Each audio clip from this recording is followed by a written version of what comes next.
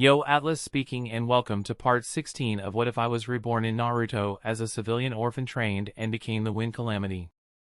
Let the tale begin. Chapter 710, The Finals Commence. A sigh escaped Fujin's lips as he realized, from this moment onwards, my memories will no longer be reliable. When he entered this world, Fujin prized his knowledge of the future very highly. Once he gained sufficient strength to thrive in this deadly world, he could use this knowledge to make immense gains. That was why he was always careful about his actions. Fujin had long gained the strength to thrive in this world.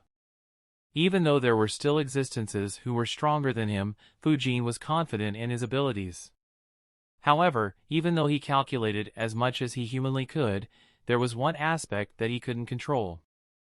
As he continued gaining strength, his existence itself created ripples that would force any sane person to change his actions. It was just like how Orochimaru decided against killing Raza, even though he was ultimately forced to do the same. Fujin's existence would force others to make changes in their plans as they would have to consider his interference. Fujin thought, even though I messed quite a bit with the other hidden villages, I did my best not to mess much with Akatsuki. Even though I tried to kill Haiden once, it ultimately ended in a failure without much impact on the Akatsuki. After this battle, things should calm down until the Akatsuki decide to take center stage. According to my calculations, they will target other Jinchurikis in the same way as in the original story. However, if Konoha takes minimal losses in this war, other villages won't let their Jinchurikis get taken away so easily. Konoha's strength will be too immense and they will feel threatened. Under such circumstances, they can't afford to lose their Jinchurikis. So, Akatsuki will face quite a challenge while trying to capture the Jinchurikis. It could cause losses which may result in a serious impact on the future. If Inoki or I intercept them while they try to kidnap Rashi or Yujito respectively, it could cause severe repercussions. In addition, Akatsuki's plans for Konoha will change as well. If I continue gaining strength at a similar speed, there is no way Nagato would dare to attack Konoha alone, even more so if Hiruzen stays alive. Considering all these factors, Akatsuki will be forced to make some major changes, whether it be recruiting more ninjas or something else. Of course, even with all the changes, my knowledge of the future isn't useless. It is still precious, considering I know which events will happen in the future and the hidden abilities of so many rank S ninjas.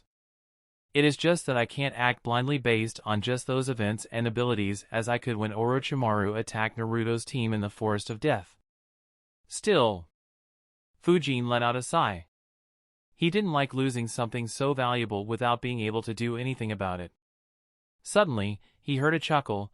I didn't think I'd ever see you be so worried. Fujin didn't even need to turn around to recognize who it was. He said, "You seem upbeat as always, Guy." Guy stood next to him and said, "Of course. What's the use of being worried about something that'll eventually happen? We'll just have to deal with whatever we have to face." Guy, obviously, couldn't know what was going through Fujin's head. Instead, he thought that Fujin was worried about the upcoming battle. As his senior, he decided to raise Fujin's morale a bit. Coincidentally, his words were also applicable to what Fujin was concerned about. Fujin chuckled and replied, "That is true. There's no point in worrying about what we can't control." Guy gave his trademark grin and replied, "That's the spirit." He became serious and said, "That said, this could be your first war. So, it isn't too strange for you to be a bit nervous. We were quite the same during the Third Great War. By comparison, you're holding much better."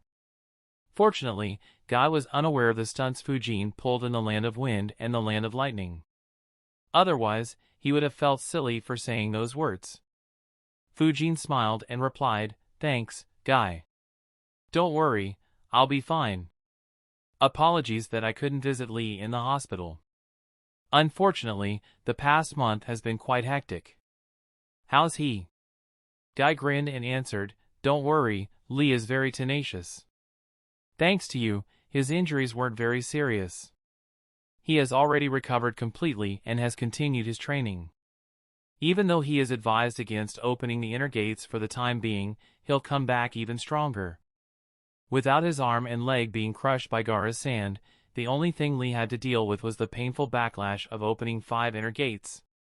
It put an extreme amount of strain on his young body. However, it wasn't something that couldn't be dealt with by the medical ninjas of Konoha. Though he had to be kept under observation for over 3 weeks, he made a full recovery. Fujin chuckled and added, as expected of your favorite student.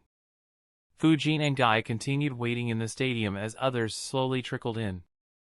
One of the earliest people to arrive was Baki. As soon as he arrived, his eyes landed on the two of them. He thought, as expected, he is here. I hope Kazekage-sama and Orochimaru have made sufficient preparations. Otherwise, this will be a painful war. In a few hours, the stadium was fully packed. All the Genins had arrived and were standing at the center of the arena. Well, almost everyone. Guy's eyes twitched as he exclaimed, I don't believe it. Kakashi is late today as well? Renjiro, who had arrived in the stadium along with Hoka, chuckled and said, he doesn't fail to maintain his reputation. Renjiro was assigned the task of ensuring Guy's safety after he used the 8 inner gates to take care of enemy rank S ninjas. He was asked to take Hoka's help, though Hoka wasn't told anything about the plan. Hence, he and Hoka were standing close to Guy. Hoka asked curiously, wouldn't Sasuke be disqualified if he's late? Renjiro replied, under normal circumstances, yes. However, I have a feeling that it wouldn't be the case. Sasuke's battle with Gaara is the most anticipated fight of the day. People won't be happy if that match doesn't happen. Lee asked, his battle with Gaara? Isn't Sakura-chan fighting Gaara first? Don't count her out so soon. I heard she trained extremely hard the entire month. His words immediately made all 4 Jounins gaze at him, making him feel uncomfortable. Hoka even activated his Byakugan, causing Lee to ask nervously, what is it? Hoka replied, just checking whether opening 5 inner gates left some hidden injuries behind. Poor Lee was left speechless. Needless to say, he had made that statement due to his affection for Sakura instead of thinking rationally. Fujin and Renjiro ignored him and turned their gaze back to the arena while Guy was left without any words to defend his star disciple. Fortunately for Lee, a loud cheer was heard throughout the stadium, taking attention away from him. The 2 Kages had entered the stadium. Fujin's eyes glowed as he observed the Kazekage like a hawk. A smile appeared on his face as he thought, not bad. I don't sense a hint of Orochimaru from him. No wonder Hiruzen couldn't tell either. Now, the main questions are: is he Orochimaru or Raza? And, if he is Orochimaru, is Raza dead or alive? While Fujin and several others observed the 2 Kage, Heiei informed the Genins about the changes in their matchups. With Dosa dead, Shikamaru got a free win and his first match was directly against Temari. The other matches were the same as initially decided. Heiei informed them about the rules of the Chunin exam. Finally, a loud announcement was made, ladies and gentlemen. Welcome, and a heartfelt thanks for gathering here in Konohagakure for the Chunin selection examination. We will now begin the matches of the final round between the 9 candidates who advanced in the preliminaries. Please sit back and enjoy. Another loud cheer began in the crowd.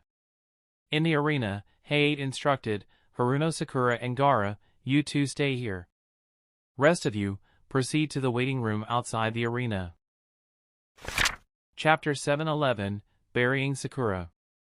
Haruno, Sakura and Gaara, you 2 stay here. Rest of you, proceed to the waiting room outside the arena. Sakura looked at Gaara with seriousness in her eyes. Knowing how difficult her opponent was, Naruto said, good luck, Sakura. You can beat him, believe it. Sakura nervously nodded as Temari and Kankuro chuckled, thinking, you'll be lucky if Gaara even leaves her bones intact. Heiei coughed, indicating the Genins to clear up. A minute later, Gaara and Sakura stood face to face in the middle of the arena.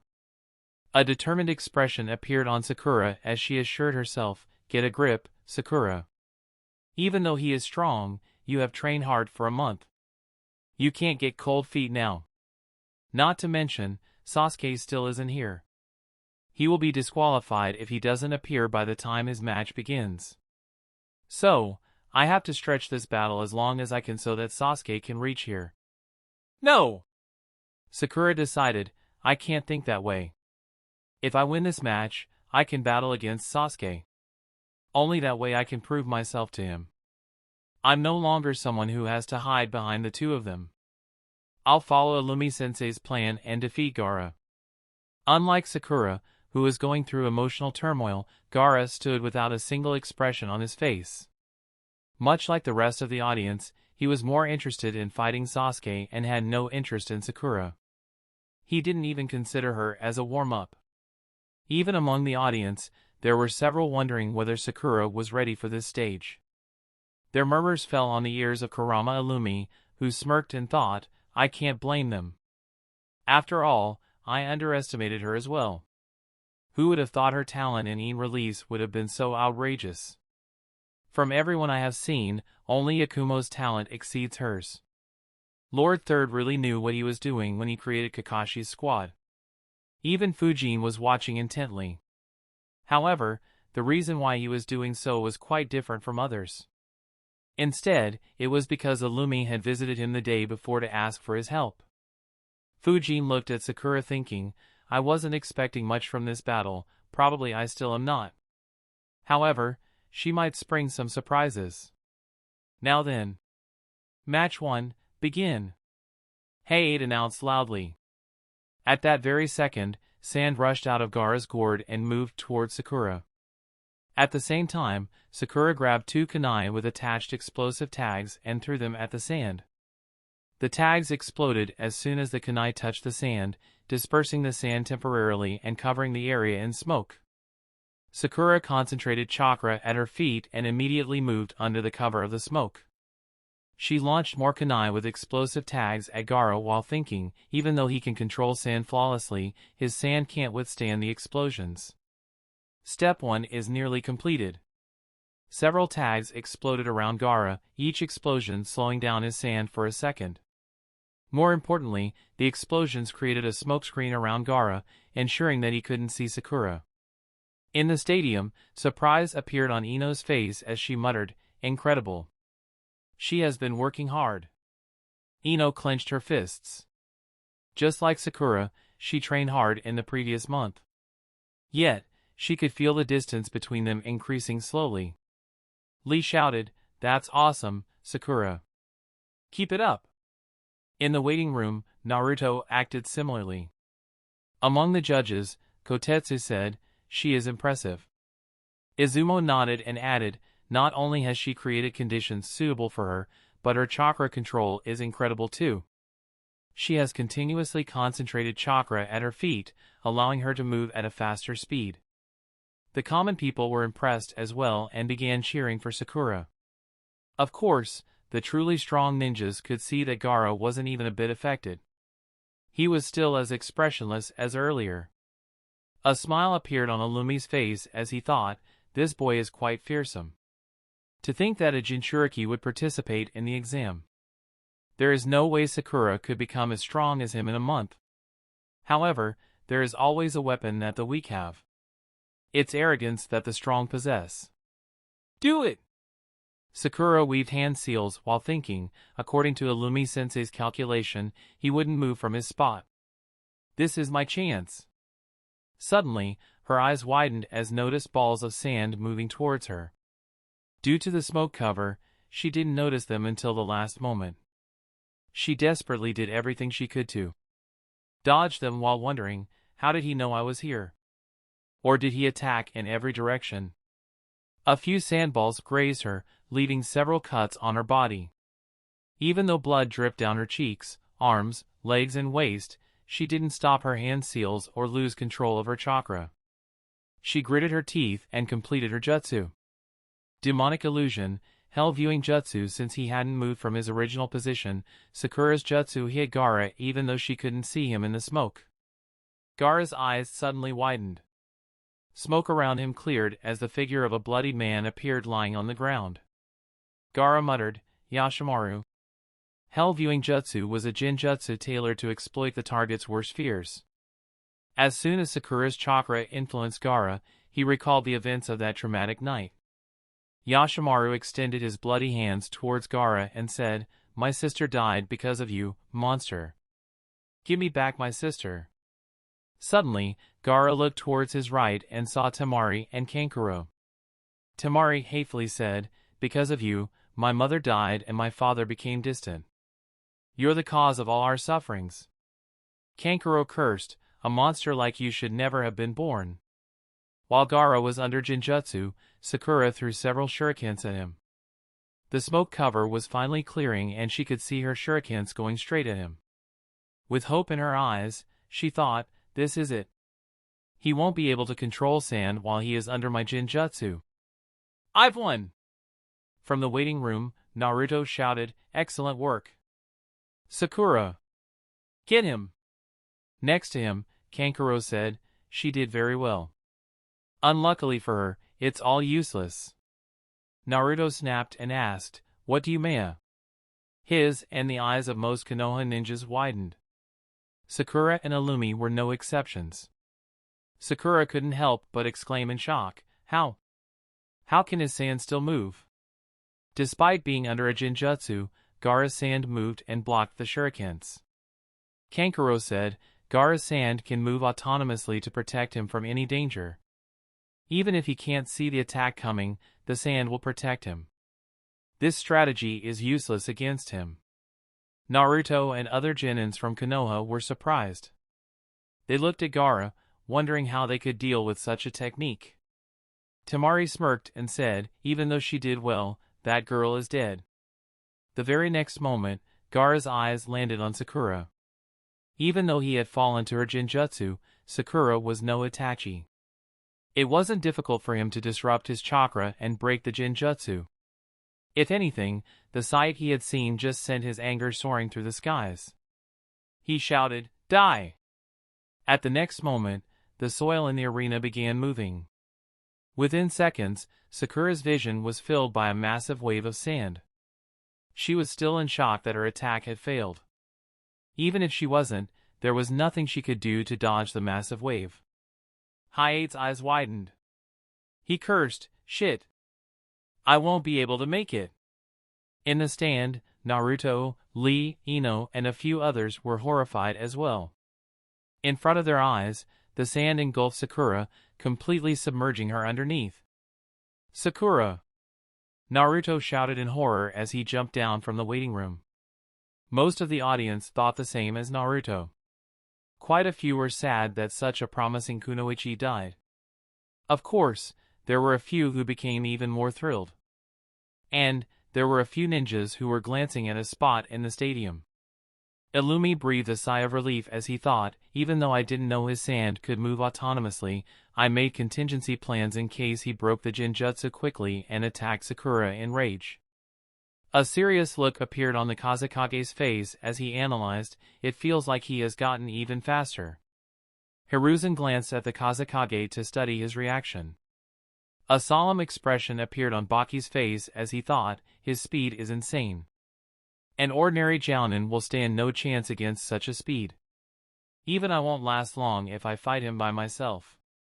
Hei flickered in front of Naruto, who was running towards the sand where Sakura was buried, and said, "Naruto, calm down and look there." Naruto barely controlled himself and looked in the direction where Hei pointed. In an instant, relief and joy appeared on his face as he saw Fujin holding Sakura by the back of her neck. Fujin could feel Sakura shivering in fear. He gently placed her down and said, "Calm down. You're safe." Chapter 712, Implications of a Simple Move. One day before, Illumi sent his shadow clones to look out for Kakashi. Even though he created the battle strategy for Sakura, giving her some chance of winning against Gaara, he knew the risks if she failed. He wanted to ask Kakashi to rescue her when it happened. Unfortunately, his clones couldn't find Kakashi.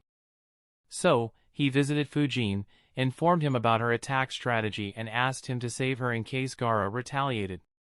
Considering the amount of disturbance her death would cause to the future, Fujin had no reason to refuse.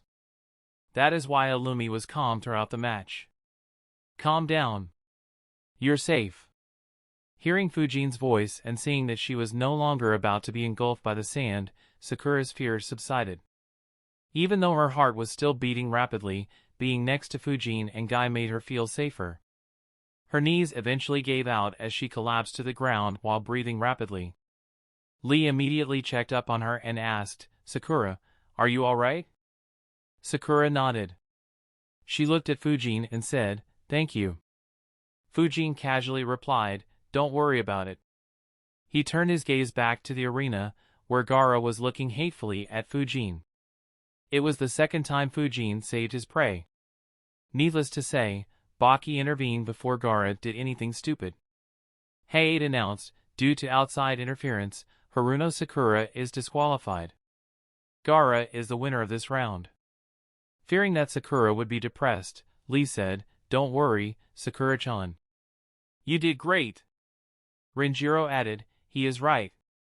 Sakura glanced at him as Renjiro said, "You implemented your battle plan perfectly. In addition, you also displayed your skills perfectly, impressing everyone. Unfortunately, you didn't have any plans to save yourself from his counterattack. If you did, you'd have been promoted to Chunin irrespective of the result of the battle. Still, you should be proud of your achievement. During the next Chunin exams, both of you should become Chunins." It was as Renjiro said. Izumo said, "Her chakra control and Jinjutsu are definitely on par with Chunin's. Her ability to implement plans also shows her ability to lead squads during missions." Kotetsu nodded and added, "True. By using 18 explosive tags, just under the permissible limit of 20, she also used the updated rules to the fullest. Unfortunately." Izumo continued his sentence, "Unfortunately, she didn't have any countermeasures and froze when the enemy attacked. That shows she isn't prepared to lead a squad. If she had defended herself until Hayate could rescue her, she would have been ready for a promotion." Kotetsu and others around him nodded in agreement. Needless to say, Illumi knew about it too. If he wanted to, he could have easily made some plans for Sakura to achieve that. However, he refrained from doing so. He glanced at Sakura and thought, under normal circumstances, no one would train the Genins to counter their opponents or make plans for that. It is something that the Genin has to come up with to prove that they're ready for the promotion. The only reason I helped Sakura with that was because of how unfair the match was for her. However, I didn't help her create a plan to protect herself until the proctor interfered. If I had done it, she would have been promoted even if she wasn't ready. Hence, I left it as a test for her. Unfortunately, she failed.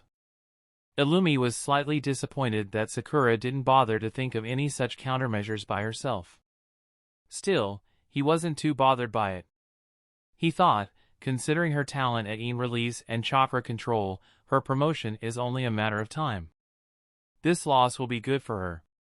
Sakura asked in surprise, "I could have been promoted if I had just defended myself?" "How?" Renjiro said, "While strength is important to become a Chunin, it isn't the only aspect. These exams test various aspects of your skills to check whether you're prepared to become a Chunin and lead a squad.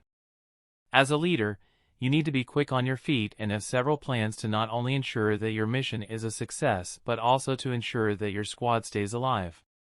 This is also why Fujin scolded you after your fight against Gaara, Lee. Use your time until the next Chunin exam to improve on these aspects while continuing to increase your strength." Lee and Sakura nodded and thanked Renjiro. Meanwhile, Hei called Niji down to the arena as Naruto was already there. Naruto continued looking at Fujin and Sakura and thought in relief, thankfully Fujin took action. He wasn't the only one. By now, most of the audience had realized that Sakura had been saved and was looking at Fujin's location since Hayate had pointed there while stopping Naruto. Immediately, murmurs began. "Is that Councilman Fujin? The one who forced Orochimaru to run away twice? He is. I didn't expect he would make a move. As expected of Lord Fujin. Well, it isn't surprising. However, when did he even move? I am sure I saw Sakura being engulfed by the sand. Humph, you should focus on training. Do you think you can track a rank S ninja? While the ordinary people rejoiced and cheered, the ninjas, who had been training for the past few weeks and expecting a war, were relieved. Seeing how ridiculous Fujin's speed was firsthand increased their morale considerably. Of course, there were also a few who looked at Fujin with animosity. However, they didn't dare to speak aloud and could only keep their thoughts to themselves. So, that's the spectral swordsman? He's troublesome. I hope Kazekage-sama has made arrangements to deal with him. Otherwise, we're dead. Humph, he might have defeated Orochimaru-sama by ganging up on him. With us here, no one will help him. This time and Orochimaru-sama will kill him. The Konoha, Suna and Oto ninjas weren't the only ones who looked at Fujin seriously. The various leaders from minor villages and countries who were invited to watch the Chunin exam also took note of him. While none of them had any intentions of making a move against Konoha, their resolve to not mess with Konoha became stronger. An ordinary-looking lady glanced at Fujin as well while thinking, so he is Suzuki Fujin. He looks quite ordinary. To think that someone like him could force Orochimaru-sama to retreat twice. Sigh, I'll have to be very careful. This battle will be a bloody one. Fujin ignored all the gazes and continued looking at the arena as Neji and Naruto finally stood face to face. Kotetsu said, I never imagined that all three of Kakashi's rookies would make it to the finals. A shame that they drew such difficult opponents. This might be how far he goes as well. Izumo nodded and added, yes, but considering the surprise that Kunoichi gave us, I wouldn't count him out just yet. Hoka chuckled and said, I know you guided Naruto a bit, but this is the end of the line for him. Fujin chuckled as well and asked, care to put money where your mouth is? Sakura glanced at the two of them and questioned, huh? Are these two betting on the match? Sakura! Come and sit here! She turned her head to see Ino calling her and joined her. Hoka looked at Fujin with a deadpan expression and asked, who doesn't know how loaded you are? As if I'll risk bankrupting myself by betting against you. Fujin let out a sigh and asked, when did you lose your courage? Needless to say, Hoka knew Fujin too well to fall into his traps. He just turned his gaze to the two Genins. Fujin just chuckled and looked at them as well. Meanwhile, Renjiro wondered, was Fujin just messing with Hoka or does he have confidence in Naruto? If it's the latter, then this battle might be fun. Match 2, begin. Neji took his stance while saying, ho ho. It's more fun this way. I can't wait to see the despair in your eyes when the truth finally dawns on you. Naruto made a hand seal as he replied, quit yapping and fight. Multi-Shadow Clone Jutsu. Chapter 713, An Epic Clash. The Hyuga blood flows thicker in his veins than in anyone else's. Watch closely, Hanabi. Yes, father. Hanabi replied to Hayashi. The two of them weren't the only ones. All Hyuga ninjas in the stadium were watching closely. Naruto, who had just created his shadow clones, suddenly shivered. He wondered, what the hell? Why does it feel like I'll be in huge trouble? The reason for his instincts warning him was Fujin's gaze that had locked on him. Fujin thought, if he gives Neji a free attack like he did Kiba, I'm taking over his training for a month. Heh. Scared already? Neji teased Naruto, who immediately replied, as if someone like you can make me scared. Neji chuckled and taunted, come at me then if you dare. Naruto's shadow clones rushed ahead and attacked Neji. The four clones ganged up on Neji and attacked him from every direction. Unfortunately, no matter what they did, none of their attacks landed on Neji. Neji hit and dispelled all four clones with extreme ease. Hoka shook his head and said, forget Neji, he wouldn't hit any Hyuga ninja with that level of taijutsu.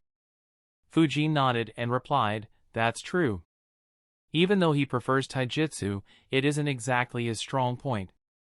Hoka glanced at Fujin and thought, weird. I thought he'd defend Naruto. Why was he so confident that Naruto would win then?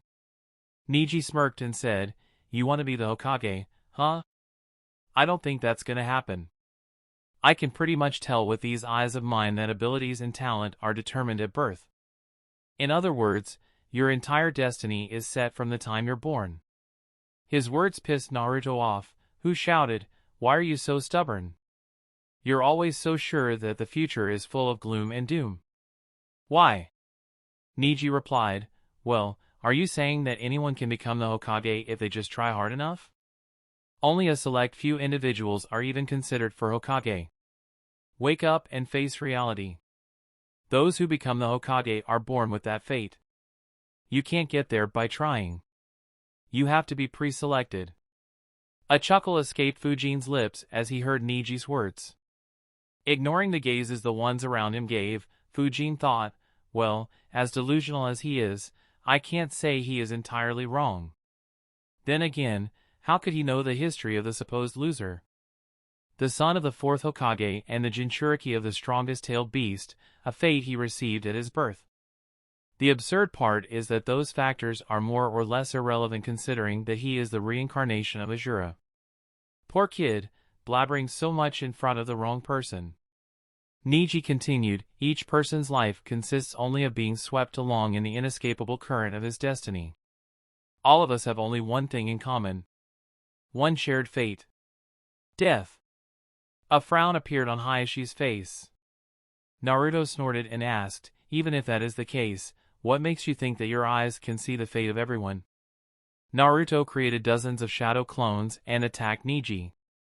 Despite the huge numerical disadvantage, Neji dodged and countered every attack. Having seen through Naruto's attack pattern, Neji predicted that the Naruto who was standing at the back of the clones was the real one. He made his way through the army of the clones, reached the Naruto hiding behind the clones and jabbed his fingers towards the chakra point near his heart.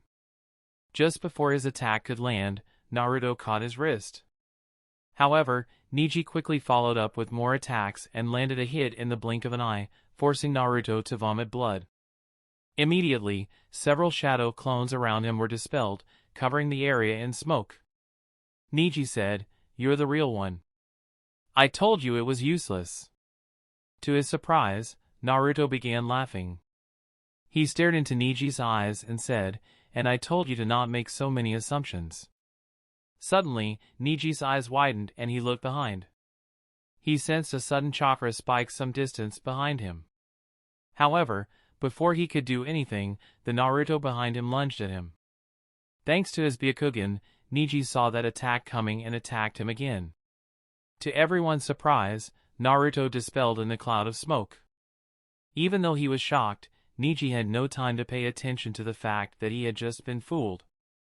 After all, in front of him was an intense wind current that was threatening to cut him into pieces. Wasting no time, Neji released chakra from nearly every chakra point on his body. At the same time, he began spinning rapidly, causing the chakra to rotate alongside him and forming a barrier. The eyes of several Hyuga ninjas widened, realizing that Neji had used rotation, a technique that very few outside of the main family knew. The fact that he had done it at such a young age was even more shocking. The winds engulfed the barrier and several wind blades rained down on it. However, the barrier held as Neji continued spinning until the wind subsided. Kotetsu muttered, "Great. No, it's the infinite breakthrough jutsu, a rank B jutsu. Along with the forbidden multi-shadow clone jutsu, Naruto is not lacking in high-level jutsus." Izumo said, "More impressive is how he baited Neji. The ability to plan and fool opponents is extremely important for a Chunin." Kotetsu nodded and added, "True. However, Neji is quite impressive as well. To have learnt rotation at such a young age."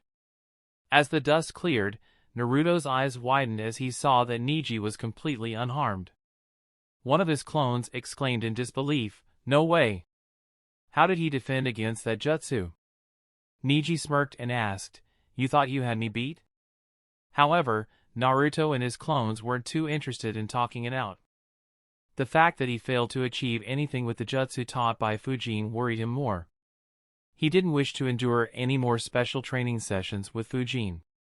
He had a feeling that they would be extremely unpleasant. Another clone said, maybe the jutsu wasn't strong enough, boss. Give him a big one.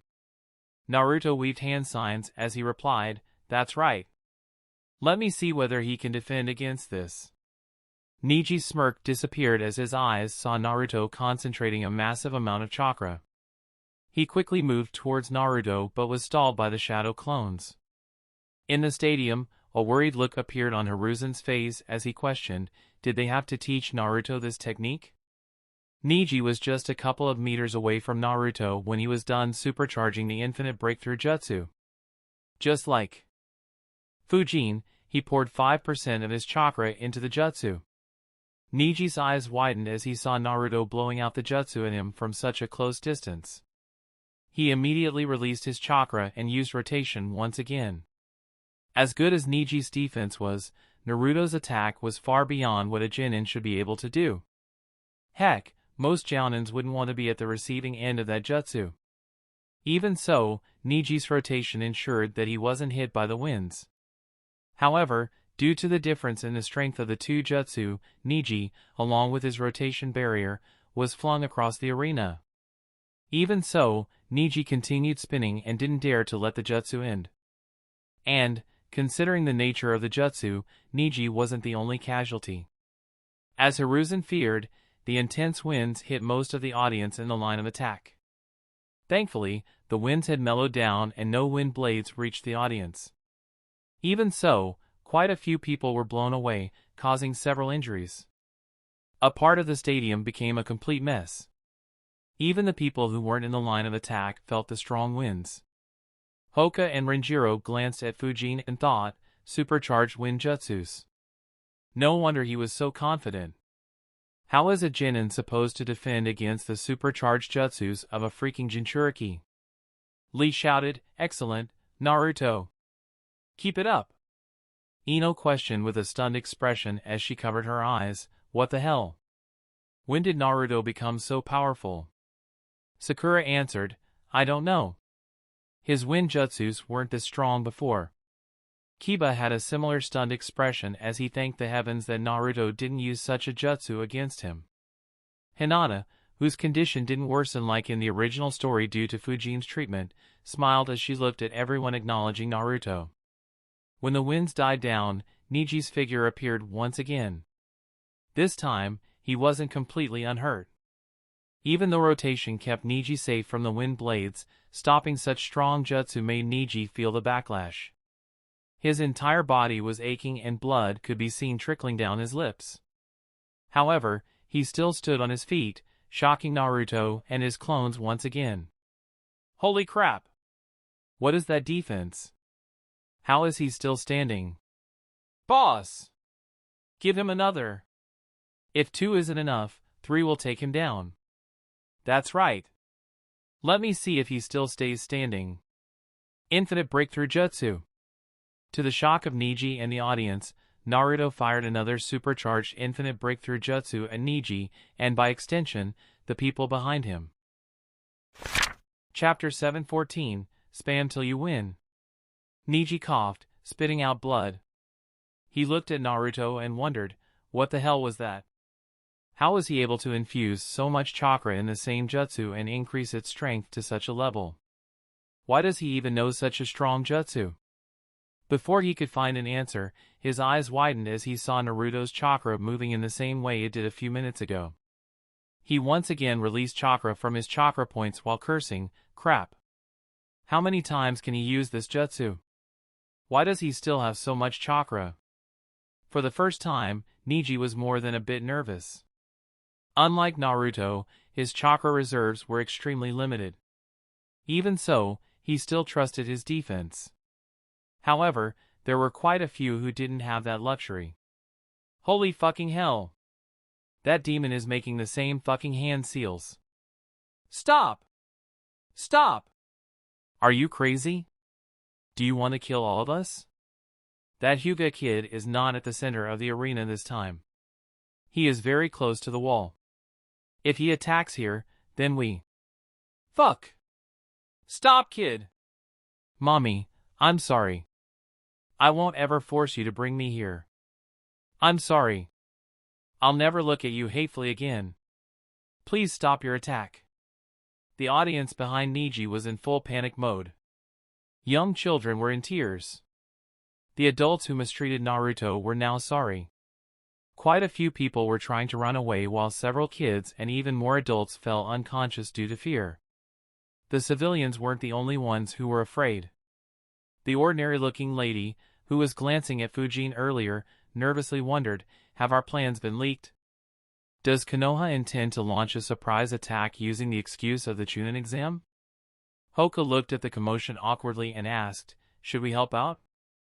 Fujin's group was quite far away from the line of attack. So, none of them had made a move so far. However, realizing that some people may die, a few of them became nervous. Renjiro answered, it's fine. Arrangements are made to stop any attacks from harming the audience in every Chunin exam. It's just that Naruto's attack caught them off guard. As Renjiro spoke, 4 Umbu ninjas made a move. They flickered and appeared on top of the walls while leading hand seals. Just before Naruto's attack could hit the audience, a barrier appeared in front of them and stopped the winds. Orochimaru keenly observed the barrier and realized, the barrier team is much stronger than what they usually keep. As expected, they're here to keep Gaara in check. Unfortunately for them, they have foolishly given away their location. Who'd have thought that Naruto would help me? A smirk appeared under his mask as he said, that's quite a genin you've got there, Lord Hokage. His strength is more than enough to be classified as a Chunin. Even some Jounins may suffer against him. Hiruzen replied, true, but there are a lot of requirements to become a Chunin. I'm sure you understand, Lord Kazekage. Even though the barrier protected the audience, Neji still had to bear the brunt of the attack. He couldn't keep using rotation endlessly. Heiei frowned, calculating, under such intense winds, Neji will die if he can't sustain his jutsu. How can I save him if that happens? Sigh, why are the battles so troublesome? Heiei was feeling helpless. First Gaara and now Naruto, there wasn't anything he could do about their attacks. He just hoped that someone stronger would rescue Neji. Naruto's classmates kept watching with dumbfounded expressions. Not a single one imagined that Naruto would overwhelm Neji in this manner. Of course, his generation wasn't the only ones who were shocked.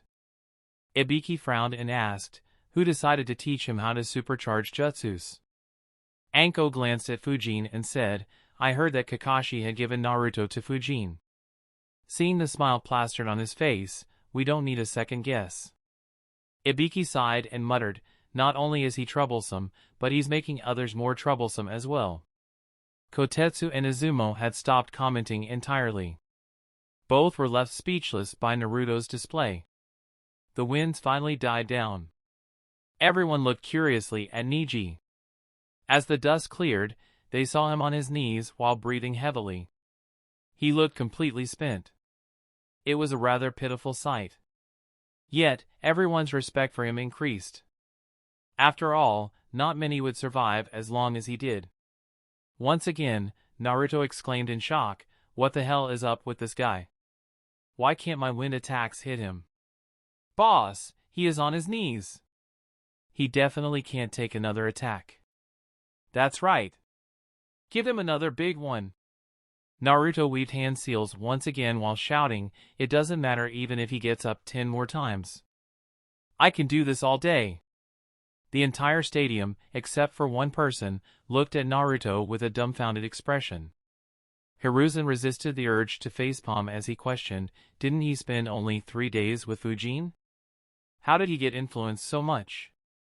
Meanwhile, Hoka and Renjiro stared at Fujin while thinking, there's no doubt about it. It's his doing. As quirky as Naruto is, he wasn't someone who'd abuse his advantage to this extent.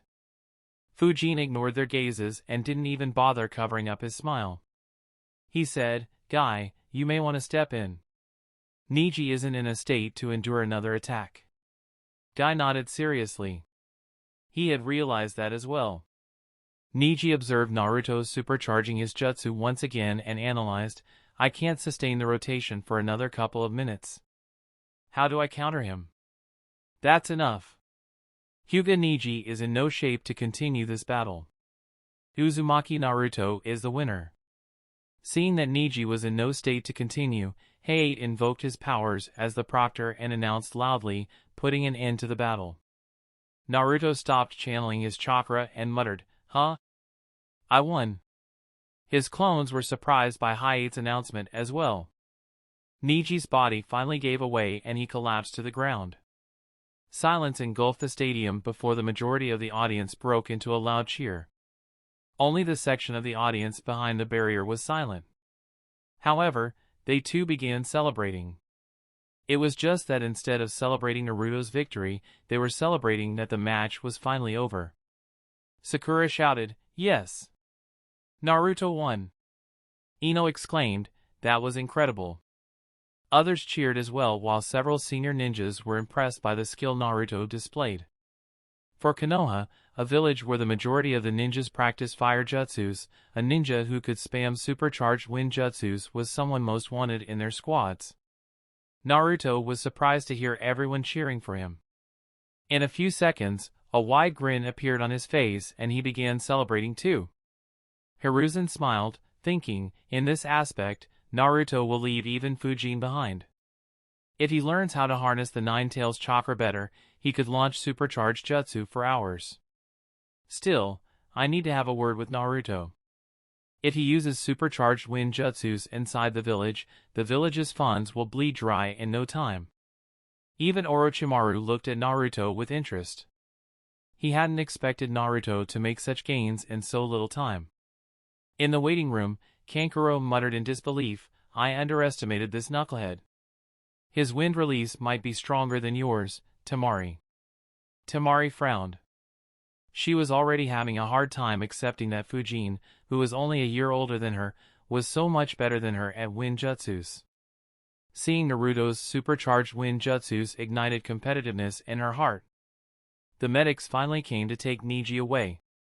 Naruto stopped celebrating and looked at him.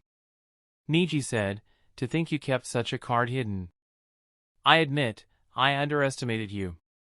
If I had known earlier." Naruto cut him off and said, "Your eyes can't see which jutsus I know and think that they can see fate? Since I defeated you, doesn't it mean that the fate you saw was nothing but fake? So, shut up about fate and destiny. You shouldn't whine about such things." Neji didn't say a word. He had nothing he could say to prove Naruto wrong. Fujin heard their conversation and thought, interesting. Since he used wind jutsus to attack, Neji didn't get an opportunity to seal Naruto's chakra points and tell him about the caged bird seal of the Hyuga clan. Still, Fujin glanced at Hayashi and concluded, yeah, he won't be letting this opportunity go. Chapter 715, The Opening Attack. Fujin observed Hayashi's expression and easily concluded that he planned to take advantage of the opportunity Naruto provided. Just like in the original story, Hayashi met Neji and informed him about what truly happened before offering an apology. Due to Sasuke's absence, the crowd got a breather and the stadium became chaotic once again. The only difference was that instead of demanding for the next match to be started, the audience was hounding the authorities to ensure that they wouldn't get attacked once again. After all, Naruto had won his match and no one wanted to be at the receiving end of his jutsus when he fought in the next round. Due to Orochimaru's insistence, Sasuke wasn't disqualified and his match was postponed. Kankuro forfeited his match against Shino to keep the mechanisms of his puppets a secret, much to the displeasure of the audience. However, Temari rushed into the arena while Shikamaru was pushed into it by Naruto. Hoka glanced at Kankuro and thought, that's weird. Why would someone forfeit from the Chunin exams without even trying? No, this doesn't suit the personality he displayed during the preliminaries. It looks like the reason why the entire clan was training and why Sensei asked for my help has something to do with Sunagakure. In order to keep their preparations a secret, very few people were aware of the real reason why the clans were preparing. Hoka wasn't one of them. Even though Fujin and Renjiro knew about it, they couldn't spread that information around. As such, both just asked Hoka to keep himself in top shape without giving him any details. However, Kankuro's withdrawal caused Hoka and several other Konoha ninjas to become suspicious. Hoka glanced at Shikamaru and muttered, "Why is he lying like a dead fish in the arena?"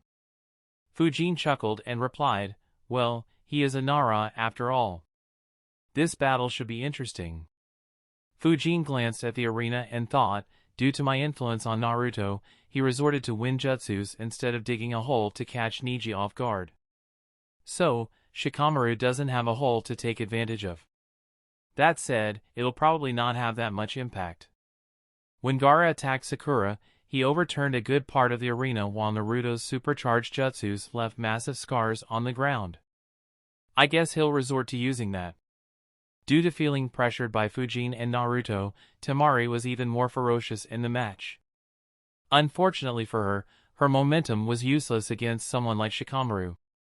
The initial part of their battle was more or less similar to what Fujin remembered. However, Fujin noticed one important detail. He thought, as expected, he has positioned himself in such a spot that his shadow won't have to go through the cuts on the ground left by the wind blades. He'll use this to surprise Temari.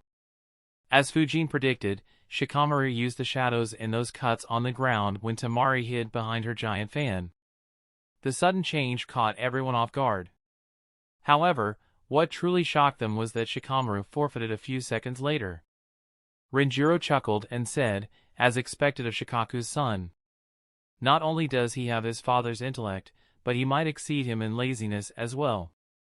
The ones around Renjiro chuckled. Naruto couldn't hold it in and went to the arena to lecture Shikamaru. Meanwhile, the experienced ninjas in the stadium were impressed by Shikamaru's ability to plan. With Shikamaru and Temari's match done, the audience began asking where Sasuke was. Fortunately for them, Sasuke and Kakashi arrived in the nick of time. After a short chat, Naruto and Shikamaru left the arena and ran into Gaara, killing two Chunins who were trying to fix the match. Fujin sensed their chakra signatures disappearing and wondered, they tried to attack him even after seeing his match against Sakura? Oh well, I guess this is just natural selection. It's a shame that this Chunin exam will be interrupted. Otherwise, I could have bankrupted whoever is conducting the gambling. The battle between Sasuke and Gaara began. To the shock of most people, Sasuke displayed speed equivalent to Lee's along with his taijutsu, overwhelming Gaara's sand. In the stand, Shikamaru and Naruto were still in shock due to the sight of Gaara killing those two. Naruto suddenly stood and said, "Let's go see Kakashi-sensei and Fujin. We need to ask them to save Sasuke just like Sakura in case anything goes wrong." By the time he reached Kakashi, Gaara hid in a cocoon made of sand. Kakashi didn't take Naruto's warning too seriously and said, "Don't worry about it, Naruto. There was a reason why we were late. Calm down and watch the match." Naruto argued, "But sensei." However, Fujin cut him off and said, "It's fine, Naruto. I'm keeping an eye. Focus on the match, it's quite interesting so far." Naruto finally calmed down and looked at the fight. Seeing Gaara inside the cocoon, Temari, Kankuro, and Baki became nervous. Baki cursed, "Shit. What is Gaara doing? We haven't received the signal yet."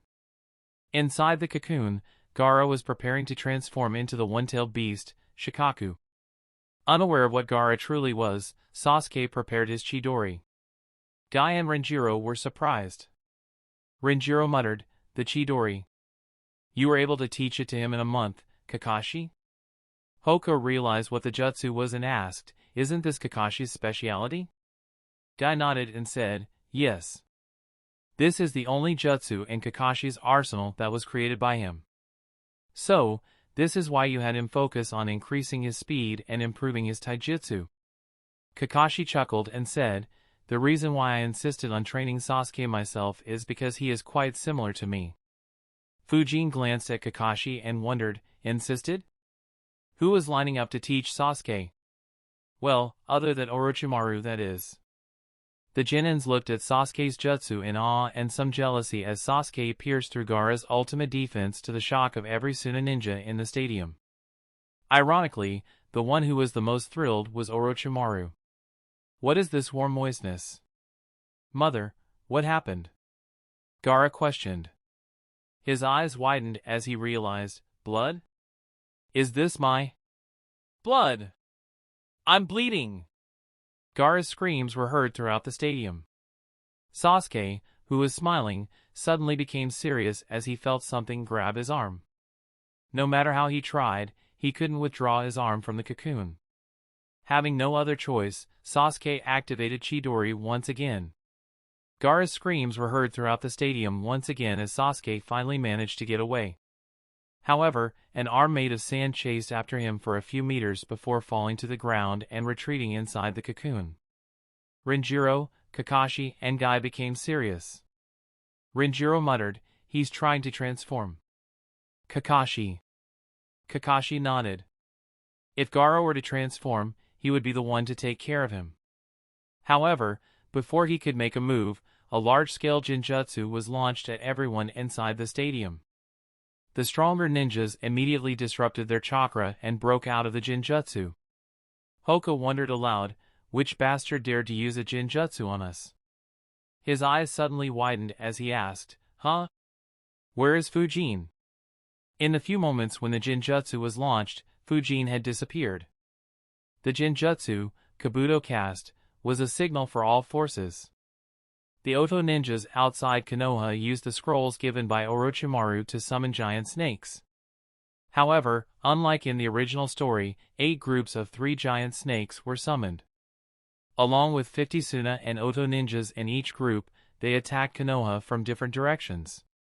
In the stadium, Orochimaru made his move as well. Hiruzen easily dodged and said, "No gold dust, huh? I didn't expect that the Kazekage would let you disguise as himself, Orochimaru. You did a very good job considering that even Jiraiya didn't recognize you." Orochimaru pulled off his mask and said, "You praise me too much, sensei." Hiruzen sighed and asked, "Why exactly are you after Konoha?" Hiruzen couldn't make any sense of why Orochimaru hated him and Konoha to such an extent. Not only had he let Orochimaru go a decade ago, he hadn't even sent anyone to hunt him down. Yet, Orochimaru had done something so outrageous. While the teacher-student duo talked, the Sound Force successfully fooled the Umbu guards and set up the Four Flames formation to isolate Hiruzen from other Konoha ninjas. At the same time, 100 Oto ninjas and 600 Suna ninjas appeared outside the arena. Their leaders shouted, "Kill every Konoha ninja you see. If their civilians get in the way, kill them too. Don't leave anyone alive. By the end of the day, Konoha should be no more." Everyone shouted as 700 ninjas rushed towards the stadium. In the stadium, Hanabi nervously said, "Father, nearly 700 ninjas will reach the arena in a few seconds." Hayashi was serious as well. Within moments, the Konoha ninjas in the stadium saw the figures of the Suna and Oto ninjas covering the entire horizon. Loud shouts of "Kill all Konoha ninjas" were heard throughout the stadium. Sakura shivered as she fearfully muttered, "What's hap?" Her words got stuck in her throat and her eyes opened wide. She wasn't the only one. Hanabi's eyes, along with the eyes of several hundred ninjas, widened similarly. The Suna ninjas who had jumped over the walls suddenly noticed an unstable ball of wind right in the middle of their formation. One of the Jounins wondered, "What is that?" Before he or anyone else could take a better look at it, the ball exploded, sending vacuum blades flying in every direction. Everyone in the stadium who was still awake saw the bodies of nearly 100 Suna elites being dismembered midair. Blood and body parts rained down on the arena, painting the trees near the walls red. Chapter 716, A Terrifying Assault. Shikaku had stationed over 400 clan ninjas in the stadium. Along with the Umbu ninjas, various sensei, the ninjas who looked after the Chunin exams and some civilian ninjas who came to spectate, the number of Konoha ninjas in the stadium was close to 600. As such, Konoha wasn't at much of a disadvantage numerically. On the contrary, once Shikaku diverted more ninjas to the arena, Konoha would gain numerical superiority. However, the issue was that very few knew about the arrangements Shikaku made. Since Shikaku sent everyone under disguises, most Konoha ninjas didn't know how many allies they had in the stadium. Hence, When the Konoha ninjas saw the 700 enemy ninjas rushing into the arena, their hearts grew cold. The civilian ninjas in the stand were shocked, while the clan ninjas understood why they had been training for the past month. Believing that they were at a disadvantage, they resolved to fight until their last breath. And those were experienced ninjas. There was no need to mention how terrified the Genins like Sakura and students like Hanabi were. The 700 Suna and Oto ninjas moved in 7 divisions, each consisting of around 100 ninjas and led by an elite Jounin. Each division approached the arena from different directions and entered with great momentum, further building up the pressure on Konoha ninjas. Unfortunately for them, Fujin had long sensed their location with his space-time sensing technique. All their preparations to hide themselves were useless against that technique. He disappeared using the chaos created by the Jinjutsu, hid in the mini-forest in the arena and attacked with the vacuum cluster bullets jutsu right when they jumped across the wall. Not expecting to be attacked even before they stepped foot in the arena, the entire division was caught completely off guard. The Konoha ninjas and the enemies mixed in the audience saw dozens of vacuum blades appearing out of thin air, cutting down nearly 100 unsuspecting Suna ninjas. Their dismembered bodies rained down while their blood washed the mini-forest inside the arena as everyone watched. Despite being seen as the more gifted sibling and someone who had the right attitude towards being a ninja and a leader, Hanabi couldn't help but shiver and puke at that sight. The sight was just too horrendous. Sakura barely managed to hold herself and asked while shivering, "What is that? How did so many ninjas die? And who killed them so brutally?" Even several experienced ninjas felt nauseated at that sight. Sasuke, who was still in the arena, looked at the gore with a stunned expression and exclaimed, "What the hell?" Temari and Kankuro, who entered the arena to check up on Gaara, were no different. In fact, they felt even more terrified considering that the ninjas who died were their comrades. Baki had a dark expression as he was one of the few who realized what truly happened. Inside the barrier, Hiruzen asked, "Do you still think that Konoha is weak?" Orochimaru frowned and analyzed, "It's that jutsu. He used it to dispel my shadow clones in the Forest of Death. I figured it'd have a devastating effect on the battlefield, but I didn't expect him to use it so effectively." Seeing that Orochimaru didn't reply, Hiruzen sighed and said, "No matter. I suppose I should be thankful to you. Not only did you make Suna show their real face, but also gave me a chance to fix the mistake I made a decade ago." Hiruzen's expression became very serious. He fully intended to settle the matter once and for all. The two clashed, starting an epic battle. In the stadium, one Konoha ninja shouted, "Look there!" Immediately, the ones around him glanced in the direction he was pointing in. They saw another dozen headless bodies falling down along with the one who was cutting them down. Guy muttered with a serious expression, "So, this was Fujin's role." Kakashi solemnly nodded and said, "Yeah. He is strong. Very strong." Hoka and Renjiro were surprised as well.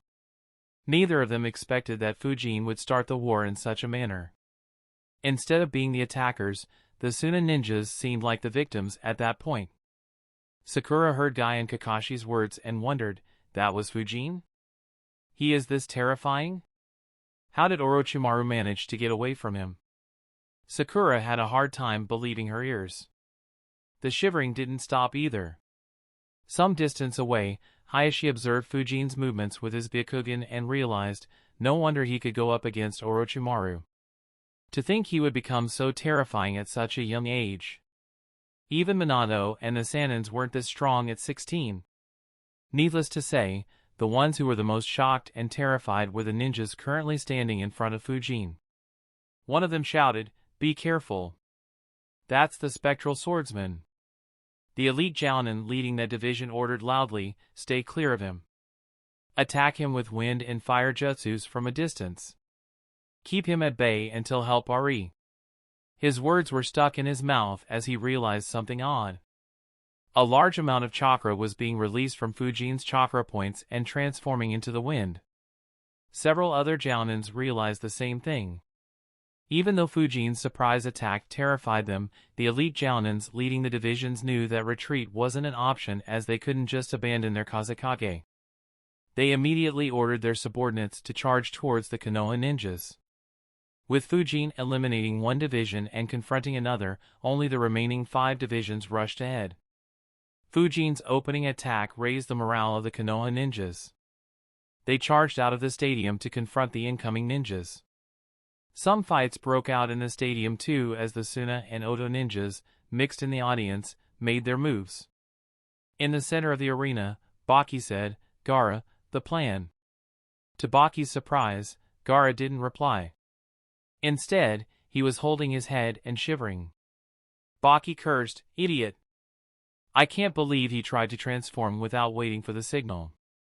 Temari checked upon Gaara and shouted, "He is suffering a backlash. He can't do it anymore." Kankuro was about to question what to do, when Baki said, "I'm calling it off. Take Gaara and withdraw for now. I'll stay here and fight." Temari and Kankuro didn't waste any time. They grabbed Gaara and escaped immediately. Following Hyade's advice, Sasuke chased after them. Kakashi's eyes widened and he shouted, "Sasuke, wait!" Unfortunately, Sasuke didn't hear anything due to all the battles. Kakashi cursed, "Shit! It's good for us if Gaara withdraws. There is no need to chase after him and force the One Tail out." He was about to chase after Sasuke when an Umbu ninja appeared in his path. Recognizing who was behind the mask, Kakashi frowned and said, "Kabuto, you were the one who cast the Jinjutsu." As Orochimaru's right hand, Kabuto considered himself equal to Kakashi. That was apparent when he confronted Kakashi in Sasuke's room. However, he lost his life due to underestimating Kakashi. He planned to use Edo Tensei's immortal body to get his revenge and understand how strong Kakashi truly was. To his surprise, Kakashi talked as if he never killed Kabuto. Kabuto wondered, "What in the world? Why is he acting as if he never killed me? Didn't Konoha read my memories and use them to kill Yoroi and Misumi?" To say Kabuto was confused was an understatement. Sensing that something was fishy, he decided to stay quiet and collect more information to understand the truth behind his death. With Kabuto stopping him, Kakashi ordered, "Sakura, wake up Naruto, Lee, and Shikamaru. Chase after Sasuke and bring him back. Don't engage with Gaara." He summoned Pakken to guide them and began fighting Kabuto. Inside the barrier, Hiruzen and Orochimaru began their battle. Both started with taijutsu and ordinary weapons. Unsurprisingly, Orochimaru gained the upper hand due to his modified body and the fact that Hiruzen hadn't been in a fight for a long time. Within moments, snakes surrounded Hiruzen and slithered towards him.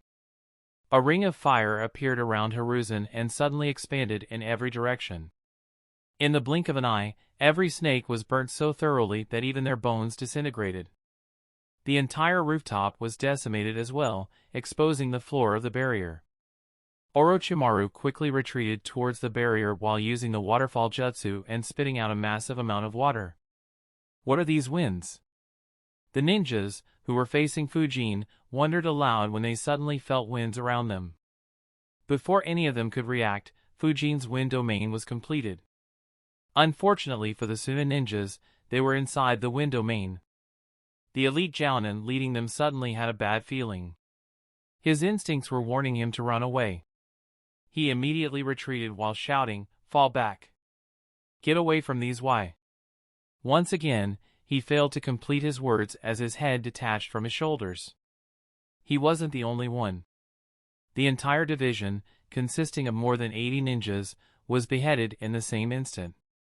For a moment, most of the ninjas stopped fighting and glanced at Fujin. The eyes of the Suna and Oto ninjas widened in horror as they saw that another 100 ninjas were eliminated by Fujin. Konoha ninjas were shocked as well. Not a single person from that division was alive. Not even a minute had passed since the Suna and Oto ninjas reached the arena. Yet, Fujin had already killed nearly 200 elite ninjas of the village hidden in the sand. Chapter 717, The Terror of the Wind Domain. Water release. Waterfall Jutsu. Orochimaru spat out a large amount of water to block the expanding ring of fire. The ring of fire hit the water and continued expanding through it, evaporating all water that came in contact with it. However, Orochimaru continued spitting out more water and retreating until his back was to the barrier. By the time the fire could reach him, the water had absorbed all the heat and doused the fire. Orochimaru only felt a heat wave hitting his body. He laughed and said, "The Hellfire Clap Jutsu brings back memories. You have grown old, sensei. In the old days, your fire would have made it through the what?" Orochimaru suddenly stopped talking and glanced outside the barrier. Hiruzen glanced in the same direction at the same time. Despite not having their chakra fields active, both instinctively felt that a large number of chakra signatures suddenly disappeared. Their eyes widened seeing the headless bodies around Fujin. Soon after, a smile appeared on Hiruzen's face as he thought, so this technique has reached this level? Haha, not bad at all.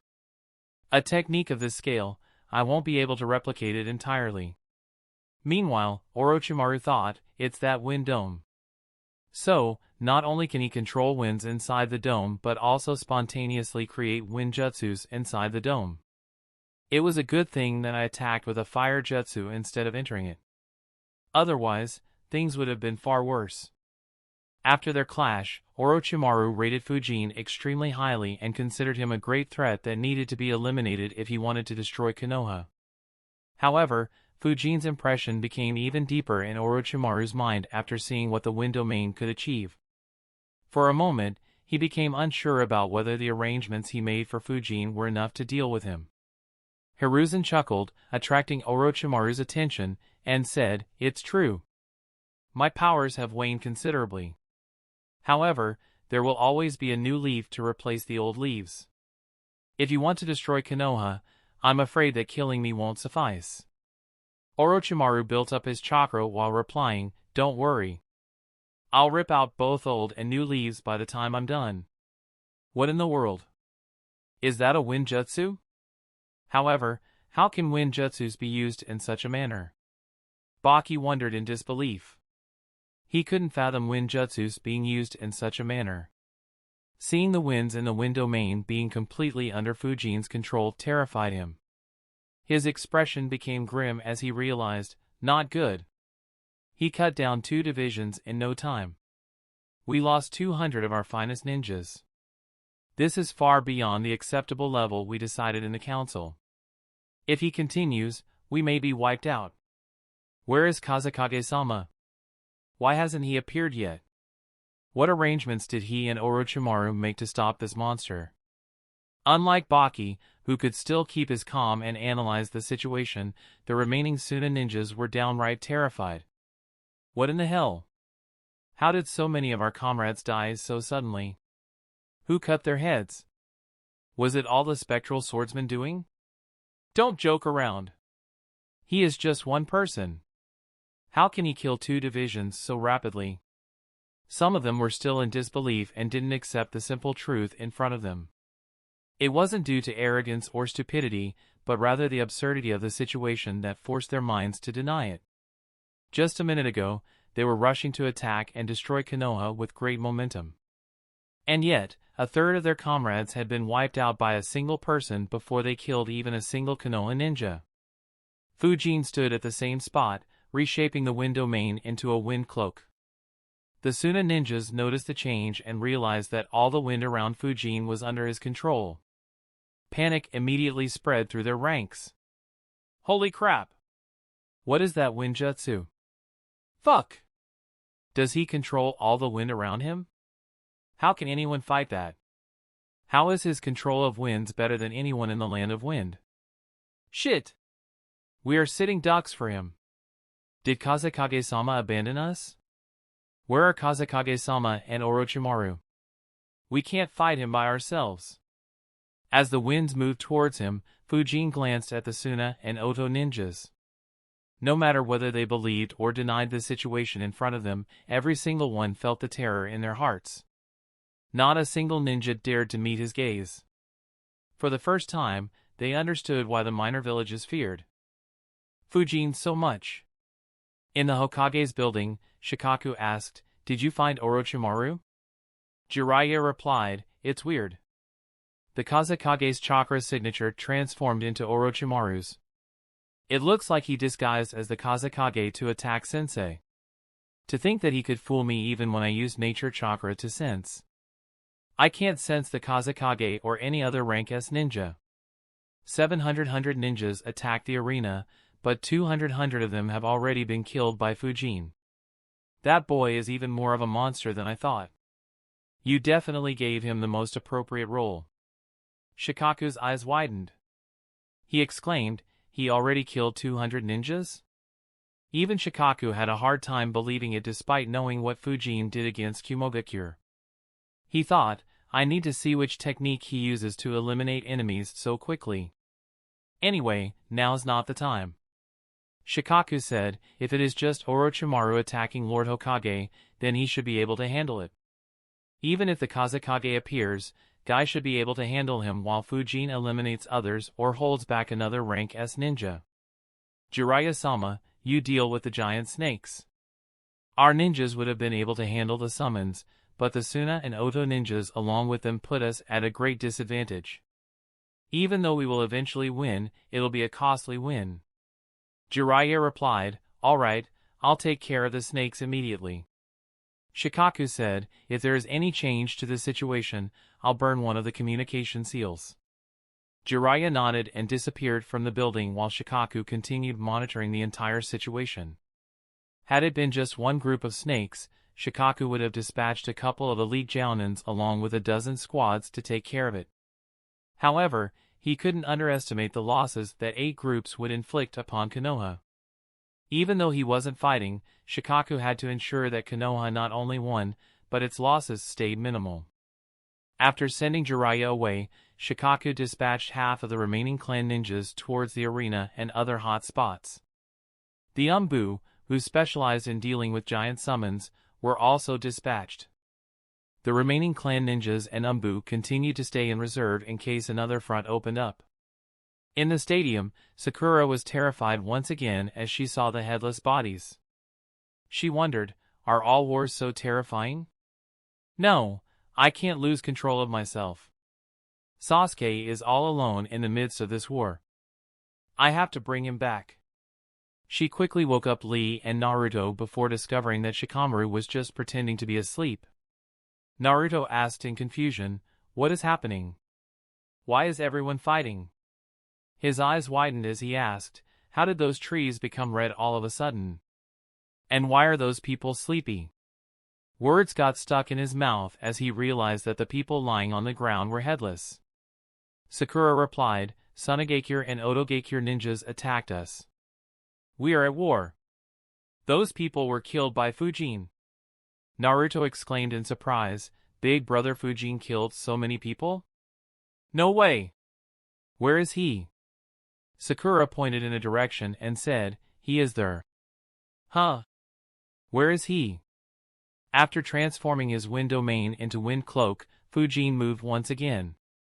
Baki sighed in relief that the closest group to Fujin was the Oto division. He blocked Hiate's and Genma's attacks while keeping an eye on Fujin. Unfortunately, his relief didn't last for too long.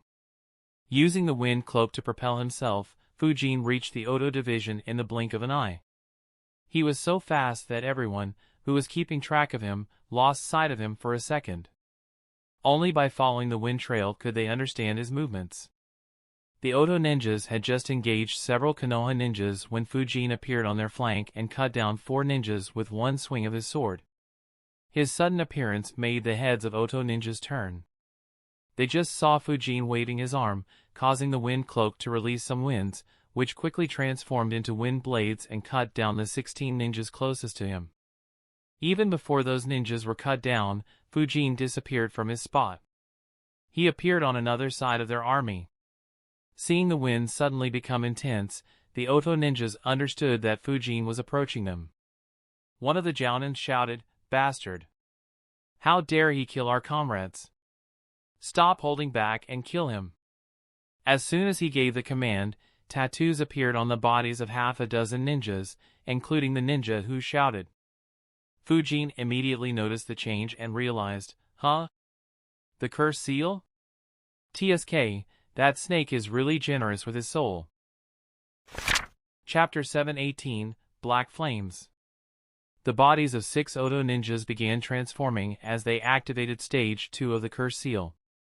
Unfortunately, even before they could complete their transformation, a red line appeared on their bodies, starting at their forehead and ending below their abdomen. All 6 ninjas were sliced in two even before they had a chance to make a move. Baki cursed, what in the world is that speed? He's even faster than when he saved that girl. Don't tell me that wind cloak enhances his speed. And he can even fly. Shit! Where in the fucking hell are the arrangements that Kazekage-sama said he has made? While Baki just felt that they were at a massive disadvantage and in great danger earlier, he now understood that they were done for sure. If Fujin was left alone for a few minutes, not a single Suna or Oto ninja, including him, would be left alive. He had no doubts regarding that. Seeing Fujin cleave through the Oto division with such ease, the Suna ninjas, who were still in denial, accepted the reality. The morale of the entire army dropped in an instant. More than half of them wanted to retreat. However, knowing the punishment for betrayal and not wanting to leave their absent leader to fight alone, they continued defending against the spirited assault of the Konoha ninjas. On the other hand, Fujin's presence raised the morale of the Konoha ninjas fighting against the Oto ninjas. They immediately intensified their assault while shouting, "Councilman Fujin is leading the charge. Follow him and kill these bastards. Show these fools what fate awaits them. Leave no one alive." Sakura, Naruto, Lee and Shikamaru heard their shouts and glanced at them. None of them saw Fujin's silhouette but only saw wind blades cutting down the Oto ninjas. Naruto immediately realized, wind blades? Is this how Big Brother Fujin fights? Whoa!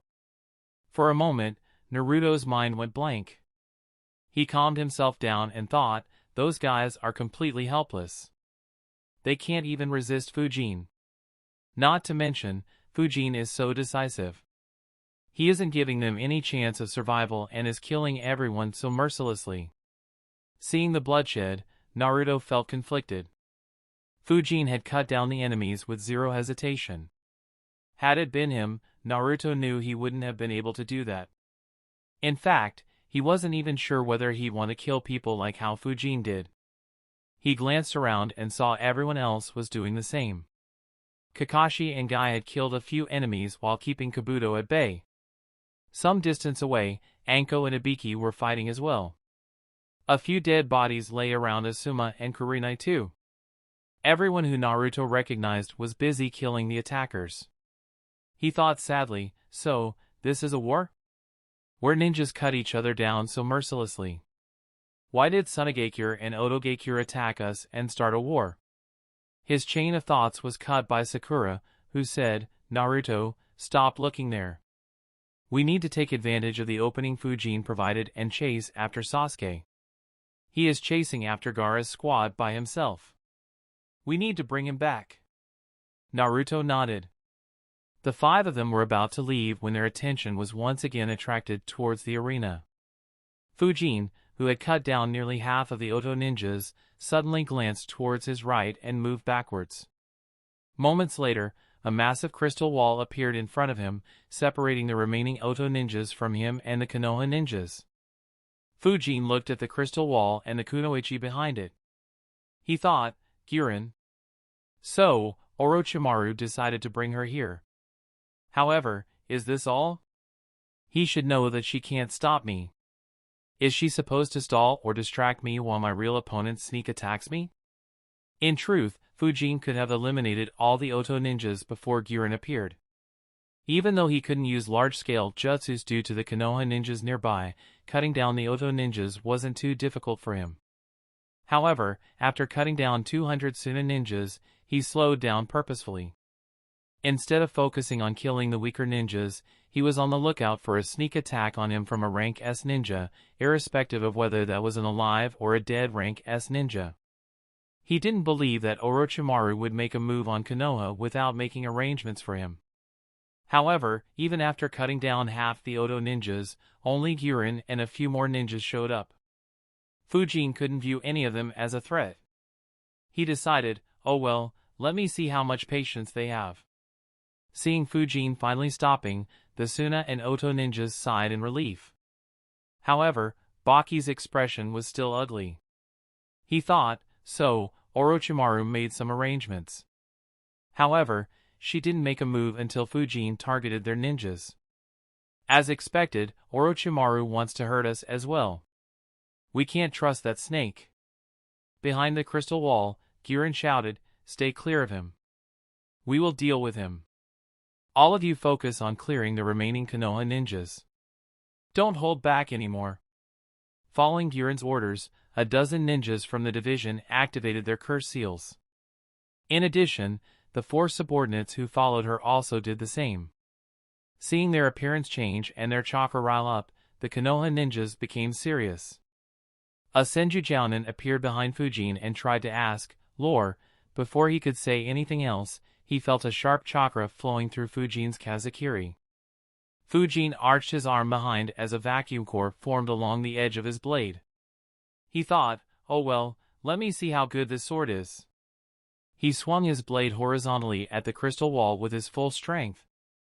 A massive vacuum slash was unleashed from the sword, and accompanying it were extremely sharp winds. Genin was surprised by Fujin's action. She thought, foolish. Even Orochimaru-sama's sword of Kusanagi can't cut my crystals. Baki and the other Suna ninjas looked nervously. Even though they hated Genin for acting this late, they prayed that she could stop Fujin. Water release, slicing waves. Jutsu! Inside the barrier, Orochimaru spat out a large amount of water once again. He controlled them to unleash a barrage of water blades at Hiruzen. Hiruzen rapidly dodged each one of them as lightning appeared around his hands. He released a chain of lightning, which transformed into a net and blocked the incoming water blades. From the center of the net, dozens of lightning spears were launched at Orochimaru every second. Orochimaru slapped his hands together while thinking, he wants to electrocute me through the water. Do you think I'll leave such an obvious weakness, sensei? Wind chakra appeared on his palms. He placed his palms into the water in front of him and released the wind chakra into the water. Winds appeared around the water he had released. Just before the lightning spears could hit the water, winds intercepted them. Hiruzen's eyes widened. He analyzed, his ninjutsu has improved to this extent? Sigh, he isn't too far from my level. Orochimaru chuckled on seeing the surprised look on Hiruzen's face. He immediately controlled the water and the winds and flooded them towards Hiruzen while loudly shouting, I want to see how you defend against this, sensei. For the first time since their battle began, Hiruzen waved a hand sign and replied, you don't think such a lousy combination can stop me, do you? Fire release, undying flame jutsu. Taking a deep breath, Hiruzen exhaled an intense fire. However, unlike the normal fire, this fire jutsu had so much yang chakra mixed in that the color of the fire had changed to black. The black flames expanded towards the incoming flood. Orochimaru immediately controlled the winds and let the water engulf the winds to prevent the winds from assisting the flames. At the same time, he began fusing large amounts of yin chakra into the water. The two jutsus collided, filling most of the barrier with steam. The Sound 4 and the Umbu guards, who had the front row seat to watch this epic duel, wondered in disbelief, how could fire overwhelm water with such dominance? The only one who wasn't surprised was Orochimaru. After all, fire was what Hiruzen was known for. If anything, Orochimaru was disappointed that Hiruzen's fire wasn't as hot as it was decades ago. Hiruzen sighed as he realized, to think that my old age would cause this jutsu to be doused for the very first time. How embarrassing. Even though the fire was overwhelming the water, Hiruzen knew that he couldn't sustain the momentum. Eventually, Orochimaru would gain the upper hand. Thankfully, there was still quite some time before that could happen. The lightning net around Hiruzen suddenly collapsed and transformed into large lightning dragons. They flew through the flames and hit the water. Chapter 719, Countering Fujin. Orochimaru's eyes widened on seeing the lightning dragons enter the water. He quickly controlled the winds that had been absorbed by the water earlier to form a barrier, separating the flood into two parts. The wind barrier reduced the strength of the lightning dragons to the extent that they were no longer a threat to Orochimaru. Unfortunately, the lightning dragons left a path for the flames, which Hiruzen didn't miss. As his black flames hit the wind barrier, the strength of Hiruzen's flames increased once again. Having gotten a second wind, quite literally, the flames moved through the water with an unstoppable force, completely transforming a large amount of water into steam. Orochimaru cursed, "Shit!" He immediately spat out a large amount of mud, which transformed into a dome around him to shield him from the flames. Unfortunately, the flames were too intense for the mud to handle. Even though its strength was reduced considerably, Orochimaru was still engulfed by the black flames. The black flames started burning his entire body mercilessly. Orochimaru gritted his teeth as he endured the flames while using every suitable jutsu in his arsenal to reduce the intensity of the flames. He succeeded in reducing the fire's intensity to an extent where it was manageable for him. Unfortunately, the damage had already been done as he collapsed inside the flames. However, there was no joy or relief on Hiruzen's face. Even before he could take advantage of the situation, a pair of hands opened Orochimaru's mouth from the inside and Orochimaru crawled out, completely unharmed.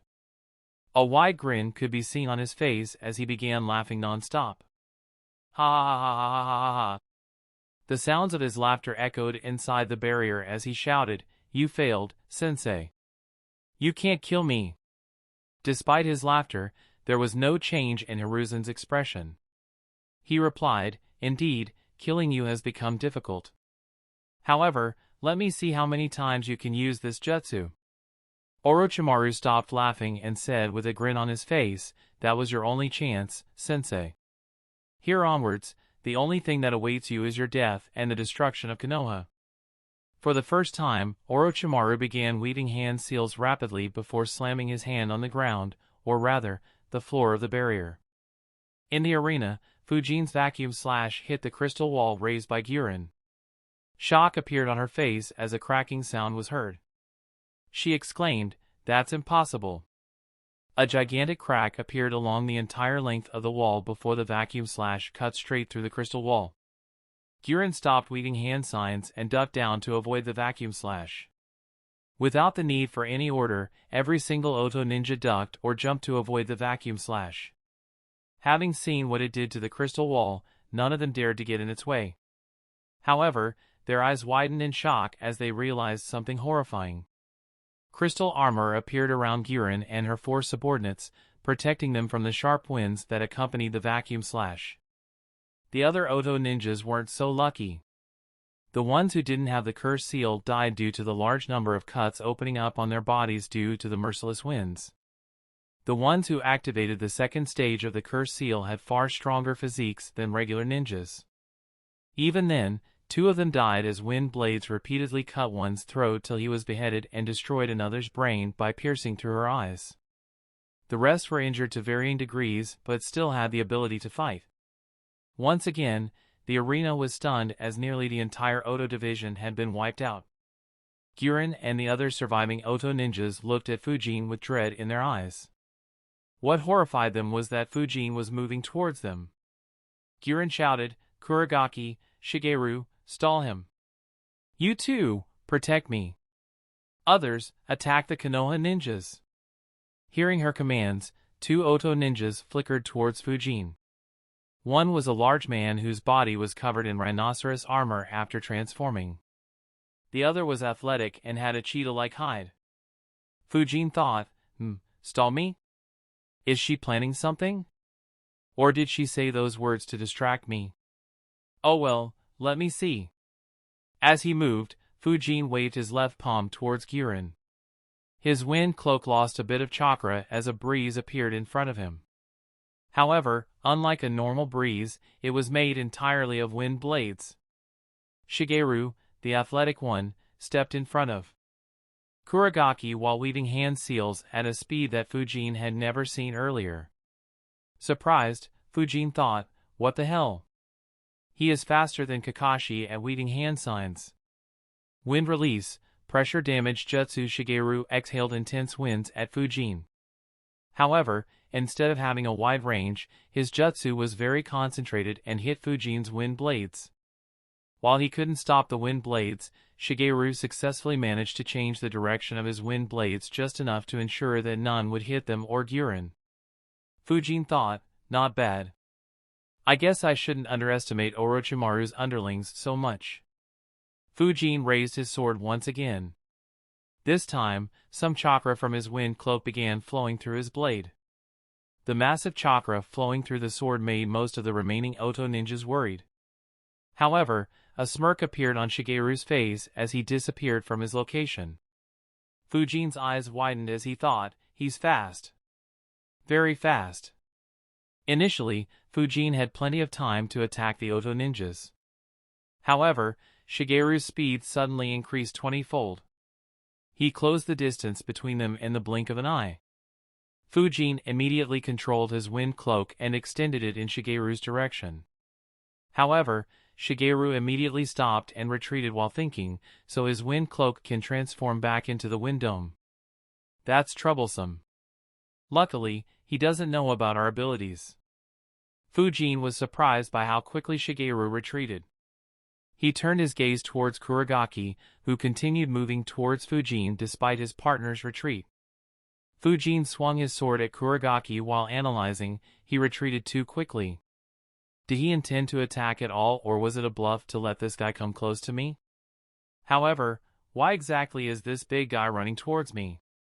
Instead of trying to dodge Fujin's sword or get away from the wind domain that was forming once again around Fujin, Kurogaki raised his left arm and tried to catch Fujin's blade with his bare hands. The Konoha ninjas around were surprised to see someone attempting to block Fujin's wind chakra-enhanced blade. While everyone expected him to be sliced in two, they were shocked as he successfully managed to catch Fujin's sword. Blood dripped down his left arm, but he continued holding onto Fujin's sword. Fujin's eyes widened as he realized he absorbed the chakra flowing through my blade. Ugh, not good. This bastard is trying to absorb the chakra in my wind cloak as well. With a giant grin on his face, Kurogaki raised his right arm and claimed, "You're dead." He brought his right fist down like a hammer at Fujin's head, aiming to crush him where he stood. At the same time, Shigeru moved again at an insane speed and appeared on Fujin's left side. He intended to attack Fujin at the same time as Kurogaki. Suddenly, Shigeru's eyes widened and he retreated once again. A millisecond after he retreated, strong winds blasted through the area where he was in. He thought, so he could still control his cloak despite Kurogaki's interference? No matter. I successfully distracted Hai. Shigeru's eyes suddenly widened.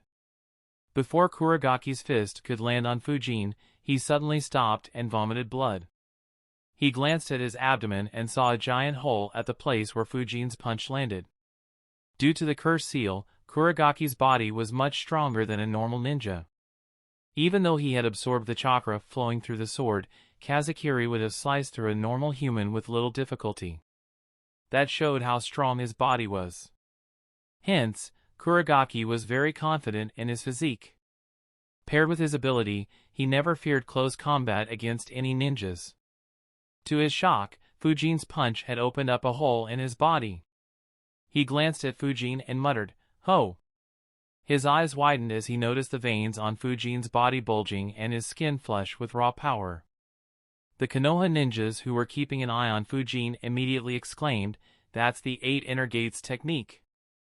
Fujin knows that technique as well? Fujin glanced at the collapsing Kurogane as he closed the 3 inner gates he had opened and thought, "Dark release, huh? I guess he can't absorb a fist. TSK, I should just raid Orochimaru's hideouts if I want some good specimens to research on. Now then, let me see how fast swift release is." Fujin's eyes landed on Shigeru, who immediately became nervous. His eyes widened and he hurriedly stepped to the left as Fujin's blade passed through his previous location. He immediately retreated while thinking, shit. He is even faster than Bifo. Terror appeared in his eyes as Fujin appeared in front of him once again despite him moving at his greatest speed. He tried to change his direction, but Fujin's blades sliced through his body, cutting him in 2 pieces.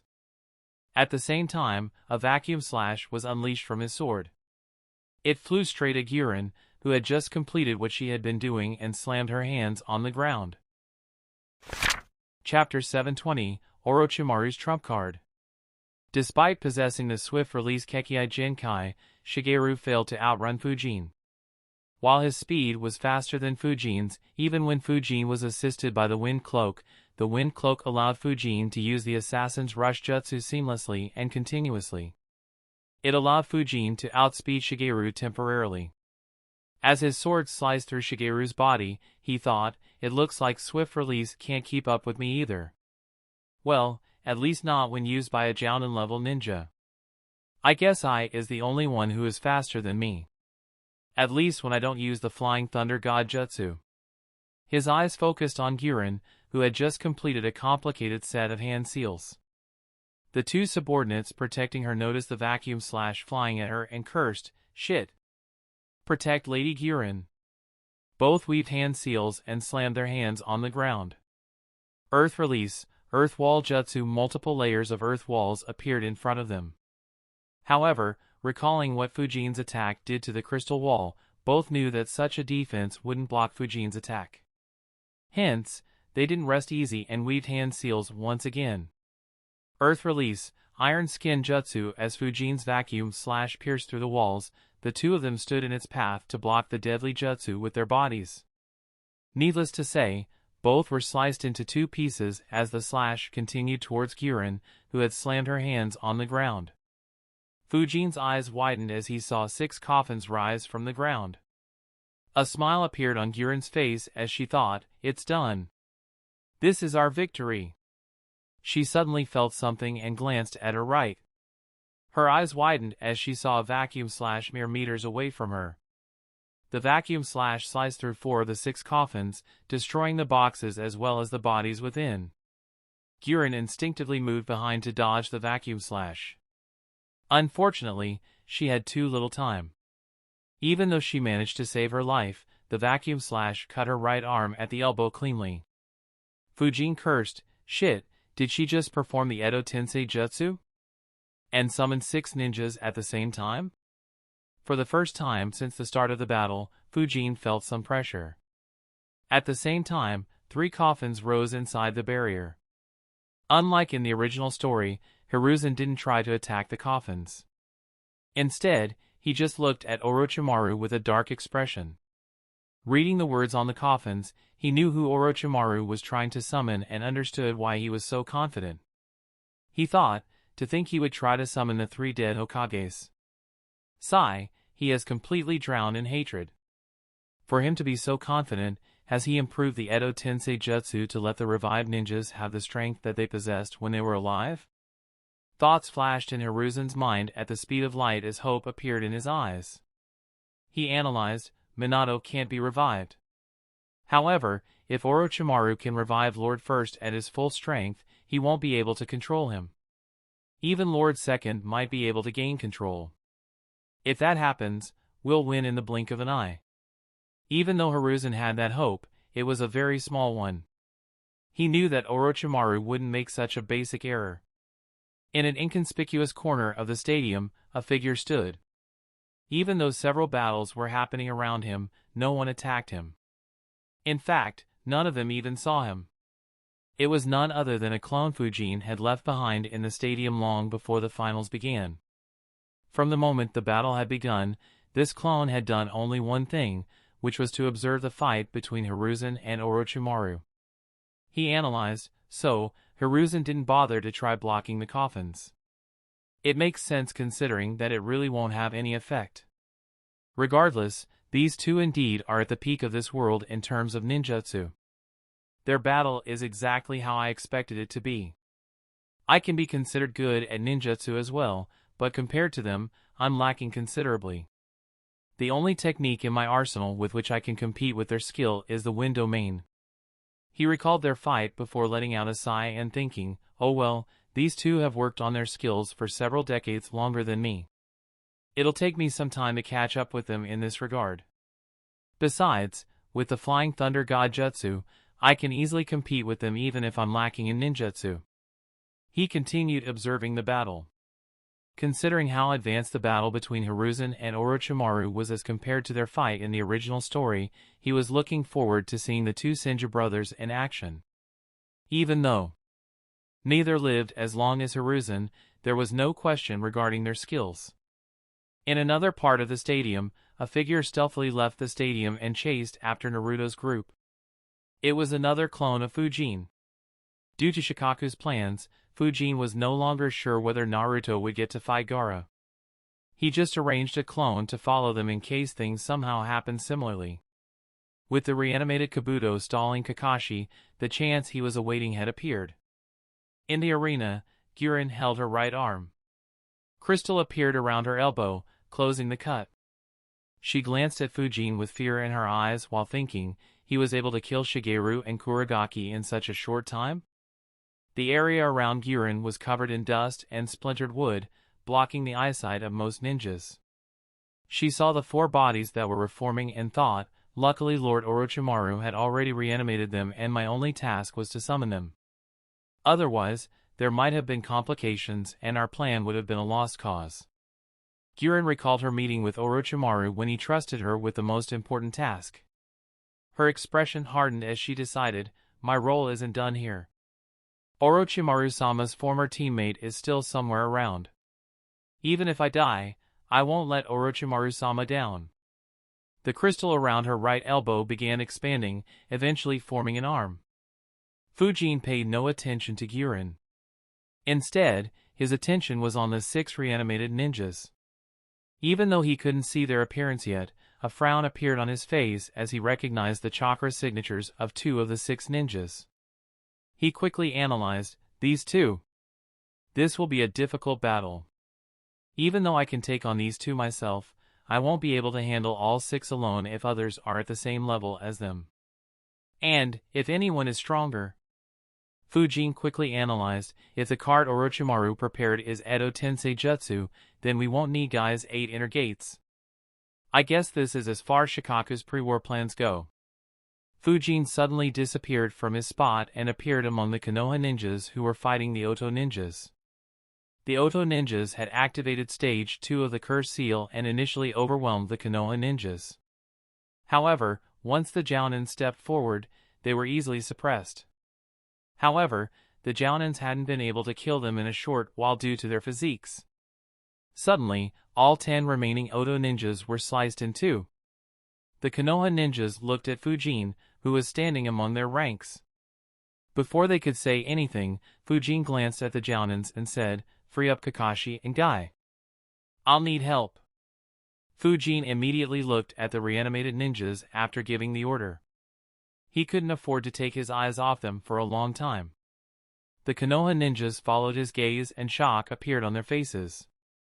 That's Juzo. Wasn't he dead? Is he Kaminari? Didn't he go rogue over a decade ago? Why is he here? Wait, look at their eyes. The experienced ninjas immediately realized that their opponents had been reanimated with the Edo Tensei Jutsu. Without exchanging a single word, they retreated and moved towards Kakashi and Guy. As the dust settled and the bodies of the 4 ninjas completely reformed, the Konoha and Suna ninjas started seeing who were summoned one by one. The battle slowed down slightly as most ninjas were more interested in this development. The Konoha ninjas were slightly nervous while hope ignited within the Suna ninjas. Only Baki was slightly nervous. He wondered, why hasn't Kazekage-sama appeared yet? I can't trust Orochimaru's arrangements. As the figures became visible, the surprised voices of several ninjas could be heard. That's Juzo and Zabuza. 2 of the former 7 ninja swordsmen of the mist. The Kumo rogue is here too? When did Kaminari die? No wonder there was no news about him. Who is that girl? Holy crap! Kagaya Shirogane is also revived. That madman led his entire clan to its demise. Finally, the last person's appearance became clear. Immediately, the blood of all Suna ninjas who saw him became cold. Terror appeared in the eyes of Konoha ninjas. Even Fujin's expression became grave. While the remaining 5 weren't a threat to Fujin, the last person forced him to raise his guard to the highest level. Chapter 721, Fortunes Reversed. What's this? I'm alive again? Juzo glanced at his own body in surprise before noticing others around him. His eyes widened as he realized, Is this Konoha's Edo Tensei Jutsu? That bastard Kakuzu. He fucking stabbed me in the back. Kaminari seethed in rage once he realized that he was revived. He wanted to do nothing more than get his revenge. Unfortunately, he knew that he was nothing but a puppet under the control of the one who reanimated him. Zabuza-sama, is that you? Where are we? How am I alive again? Haku asked curiously. Unlike the other experienced ninjas, he knew nothing about this jutsu. Zabuza replied, You aren't. Someone used a jutsu to bring back the dead temporarily. We'll be under that person's control. A sad look appeared on Haku's face as he muttered, Does that mean that you're dead as well? I failed in my duty. To his surprise, Zabuza chuckled and said, Don't beat yourself up. You did very well, Haku. Anyway, we seem to be in Konoha and in the midst of a war. Juzo glanced at Zabuza and noticed Kubikuri Bocho with him. He said, Zabuza. So you are the one who succeeded my blade. However, it looks like you have fallen as well. Zabuza looked at Juzo as well. Before he could say anything, Kaminari began hurling another round of creative curses at Kakuzu. He suddenly stopped when his eyes fell on Fujin. He said, He looks a bit familiar. Who is he? Juzo overheard him and replied, He is Suzuki Fujin. I heard that you clashed with him before you died. Kaminari's eyes widened in surprise. He exclaimed, That brat has grown so much? Not bad. As expected of someone who could injure me. How did you die, Juzo? Juzo sighed and answered, I was killed by that brat. What? Kaminari shouted in surprise. While he was impressed by Fujin's chakra, he didn't think he'd be able to kill someone like Juzo at such a young age. While the reanimated ninjas chatted a bit among themselves, the last reanimated ninja's appearance became clear. As soon as they saw him, fear appeared in the eyes of both Suna and Konoha ninjas. Fujin's expression became serious as well as he thought, Hatake Tsukumo. Sigh, such a difficult opponent. Even if he isn't at his full strength, sealing him will be a difficult job. Long time no see, Saru. You've aged, Sarutobi. As soon as they were reanimated, the Senju brothers noticed how old Hiruzen had become. Hiruzen sighed and apologized, I never imagined I would see you two again under such circumstances. I am so sorry.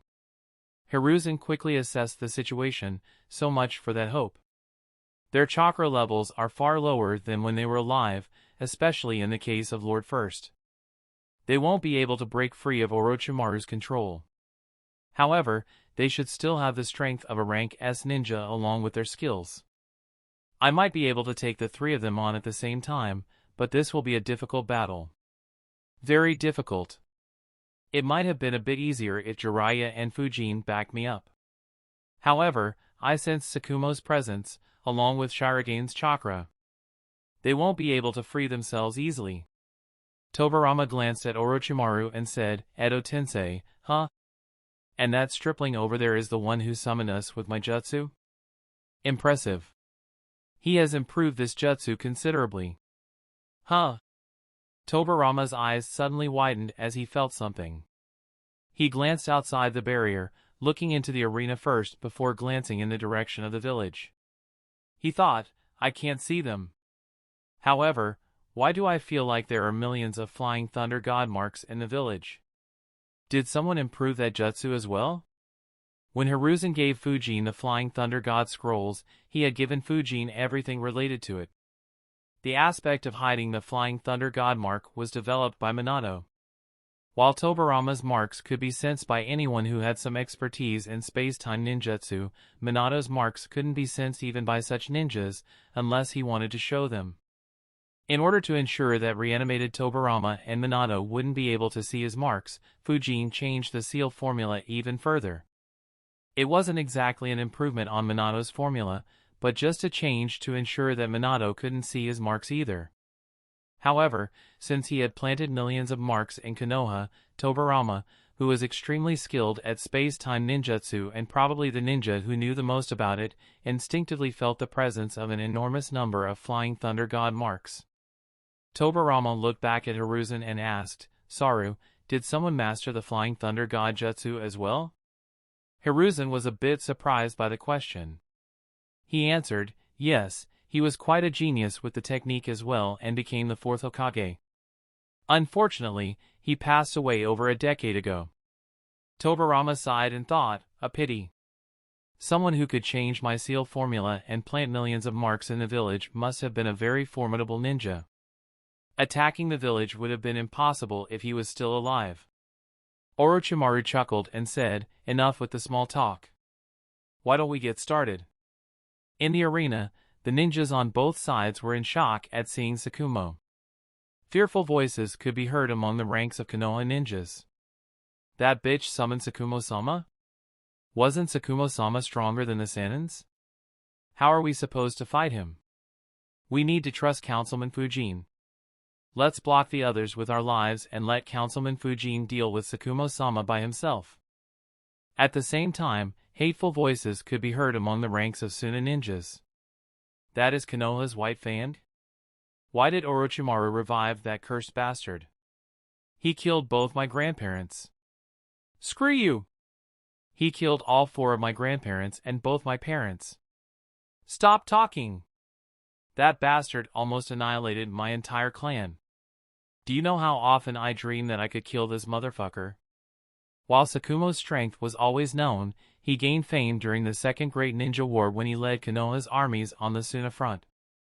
The wounds he inflicted on Tsunagakure were worse than what Fujin inflicted on Kumogakure. Unlike Fujin, who did it stealthily and without any witnesses, Tsukumo did it in front of everyone on the battlefield. For over a decade, there wasn't a single person in Tsunagakure who didn't hate him. Kakashi and others glanced in the direction of this commotion as well. It was too big to ignore. His eyes widened as he muttered, "Father." He looked back at Kabuto and said, "Edo Tensei." So that is the weird feeling I was getting. However, who killed you, Kabuto? Having faced Kabuto, Kakashi knew how formidable he was. Seeing that he had suddenly died caught him off guard.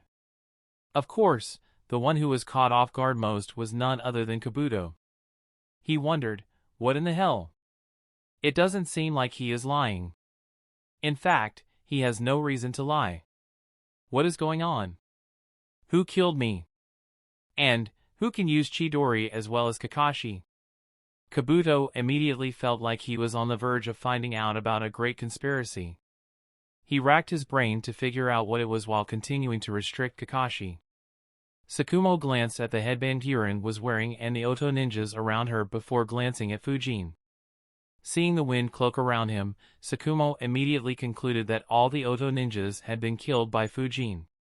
He sighed, to think that I would be revived to fight my own village. You, what is your name? Fujin replied, I didn't expect to see a ninja of your caliber in the enemy ranks. I'm Suzuki Fujin. Tsukumo said, Fujin, good name. Even though I'm revived, I can feel that I'm not at my full strength. However, you can't kill someone who has been summoned by the Edo Tensei Jutsu. This jutsu can only be stopped by either sealing us or by putting the caster under a Jinjutsu and dispelling the jutsu. Call for a few Uchiha Jounins and have them suppress her. The eyes of Konoha ninjas widened while the Suna ninjas smirked. The famed Uchiha clan no longer existed. The only ones who lived were Sasuke and a few academy students. The only 2 strong Uchiha were rogue ninjas. Even though they hated Tsukumo, seeing him on their side raised the morale of the Suna ninjas. Just a minute ago, Fujin was ruthlessly butchering Suna and Oto ninjas. Now, it would be Konoha's turn to suffer. Before the Konoha ninjas could say that there was no Uchiha Jounin in the village and ask Tsukumo to give a different advice, Girin shouted, "Stop stalling time and attack him. Kill Fujin before he is reinforced and annihilate the remaining Konoha ninjas." Chapter 722, Fujin's Decisiveness. Stop stalling time and attack him. Kill Fujin before he is reinforced. Immediately, 5 of the 6 reanimated ninjas rushed at Fujin. Only Tsukumo stood in his spot, trying his best to resist the order. Ice needles appeared between Haku's fingers as he said, "My body." Zabuza-sama, "My mind is clear but my body is moving on its own." Zabuza frowned while gripping his Kubikuribocho tighter.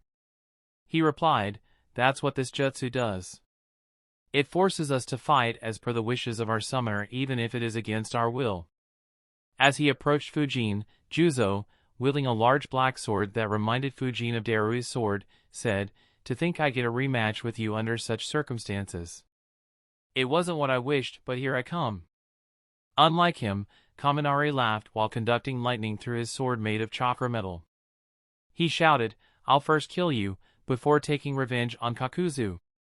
It was due to you that Kakuzu got an opening to attack me." As for the last person, he was awfully quiet until this point and didn't carry any weapon. Strangely, he was also the fastest one to move. When he was just a couple of meters away from Fujin, a wide grin appeared on his face. Several sharp bones popped out of his body as he exclaimed in ecstasy, "To think I could battle even after my death. Haha, this is marvelous." The eyes of the Konoha ninjas widened. A couple of veteran ninjas shouted, "Fujin, please stay away from him. He was the clan leader of the Kagaya clan and a rank S ninja. Don't let him get close to you." From the barrier, Orochimaru glanced at the arena and thought with a smirk, "According to my original plan, I would have let Raza deal with Fujin. Kimimaro would have assassinated whoever won. I predicted that Shikaku would make Jiraiya stay in the Hokage building to deal with me and later send him to deal with my summons. I would have sent Girin along with the reanimated ninjas to take care of him. Unfortunately, Raza's sudden change of heart disrupted my plans. Luckily, my summons can keep Jiraiya occupied for a while. Even if he comes here immediately, my next move will be enough to make the battle unsalvageable for Konoha." The 3 Hokages began their battle while Fujin looked at 5 strong and unkillable ninjas coming at him with the intention to kill. Shiragan's bones extended towards Fujin and touched his wind cloak. At that very moment, Shiragan and the eyes of the other 4 reanimated ninjas widened. Before any of them could react, all 5 were hit by intense winds and launched back like cannonballs at an even faster speed. The eyes of all onlookers widened as they guarded against the intense wind current flowing from the wind cloak in every direction. Before they could stabilize themselves, another intense wind current was blasted behind Fujin, sending any unlucky ninja in its path flying for several dozen meters. As for Fujin, he appeared in front of Tsukumo in the blink of an eye and swung his sword straight at Tsukumo's throat. Lightning coursed through Tsukumo's body, increasing his speed tremendously and allowing him to keep up with Fujin's speed. He unsheathed a white tanto and swung it at Fujin's sword in one smooth movement. Lightning circulated through it as well, causing it to release a white light. As their blade drew closer to each other, Fujin thought, "The white fanned, huh? A shame that he isn't at his full strength and the circumstances don't allow me to have some fun. Otherwise, it would have been a very fun duel. In addition, his tanto is very good too. It is at least as good as my Kazakiri, if not even better. If I didn't have the Kiba blades, I'd be tempted to steal his sword." It looks like Orochimaru has left no stone unturned to ensure the success of his assault. Everyone watched in anticipation as the blades of 2 extremely strong ninjas were about to clash. However, just when their blades were mere inches from each other, strong winds blasted towards Fujin's right side, hurling him to his left. Surprise appeared on Tsukumo's face as his blade cut through thin air. Before Tsukumo could make sense of the situation, strong winds were blasted from the wind cloak as Fujin used the assassin's rush jutsu once again. The eyes of every ninja who heard Tsukumo's words earlier widened in shock as Fujin appeared right in front of Genin, his blade about to behead her. Genin was shocked. She didn't think that Fujin would try to kill her. She instinctively covered her entire body in crystal just before Fujin's blade could hit her neck. Unfortunately for her, a vacuum core formed along the edge of the Kazakiri as it sliced through her crystal armor like a hot knife through butter. Her head flew off her shoulders and landed a few meters away. Shock could still be seen in her eyes as her head rolled some distance, before finally stopping. For a moment, the entire battlefield grew quiet. Everyone looked at Fujin with a dumbfounded expression. After what Tsukumo said, not a single person thought Fujin would do the exact opposite. Even someone as calm and easygoing as Tsukumo lost his cool for a moment. He angrily asked, "Did you hear a word I said? How will you stop us now?" The very moment Genin's head rolled, Kabuto glanced in her direction and cursed, "Shit." Kakashi took advantage of his momentary distractions and lightning chains ravaged Kabuto's body. He was about to attack again when several Konoha ninjas appeared and said, "Kakashi-san, we'll handle him. You please assist Councilman Fujin." Kakashi stopped and said, "Be careful, he is very strong and cunning. Wait for the sealing team to arrive." To Tsukumo's surprise, there wasn't a change in Fujin's expression. He calmly replied, "The Uchiha clan was almost entirely massacred. There are no Uchiha Jounins in the village." Tsukumo's eyes widened and disbelief appeared in his eyes. He muttered, "The Uchiha clan was massacred?" Kagaya Shirogane began laughing as he got up. He exclaimed, "That pesky clan has no more Jounins? That's good. It should have been massacred entirely." Considering that he led his own clan to their annihilation, everyone ignored the madman. Fujin continued, "Even if there were any Uchiha Jounins here, I won't let a ninja, who can reanimate dead ninjas like you, stay alive on the battlefield. Besides, without her, no one can order you. So, help me defeat and seal the rest of them." As soon as he said it, Shirogane's laughter died in an instant. A grim expression appeared on Kaminari's face as well. Both looked at Tsukumo, neither wanting to face that monster. At the same time, hope appeared in the eyes of Konoha ninjas while the Suna ninjas were even more terrified. Having already suffered disastrously at the hands of Fujin, they had no will to face Tsukumo at the same time. A few individuals flickered next to Fujin. Kakashi looked at Tsukumo and muttered, "Father." Tsukumo had already sensed Kakashi's presence. To see him even in this condition was a pleasant surprise. However, before he could talk with his son, he shouted, "Be careful." He unleashed several lightning rays at Fujin's group, which were immediately intercepted by Fujin's air bullets. Tsukumo said, "I'm still not in control of my body."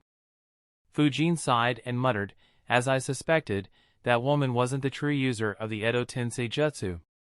The real one must be." Fujin glanced in the direction of the barrier. An intense battle was taking place inside. However, Orochimaru was looking hatefully in Fujin's direction. He cursed, "Fuck! That brat! I didn't expect that he'd be so decisive." Orochimaru flickered to dodge Hiruzen's jutsu as he thought, even though I have improved the second Hokage's Edo Tensei jutsu considerably, this jutsu still has a lot of limitations. I still can't revive the ninjas at their full strength. However, that's not necessarily a bad thing. The bigger issue is distance. My control weakens considerably as the distance between me and the reanimated ninjas increases. For the time being, I can only keep 2 rank S ninjas under my control when they are away from me. I can control a few more elite Jounins at the same time, but if I add a 3rd rank S ninja, all 3 will break out of my control. Orochimaru frowned as he continued thinking, even though Tsukumo and Shirogane are strong, they wouldn't be able to defeat the Konoha ninjas led by Fujin and Jiraiya. Their job was more to whittle them down. By the time they sealed these 6 ninjas, Genin would have summoned another 6 ninjas and attacked them when they were exhausted. However, I never anticipated that someone would just kill Genin, even after the complicated set of hand seals I gave her to fool everyone into thinking that she was the real summoner. Orochimaru flickered once again as a water jet and a fireball clashed at the spot he was standing in. As he analyzed the situation, Orochimaru realized how the battle would play out.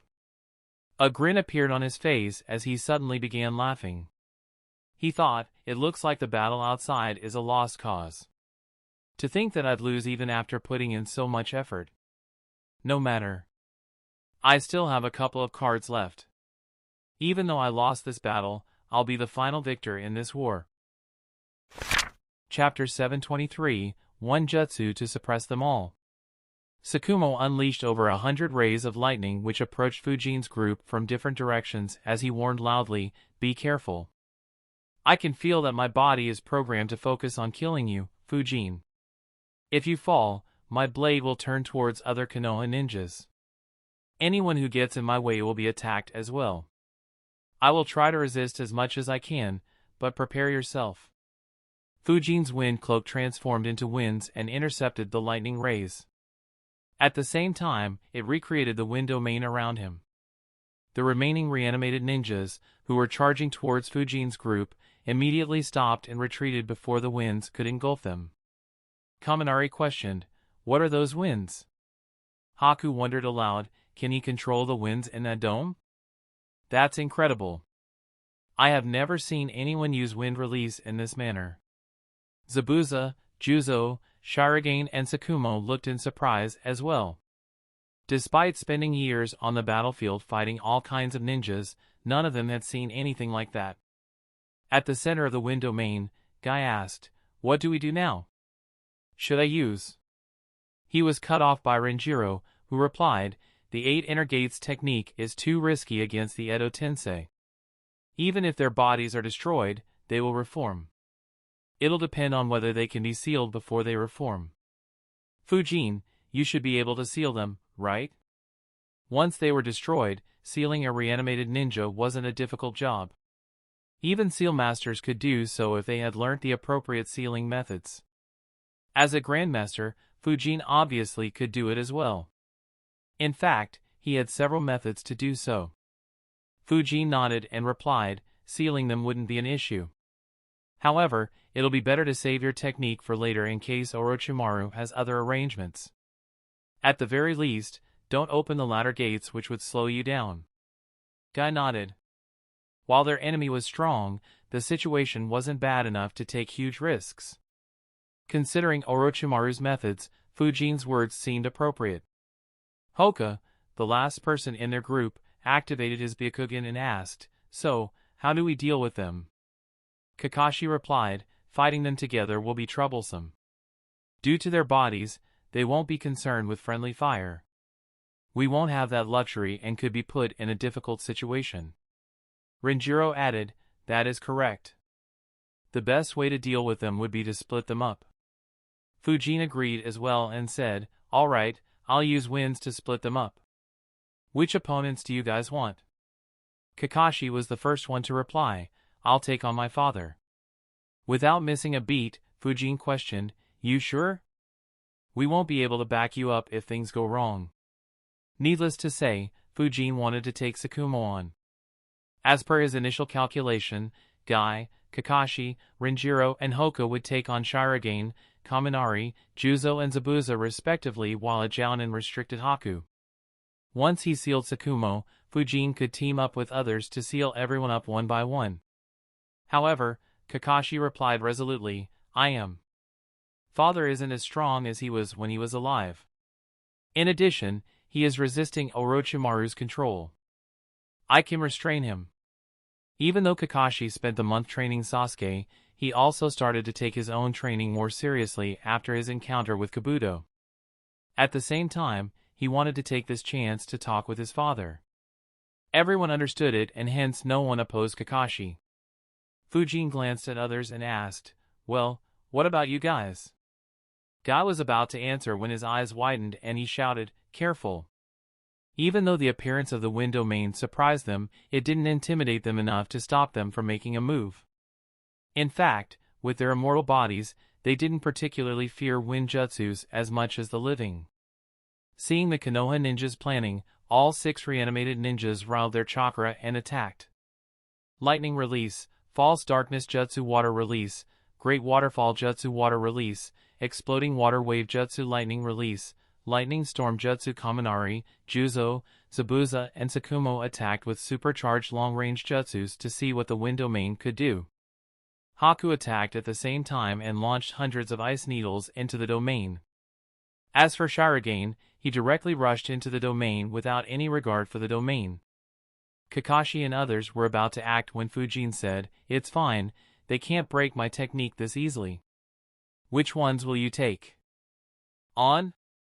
Kakashi, Guy, Renjiro, and Hoka looked at Fujin in surprise. Any single attack would force them to take evasive action or use a defensive jutsu. Not to mention, the former Kagaya clan leader was running straight at them. However, Fujin didn't even give them a second glance. Kaminari's massive lightning spears pierced into the wind domain and moved towards Fujin's group from the back. In front of them, a lightning storm had appeared and clashed with the wind domain. A young Konoha Chunin exclaimed in shock. He used a wind and lightning combination jutsu so effortlessly. Even Fujin was impressed with Tsukumo's display. It was his first time seeing someone use lightning and wind together so flawlessly. Despite that, the ones who were surprised were Tsukumo and Kaminari. Several wind blades appeared out of thin air and bombarded the lightning spears. Not even a spark reached Fujin and the rest. As for the lightning storm, it slowed down as soon as it clashed with the wind domain. The winds from the wind domain infiltrated into the storm and moved in the opposite direction at a rapid speed, nullifying it entirely within seconds. Asuna Ninja muttered in disbelief, "What the hell? How did that massive lightning storm disappear so suddenly? Did White Fan stop his own jutsu?" The ninja next to him said, "Forget that. Look at the insane number of wind blades that appeared out of thin air. I now understand how an entire division suddenly dropped dead. That region is a death zone." Unlike the weaker ninjas, Baki had a grave expression. He thought, his control over wind is ridiculous. To think that massive combination jutsu would be neutralized this easily. That wind technique is troublesome. In fact, it is stronger than every wind jutsu in Sunigakure. Considering that Sunigakure was supposed to have the best users of wind release, Fujin's display was quite humiliating for the Sunigakure ninjas. However, most of them didn't register that as they were more concerned about whether they'd make it out alive. While the lightning storm was being neutralized, Juzo's and Zabuza's jutsus hit the wind domain. However, strong winds were suddenly unleashed in the opposite direction from the wind domain. The water flow was stopped before being sent back in their direction. At the same time, hundreds of mini wind blades appeared in the wind domain and blocked every ice needle Haku launched. Just when the 5 jutsus had been stopped, Shirogane entered the wind domain boldly. A bone armor appeared under his skin as he noticed the wind blades blocking other jutsus. As soon as he entered the wind domain, hundreds of cuts appeared on his body, stripping his body of nearly all his skin. Even so, Shirogane laughed loudly and continued moving forward. Hundreds of cuts appeared on his bones, but none managed to pierce through. Only some scars were left, but they couldn't slow him down. However, his laughter suddenly stopped as a giant palm, made of winds, formed around him and stopped him. In the blink of an eye, he was pinned to the ground. While Fujin dealt with the attacks, everyone quickly began deciding their opponents. Guy said, "I'll take the Kagaya." However, Renjiro said, "No, I'll take on Shirogane. I had fought against him during the previous war. I won't have much difficulty in restricting him for a while. You take on Zabuza. Unlike me, you should be able to suppress him easily. Hoka, take on the ice user." Guy and Hoka agreed. Fujin glanced at Juzo and Kaminari and thought, "So, time to face these two again, huh? Well, it should be interesting. It'll allow me to see how far I have come." Renjiro continued, "You'll have to take on those two, Fujin." Fujin replied, "All right." While they planned, the onlookers were shocked. Asuna Ninja dropped his kunai and questioned in disbelief, did he just suppress all 6 of them alone? A Konoha ninja exclaimed, holy crap! Fujin is cool! Look how he is holding down that Kagaya ninja. Another asked, didn't you say that he was a rank S ninja? Look how helpless he is against Councilman Fujin. The older Konoha ninjas were just left speechless. They recalled how they tried to warn Fujin earlier. And now, Fujin was holding him down without even glancing at him. Baki gulped his saliva nervously as well. With a grim expression, he thought, impossible. He blocked the full power attacks of a rank S ninja, 3 elite Jounins and a Kekkei Genkai wielder, and suppressed another rank S ninja with the same technique. How is this technique so powerful? How can we even counter it? Chapter 724, Poking the Beehive. For a few moments, Baki felt a sense of helplessness. He didn't see any way to counter such a strong jutsu. In fact, he wasn't even sure whether Raza could stop this technique. The fact that the enemy village had a 16-year-old ninja who could go up against their Kage and possibly overpower him was extremely difficult for Baki to digest. Yet, Baki quickly controlled himself. As the Sunagakure ninja with the highest authority on the battlefield, he wasn't allowed to lose control of his emotions like the rest. He quickly analyzed, no! A jutsu this strong has to have weaknesses. And, the weakness of this jutsu is rather obvious. Sustaining it will take a massive toll on his chakra reserves. While we can't confront him head-on, we can keep attacking him until he runs out of chakra and then take his head. However, it'll be a very painful victory. It'll be best if they are able to kill him right here. Baki's analysis wasn't off the mark. The wind domain had a ridiculous requirement for chakra. A normal ninja wouldn't be able to sustain it. After creating the wind domain, Fujin used it to annihilate a division of Suna ninjas and a division of Oto ninjas. In addition, he lost a big chunk of chakra to Kurigaki's dark release. Along with his liberal use of the assassin's rush jutsu and blocking the reanimated ninjas, his wind domain was almost out of chakra. It became quite evident when Shiragene's bones ripped through Fujin's ghost palm. Baki observed it with a keen look and thought, as I suspected. The technique's power had decreased significantly. Even though he is still ridiculously strong, he won't be invincible once this technique ends. The reanimated ninjas and others around, especially the censors, also noticed the same thing. Tsukumo sighed internally while thinking, I guess expecting a jutsu of this scale to be sustained for too long is too much. However, unlike the expressions of the Konoha ninjas, there wasn't even a hint of worry on Fujin's face. The wind domain began moving once again and strong winds were blasted in the direction of all 6 ninjas once again. The sudden move from the weakening wind domain caught them off guard and all 6 ninjas were hurled a long distance backwards. With this attack, Fujin's wind domain finally ran out of chakra as well. Without exchanging a single word, everyone in Fujin's group flickered towards the opponents they decided upon. Baki immediately realized, that technique has run out of chakra. This is our chance. He quickly glanced towards 3 Sunajounins, all of whom glanced back at him at that moment. Without the need for any orders, they nodded and flickered. The 3 Suna ninjas specialized in assassination. In a head-on battle, they knew that they didn't stand any chance against Fujin. However, with the reanimated ninjas keeping him busy, they were confident that they would get some openings. Fujin appeared in front of Juzo and Kaminari and thought, more than 300 elite ninjas for 25% of my chakra. Not a bad exchange. That said, fighting these 2 and later sealing the rest. My chakra reserves can go seriously low.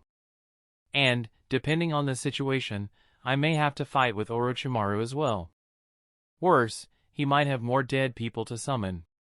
Kaminari looked at Fujin and chuckled, aren't you looking down at us, boy? You want to take the 2 of us at the same time without that cloak? Juzo said, if we were still alive, I'd have warned him to not underestimate you. However, I suppose it doesn't matter now. How long has it been since you killed me? Fujin raised an eyebrow and asked, kill you? We never even met. Juzo was immediately left speechless.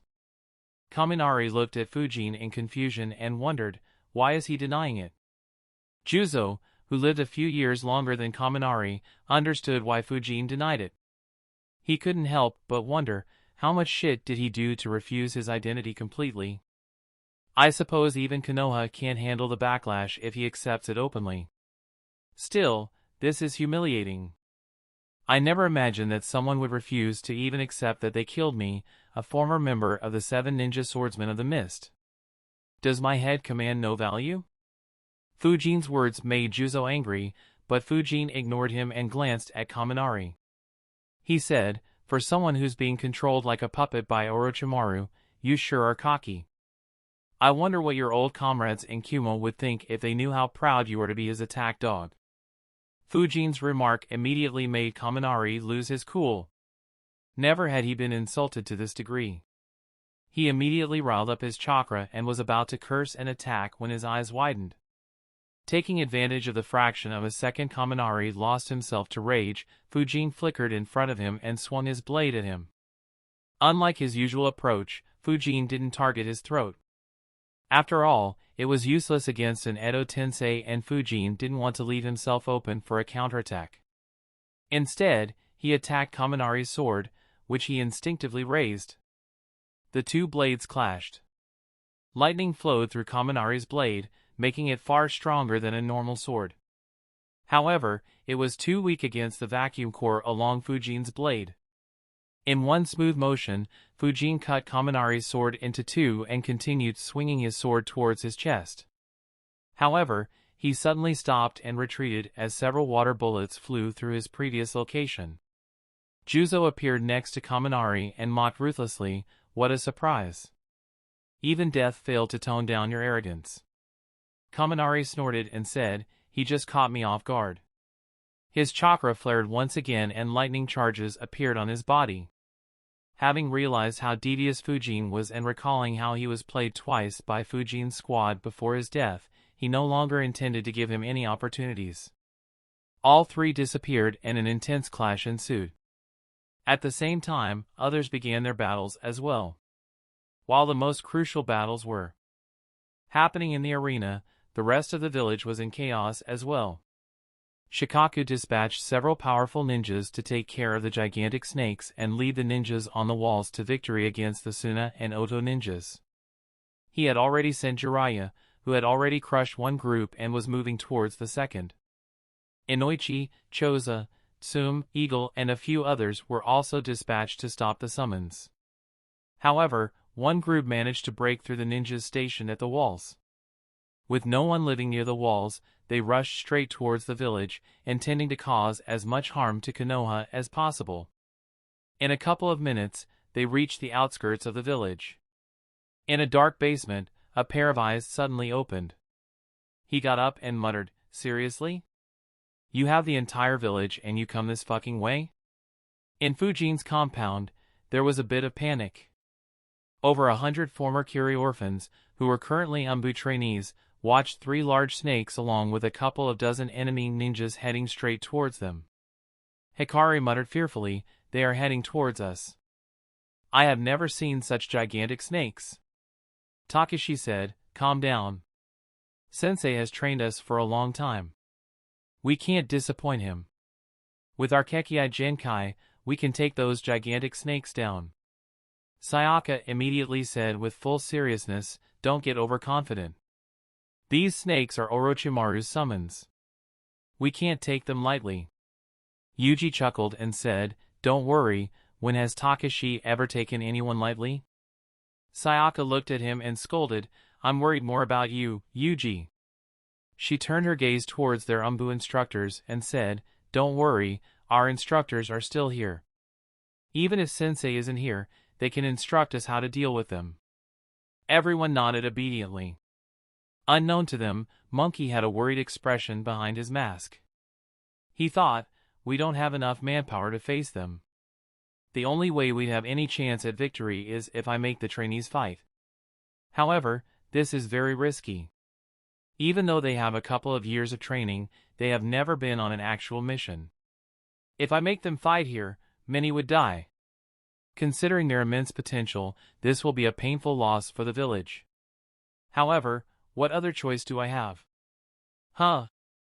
In shock, Monkey asked, "What are you doing here?"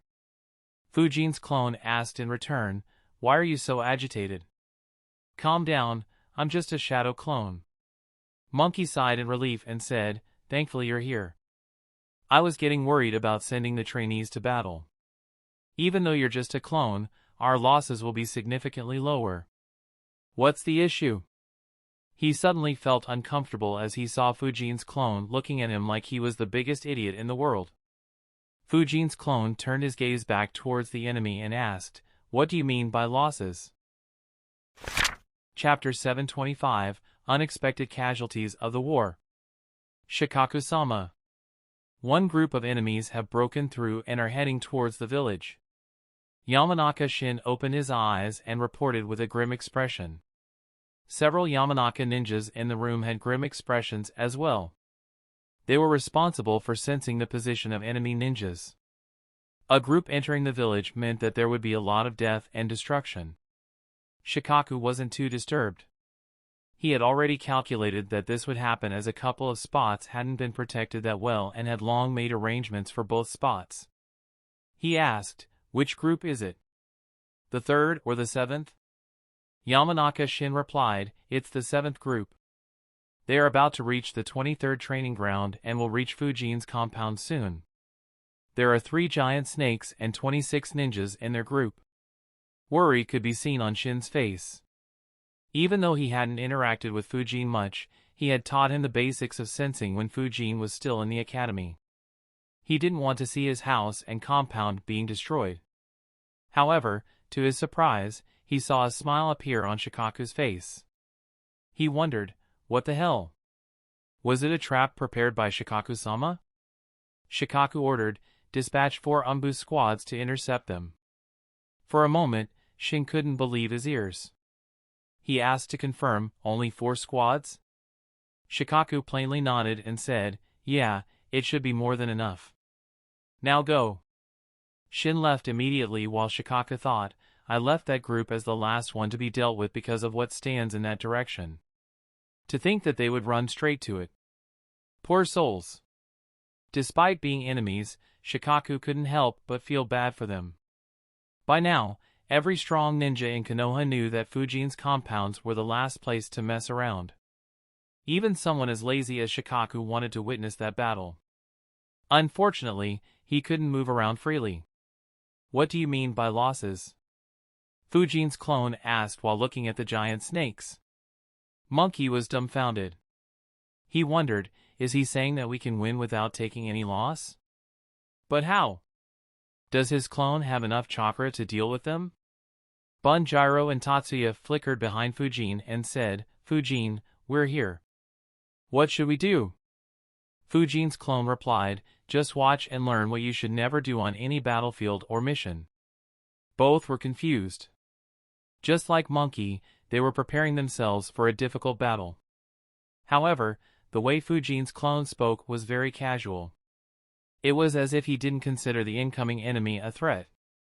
Even though they were confused, they just decided to put their trust in him. After all, if Fujin was so confident, then there was no reason for them to be worried. The giant snakes entered the training ground while the Suna and Oto ninjas followed them. Fear appeared in their eyes as they finally saw Fujin's clone standing on top of his house. Why is the spectral swordsman here? Wasn't he supposed to be in the arena? Fool! He is in the arena. This one should be his clone. Or maybe someone transformed into him. Stop being cowards and crush his compounds. Hearing the Jounin's words, everyone calmed down and confidence appeared in their eyes. An Oto ninja shouted, "If he is only a clone, then we don't need to worry. Orochimaru-sama's summons will crush him." As if following his command, the 3 gigantic snakes opened their mouths wide and dived straight at the compound, wanting to swallow everyone inside it. Seeing the massive snakes, the young trainees became fearful. Thankfully, they were trained enough not to cause chaos. Even so, almost all the trainees retreated backwards. Several weaved hand seals and prepared jutsus in case the snakes weren't stopped. Sayaka and other students of Fujin glanced at him and wondered, what is he doing? Why hasn't Sensei cut them up already? Even though he's just a clone, this should be child's play for him, shouldn't it? Seeing the young kids frightened, the confidence of the Suna and Oto ninjas soared. They weaved hand seals while shouting, crush them. We will continue until the entire Konoha is destro. Their words got stuck in their throats and their eyes widened in shock.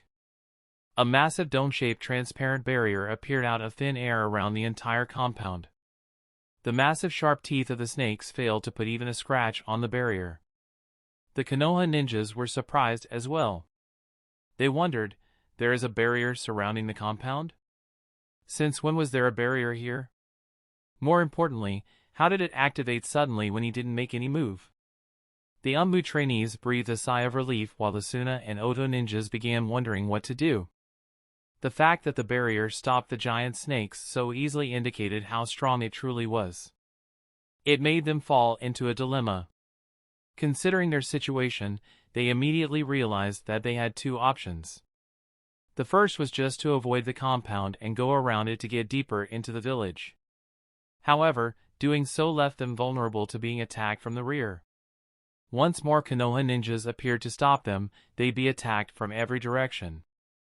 Their second option was to attack the barrier until it broke down and kill everyone in the compound before continuing forward. However, if the barrier was too strong, they would be stuck at that location and allow Konoha's reinforcements to arrive. At the same time, destroying the barrier will consume their chakra rapidly. The experienced Umbu on Fujin's side realized this as well. Monkey glanced at Fujin and wondered, does he want them to exhaust their chakra first before we launch a surprise attack? After all, even though they are trainees, everyone here is well versed in ninjutsu. If we time our attack to just when the barrier breaks, we could hit them with over 100 jutsus at the same time. Before Suna and Oto ninjas could come to a decision, the giant snakes hissed and retreated backwards. Their actions surprised everyone. The Oto ninja who had summoned them with Orochimaru's scroll wondered, why are they retreating? Didn't Orochimaru-sama say that they'll continue moving forward until they take a lot of damage? Don't tell me.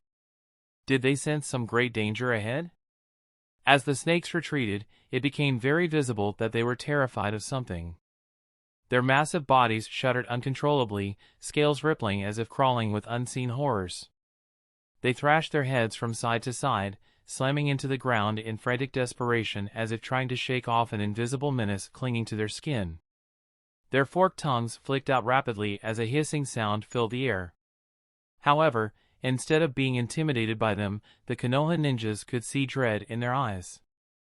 The powerful serpents, who dominantly made their way to the outskirts of Konoha, were now slithering back in frantic, erratic patterns. The sudden change shocked the Suna and Oto ninjas. None of them could understand what was happening. However, it suddenly became extremely clear. Every scale on each of the giant snakes began glowing as the snakes panicked even more. Everyone first thought that this was an ability of the snakes. However, when they realized what it was, their eyes widened in horror as they shouted, "Holy crap! Take cover!" What was glowing wasn't the scales themselves. Instead, it was the explosive seals that somehow appeared on every scale of each snake. Within moments, each and every explosive tag exploded. Two giant snakes were blown into smithereens as their blood and flesh rained into the nearby area. A part of the transparent barrier was now covered in blood as well. As for the third snake, it became too terrified and undid the summoning jutsu. It suddenly appeared in the Ryuchi cave while hissing fearfully. Its hissing attracted the attention of all the powerful snakes in the Ryuchi cave. However, before they could do anything or even understand the situation, the snake exploded. The explosion was so powerful that tremors were felt throughout the Ryuchi cave. Countless small snakes in the vicinity died due to the explosion. The ground underneath the explosions collapsed as well, crushing hundreds of snakes living underground to death. The sudden attack shocked the Ryuchi cave. Powerful snakes like Manda and their sages felt the loss of life and immediately moved in rage. Chapter 726, A Game of Death. The entire Ryuchi cave shook due to the powerful explosion. The strongest snakes began moving, and within a few seconds, their massive shadows covered the spot of the explosion. Garaga looked around and asked, "What was that? Are we under attack? Where is the enemy?" Manda replied, "There is no enemy. It was one of our own that exploded." Suddenly, both of them turned their heads and saw a large white serpent appearing behind them. Both respectfully said, "Sage." The white snake sage muttered he was summoned by Orochimaru a few minutes earlier. When he returned, his entire body exploded. The explosion and the destruction killed 2,356 young snakes. Even though her voice was calm, both Manda and Garaga became nervous. The other powerful snakes, who had appeared, weren't any different either. Manda cursed, "Crap! This old hag is angry. You're on your own, Orochimaru." Unlike the toads, the snakes weren't as protective of each other. They didn't mind the deaths of their fellow snakes much. Under normal circumstances, the white snake sage didn't care about it either. However, an attack on their holy ground crossed a line. The white snake sage let out a snort.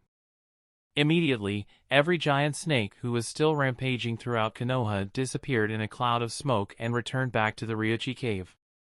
The Suna and Oto ninjas, who were engaged in an intense battle against the Konoha ninjas, were suddenly left dumbfounded. What just happened?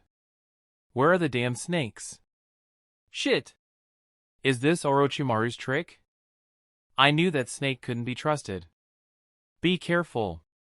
The Konoha ninjas are on the move. Just like them, the Konoha ninjas were surprised as well. However, it was a happy surprise.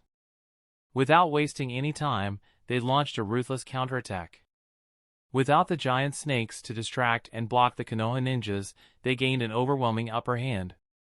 Similar scenes appeared in all 6 groups that were still alive. While they faced a severe challenge, the 26 Suna and Oto ninjas in front of Fujin's compound were in disbelief. Their greatest weapon was destroyed so easily. What horrified them was that none of them understood how that had happened. The fact that hundreds of explosive seals appeared on the giant snakes out of nowhere had shocked them to their core. In a panic, everyone began retreating. Fujin's clone waited until everyone was in the training ground before making the confrontation hand seal. Immediately, all the seals in the training ground were activated. The entire training ground was covered in barriers. The Suna and Oto ninjas shouted in panic, "Why are there barriers here? Shit! Are we trapped? How do we get out? Fuck this shit. Just attack a barrier and let's escape." The Umbu ninjas and trainees looked at Fujin's clone in shock. They didn't expect that Fujin would have made arrangements in the training ground as well. Fujin's clone ignored their stares and thought, "Though this isn't the occasion to have some fun, I doubt I'll get a chance to use these seals frequently. Even though my main body is in an intense battle, his chakra reserves are still at a good level. I should have some time." His eyes peered through the barriers and gazed upon the Suna and Oto ninjas. He decided, "I guess you guys can just curse your luck. Regardless, your contribution to test my seals will be remembered." The Oto and Suna ninjas began weaving hand seals. However, they stopped midway and glanced at their feet. Before any of them could realize it, chains appeared out of the ground and coiled around their feet, trapping them. Realizing the danger, they tried to concentrate chakra on their feet to break free of the chains and escape. However, their eyes widened in shock as they realized that they couldn't use their chakra. Before they could realize what was happening, more chains appeared from the ground. In the blink of an eye, all 26 ninjas were restrained by 5 chains each, for restraining each of their limbs and the last one tightening around their neck. Panicked sounds were immediately heard throughout the training ground. Why are so many chains here? And how did they sneak up on us so easily? Also, what are these chains? They aren't normal chains. More importantly, why is our chakra suppressed?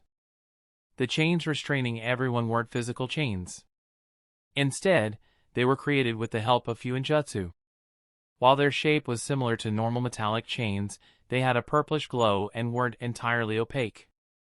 The Suna and Oto ninjas immediately realized the oddities and understood that they had fallen into a trap. Fortunately, one of the Suna ninjas had some knowledge about seals. He shouted, "Stop panicking! I have seen something like this before. These chains are a result of fuinjutsu and have effects similar to chakra suppression seals. That is why we can't use our chakra." The other ninjas quickly asked, "How do we get out of it?" The ninja answered, "There are a few ways. The easiest is to have an ally destroy these chains and free us. Unfortunately, that option isn't available for us right now. The only option we have is to break these chains with our physical might. Even if one of us succeeds, that person can free the rest of us." Hope appeared in their eyes. However, they stopped wasting time when he continued, "Be fast. I have a bad feeling about this. I still don't understand why there are so many of these sealing chains here. And we still don't know how those snakes exploded. So, hurry up." Hearing his worried tone, every ninja began doing their best. When they tried to break the chains with just their physical might, they realized that the chains weren't as sturdy as metal chains. It increased their confidence and they gave it their best. Unfortunately, the chains were just strong enough not to be broken by them. Fujin's clone observed their struggle and thought, none of them have the curse seals. Otherwise, they could have successfully broken through and survived what follows. Makes sense, I guess. Orochimaru won't send his elites for just this maneuver. Regardless, I won't be able to test the few other seal combinations in the training ground. Well, whatever. I didn't expect much from them anyways. Despite their failure, the Suna and Oto ninjas didn't give up and continued giving their best.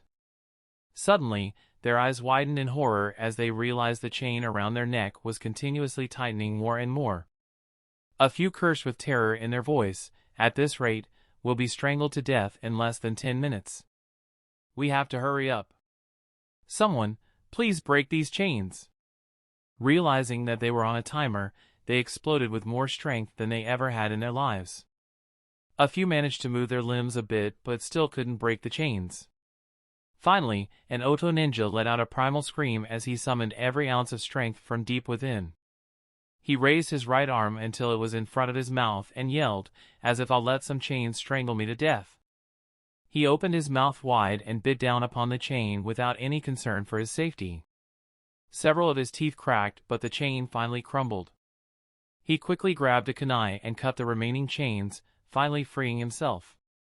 As soon as he was free, he began laughing loudly, partially due to the relief of having made it out alive and partially for defeating the deadly trap Konoha had set for him. The remaining Oto and Suna ninjas were relieved as well. They shouted, quickly, "Hell!" Their words stayed stuck in their throats as the freed Oto ninja exploded. His blood and flesh rained upon the ninjas still trapped by the chains. They were so shocked that for half a minute, not a single word escaped their mouth. Finally, one person said, "Hey, what is this? What does this mean? If we break the chains, we'll explode like those snakes. However, if we don't break the chains, we'll still be strangled to death. Ha ha ha. What is this hell?" Every single person hearing his voice could feel how terrified he was. Terror had taken such a hold in his mind that he laughed like a maniac. The remaining ninjas felt the same terror. The glimpse of hope that had been lit was completely doused. Instead, they were filled with endless dread and misery. Fujin's clone shook his head and finally took his eyes off the 25 enemy ninjas. He thought, that's hopeless. They've already given up. No miracles will happen here. Anyway. He glanced towards the village and thought, of the 8 groups that attacked, only this one made it through. This is undoubtedly Shikaku's doing. That lazy ass definitely took it easy because my house is in this direction. Chapter 727, Instant Revenge. Anyway, the battle currently happening is quite a complex one and there are several different confrontations happening at the same time. To be more precise, Hiruzen vs Orochimaru and Senju brothers, Fujin vs Juzo and Kaminari, Renjiro vs Shirogane, Kakashi vs Sakumo, Guy vs Sabuza, Hoka vs Haku, Fujin's compound vs the unfortunate group, Jiraiya vs other groups are all happening at the same time. Unfortunately, I can't show them at the same time, and it'll feel like the events in the last chapter happened a long time ago when they are happening concurrently to the other fights. The picture will be more clear once all the fights end, as I'll add more details, especially about the previous fight, about their timing as events occur. So, keep that in mind when you don't see a particular individual not appearing in another battlefield. Folded hands, that lazy ass definitely took it easy because my house is in this direction. While Fujin's clone understood Shikaku's thinking, he wasn't happy that some of the defenses of his compound were leaked. Now, everyone would know the existence of a strong barrier that activated once the compound was attacked. In addition, the smart people would also realize that the attackers would somehow be covered in explosive seals. As such, the effectiveness of his defenses would reduce a bit. Fujin's clone thought, while normal people won't understand the workings of the barrier, any Fuinjutsu Grandmaster can analyze it with rather ease. They'll realize that there are thousands of dormant explosive seals on the barrier that move onto the bodies of whoever comes in physical contact with it. Of course, they won't be able to replicate it. The principles behind this mechanism are based on the Flying Thunder God Mark's ability to move and my Fuin battlefields. However, they'll be able to create counters to avoid falling into the same trap as these unlucky ninjas and snakes. Fortunately, this is just my outermost defenses. The barrier followed by the dormant explosive seals are the two crudest defenses around my compound. My main arrangements are still a secret. However, I can't let this go so easily. Otherwise, that bastard will continue exploiting my house. Fujin's clone turned his gaze towards an Umbu ninja and said, "Pass a message to Shikaku immediately. Tell him that one of the snakes cancelled his summoning, returned to the Ryuchi cave and exploded there, likely killing hundreds of other snakes."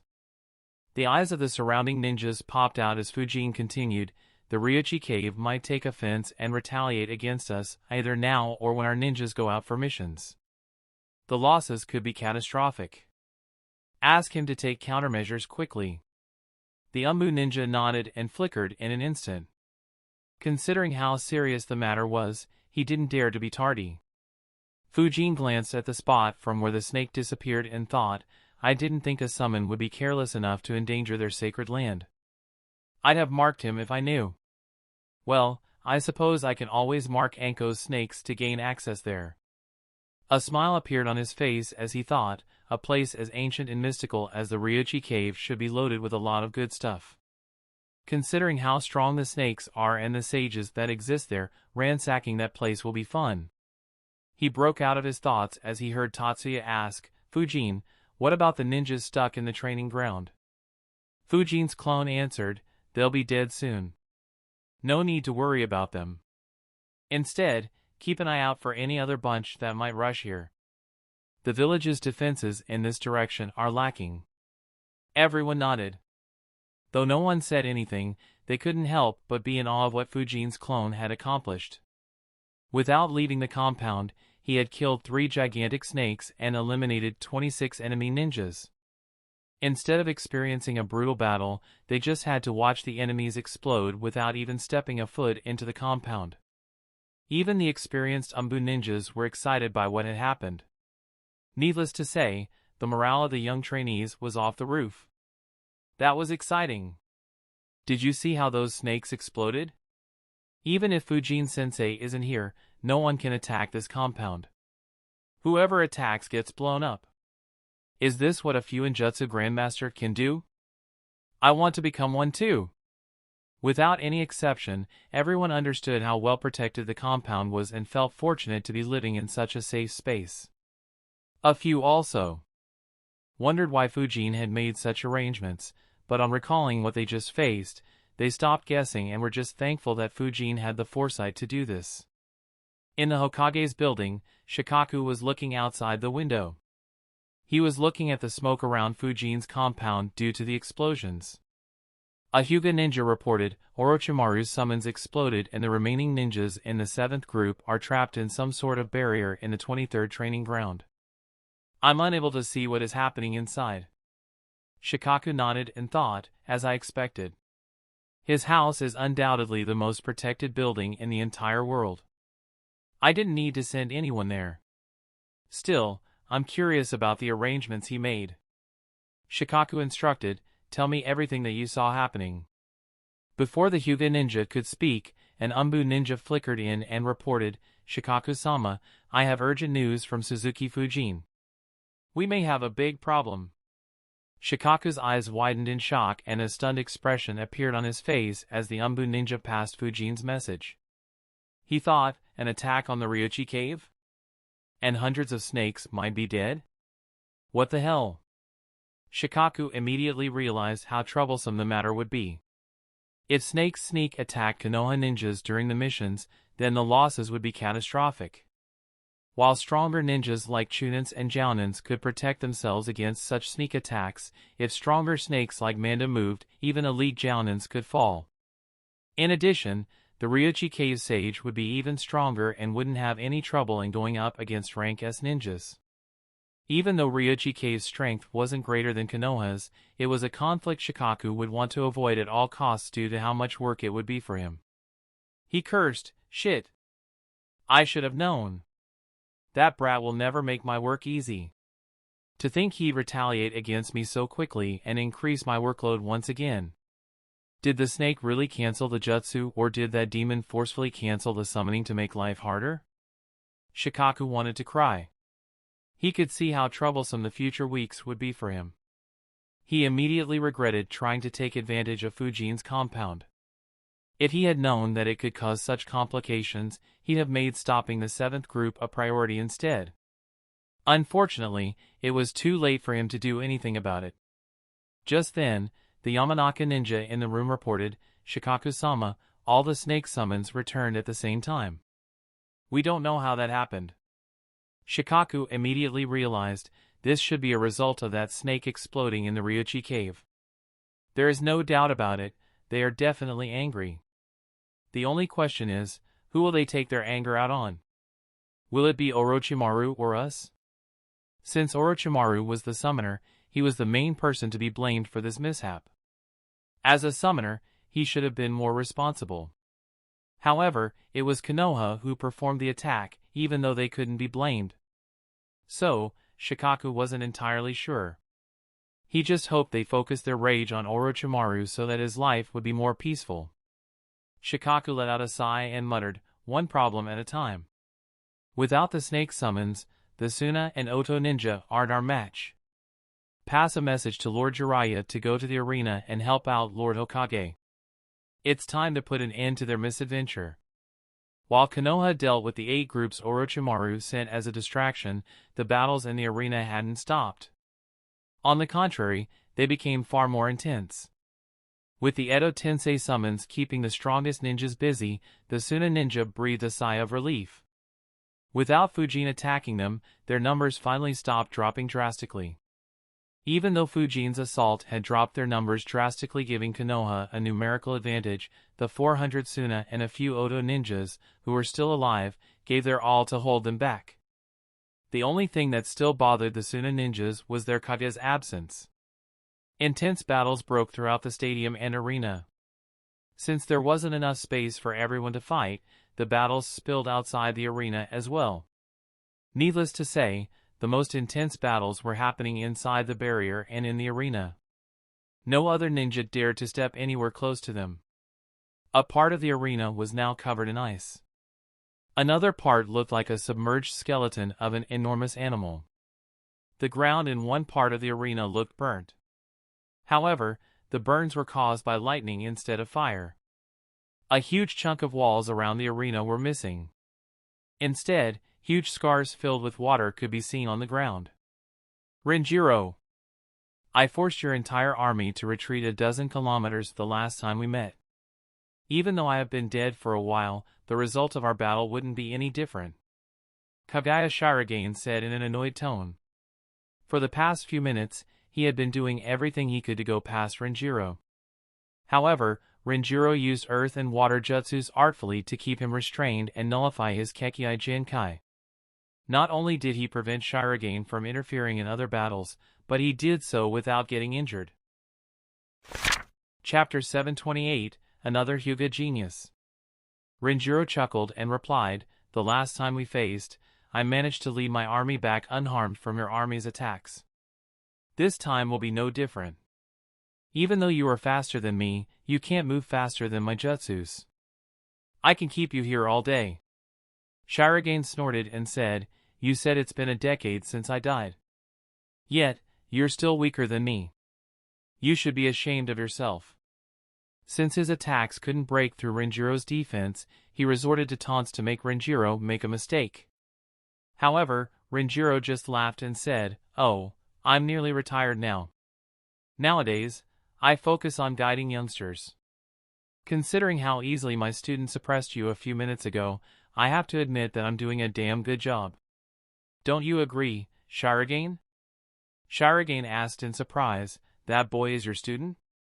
Their short clash had left quite an impression on Shirogane. While he believed that Renjiro was weaker than him, Fujin was a whole different matter. Even though his bones blocked most of the wind blades, Shirogane knew that he would have been killed by Fujin's wind domain if he was still alive. As a rank S ninja with a terrifying Kekkei Jinkai, it was extremely rare for him to experience that. "Under your feet," Haku warned as Hoka flickered.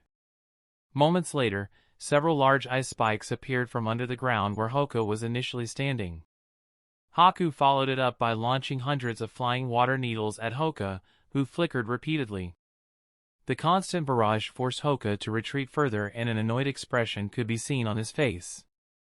His situation was the exact opposite of Renjiro's.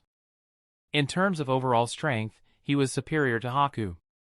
However, Haku's control over his Kekkei Jinkai and proficiency in ranged attacks meant that Hoka couldn't land a single attack on him.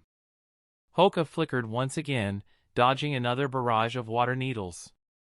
However, instead of retreating further, he moved towards Haku at a tremendous speed and suddenly appeared a few steps in front of Haku. Haku analyzed, "He is good." He first backed away, giving the impression that he was being overwhelmed by my attacks when in reality, he was just looking for a way to maneuver through my attacks. However, this puts him at risk. Several water needles formed between Hoka and Haku and shot towards Hoka. However, Hoka was even quicker. The moment the needles started forming, he thrust his left palm forward and launched Vacuum Palm. The vacuum palm moved through the water needles, dispersing them, before landing on Haku's chest and sending him flying backwards for a few meters. Hoka flickered again to reduce the distance between them. Before Haku could gather himself, Hoka appeared in front of him and attacked with the gentle fist technique. Haku tried dodging, but Hoka landed 2 hits on him. The first was on his right arm and the second on his abdomen before Haku could retreat. Hoka thought, "Finally, I got him." His fighting style is nearly as annoying as Fujin's. Hoka's attacks blocked a few critical chakra points on Haku's body. Under normal circumstances, it would have been enough to end the battle. However, his Byakugan saw that the closed chakra points opened by themselves. Haku said, "It looks like the Hyuga's gentle fist technique doesn't work against this body." He weaved hand seals while warning, "Get away. If you are trapped in the formation of ice mirrors, you'll die." Ice release, crystal ice mirrors jutsu. Thanks to Haku's warning, Hoka retreated before he could be surrounded by the ice mirrors. He carefully observed the technique and asked, "What's so special about this technique?" His eyes widened as Haku moved from one mirror to another before appearing outside the dome. He answered, "I can travel between the mirrors at a near instantaneous speed. Even though you are strong, you won't be able to keep up with my speed if you are trapped inside it. Even if you want to escape, my speed won't allow you to leave alive." Hoka quickly analyzed, "He's fast. In terms of movement speed, he's far above me."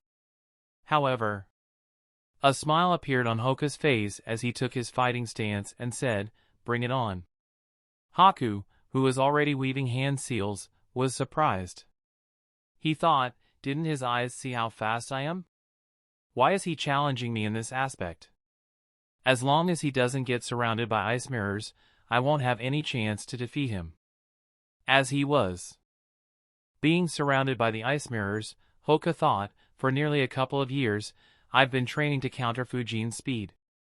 Even though he is fast, compared to Fujin, his speed lags far behind. Besides, Hoka chuckled as he thought, how is this a trap? If I can't keep up, I can always escape underground. There are no ice mirrors under the ground to allow him to chase me there. Even if they were, I doubt he can move at this speed under the ground considering that he hasn't used a single earth jutsu. While Hoka was confident in himself, he wouldn't take such huge risks needlessly. The only reason why he let Haku surround him with ice mirrors was due to having such an easy escape route. Here I come! Haku warned as he moved rapidly between the ice mirrors. However, Hoka didn't move. While his body wasn't as fast as Haku's, he had no trouble following Haku's movements with his Byakugan.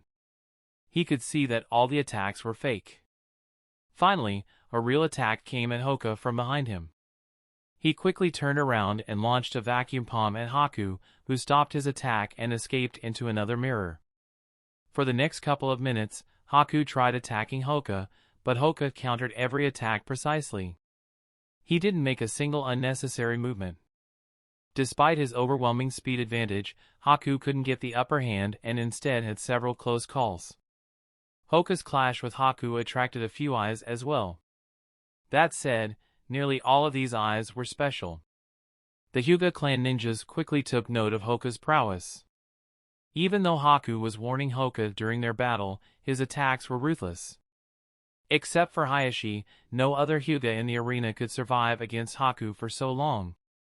Not to mention, Hoka wasn't just surviving but instead held the upper hand throughout their battle.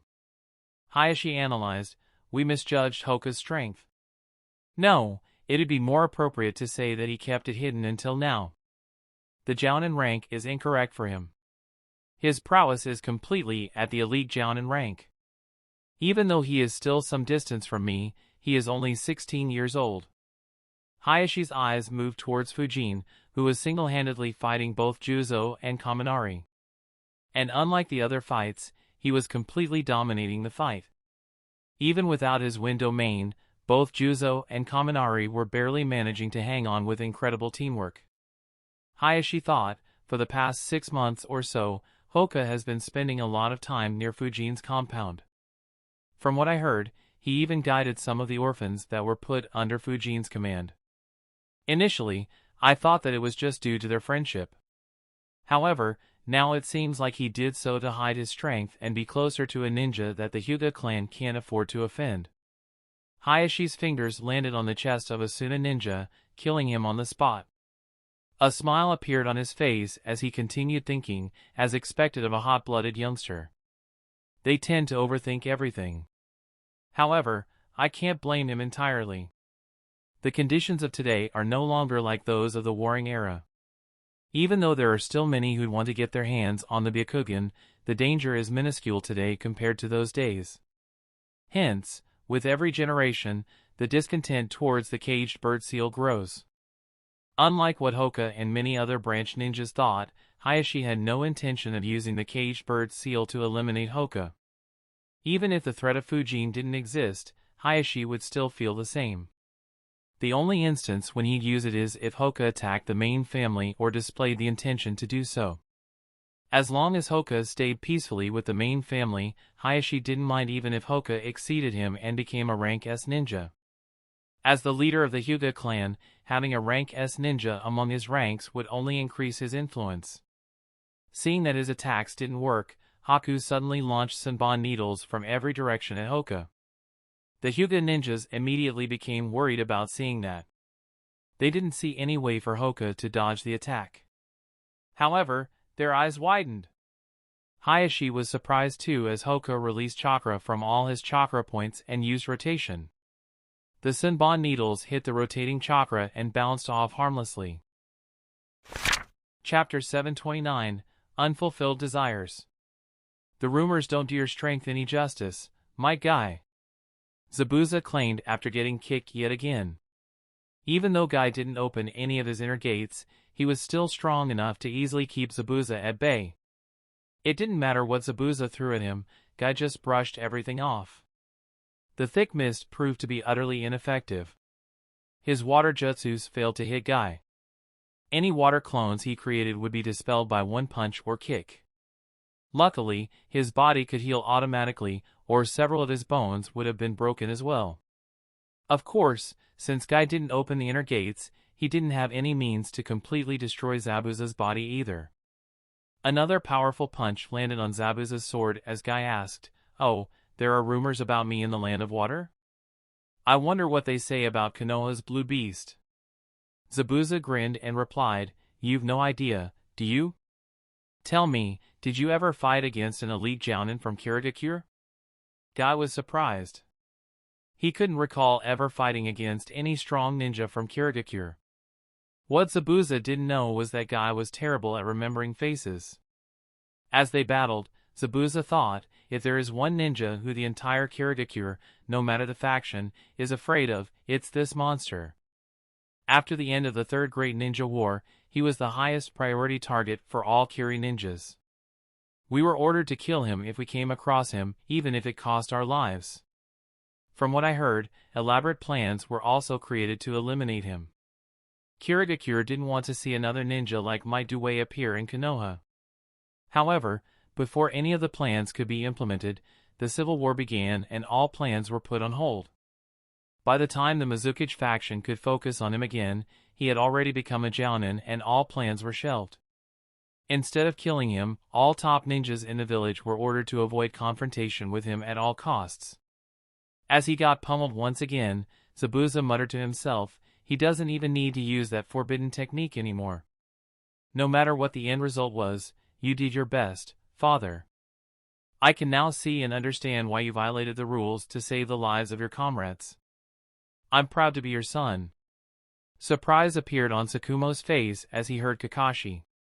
Soon, a smile broke out on his face, displaying his relief. Having received an opportunity to communicate nearly 4 years before they would have without Fujin's interference, Kakashi and Tsukumo had a nice chat while battling. While Tsukumo, despite not being at his strongest, was undoubtedly stronger, he was able to resist Orochimaru's control enough so that Kakashi didn't have any trouble keeping up with him. Fujin, who was in the middle of an intense battle, glanced in their direction. He had long anticipated that they'd have such a discussion. In fact, it was what he was counting on. A major weakness of the Edo Tensei Jutsu was that it'd be undone if the summoned ninja attained peace and decided to pass on.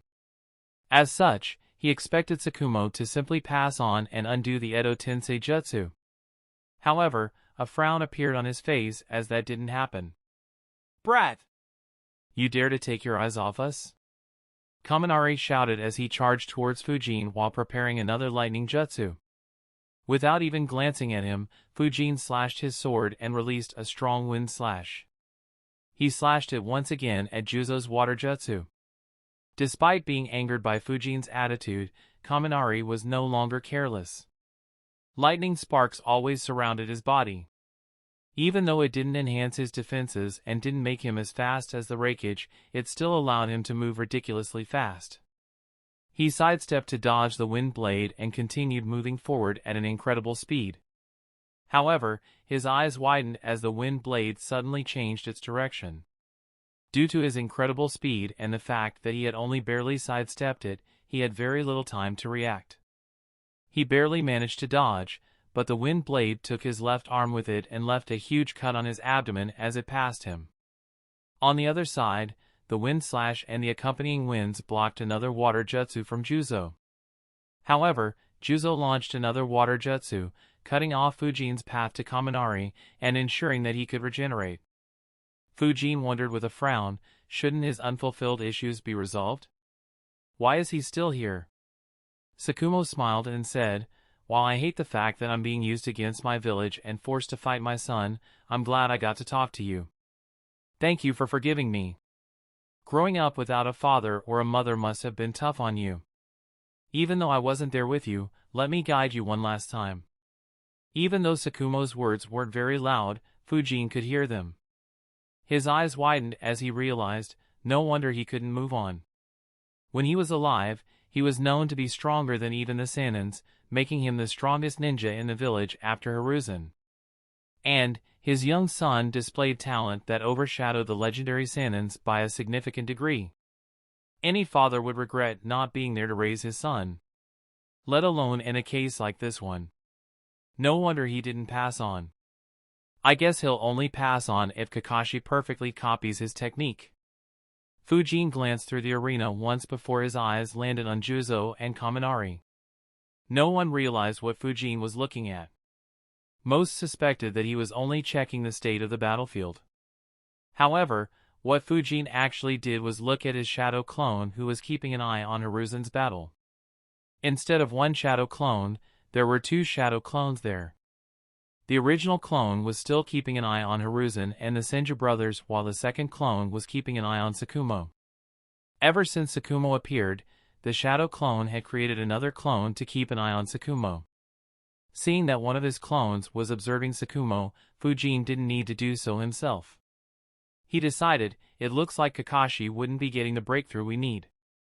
So, I'll have to be the one to do it.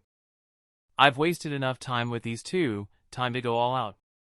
In the past few minutes, Fujin had gone up against two ninjas who were extremely close to being rank S. Yet, he didn't have any trouble suppressing the two of them. He even injured them seriously on several occasions. However, the other ninja always interfered whenever he tried to seal the injured ninja, successfully creating a deadlock. A new arm formed as Kaminari looked at Fujin with a grim expression. He realized, he got a hang of my movements so quickly. If this continues, we'll be sealed before long. Huh? What the fuck? He can still use this technique? Fujin released another 20% of his chakra into the air. Against ninjas who were as fast and cunning as Kaminari and Juzo, the wind domain was more or less useless. Neither of them would ever set foot inside it. Hence, Fujin directly transformed it into the wind cloak. Both Juzo and Kaminari became tense on seeing that jutsu resurface. Both had seen how ridiculously fast Fujin was with the wind cloak. Even someone as strong and fast as Tsukumo had failed to keep up with Fujin's movements when Fujin beheaded Guren. There were quite a few who were even more tense than Juzo and Kaminari despite not facing Fujin. They were the Suna ninjas, who were unnerved and freaking out. Holy crap! Why can he still use that technique? Wasn't he unable to use that technique again, which is why he didn't use it despite facing two strong ninjas? And oh! How can that technique be used repeatedly? What are we supposed to do? Calm down! The fact that he didn't use that technique until now shows that it has some shortcomings. A technique of this scale must be extremely straining on his chakra reserves. Even though he used it again, this should be the last time he can use it. Hopefully, those two can exhaust it once again. Even the three ninjas who wanted to assassinate Fujin were disturbed. With the wind cloak, they didn't stand a chance. Panic discussions broke out among the Suna ranks. However, they all quickly came to the conclusion that this would be the last time Fujin could use that technique. Of course, several among them understood that their reasoning had several flaws. However, they had no choice but to hope that their speculations were true. After all, the alternative meant that not a single one of them would survive. Chapter 730, Guidance by the Expert. Among all the elements, lightning is the most destructive and has the highest penetrative power. Hence, lightning jutsus are extremely difficult to defend against. Neither earth nor water jutsus can stop it. Only wind jutsus can counter it, but there aren't many defensive wind jutsus. Ignoring the reappearance of wind cloak around Fujin, Tsukumo explained while Kakashi continuously dodged and defended against his assault. He continued, this is common knowledge. However, the advantage that this destructiveness provides is rather minimal. Even though lightning jutsus are fast, any good ninja wouldn't have any difficulty dodging them. That said, there are ways you can use lightning manipulation to take your skills to the next level. More specifically, there are two ways. The first is using lighting to enhance your physical abilities. Even here, there are two aspects, though both are closely related to each other. I'm sure you know how the third Raikage and his son fight, right Kakashi? Kakashi blocked another attack and replied, "Yes, father." Both create a lightning armor that enhances their speed, strength, and defense by a huge degree. Tsukumo replied, "Yes." The first aspect is using lightning to enhance your physical attributes temporarily. When I was younger, I found the third Raikage's technique quite fascinating. With third Hokage's assistance, I researched his technique for several years. Unfortunately, we weren't able to replicate it. It's still a mystery to us how he was able to create such a technique. However, the research bore some fruits. We were able to replicate certain aspects of the technique, like improving speed momentarily, granted none were good enough to be used at the highest level independently. What we succeeded in was the second aspect.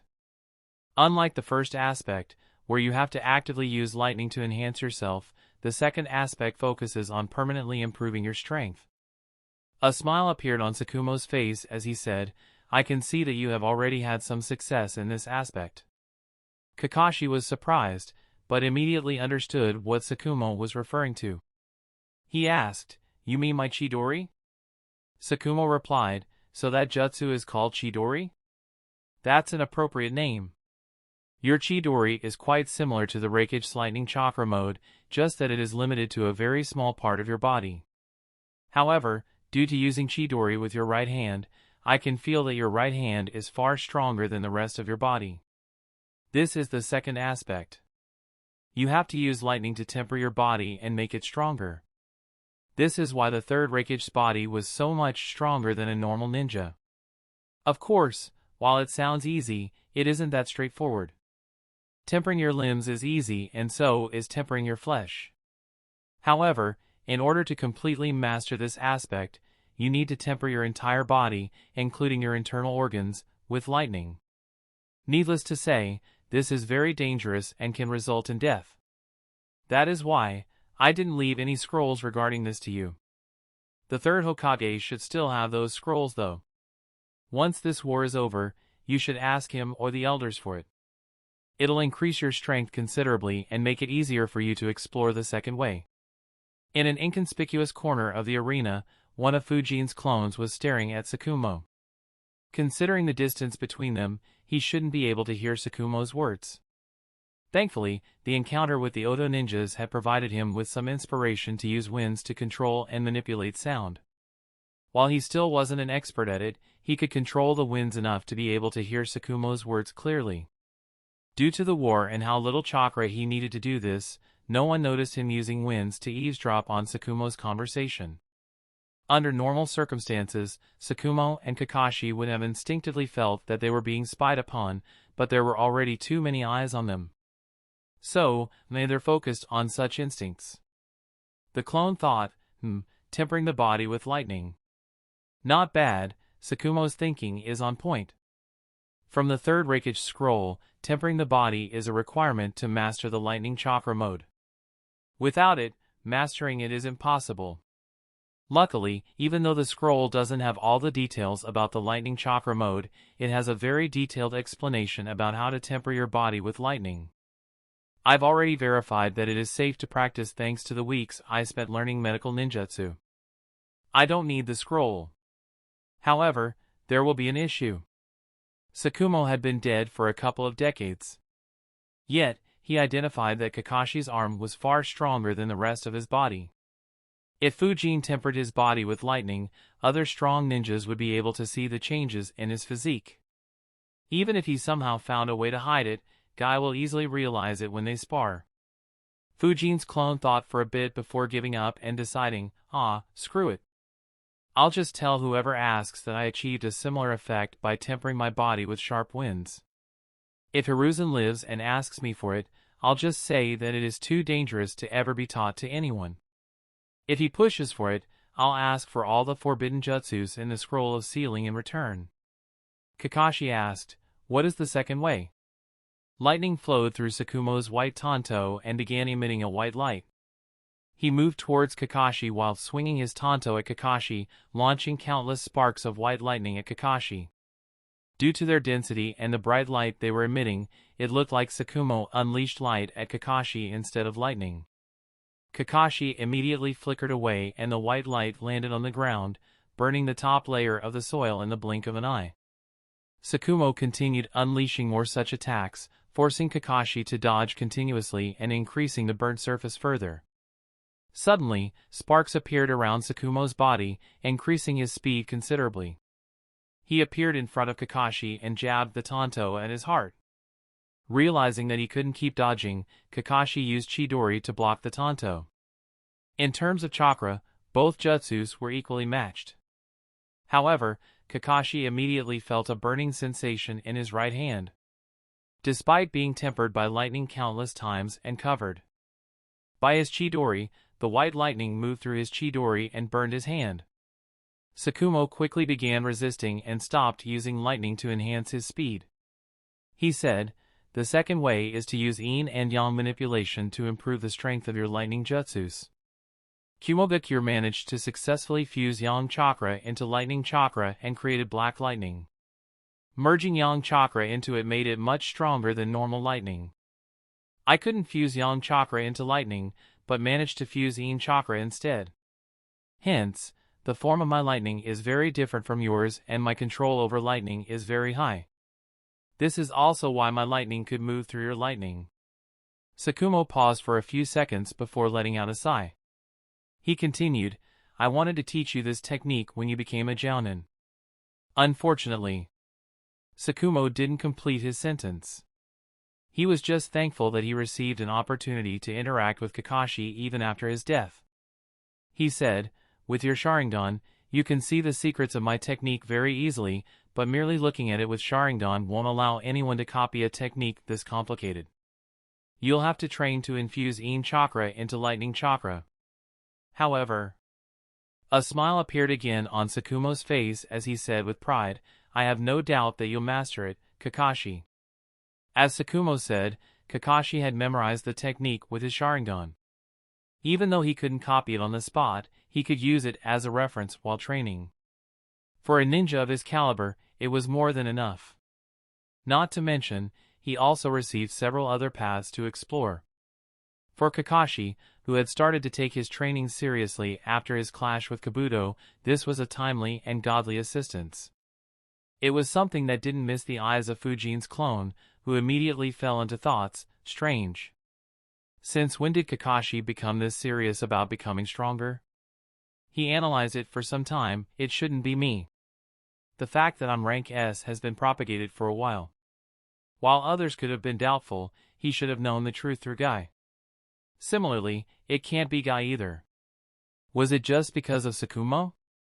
Fujin's clone wasn't sure and felt that it might not be the case, but he didn't dare to overlook this small detail. At that time, Fujin's strength was considerably higher than Kakashi's strength. In fact, the difference was so huge that Kakashi didn't even have a chance of competing against Fujin. However, Fujin didn't dare underestimate Kakashi's talent. If someone like him was to train seriously for several years, it'd result in a change that couldn't be ignored by anyone. A smirk appeared on Fujin's clone's face as he muttered to himself, "Interesting." Chapter 731, The Momentum of a Kage. Fujin's clone could easily see Kakashi becoming in existence at the same level as the Sanins, if not surpass them, in a few years. He thought, in the original story, though Kakashi was a lot stronger after the time skip, he still lacked considerably compared to the Sanins. It was only during the Fourth War that his strength, chakra and stamina somehow increased dramatically. If he gains that strength before Akatsuki makes a move against Gaara, then all the future events involving Akatsuki will drastically change too. Sigh, to think that the one thing I was a bit confident about having avoided will be affected as well.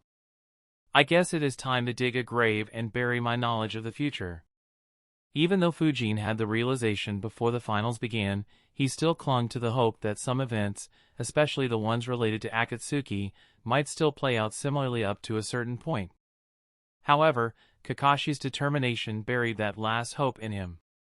Fujin's clone stopped thinking about the depressing stuff and analyzed the good stuff. That said, I never expected that Tsukumo's main attacking method would be a near-perfect fusion of Yin and lightning natures. As expected, every powerhouse's main method of attacking is peculiar. Fujin's clone had observed their clash very carefully. The reason why Kakashi's Chidori lost wasn't due to the strength of their lightning but their forms. A typical lightning jutsu would have the form of a bolt or a current. However, Tsukumo's white lightning was akin to a bombardment of tiny needles. When Kakashi jabbed towards Tsukumo, his hand was bombarded with thousands of small independent lightning sparks in an instant. It made Fujin recall the Raisin Shuriken, though Tsukumo's attack wasn't that dense. The bombardment pierced through the lightning covering Kakashi's hand before hitting it. Had Tsukumo been at his full strength, he could have easily won the battle with this one exchange. Fujin's clone concluded, that technique is at the same level as the black flame Hiruzen exhaled. In terms of destructiveness, it even surpasses the black flame. To think Yin chakra could affect lightning in this manner. Darui's black lightning was nowhere near this level. Otherwise, I would have been injured in Kumogakure. No. I'd have died 5 years ago. Back then I had caught his black lightning with my palm. Had it been Tsukumo's attack, that'd be no different than committing suicide. Other than my wind domain and the Raikage's body, I doubt any defenses can stop this attack. Even Rashomon would collapse due to the constant bombardment. I guess a barrier might have a chance. Regardless, this opens up a whole new door of possibilities for me. He took a deep breath and thought, several years ago, I had used yin-yang manipulation to enhance my jutsus to the next level. However, during our battle, Orochimaru displayed phenomenal skill in fusing yang chakra into elemental jutsus that went far beyond what I had done. Just when I started getting a hang of it, Hiruzen and Tsukumo displayed jutsus that are far superior to even that. To think that it had so much potential. It looks like my wind still has a lot of scope to improve. Fujin's clone continued watching their battle while calculating how he could infuse more yang and yin chakra in his wind jutsus. Of course, he also thought of doing so with lightning jutsus. He had a feeling that if he succeeded, he could take on Ai for some time with his Akuro identity without having to resort to the Flying Thunder God jutsu. While Tsukumo passed his jutsus to Kakashi, Fujin finally decided to end the battle. Juzo, Kaminari and hundreds of Suna ninjas became tense on seeing the wind cloak reappear around Fujin. Along with his previous wind domain and his battle against Juzo and Kaminari, Fujin's chakra reserves finally dropped below half. Kaminari snorted and said, "Impressive. I didn't think you could use it again. However, I wonder if you can sustain it for as long as you did earlier. Unlike us, your chakra is limited." A smirk appeared on his face as he taunted Fujin. Juzo grabbed his sword as well and became completely serious. While he wasn't a fan of being controlled in this manner, Fujin's display had riled him up. He wanted to see how strong the person who killed him truly was. Fujin didn't reply and directly made his move. Seeing his figure disappear, Kaminari immediately unleashed a deadly lightning jutsu. Lightning snakes appeared from his fingertips and moved forward to intercept Fujin, who was moving towards them at blinding speed. Fujin merely slashed his sword forward, releasing a wind slash that easily cut through all the lightning snakes and moved towards Kaminari. However, Juzo intervened once again, spitting out a vast amount of water to intercept his wind slash.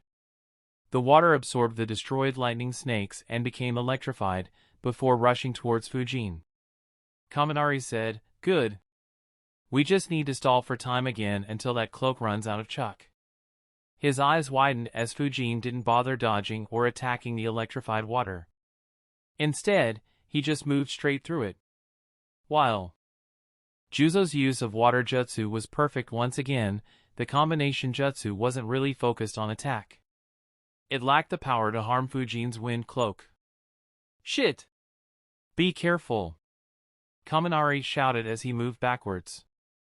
Juzo retreated as well, but not before forming 4 water clones to stop Fujin. Behind him, Kaminari created 4 lightning clones to slow Fujin down and buy them some time. However, several air bullets were created and fired spontaneously from the wind cloak. Just one hit took out the elemental clones and Fujin appeared in front of Juzo while swinging his sword down vertically on him. Juzo didn't bother trying to defend and just swung his sword at Fujin's waist, aiming to cut Fujin into two. Since he could heal from any injuries, a double blow would be advantageous for Juzo. In fact, one of the reasons why Fujin hadn't been able to seal them until now was the reckless nature of their fighting due to their immortality. However, with the wind cloak, Fujin was significantly faster than Juzo. Before Juzo could complete even half a swing, Fujin had cut him open vertically. Kaminari already knew this would happen and hence, he attacked Juzo from behind by launching a supercharged false darkness jutsu on him. Needless to say, his real target was Fujin, who was in the line of attack as well. The moment Fujin's blade cut through Juzo's body, Kaminari's attack arrived. Without flinching, Fujin exhaled infinite breakthrough jutsu at the incoming lightning spears. The wind jutsu blasted through the lightning spears, hit the retreating Kaminari and sent him flying into the forest outside the arena. The wind blades in the jutsu mutilated Kaminari, but he didn't mind the damage and thought, I barely made it. His jutsu dispersed the remains of Juzo's body. So, he can't be sealed before he reforms. However, his pupils dilated as Fujin appeared right above him and swung his blade at Kaminari. Lightning sparks appeared all over Kaminari's body as he escaped by the thinnest of the margins. As he flickered constantly through the forest, he wondered, how the hell did this brat grow this strong? Even with Juzo's help, I'm barely able to keep up with him. A frown appeared on his face as Fujin appeared in front of him, easily keeping up with his ridiculous speed. However, Kaminari had expected it. Several explosive tags appeared between him and Fujin and exploded in an instant. The explosions forced Fujin to move away, while Kaminari flew backwards due to the force of the explosion. He flipped in the air to regain his balance and used the trees as footholds to constantly retreat at a high speed. As Fujin appeared next to him once again, a face appeared in Kaminari's mind. Kaminari thought, this is just like that time. No matter what we do, we are unable to even phase him. None of our techniques can harm him, while he easily toys with us. It's as if we're nothing but pests. Hatred appeared in Kaminari's eyes as he fiercely clashed with Fujin. Once again, he barely clung onto his body at the cost of getting trashed around. A grim expression appeared on his face as he thought, this is just like that accursed Raikage. The face that appeared in his mind was of none other than the third Raikage. Due to the talent he showed, Kaminari was an important part of Kumo's forces. As such, the third Raikage had taken an interest in him and guided him a bit. As any hot-blooded and ambitious youngster, Kaminari wanted to become stronger than his Kage. However, no matter what he did, he was never able to close the distance between the two of them. Even when he became an elite Jounin who was just a step away from becoming a rank S ninja, it was still the same. Against the third Raikage, he was always as helpless as an academy student. The feeling Kaminari got from Fujin was the same. No matter what he and Juzo tried, nothing worked against Fujin. He just brushed off all attacks like they were nothing but dust while they were continuously trashed by him. It caused Kaminari to recall some unpleasant memories. Kaminari hatefully muttered, there is no doubt about it. If he's left alive, this brat will reach that level. He already has the momentum of a Kage. Chapter 732, Blitzing Through the Battlefield. He has the momentum of a Kage.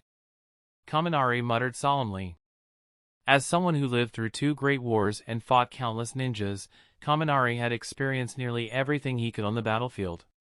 However, the moments that created the highest impact on him were when he saw certain ninjas fighting with an unstoppable momentum. When they battled, even the rank S ninjas in the enemy camp would be fearful. As a high-level Kumo ninja, the one who he watched the most was the third Raikage. With his absurdly powerful physique and the invincible lightning chakra mode, he was a force to reckon with on the battlefield. Kaminari was also fortunate enough to witness Hiruzen, Inoki and Tsukumo on the battlefield and make it out alive. None of them were ninjas Kaminari could take on. And now, As he fought Fujin, he got the same glimpses as those ninjas. The fact that Fujin did so with a technique that had never appeared before reinforced that feeling. While he could see that there was still some distance between Fujin and them, that distance was inconsequential for him. As he continued getting trashed, the hatred in Kaminari's heart grew. After seeing what the third Raikage could do, he longed to reach that level. After years of unsuccessful efforts, he gave up on creating new techniques and put all his hopes into the lightning chakra mode. Unfortunately, the third Raikage realized how troublesome his personality was. To ensure stability in Kumogakure, he didn't teach Kaminari the lightning chakra mode, dooming his hope of ever reaching that stage. It was why he hated Kumo and left the village. Of course, he only dared to do so after the third Raikage was dead. Wind blades continued ripping through his body. He had already lost both of his arms, and several chunks in his chest and abdomen were missing. A deep cut could also be seen in his neck. However, Kaminari continued moving while looking at the location where Juzo's body was reforming from the corner of his eyes. He thought, I just have to hang on for a few sec. What the hell? As Juzo's body was reforming, a gentle breeze appeared and engulfed him in the blink of an eye. The winds took the shape of a palm with Juzo's body at the center of the palm. A seal appeared on the palm, stopping Juzo from being revived. Kaminari immediately saw who was doing so and spotted a person. He thought, a shadow clone? When did he create a shadow clone? Kaminari immediately recalled his battle against Fujin and realized, it was when I was launched into the forest. Shit! He quickly stepped to his left to avoid the sword Fujin was thrusting towards his abdomen. However, a mini hurricane appeared around Fujin's sword and expanded in the blink of an eye, engulfing Kaminari and dismembering his body into several more pieces. Kaminari cursed hatefully, Batar.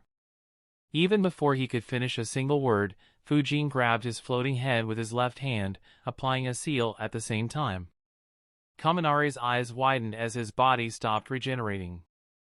In such a poor state, Kaminari had no way to resist Fujin's seal, which not only immobilized him but also sealed his soul. Under Fujin's control, the earth moved and boxed his head and other body parts in, before Fujin applied more seals to ensure that the job was done. Some distance away, his clone did the same to Juzo. In under a minute after using his wind cloak again, Fujin had sealed Juzo and Kaminari. Haku's Senbon needles bounced harmlessly off Hoka's rotation as the Hyuga ninjas watched in surprise. Haku, who was moving to launch the finishing blow, was surprised. After blocking the needles, Hoka suddenly flickered without bothering to properly end his jutsu. He appeared next to Haku, who was still mid-air. As Haku looked at him, he could see the chakra Hoka released to create the rotation was still around him. Without giving Haku any opportunity, Hoka launched a deadly assault. His palms repeatedly hit Haku's chakra points. However, it was different this time. Hoka didn't limit himself to the traditional gentle fist style. Instead, he used the remaining chakra from his jutsu to blast Haku's chakra points and destroy them from within. Hoka concentrated all the chakra around him on his right palm before he landed the final hit on Haku's chest. Haku coughed before a hole was blown up in his chest. Every Hyuga who watched Hoka's counterattack was shocked. A few gulped their saliva and wondered aloud, did Hoka improve the rotation jutsu? I have never seen anyone use rotation in this manner. He is incredible. Not only has he learnt the jutsu of the main family, but he also improved it further. Not only can he defend with the jutsu, but he can also use it to create a terrifying counterattack. This changes the jutsu fundamentally. An old Hyuga Jounin said. Hayashi was no exception either. He thought, this is a rather ingenious way of using the chakra that is used during rotation. However, using it in this manner isn't very useful in normal circumstances. After all, the basic gentle fist style works on nearly every ninja. He must have created these modifications keeping the vacuum palm jutsu in mind. If he can use that chakra to fire far stronger vacuum palm jutsu, then it'd give a real bite to the jutsu. Considering that the opponents would momentarily be tired from using a jutsu strong enough to force him to use rotation, they wouldn't anticipate such a quick counterattack and could be taken down with surprise. The more Hayashi analyzed, the more impressed he became with Hoka's ingenuity. Needless to say, he intended to copy every single bit of it. Due to the excess chakra Hoka used, the hole in Haku's chest continued growing larger for a second before the regenerative ability of the Edo Tensei Jutsu kicked in. However, a smirk appeared on Hoka's face. Instead of focusing on his opponent, Haku glanced behind. His eyes widened as he thought, incredible. Did he seal Juzo and Kaminari in such a short while? Having sealed Juzo and Kaminari, Fujin left clones behind to watch over them and returned to the arena. Hoka had noticed Fujin's return with his Byakugan, which is why he went all out to finish his battle. Within moments, Haku was sealed up as well. Hayashi glanced at Fujin and thought, come to think of it, Hoka's modifications have some similarities with his wind jutsu. I wonder if he took inspiration from that wind dome or if Fujin guided him. Fujin left another shadow clone to watch over Haku before he and Hoka flickered. Noticing that Fujin and Hoka sealed Haku, Guy grinned and said, I enjoyed battling with you. Unfortunately, the time isn't appropriate to indulge. Suddenly, Guy opened the first 5 inner gates. Zabuza muttered, so, this is the forbidden technique that killed 4 of the 7 ninja swordsmen of the mist. A grin appeared on his face as he swung his sword to intercept Guy and shouted, let me see what they had to go through. Zabuza fiercely counterattacked Guy, who appeared in front of him at an insane speed. However, Guy easily diverted his attacks before landing several powerful hits on Zabuza, deforming his body and creating a couple of holes. Just like he did with Haku, Fujin appeared behind Zabuza and sealed him within a few seconds. While Fujin joined forces with Guy, Hoka moved to assist Renjiro. Unlike Renjiro, he didn't intend to fight Shirogane from a distance. He ran on the water bodies Renjiro had created and faced off Shirogane. A grin appeared on Shirogane's face. For the past few minutes, Renjiro had left him completely frustrated. All his attacks were absorbed by near endless amounts of water and earth. The insults he hurled at Renjiro had no effect either. Instead, Renjiro engaged in a playful banter to waste more time. He was a few moments away from losing his cool when Hoka moved towards him. Several bones popped out of his body as Shirogane laughed and claimed, finally, someone in Konoha has balls. Hoka knew that Shirogane was just saying so to prevent him from doing the same thing that Renjiro had been doing. He snorted and took a battle stance. 8 trigrams 64 palms. Instead of attacking chakra points as usual, Hoka used the jutsu defensively to block all of Shirogane's attacks. Shirogane attacked maniacally, but his grin slowly faded away. He realized, what the fuck? Even though he is close, his tactic is the same as Renjiro's. But why did he come close to me if he didn't intend to attack? His eyes suddenly widened as he felt a presence behind him. Chapter 733, Turning the Tides in the Blink of an Eye. Under normal circumstances, Shirogane would have easily sensed anyone sneaking up on him and countered before that happened. However, Hoka's frontal assault kept him occupied. He immediately realized, so that's why this bastard is fighting this way. He isn't here to seal me, but only wants to distract me when the real attack arrives. Shirogane could have still spared some attention towards the new attacker, but Renjiro continued distracting him by launching water shurikens from weird angles. These two factors, combined with Fujin's ridiculous speed, meant that Shirogane couldn't divide his attention to focus on the new opponent. Hence, he simply decided to launch several sharp bone projectiles from his back to force Fujin away. However, his bones had barely appeared out of his back and hadn't even been launched when several vacuum blades cut through his body and ruthlessly sliced him into several pieces. No matter how strong his bones were, they couldn't resist the sharp vacuum blades. Realizing the danger, Shirogane twisted his head at a very odd angle to ensure that his brain wasn't sliced through. Even though his neck was sliced through, his head remained intact. He looked at Fujin and scoffed internally, as if I'd let myself be sealed without getting a taste of blood. He immediately controlled all the bones and the pieces of his body and was about to launch every single one of them in all directions.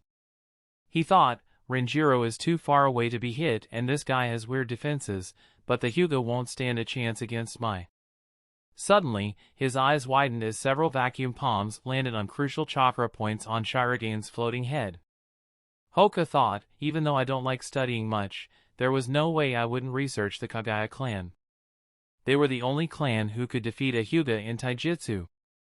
Even though Fujin cut him, he won't lose his vitality so easily. A fraction of a second after Hoka's attacks landed on Shiragan, a fist landed on his head. The water under their feet retreated and exposed the hard ground as Guy's punch pulverized Shiragan's head along with the remaining pieces of his body. Renjiro chuckled. He had noticed Guy's movements and immediately withdrew the water around the area while hardening the ground at the same time. As a result, the bones that had previously been slashed by Fujin were almost entirely pulverized by Guy and Shiragan lost consciousness. Before the Edo Tensei Jutsu's regeneration could kick in, Fujin sealed him up as well. The battlefield came to a standstill once again as the Suna and Konoha ninjas looked at the arena in shock. Just a couple of minutes ago, the entire battlefield was in a deadlock. The reanimated ninjas kept the strongest Konoha ninjas busy while the Suna elites held off the remaining Konoha ninjas. However, the situation changed in the blink of an eye. Before they could realize it, Fujin suddenly sealed 5 of the 6 reanimated ninjas. And now, Fujin, Guy, Renjiro and Hoka were glancing at Tsukumo. The morale of the Konoha ninjas rose once again and several ninjas exclaimed loudly. That's incredible! They defeated those reanimated ninjas just like that. Now only the White Fang is left.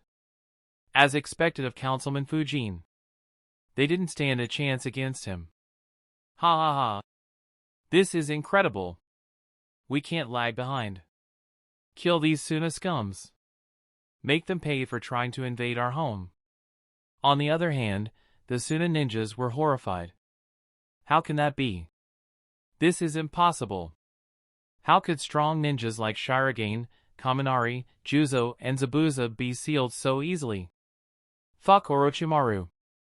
Why did we ally with such an incompetent fellow? Forget Orochimaru. Where is Lord Fourth? If that monster turns his blade towards us, we're dead.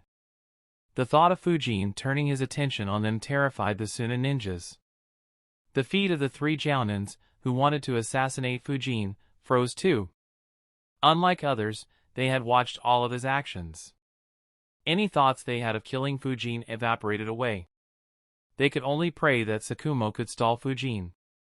The Konoha ninjas launched a spirited assault on the demoralized Suna ninjas. They still gave their best, but the number of Suna ninjas falling kept rising at an alarming rate. Baki's expression became very ugly as he realized, if Orochimaru doesn't have any more hidden cards and Lord Kazekage doesn't show up, this battlefield is doomed. The only way things could turn around is if the Hokage falls. However, helplessness appeared in his eyes. After the first and second Hokage appeared inside the barrier, he expected Hiruzen to fall very easily. However, the reality was the exact opposite. Forget dying, Hiruzen held the upper hand throughout the battle. From Baki's observation, the only way Hiruzen could lose is if he ran out of chakra. However, it was extremely clear that every Suna ninja would be long dead before Hiruzen ran out of chakra. Once Tsukumo was sealed and Fujin turned his attention to them, the war would be over. However, Baki still held some hope. He thought, since Lord Kazekage hasn't appeared yet, he must be doing something very important. That could be a way for us to turn this around. In addition, Orochimaru should be aware of the situation too. Once we are wiped out, every Konoha ninja will attack the barrier. Surrounded by hundreds of ninjas, Orochimaru might fall as well. Since he is still only focusing on the Hokage, he must have some plans as well. As Baki suspected, Orochimaru did have a few plans. Even so, his expression was ugly. He thought, Girin's death messed up my arrangements badly. The battle outside is a complete loss. If Tsukumo had gone all out, he could have tied Fujin down. However, with him resisting my commands, his strength weakened to a point where even Kakashi could handle him. That said, confusion appeared in his eyes as he wondered, what game is Kakashi playing? Shouldn't his strength be much higher? Why is he still hiding his strength even after seeing Kabuto? Orochimaru was genuinely confused. When Kakashi appeared in the arena along with Sasuke, Orochimaru looked at Kakashi with a whole new gaze. The fact that someone like him kept his true power hidden for so long increased Orochimaru's respect for him. However, his actions on the battlefield confused Orochimaru. Orochimaru couldn't help but wonder, could it be that he has kept his power hidden from even the top brass of Konoha? That's interesting. I wonder what his true motives are considering that he doesn't go all out even at such a critical time. Tsukumo was barely done explaining and displaying his critical techniques to Kakashi when Fujin and others arrived. Tsukumo smiled and said, "It seems I'm the last one. You guys did a good job. I'll continue resisting Orochimaru's command. Seal me quick." He suddenly stopped talking as his eyes went completely black. Sparks appeared around his body as his speed increased tremendously. Winds blasted behind Fujin as he moved forward to intercept Tsukumo. In the blink of an eye, their blades clashed hundreds of times as the two engaged in a terrifying battle. Guy asked in confusion, "What happened? Why did your father suddenly go all out?" Kakashi answered grimly, "It looks like Orochimaru has taken control of his mind completely." Renjiro agreed and added, "Orochimaru was likely struggling to control all 6 of them at the same time. However, since Tsukumo-sama is left now, Orochimaru must be focusing entirely on him." It was exactly as Kakashi and Renjiro analyzed. Once Fujin sealed 5 reanimated ninjas, the only ones left were Kabuto and Tsukumo. Unlike the others, Orochimaru did not need to control Kabuto. Due to his loyalty, Kabuto followed Orochimaru's plans without the need for any control. Hence, Orochimaru focused entirely on Tsukumo, which increased his control drastically. He completely suppressed Tsukumo's will and made him go all out, at least to the extent to which his body allowed. As such, Tsukumo fought just like how Hashirama and Tobirama were fighting. Hoka asked with a frown, "What do we do now? Sealing him will be extremely difficult. Should we assist Fujin or should we lead him to Fujin and focus on others?" Guy immediately answered, "Let's assist Fujin. I can open my inner gates once again for a short while without tiring myself." Kakashi nodded too. However, Renjiro glanced in the direction of the barrier and looked at Hiruzen and his opponents. Looking at the state of the battle, he quickly analyzed the situation. Before Kakashi, Guy, and Hoka could join the battle, he softly said, "Wait." Kakashi, Guy, and Hoka glanced at Renjiro, wondering what he was planning. Chapter 734, Spectral Swordsman vs. White Fang. Lightning Release, White Death Jutsu.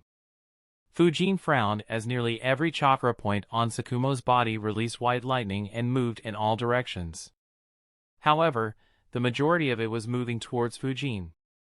Fujin immediately waved his left arm, transforming a part of the wind cloak back into winds, which formed a sphere around him.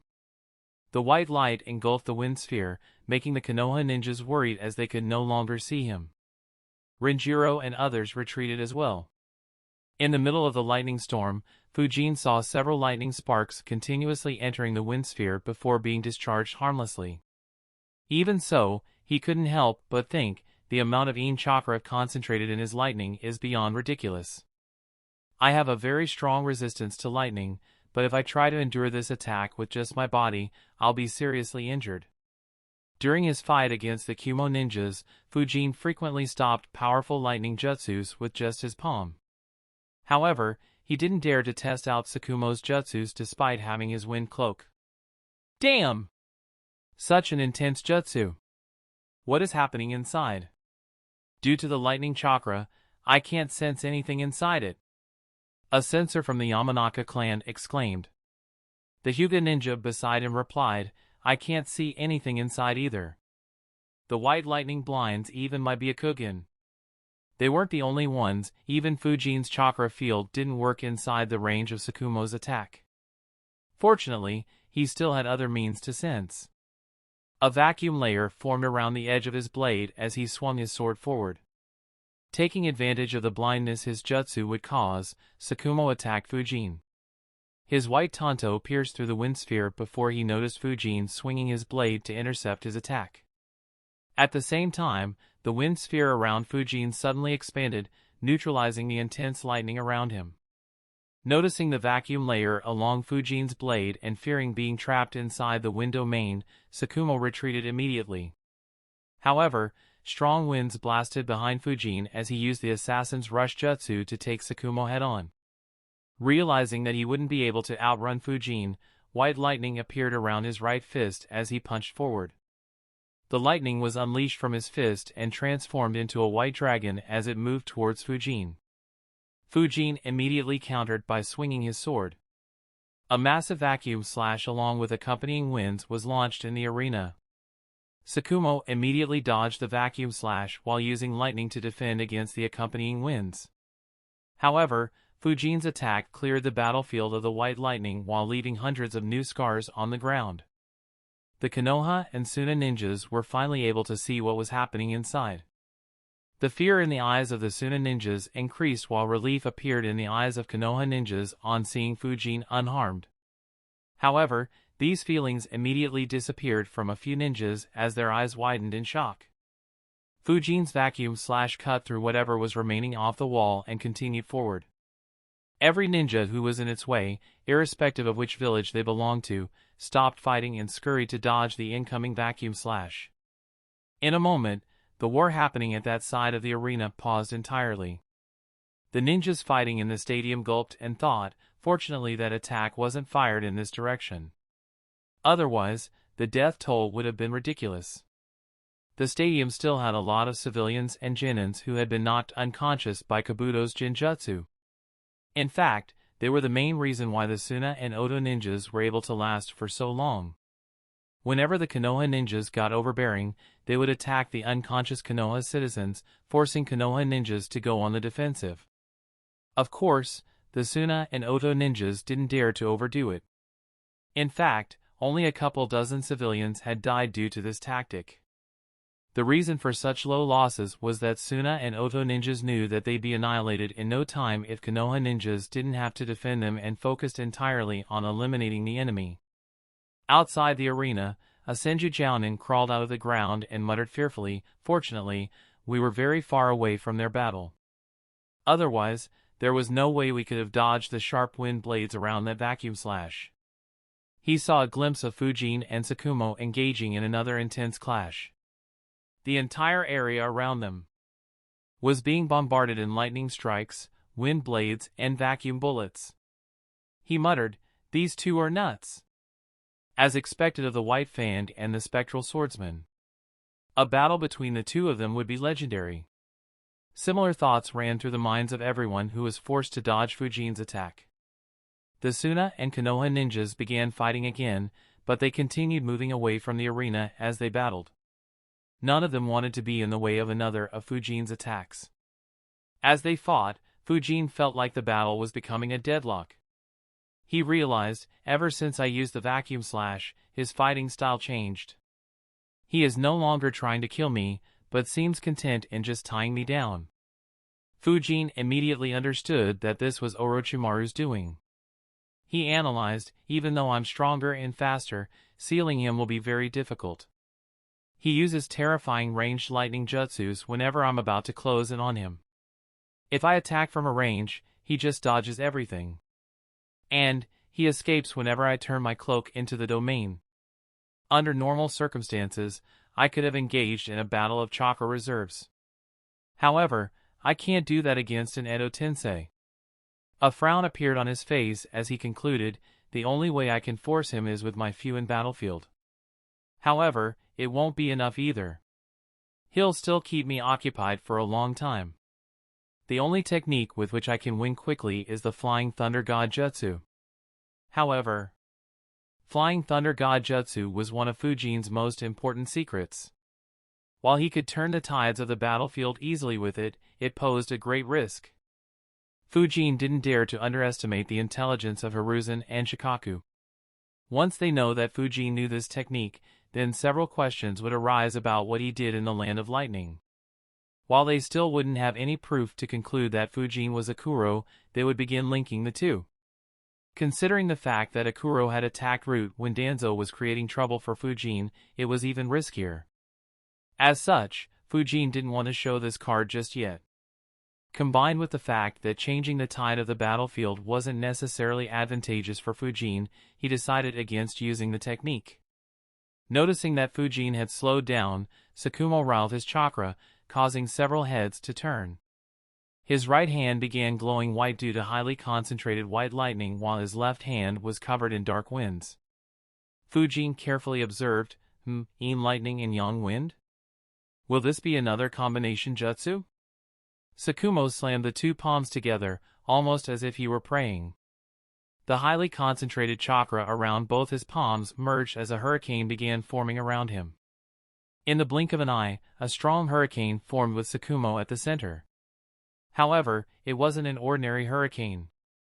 The hurricane oscillated between flashing a bright white light which blinded anyone who looked at it to immediately becoming completely dark.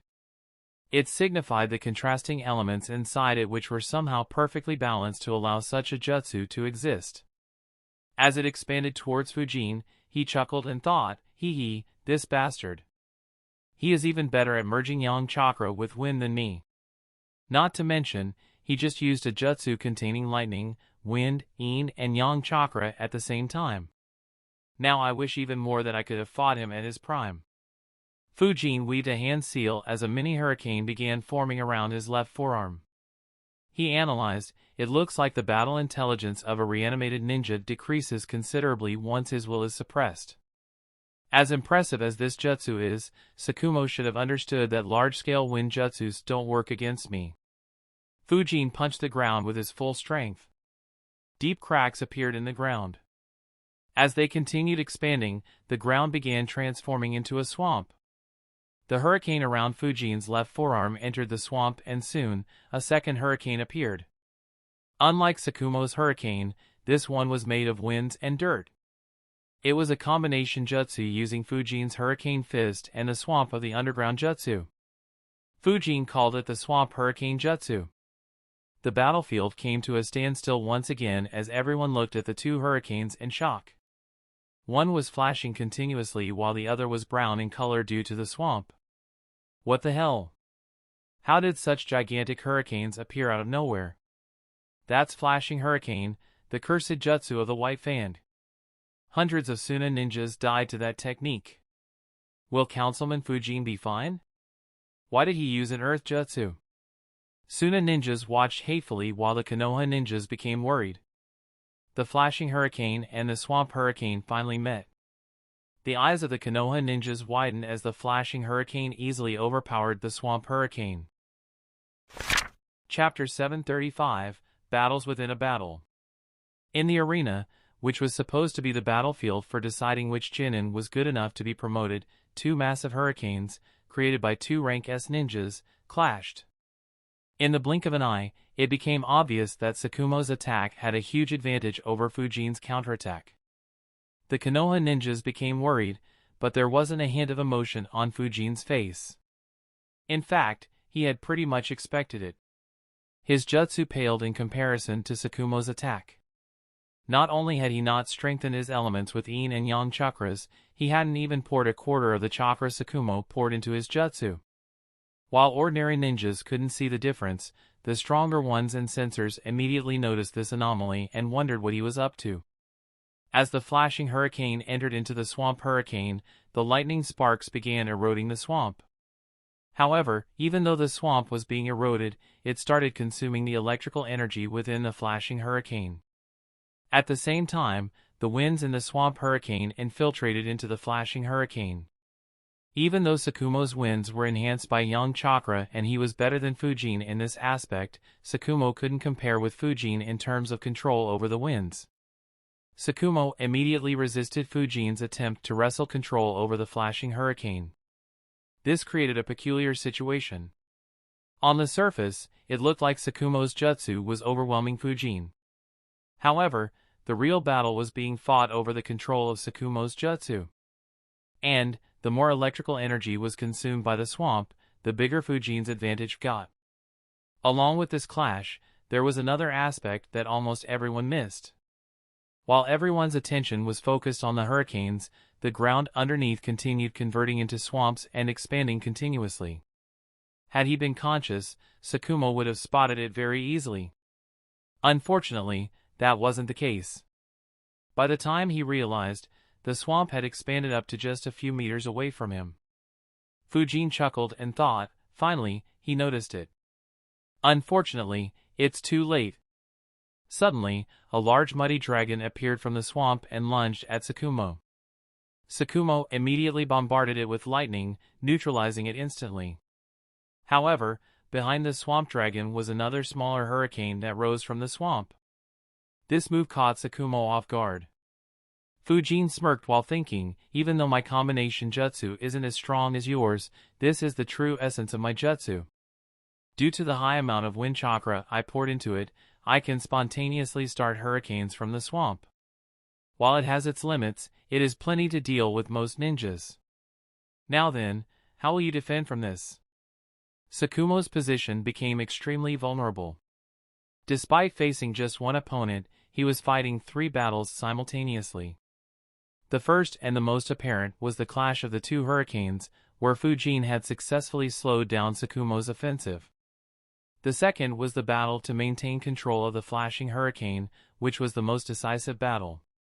And now, he had to deal with the new hurricane, which flowed in the opposite direction of his flashing hurricane and continuously reduced its strength while posing a danger to Tsukumo. Despite seemingly losing the initial clash, Fujin gained an overwhelming advantage over Tsukumo. Instead of defeating Fujin, Tsukumo's terrifying jutsu provided Fujin with a chance to break the deadlock and win the battle. A wide grin appeared on Fujin's face as the 3 factors continued increasing his advantage. In just half a minute, Tsukumo seemed unable to hold on. Fujin extended his arm forward and muttered to himself, "It's over. Once I gain control of his winds, I can create a new wind domain with it. Tsukumo won't be able to escape." His eyes suddenly widened. He quickly dispersed his wind cloak, which transformed into winds and moved very quickly as he cursed, "Shit. Is he aiming to kill everyone here?" When he realized that he had lost the exchange and was about to be trapped inside his own jutsu, Tsukumo simply exploded all the lightning chakra that was still in the flashing hurricane. Even though the explosion wouldn't harm Fujin much, it would harm most of the unconscious people and even the ninjas in and around the stadium. In the worst-case scenario, thousands of civilians and over 100 ninjas might die. Both Konoha and Suna ninjas became fearful of sensing the massive explosion. The flashing hurricane collapsed due to the explosion, and so did Fujin's swamp hurricane, which couldn't withstand the explosion. Even the swamp in the ground was ruined to a great extent. To everyone's horror, the explosion spread towards the stadium. Thankfully, winds appeared between the explosion and the stadium, intercepting the lightning charges and shockwaves. As they passed through the winds absorbed the shockwaves and neutralized most of the lightning charges. In the end, the people in the stadium only felt a breeze and harmless static currents. While the ninjas were relieved, Fujin's expression let out a sigh and muttered, "To fall prey to this tactic, that's humiliating." Even though he was unharmed, it was ironic that he was at the receiving end of a tactic that he loved using. Tsukumo held the civilians in the stadium hostage to force Fujin to give up his advantage. While Fujin didn't particularly care about their lives and focusing on sealing Tsukumo might have been better for the war, he couldn't just stand and let thousands die. It would allow the ones who find him as an eyesore to target him politically. Not knowing whether Hiruzen would die or change his fate, Fujin didn't want to deal with such a headache. Fujin analyzed, along with holding the people hostage, it was also a suicidal attack. Had he been alive, he would have been gravely injured. However, he'll just heal up now. As Fujin predicted, Tsukumo took heavy damage from the explosions too. However, he regenerated even before Fujin could take any advantage of his injuries. The battlefield was reset as it was earlier with one major change. Tsukumo's chakra reserves were still full, while Fujin had expended his wind cloak. In another case of irony, it was Fujin who was being limited by his chakra reserves. Orochimaru quickly caught on to this detail. He chuckled and asked, "Are you still counting on external help, sensei? Even if that kid defeats Tsukumo, he'll be all out of chakra. And, if you recall Jiraiya, my summons will destroy Konoha." Haha. Hiruzen had a serious expression but became confused when Orochimaru suddenly stopped laughing and a dumbfounded expression appeared on his face. He couldn't help but wonder what happened for his expression to change so drastically. He wasn't the only confused person. Orochimaru was even more confused as he wondered, what the hell? Why did all my summons suddenly go back? The time that Tsukumo blew up his jutsu matched with the time when the giant snake blew up in the Ryuchi cave. As such, Orochimaru received bad news right after he received good news. He realized, without my summons, Jiraiya will come here. Even though this stadium is far from the village, he'll come here in around 5 minutes. This will be tricky. He quickly analyzed, on second thought, it may not be a bad thing. Though I won't be able to give Sensei the ending I want him to get, I can kill both Jiraiya and Fujin along with Sensei. Konoha would truly be finished then. Orochimaru immediately intensified his attack and joined up forces with the two former Hokage to kill Hiruzen. Hiruzen noticed the change and analyzed, something must have happened to force him to attack so fiercely. Even though I don't know what it is, it should be advantageous for me. I'll continue stalling for time. Even if Fujin gets exhausted, the Suna ninjas won't be able to last for long. As long as I don't fall, Konoha will win the war. Hiruzen changed his fighting style and became completely defensive.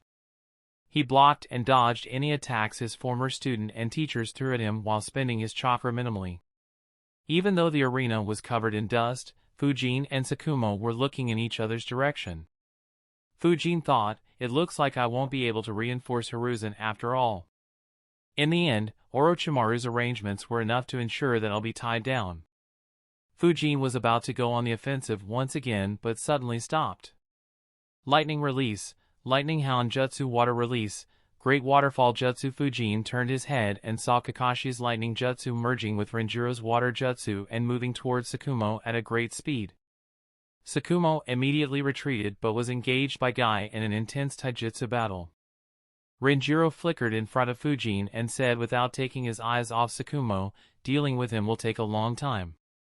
Unfortunately, time is not a luxury we have for now. I'm not sure how long the old man can hang on.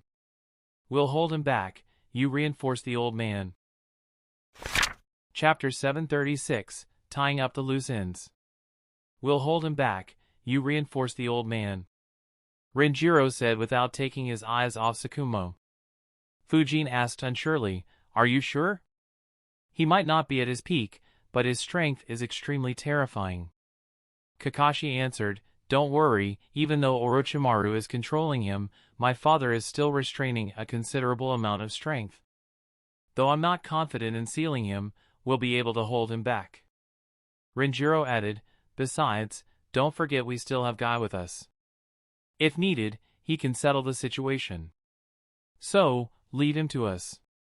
You and Hoka deal with the barrier and Orochimaru. Kakashi and Renjiro's reasoning was completely sound. Fujin didn't have anything to say against it. He replied, all right, be careful. Renjiro replied, you two stay careful as well. Who knows what else that snake is hiding? Renjiro's initial idea was to let Fujin deal with Tsukumo while they go to help Hiruzen. However, Renjiro wasn't sure whether they'd be able to deal with any more hidden cards that Orochimaru might have. Hence, he decided to do the opposite. Even though Fujin's chakra was running low, he still had the best chance to deal with Orochimaru's schemes. Fujin and Hoka nodded and both flickered away. Orochimaru noticed it and had Tsukumo go all out, but Guy, Kakashi and Renjiro managed to hold him back while Fujin and Hoka moved towards the barrier. In a matter of moments, the situation changed drastically. Hiruzen, who had been fighting a lone battle, now had 2 rank S ninjas coming to his aid. Even though Fujin had been through several battles and Jiraiya was still a bit away, the situation had become extremely favorable for Konoha. Yet, Orochimaru continued battling without showing any signs of retreat. As he moved, Fujin thought, it looks like I'll be reinforcing the old fox after all. TSK, he is really strong though, undoubtedly far stronger than what he was shown to be in the original story.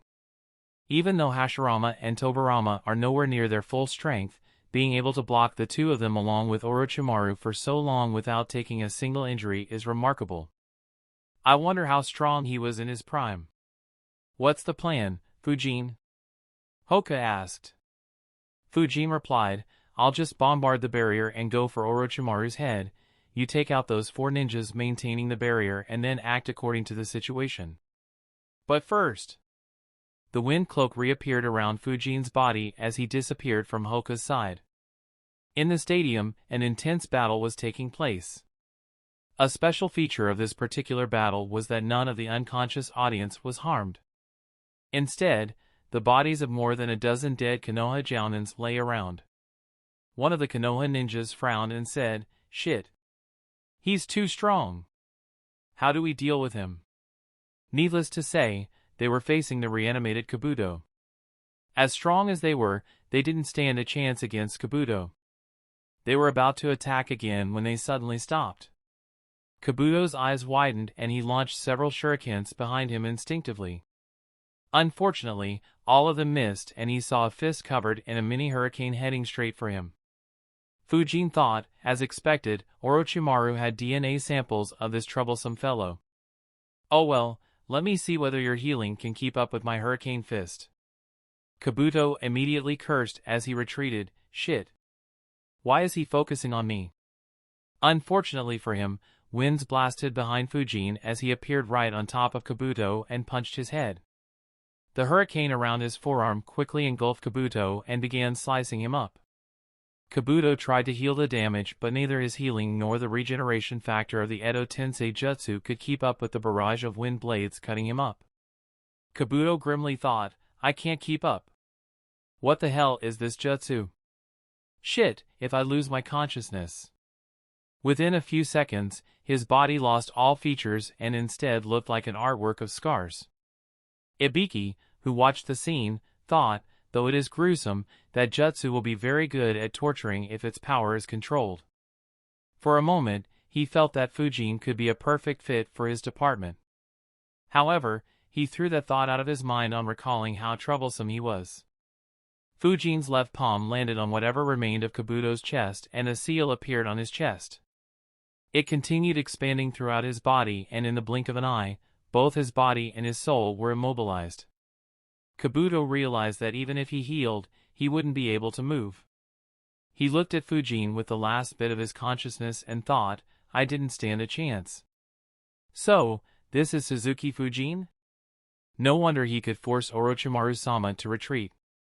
The Konoha ninjas around saw Fujin using the binding cloth seal to mummify Kabuto and muttered, It's over, just like that? This is terrifying. Yeah, we couldn't do anything against him, but Fujin sealed him in a matter of seconds. What none of them saw was the innumerable amount of seals Fujin kept placing on the cloth while he sealed Kabuto. He even placed a few flying thunder god marks while thinking, let me see how you come back to life again. Now that he had the sealed Kabuto, Fujin immediately decided to ensure that no one would ever remove the seals to revive him. Even though it was highly unlikely for Kabuto to improve as a reanimated ninja, Fujin had no reason to test it out. Hence, he applied a ridiculous amount of seals before sealing him in a coffin, which also had a ridiculous amount of seals. Fujin glanced at his work and thought, this should be enough. Any more, and it'll raise suspicions. Unless a Fuinjutsu Grandmaster makes a move where someone uses an extremely destructive jutsu to blow the coffin and him up, there's no way he can be freed. Fujin glanced at the Jounins he had instructed earlier to stall Kabuto and instructed, watch over the coffin. If they free him, he'll recover his strength in the blink of an eye. They immediately nodded and were about to reply affirmatively, but Fujin disappeared from the stadium without waiting for their response. While several intense battles happened in and around the arena and the village, another intense battle broke out a considerable distance outside the village. Naruto's squad finally caught up with Sasuke, who had just been trashed by a semi-transformed Gaara. Standing some distance away was Fujin's shadow clone, who had masked his scent completely to ensure that Pakken wasn't alerted of his presence. He glanced at the group and thought, so many things have changed, but it seems like their battle will still happen. While he followed them, Fujin's clone noticed several changes, many of which were direct consequences of his actions. The first was Lee's presence, which only happened because Fujin saved Lee during the preliminaries. The second was that no Oto ninjas chased after them. This was a direct consequence of what Fujin did when the battle began. Due to his indiscriminate massacre, the majority of the Oto ninjas were dead, causing them and the Suna ninjas to be under extreme pressure. They no longer had any manpower to chase after a bunch of Genins. While a couple of squads still tried to chase after Sasuke due to Orochimaru's instructions, they were quickly intercepted by Konoha ninjas who assumed that they were escaping due to Fujin's deadly assault. Kankuro stayed behind just to stall Sasuke but was confronted by Shino just like in the original story. As such, the entire squad reached Gaara and Temari together. Fujin's clone continued looking at them and analyzed Shikamaru and Lee. Shikamaru isn't strong, but his brain could result in some changes. On the contrary, Lee has the might required to force a change. Though he isn't allowed to open the inner gates, he is quite suicidal. I wonder how the battle will play out now. Back in the arena, Hoka asked, was he that important to be taken care of? Fujin withdrew a scroll while replying, yeah, he's a troublesome fellow. If he interfered in the fight against Tsukumo-san, Sensei and others would have been in trouble. Hoka understood his thoughts and nodded. Opening the scroll, Fujin weaved the confrontation hand seal. At the next moment, thousands of explosive tags appeared in front of him. The Umbu ninjas, standing outside the barrier, rejoiced to see Fujin come near the barrier. They were about to greet him and inform him about the barrier when they saw a sight that horrified them. All of them scattered immediately. At the same time, the Sound Four looked at the insane number of explosive tags with grim faces. They immediately activated the second stage of their curse seals to provide more chakra to the barrier. Fujin glanced at them and muttered, I have always been curious about how many explosive tags it'll take to break a barrier of this level. Any guesses, Hoka? Chapter 737, The Biggest Joke. I have always been curious about how many explosive tags it'll take to break a barrier of this level. Any guesses, Hoka? Hoka just chuckled as 8,000 explosive tags flew towards the barrier. He replied, does it matter? No matter how many it takes, it won't even leave a dent in your storage of explosive tags, will it? Hoka fully expected Fujin to have at least a dozen more such scrolls on him. As for how many might be in his house, Hoka didn't even bother to make a guess. He just knew that it would be some unbelievable number. Tayuya shouted, don't hold back. The sight unnerved the Sound Four, who wondered, why does he carry so many explosive seals on him? The same thoughts ran through the minds of the Suna ninjas who were relieved that they weren't heading towards them. Baki wondered, was he planning on blowing up an entire village or something? Inside the barrier, Hiruzen chuckled and said, it's over, Orochimaru. I hope you have already secured an escape route. If not, I'll fix the mistake I made a decade ago. To Hiruzen's surprise, Orochimaru chuckled and asked, are you so sure that it's over, Sensei? As he said that, a large amount of gold dust appeared in the path of the tags. Relief and hope appeared in the eyes of the Suna ninjas keeping an eye on the barrier. Baki muttered to himself, finally, Kazekage-sama has arrived. However, defeating Fujin will be difficult. Everything will depend on why he was so late. This will be the crucial moment of the war. Whoever wins will win the war. A massive explosion attracted the attention of every ninja in the vicinity as the tags exploded after coming in contact with the gold dust.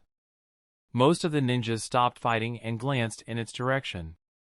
The explosion was so massive that even Jiraiya, who was several minutes away, heard the explosion.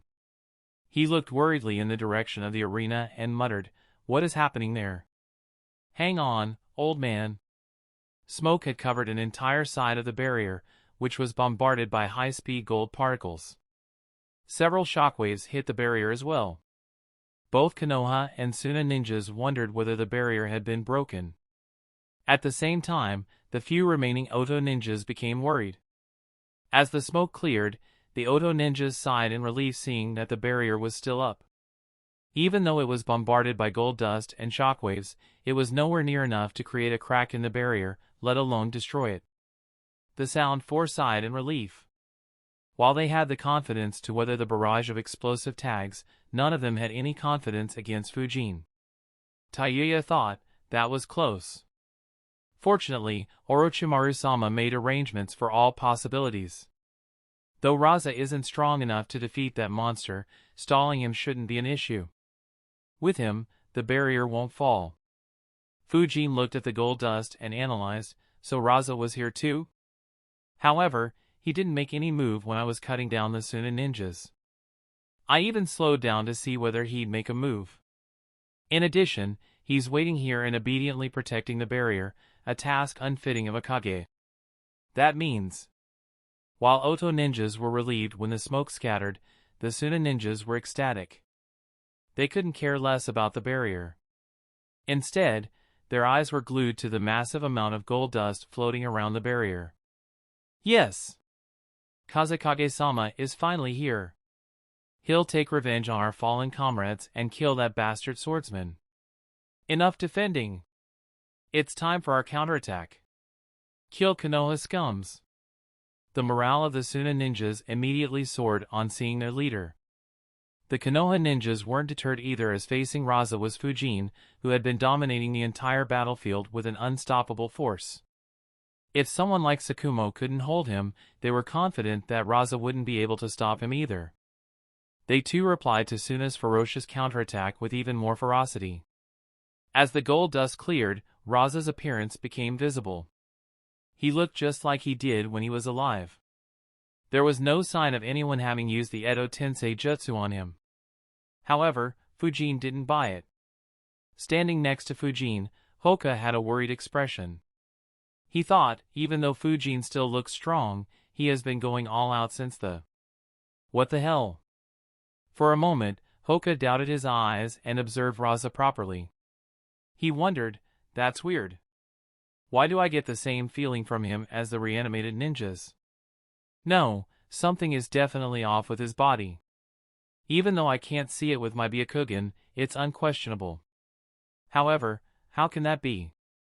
Isn't the fourth Kazekage still alive? Ha ha ha ha ha! Hoka's thoughts were cut off by an extremely loud laughter emitting from next to him. He immediately looked at Fujin, who seemed to be laughing as if he had seen the biggest joke in the world. He wasn't the only one. Fujin had used winds to amplify his sound considerably and let it travel for longer distances. Everyone in the arena heard his laughter clearly and glanced at him. Even the ninjas who were fighting just outside the arena heard his voice clearly. Baki immediately had a bad feeling. The remaining ninjas were confused as well when Fujin suddenly stopped laughing and they heard his words. The fourth Kazekage is dead. He is now Orochimaru's puppet and is defending him like a slave. Meanwhile, Sunagakure ninjas are sacrificing their lives for Orochimaru, the person who killed their leader. This is fucking hilarious. Ha ha ha ha. Shock, horror, disbelief and a myriad of other horrible emotions appeared on the face of every Suna ninja. Their morale, which had just recovered, shattered into a million pieces once again. Irrespective of whether they believed Fujin or not, everyone stopped attacking and glanced in the direction of the barrier. Needless to say, both Konoha and Oto ninjas were shocked as well. Kazekage-sama is dead? And he is controlled by Orochimaru? How can that be? No! He is lying. How can our Kazekage be killed? Yes, that brat is fooling us. He is trying to drive a wedge between us and Orochimaru. I was almost fooled by that demon. But, what if he is telling the truth? Wouldn't it mean that we're sacrificing ourselves for Orochimaru's cause? Yes, don't forget that the Kazekage-sama didn't show up when the spectral swordsman was butchering our comrades. Why did he only appear when the barrier was attacked? Don't fall for the enemy's trick. Kazekage-sama would have his reasons. He might be following a strategy. What strategy is worth the lives of 200 of our comrades? Confusion immediately spread among the ranks of Suna ninjas. Instead of attacking Konoha ninjas, they shifted their focus back to defending and tried to get closer to the barrier to understand the truth. Baki stopped fighting Denma and Hayate and flickered towards Fujin. Needless to say, he wouldn't take the word of his enemy at face value. However, the bad feeling he had intensified several times when he heard Fujin's words. He appeared some distance away from Fujin and shouted, "Bastard! Stop lying!" From a close distance, Baki could see that Raza didn't have the features of a reanimated ninja. However, he could see that something was off. Be it Raza's absence when Fujin was slaughtering Suna ninjas, or the fact that he hadn't refuted Fujin's words. Yet, he shouted to ensure that the Suna ninjas didn't lose their morale entirely. Fujin merely chuckled and taunted, "Why don't you talk with your dear leader then?" He. Baki immediately followed his advice, "Kazekage-sama, please reply." Inside the barrier, Orochimaru frowned and wondered, when did he learn sound-based jutsus? TSK, this is annoying. Hiruzen heard Fujin's words and was shocked as well. He stared at Orochimaru while analyzing, so, he killed Raza first? The main question is when this was. Even I was fooled by his impersonation of the Kazekage. Was Suna the one who wanted to make a move against Konoha, or were they manipulated by Orochimaru? Regardless, Hiruzen immediately went on the offensive, directly targeting Orochimaru. He was aware that the caster could speak through the Edo Tensei. He didn't want to give that opportunity to Orochimaru. As Orochimaru became busy dealing with Hiruzen's assault, Hiruzen thought, "Good thinking, Fujin. This war is over." Unknown to Hiruzen, Orochimaru didn't intend to attempt fooling Suna ninjas again. He knew that the Suna ninjas weren't all fools. Now that Fujin had planted a seed of doubt in their minds, they would suspect Raza. Any act Orochimaru put up would be seen through. So, Orochimaru didn't see any point in doing something like that. Hence, Raza, whose will had been completely suppressed, didn't reply to Baki. Baki just stood there with a stunned expression and disbelief on his face. For a moment, he had let his guard down completely. Chapter 738, Hidden Cards. Looking at his unresponsive leader, Baki stood with a stunned expression. He was in such disbelief that he let his guard down completely, a fact that didn't miss Fujin's watchful gaze. However, Fujin didn't make a move. Baki was going through an intense internal turmoil. Just a few months ago, Tsunagekire's top leadership were high in morale after having made a deal with Orochimaru to deal Konoha a massive blow. Their preparations progressed smoothly. However, ever since the second round of the Chunin exams, nothing seemed to be going their way. The slaughter Fujin unleashed just a minute into their attack made him realize the severity of the situation. And now, their leader, their last hope, the man who was supposed to turn things around in their favor, was already dead. And his killer was none other than their ally. Baki muttered in shock and disbelief, "How did this happen? When was Lord Raza killed? No way! Did Orochi?" Baki was no fool. He connected the dots very easily and understood. He knew that Raza had gone to meet Orochimaru a few days ago. According to the discussion in their council, the war should have been postponed unless Orochimaru had made some excellent arrangements. Yet, Raza suddenly acted in a very different manner after meeting with Orochimaru. He went from caution to going all out to crushing Konoha. The council was baffled and wanted a proper explanation, but they didn't get any as Raza never returned to Suna. Ultimately, the council had no choice but to follow their leader's orders. None of them imagined that he'd be killed by Orochimaru so secretly. They didn't even have that thought. Yet, Baki was seeing the worst-case scenario happening for his village. A scenario that no ninja in Suna imagined. Seeing Baki standing in shock, the remaining Suna ninjas understood that Fujin wasn't lying. Their morale dropped immediately. Genma flickered behind Baki and asked with a chuckle, "Do you still want to fight?" Baki didn't reply. He retrieved a kunai and launched it into the sky. The kunai exploded, releasing red smoke and a strange noise. In an instant, every Suna ninja in and around the arena heard the voice and looked in the direction of the explosion. Their pupils dilated as soon as they saw the smoke. Without a single word, every Suna ninja stopped fighting and retreated. They only kept an eye on possible attacks from Konoha ninjas while they left the battlefield. Leading them was none other than Baki. The Konoha ninjas chased for a few seconds but stopped, realizing that Suna ninjas had no intention of stopping. For a moment, most of the battle ceased. Of course, that didn't mean that the Suna ninjas were happy. Instead, terrified questions were heard throughout their forces. "Why are we retreating? Don't tell me! Is what he said true? Is Lord Raza dead? No, how can that be? Baki! What happened? Didn't you get a close look at Kazekage-sama?" With a grim expression on his face, Baki answered, "Kazekage-sama is dead. Orochimaru reanimated him like the White Fang and others. That bloody snake betrayed us." Silence spread among the ranks of Suna ninjas. None of them could believe what they heard. Nearly every Suna ninja turned their heads to glance towards the barrier one last time. As soon as they did, their eyes widened and pupils dilated. Standing facing Raza, Hoka glanced at Fujin and thought, "He's even more incredible now. He has always been strong, smart and cunning, but I never imagined that his ability to scheme is so strong. I now understand why Lord Hokage got him on the council. Even though he looks unstoppable, his chakra reserves must have taken a big hit. He killed over 300 Suna and Oto ninjas, before eliminating the Kekkei Genkai users and dealing with the reanimated ninjas. In addition, he also left shadow clones to watch over the sealed ninjas. Even though he does a great job at hiding his chakra reserves, they must have taken a massive hit. According to my estimates, he should only have around a quarter of his chakra left. Fighting against the fourth Kazekage in this state would have been extremely difficult, especially considering that he seems content with just defending the barrier.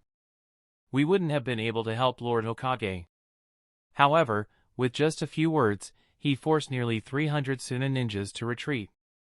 Without them here, our forces are freed up. Everyone can gang up on the barrier and destroy it. This war is OV. What the? Hoka's analysis was on point. Fujin's chakra reserves had dropped seriously low. It was why he used such a tactic to force the Suna ninjas to retreat. Instead of killing Baki, he made Baki withdraw the hundreds of Suna ninjas. Of course, there was one other factor as well. Along with Raza, Fujin sensed one more disturbance with his space-time sensing technique. Just at the moment when the Suna ninjas turned their heads to see their fallen Kage, black particles appeared around the barrier along with the gold particles. Standing next to Raza was the third Kazekage. Orochimaru had initially held him back, hoping that the Suna ninjas keep fighting. But there was no longer any need to do that. Fujin saw a massive amount of gold and iron dust rush towards him and Hoka. Hoka immediately concentrated chakra on his feet while Fujin thought, "It looks like I'll have to use that trick after all. Sigh, this is disappointing. I hope that I can resolve this issue soon." Fujin bit his right thumb. At the same time, the shadow clone and his compounds dispelled, sending back all chakra to Fujin. Fujin, who barely had over 25% of his chakra remaining, suddenly recovered his chakra reserves to 80% of its maximum capacity.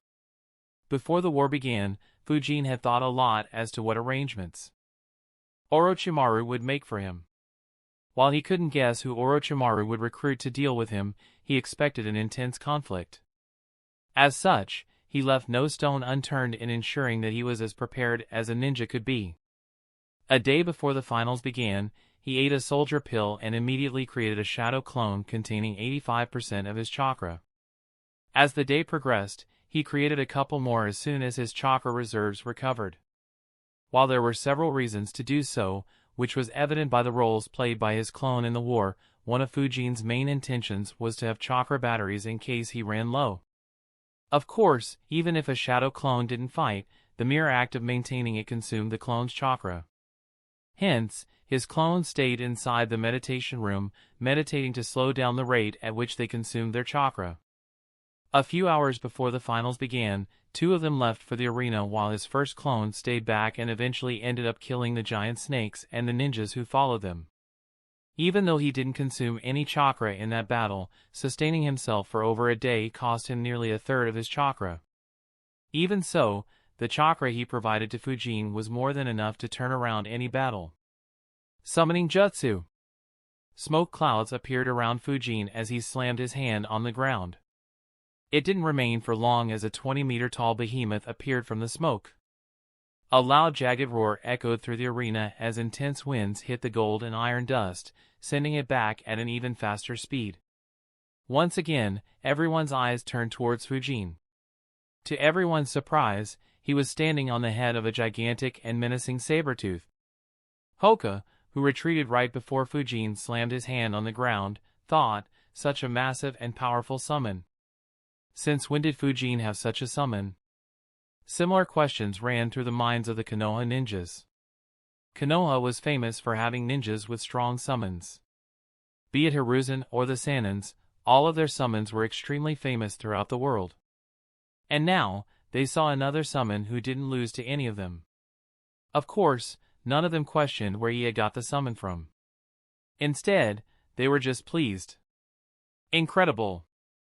I didn't even know he had a summon. As expected of Councilman Fujin. Only someone like him can have such a strong summon. The retreating Suna ninjas noticed the massive summon as well and their mood dropped further. Baki thought, even if Gaara had stuck to the plan, I don't think it'd have made much of a difference. Even if Orochimaru hadn't backstabbed us, this entire campaign was destined to be a disaster. Fujin ignored everyone's gazes and said, Ryu, it's time for a rampage. Chapter 739, Setting the Skies Ablaze. What an odd sight. Ryu muttered softly in his jagged voice.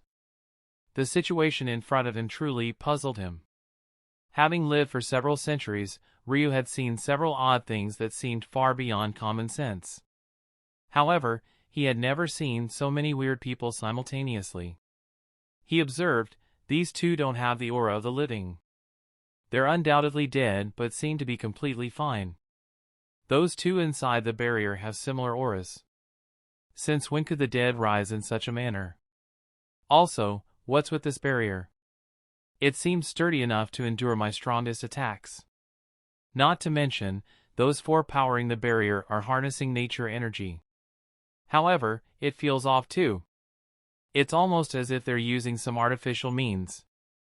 For over a century, the winged saber-tooths didn't have a summoner. Even though a few of them liked to travel, they couldn't learn about the advancements in ninjutsu.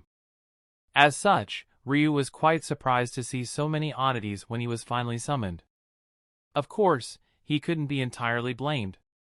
Orochimaru's forbidden techniques had even surprised Hiruzen, the person publicly acknowledged as having the greatest ninjutsu knowledge. The other Kages would have been even more surprised as they weren't even aware of Orochimaru's forbidden experiments. So, it was natural for Ryu to be surprised. However, since it was the first thing he saw when he was summoned, he couldn't help but feel like the human world had changed a lot.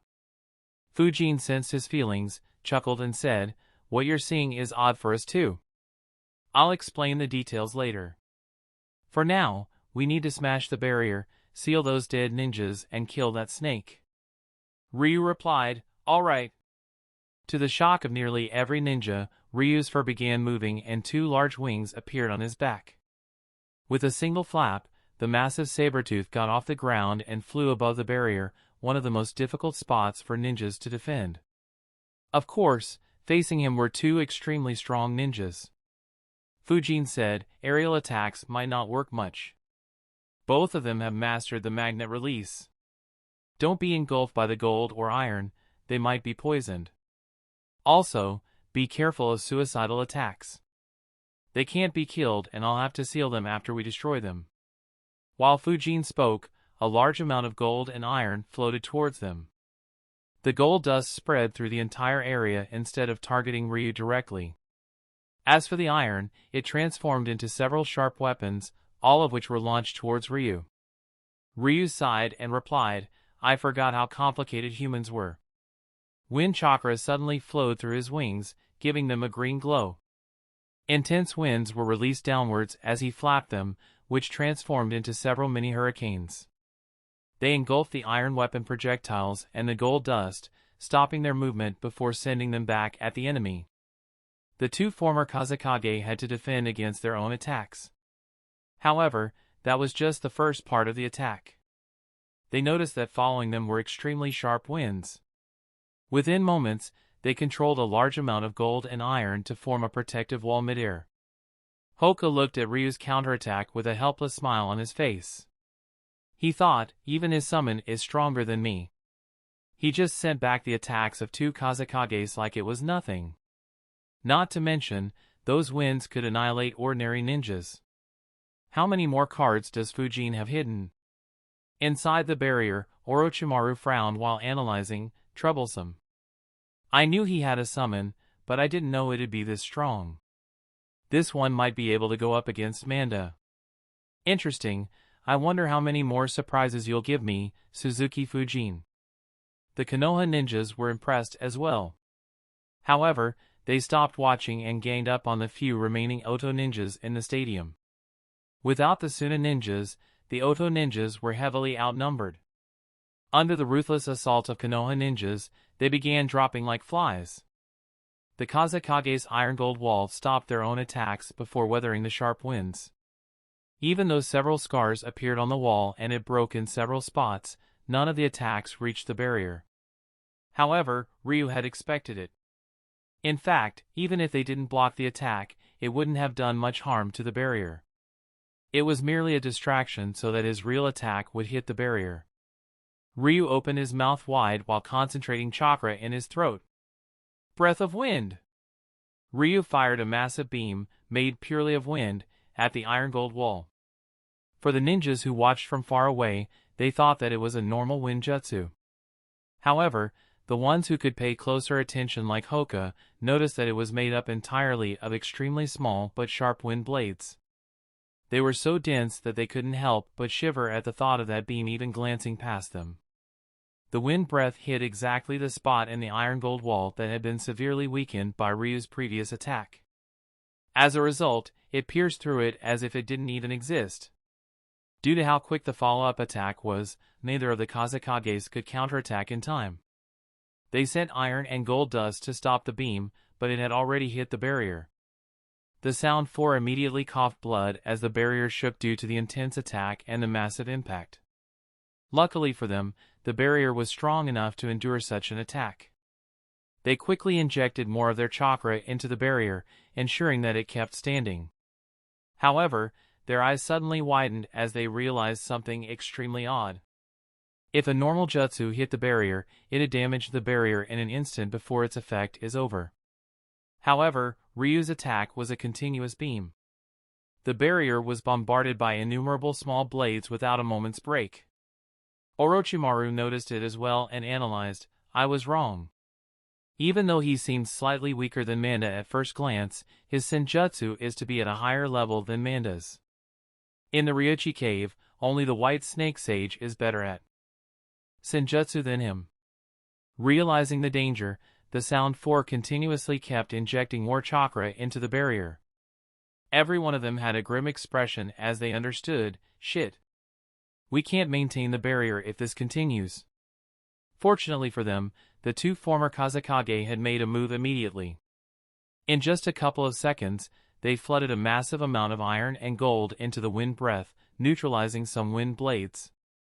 In a few more seconds, they managed to create a thick layer of iron and gold that blocked the entire beam. Ryu finally stopped his attack as it couldn't pierce through the dense layer of gold and iron. The Sound 4 sighed in relief and thought, fortunately, these two are here. Still, we can't endure more of these attacks. We may stop another, but if there's a third, the barrier will fall. Hurry up, Orochimaru-sama. Up in the sky, Ryu observed, as expected, the way they harness nature chakra is flawed. They lost nearly half of their chakra. Still, he said, Fujin, my attacks can't pierce through that thick layer of metal. Usually, I would have just entered a physical combat, but it doesn't seem like a good option. Fujin replied, yeah, we have to keep our distance. Anyway, it's fine. We aren't the ones who are on a time limit. Say, can you merge yang chakra with wind chakra? Ryu replied, yes. Do you have a plan? Fujin smirked, yes, let's give them a big one. Like Fujin said, the one who was under the pressure of time was Orochimaru and not Fujin. When Renjiro asked Fujin to help Hiruzen, it was the opposite. However, the situation had changed entirely once the Suna ninjas withdrew. In just a minute, every Oto ninja in the arena, other than Orochimaru and the Sound 4, was killed. Hundreds of Konoha ninjas turned their gaze towards the barrier and started moving towards it. The eyes of the Sound 4 ninjas widened as they realized what was about to happen. The two Kazekage also turned their attention from Fujin to the other Konoha ninjas. However, they were forced to turn their heads up immediately. They weren't the only ones. Every ninja in the arena, including Hiruzen and Orochimaru, turned their gaze to the sky. Following Fujin's suggestion, Ryu had unleashed a massive wind jutsu. Its scale far exceeded Fujin's supercharged infinite breakthrough jutsu. Not only did it have more chakra, but it also had a perfect balance of wind chakra, yang chakra and nature chakra. That attack, in itself, would have been extremely strong. However, Fujin shot the majestic destroyer flame jutsu right into those intense winds. The two jutsus merged perfectly, resulting in an even more devastating combination jutsu than the one Fujin created with the help of Orochimaru's flames. Everyone looked in shock as the sky above the arena was set ablaze. It seemed like the sun itself had come down to the planet. Chapter 740, A Peculiar Expression. What in the world is that? Is this what the hell looks like? That fire is nowhere near us and yet it feels so hot. It's almost like my skin is burning. Fire? That's no fire. That's scorch release. No doubt. The rumors were true. Fujin defeated Orochimaru with scorch release in the Forest of Death. The Konoha ninjas discussed among themselves. Fujin had merged his flames perfectly with Ryu's winds and created scorch jutsu once again. Due to the scale of Ryu's jutsu, the attack covered the entire sky, making it seem like it was raining fire. Even for the experienced ninjas, it was a hellish sight. Orochimaru and Hiruzen looked at it in surprise as well. Orochimaru thought, this is even stronger than what he did earlier. The addition of nature chakra takes it to an entirely new level. At the same time, Hiruzen wondered, has he really not mastered scorch release yet? Enma said, so this is the boy you told me about? His summon is strong. That winged saber-tooth has very good control over nature chakra. Fujin's attack forced the Konoha ninjas to stop. They didn't want to be caught in its range. A few veteran Jounins shouted, retreat. Take cove. Huh. Instead of continuing to spread, the attack suddenly converged towards the barrier. Once again, the Konoha ninjas marveled at Fujin's control over the winds. Raza and the third Kazekage immediately unleashed all the gold and iron Orochimaru had arranged for them. It began floating on top of the barrier, forming a dome around it to protect it from the attack. However, several Konoha ninjas immediately noticed something. They observed, Fujin's attack is only concentrated at top. Even though it is extremely strong, defeating the two Kazekage will be difficult. So this is why he... Immediately several Konoha ninjas shouted loudly, attack the barrier from the sides. The iron gold dome is very weak in that direction. Destroy the barrier. But be careful with your jutsus. Don't destroy the stadium. Immediately, a few dozen Konoha ninjas moved forward while wielding hand seals. While Fujin attacked from the top, they attacked with fire jutsus supported by a few wind jutsus from all sides of the barrier. The two Kazekage noticed it and quickly reinforced the sides as well, weakening the top part a bit. At the same time, the Sound Four prepared themselves to put their entire chakra into the barrier. They weren't sure how long they could last under such an assault but decided to buy every second they could buy for Orochimaru. A massive explosion took place once Fujin's and Ryu's combination attack landed on the iron gold. It was so intense that the entire dome shook and its top layer began melting. The explosion also sent a few shockwaves at Ryu and Fujin, but they were a sufficient distance away to be threatened by it. Moments after their attack landed, the combination attack of Konoha ninjas landed on the dome. A string of explosions occurred again on the dome. The Konoha ninjas stayed back to see the effect of their attack. They were very high in morale and had hope in their eyes. They wanted to see the barrier destroyed so that they could reinforce their Kage. As the smoke and dust cleared, a look of disbelief appeared on their faces. They muttered, "Impossible. How is it still standing?" To the surprise of the Konoha ninjas, the dome still stood. Of course, it was in terrible shape. A good portion at the top was missing. Signs of the metals melting and solidifying again could be seen all across the dome. Several large cracks and a few holes were visible in it. However, the dome had endured the deadly attacks. The barrier behind it was still intact. The Sound Four sighed in relief, as expected of the Kazekages. Even under such an intense assault, they can still stop it. In the sky, Fujin glanced at the dome while thinking, as expected of the Kazekages. Even under such an intense assault, they can still protect the barrier. Oh well, I wonder how many rounds they can last. Unlike the remaining Konoha ninjas, Fujin knew that the two Kazekage wouldn't fall so easily. At the end of the day, they were still rank S ninjas. In addition, their abilities were very good for defending and stalling. Of course, considering how outnumbered they were, it was just a matter of time before they fell. Since Hiruzen was holding his own, the Konoha ninjas had no reason to panic. Fujin glanced inside the barrier and thought, this war should be over. Someone like Orochimaru should understand this easily and should have retreated by now. However, why is he still fighting Hiruzen? While he was confident in defeating the two Kazekage, Orochimaru's illogical actions confused Fujin and made him raise his guard a bit. He glanced towards a spot in the stadium.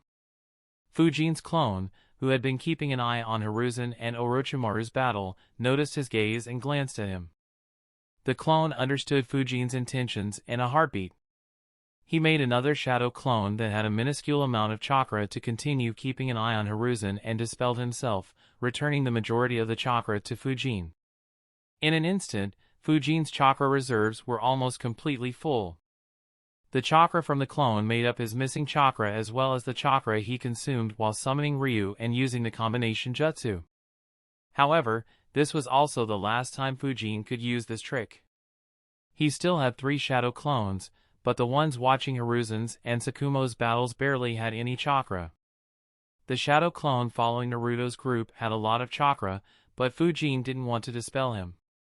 That clone had an important mission and was also responsible for ensuring that Naruto's group lived. Ryu and Fujin built up their chakra once again as Fujin thought, alright, let me see what your scheme is, Orochimaru. The Konoha ninjas on the ground sensed their chakra built up and immediately prepared for the second round of attack. Inside the barrier, Hiruzen had the same thoughts as Fujin. He decided to probe. And said, this battle is over, Orochimaru. You've lost. Your forces have been annihilated. And very soon, you'll be as well. Hiruzen was interrupted as Orochimaru started laughing. To his surprise, Orochimaru replied, I admit, I underestimated Konoha greatly. I didn't anticipate you counterattack so fiercely.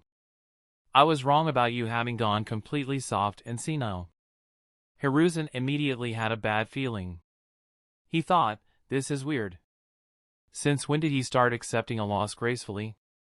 No, he is definitely planning something.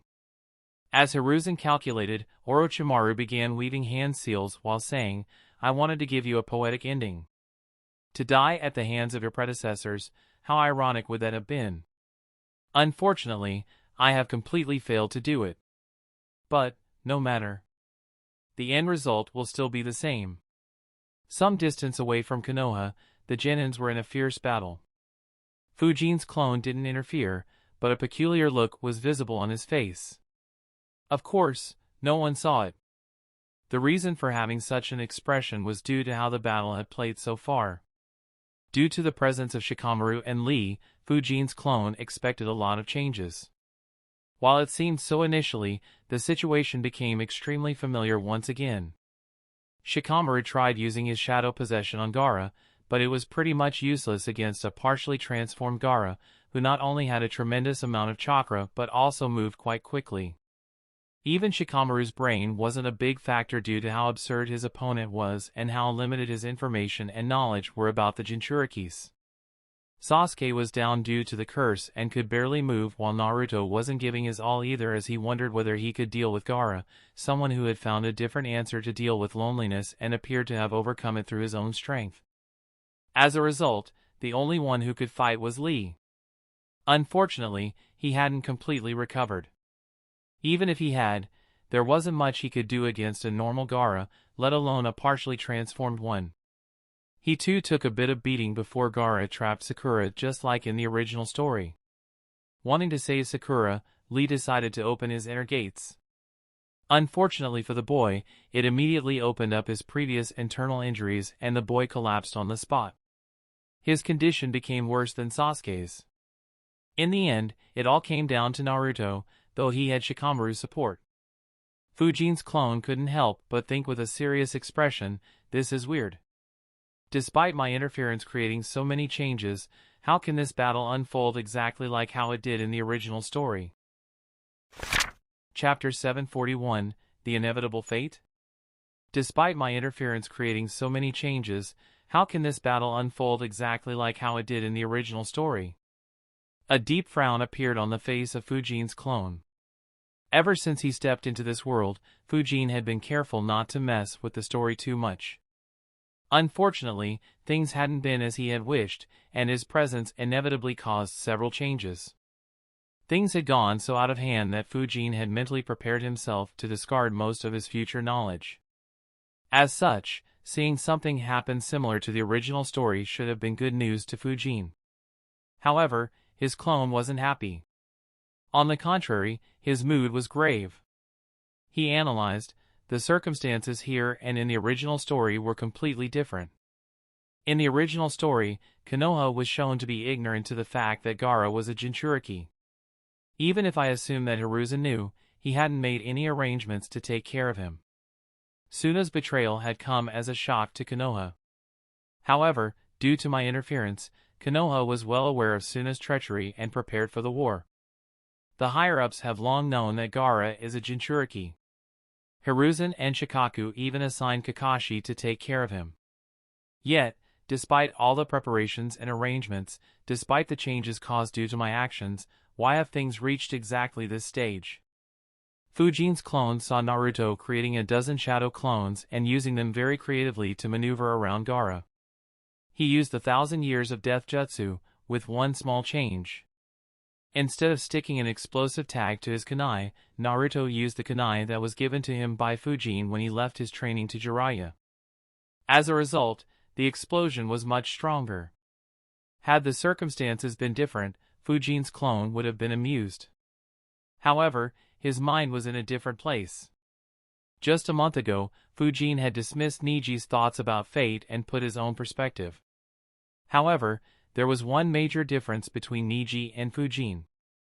Niji's perspective was a result of his traumatic childhood and the arrogance of a genius. Fujin, on the other hand, knew what the future held. He knew that fate played a major role in this world, especially with events involving Naruto and Sasuke. Even so, he hadn't given much importance to it. Fujin believed that once he gained sufficient strength, he could change the future to be extremely advantageous for him. However, What he was witnessing shook his confidence. For the first time, since coming into this world, Fujin was forced to take fate seriously. Fujin's clone couldn't help but wonder if fate truly exists, and if things will eventually happen just like they did in the original story, then what's the meaning of my existence? Once I make those moves, it should change the future entirely, just like when I killed Kabuto. Even the fourth great ninja war will be completely different if it happens at all. However, if fate exists, does it mean that I wouldn't be able to do that? Or, could it be that all my actions will prove futile and the end result will be similar to it was this time? Needless to say, Fujin's clone didn't want to believe it. He could gain strength and fight against stronger foes. With Flying Thunder God Jutsu, he wasn't afraid even of beings like Madara, as he could always run away. However, what could he do against something as intangible as fate? If he didn't know the future, he wouldn't have cared about it, as it would have been pointless. But that wasn't the case. Fujin's clone quickly concluded, I guess I can still chalk this up to a freakish chain of coincidences. Directly blaming fate wouldn't do me any good. I need more information. Apart from Naruto changing Gaara, there is another critical event that is supposed to happen. Hiruzen is supposed to die in this war. If he doesn't, then the changes will be too huge. However, from the memories I just received, the battle is nearly over. Hiruzen should end up living. If fate truly exists, then it means that something strange will happen and he'll die. If that truly happens, then I'll need to reevaluate my situation entirely. Multi-Shadow Clone Jutsu. Infinite Breakthrough Jutsu. After Sasuke softened Naruto's fall and displayed his resolve to die while Naruto and Shikamaru rescue Sakura and leave, Naruto regained his confidence. He immediately created hundreds of shadow clones, which completely surrounded Gaara, who was still in a bad shape due to the explosion. In the blink of an eye, Gaara was bombarded by intense winds from every direction. Orochimaru slammed his hands on the branch he was standing on and said, I didn't want it to end this way, but this is the end. You will die here, sensei. And, Fujin, Jiraiya and every Konoha ninja here will follow you into the afterlife. Hiruzen's eyes widened in shock as 10 boxes appeared from the branch. Each of them opened and the faces of the ninjas inside became visible. Hiruzen muttered, impossible. Up in the sky, Fujin noticed them through the holes in the iron gold dome. His pupils dilated and his eyes widened as he muttered in disbelief, this. He still had such a card left?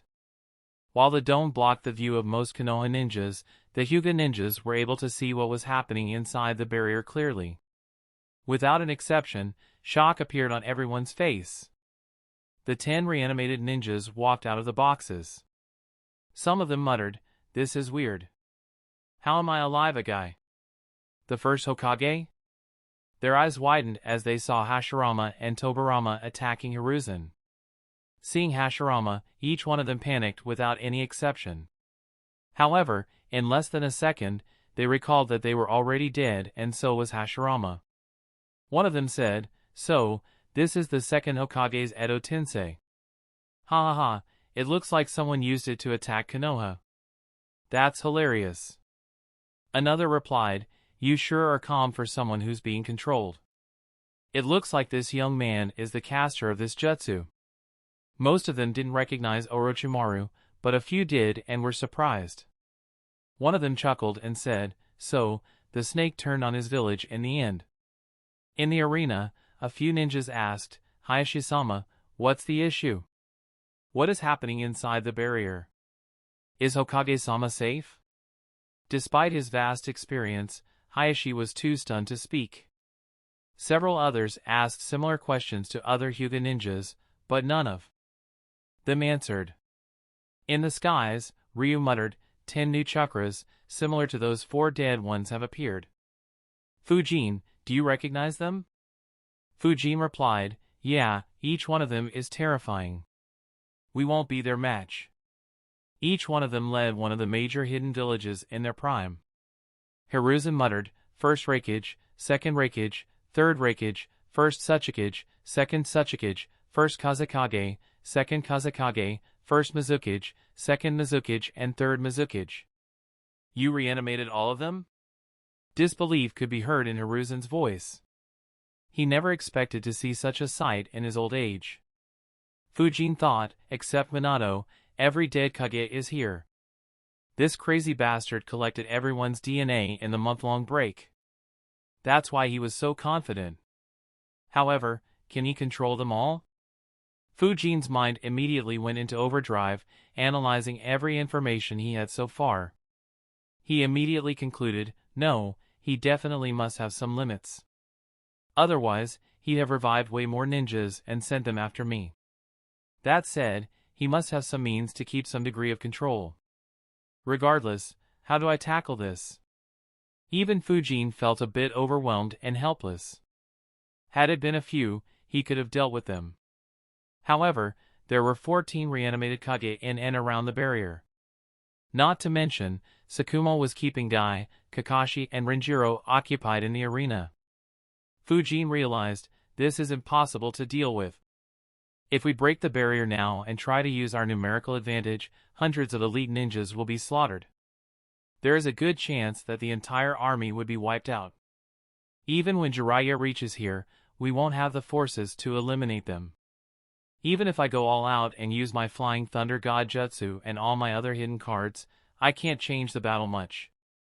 All of them are strong even among the S rank. Some of them stood at the peak of S rank when they were alive. They won't be caught off guard that easily. The best I can do is touch them and teleport them hundreds of kilometers away from here. However, Tobirama can easily counter this tactic. Even if I assume that they aren't marked yet and send 3 away before Tobirama reacts and marks everyone, that's still too much. Fujin glanced at Hiruzen and thought, the only way is the Death Reaper seal. However, just like his clone, Fujin too felt extremely uncomfortable at the way the events suddenly changed. He couldn't help but think about fate as well and have the same thoughts as his clone. Chapter 742, A Second of Hesitation. Heh, to think that the mighty Konoha would one day have to see such a day. Hozuki Jinjutsu, the second Mizukage, taunted Hiruzen. He found the situation quite amusing. He wasn't the only one. The rest of the reanimated Kages were quite surprised too. Irrespective of who it was, all of them had tried to destroy Konoha and failed miserably. No matter how many villages attacked Konoha, it remained a behemoth that couldn't be destroyed. Even though they weren't pleased that someone was controlling them, seeing the destruction of Konoha was quite a pleasant surprise for them. Hiruzen snorted and replied, I wonder if you'll be this amused when he reanimates all of you to attack your villages next. If Konoha falls, do you think your villages could stop him when he turns his eyes towards them? Immediately, the faces of all the Kages became dark. Needless to say, that was their first thought. Even though none of them were at their full strength, their power was more than sufficient to destroy any great village. Since Hashirama and Tobirama had stopped their attacks momentarily, Hiruzen immediately decided to strike with his words. The third Mizukage thought, Hiruzen is correct. Unless the strength of our villages has immensely increased somehow, they won't be able to stop us. The best hope for their survival is if Hiruzen stops us. Of course, that is unless we can regain control of our bodies. If we do so, we can just kill Orochimaru first and then kill Hiruzen and destroy Konoha. His eyes quickly scanned through the situation outside the barrier as he analyzed, there are only Konoha ninjas. There must have been a war and Konoha won overwhelmingly, forcing Orochimaru to summon us. In this case, we could have a chance to break free of his control. The third Mizukage's scheming mind immediately calculated all the scenarios. The other Kages had similar thoughts. The first Kazekage suddenly chuckled and said, as expected of the schemer's student. Even without lifting a finger, you're making us want to eliminate your enemy first. Haha, Tobirama selected a good successor. Without skipping a beat, Hiruzen asked, do you see the fourth Kazekage outside the barrier? He was killed not too long ago by the very person who summoned you. Right now, your village doesn't have a single rank S ninja. The eyes of the first and second Kazekage widened in shock. Instinctively, Both tried to break free of Orochimaru's control, making his job much more difficult. Orochimaru cursed, "Shit. If I allow him to keep speaking." Without showing his real emotions, Orochimaru chuckled and said, "It looks like age failed to tone down your scheming nature, sensei. You allied with Suna and killed the Kazekage under the pretense of a meeting, forcing the Tsunagakure to attack Konoha recklessly and fall into your trap. The bodies of Suna ninjas are still littered in the arena." Without wasting any time, Orochimaru tried to confuse the two Kazekages. Needless to say, they didn't believe his words. However, they knew that they couldn't trust Hiruzen either. Orochimaru continued, "You can give up trying to break my control. The only thing that will be broken is the village you hold so dear to yourself." "Ha ha ha." Hiruzen interrupted his laughter and claimed, "You can stop acting tough, Orochimaru. You are already having a difficult time controlling Lord First and Lord Second along with Sakumo and the two Kazekages. You have a lot of courage to keep reanimating more ninjas even in that condition. Tell me, how much of your strength can you exert?" In an instant, Orochimaru fell under a lot of pressure. The wills of 10 rank S ninjas attempted to break free of his control. In addition, his previous 5 summons were also passively resisting him.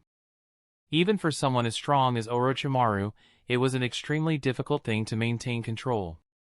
Even though Orochimaru had improved Tobirama's Edo Tensei considerably, he was still a long distance away from the level to which Kabuto would have improved it in the future. He could still fight when he hadn't summoned 10 more Kages. However, after summoning them, he was forced to focus entirely on maintaining control. In a way, his situation was similar to that of a puppet master. Even so, he laughed and said, "Hee hee, as expected of you, sensei. You're right, I won't be able to fight you much. However, do I really need to? Can you break through all the former Kage and attack me? That'll be an amusing sight." Immediately, the reanimated Kage began moving against their will. Hiruzen was about to face 12 former Kage by himself. In the skies, Fujin continuously calculated several possibilities. He quickly eliminated most of them, but one remained in his mind. He thought, since teleporting the Kages away won't help much, what if I directly eliminated Orochimaru?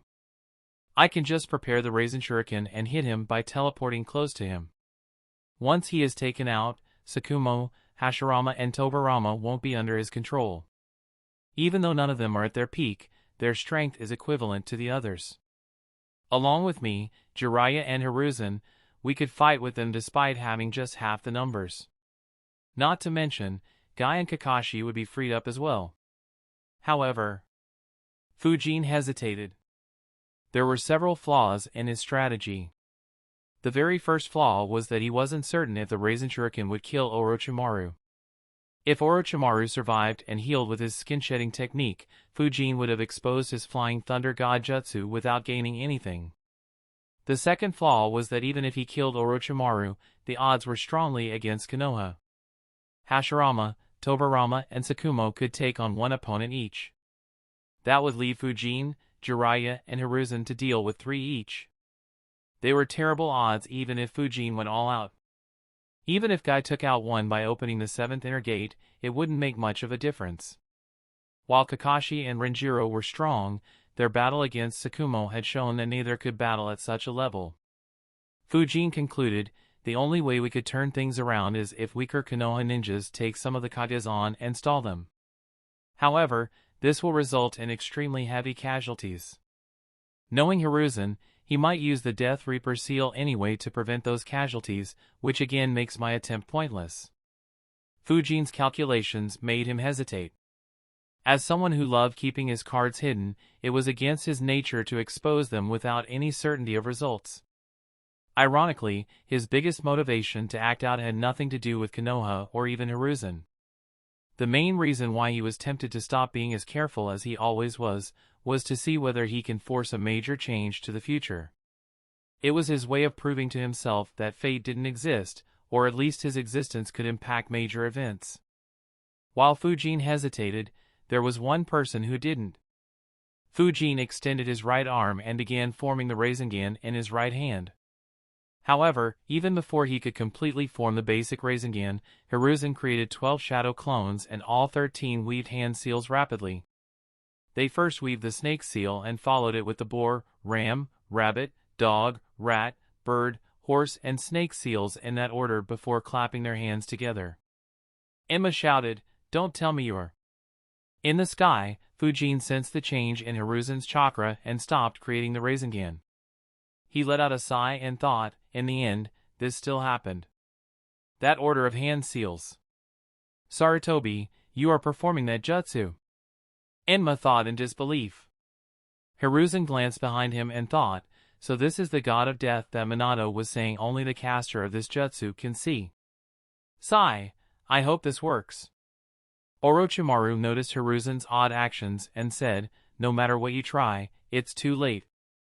I've won! Konoha will fall. Hiruzen didn't reply as he saw all 12 reanimated Kages moving towards him. Without wasting any time, all of his shadow clones immediately moved towards them. In the forest, Gaara couldn't resist the bombardment of Naruto's supercharged wind jutsus. The explosion of Fujin's kunai had damaged the sand armor around him considerably, and before he could fix it, he was attacked by Naruto. To his horror, several sharp wind blades cut straight through the sand around his body. Several long cuts opened up on his body, injuring Gaara like he never was in his entire life. Even Fujin's clone was surprised.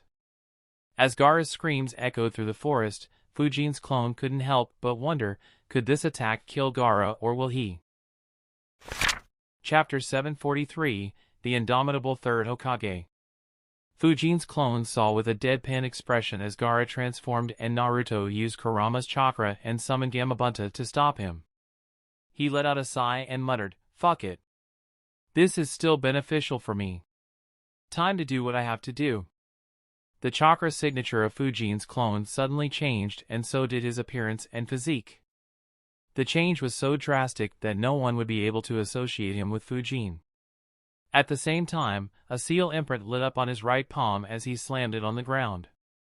Hundreds of flying thunder god marks spread throughout the area as a new seal imprint appeared on his left palm. He didn't make any other move and instead watched Shikaku and Gamabunta like a hawk. Inside the barrier, Orochimaru watched in amusement as Hiruzen's shadow clones moved to intercept the 12 former Kage. The ones leading the charge were none other than Hashirama and Tobirama. Hiruzen's clone immediately noticed the changes in Hashirama's chakra and realized, so, he's using that technique. Bringer of Darkness Jutsu. In an instant, Hashirama placed a hallucinatory darkness on Hiruzen and all his clones' eyesight, causing them to see nothing but black. However, Hiruzen and all his clones disrupted their chakra flow and released a large amount of Yang chakra. Yang release, Annihilator of Darkness Jutsu. Hashirama and Tobirama were surprised. Not even half a second had passed and Hiruzen and his clones had broken Hashirama's Jinjutsu. Hiruzen thought, I may not have reached the raw power of Lord First or the speed of Lord Second, but I have lived long enough to surpass them in ninjutsu and jinjutsu. Two of his shadow clones flickered in front of Hashirama and Tobirama. Both attacked his clones immediately, but his clones grabbed their arms. The arm of the god of death appeared from the chests of Hiruzen's clones, pierced the bodies of the former Hokages and began extracting their souls. Hashirama muttered, so sorry, Sarutobi. Tobirama smirked and said, forgive us for troubling you. Hiruzen's clones replied remorsefully, please forgive me, Lord First, Lord Second. While Hiruzen's clones dealt with Hashirama and Tobirama, the other Kages didn't stand still. They had already begun clashing with Hiruzen's clones. Lightning armor appeared on the third Raikage's body as he said, even though I'm not at my full strength, do you think that a mere clone can stop me? I never imagined that Konoha would be so desperate, that too against your own student. A shame that this didn't happen when I was alive. The clone facing him didn't reply. Instead, he wondered, how would he react if I informed him of the mess Fujin and Akuro created in the Land of Lightning? Hellstab, one finger assault. The third Raikage concentrated an extremely high amount of chakra into a single finger and moved towards Hiruzen's clone at an extremely high speed. However, Hiruzen's clone immediately counterattacked with vacuum bullets while moving backwards. The third Raikage quickly dodged them while reducing the distance between the two of them. Due to his far superior speed, he appeared in front of Hiruzen's clone in just a second. Unknown to him, this was also the moment Hiruzen's clone was waiting for. Wind release, serial vacuum wave jutsu at such a close range, Hiruzen's clone fired extremely fast and sharp vacuum blades. Had he been alive, the third Raikage would have retreated. But, due to Orochimaru's control and the immortal nature of the Edo Tensei body, he continued his attack. The vacuum blades hit him and sliced straight through the armor of his lightning chakra mode before hitting him. Several massive cuts opened up on his body, with the largest extending from his neck to his abdomen. Yet, none of the vacuum blades managed to pierce through his body or enter deeper within his body, even though his body was considerably weaker than when he was alive. That's how strong his body was. Ignoring the injuries, he continued his attack but was shocked when Hiruzen's clone suddenly grabbed his wrist. The third Raikage's invincible spear was stopped. He turned his gaze towards his wrist and saw that Hiruzen's left hand was covered in wind chakra. The third Raikage immediately realized, now I see. The previous attack wasn't to kill or dismember me. Instead, he wanted to damage my lightning armor. Since the vacuum blade had cut my wrist, that part was momentarily without protection of my lightning armor, and that's why he could stop me. However, what's the use of doing this? He was confused. Even though Hiruzen's clone outplayed him, there wasn't any actual loss for him as he could still continue to attack.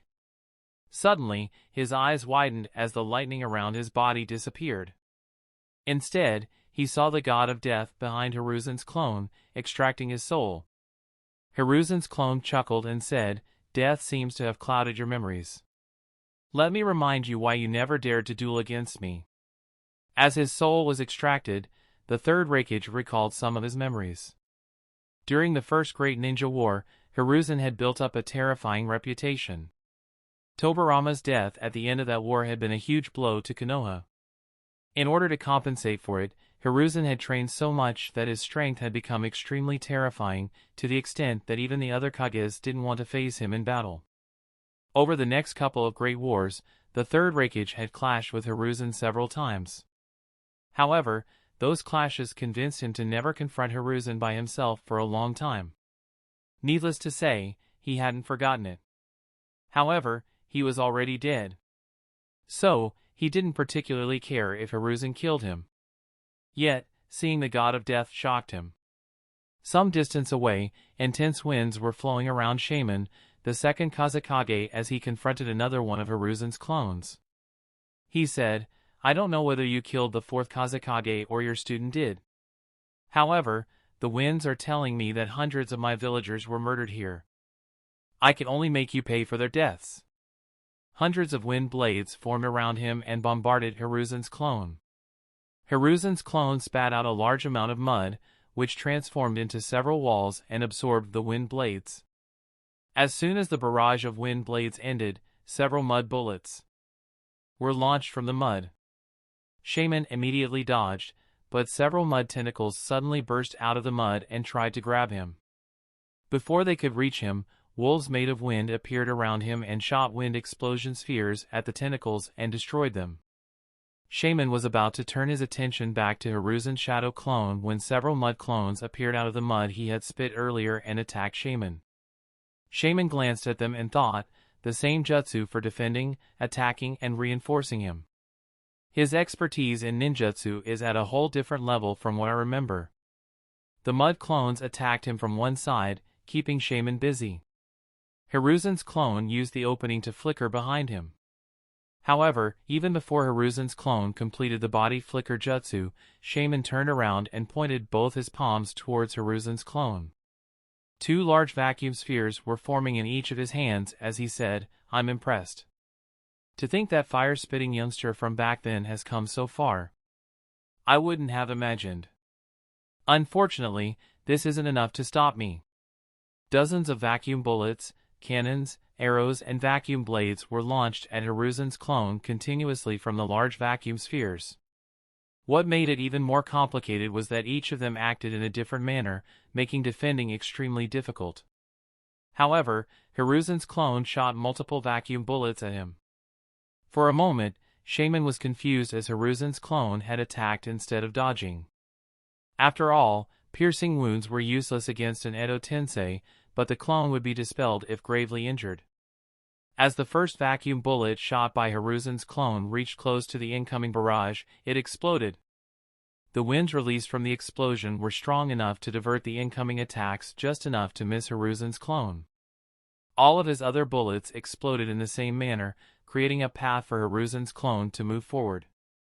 Shaman's eyes widened as he thought, incredible. To think that he can even use my vacuum bullet jutsu in such a manner. It'll shut down most of the wind jutsus. Of course, it isn't completely safe, but he has managed to avoid all my attacks. As a wind user, Shaman liked to fight from a distance. He was about to retreat, when the mud clones behind him launched suicidal attacks, cutting his retreat paths. Without being able to retreat and having very little time to react, he coated his fists and legs in wind chakra and attacked Hiruzen's clone. However, Hiruzen's clone very easily gained the upper hand in taijutsu and quickly grabbed both of his hands.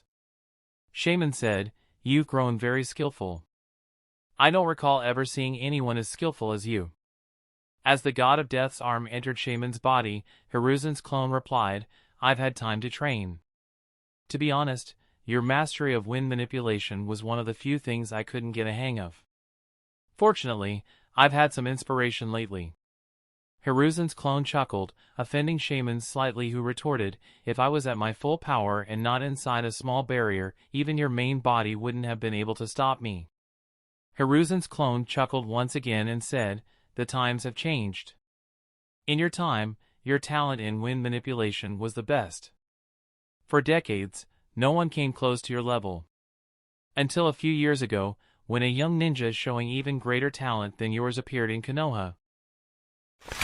Chapter 744, The Indomitable Third Hokage Part 2.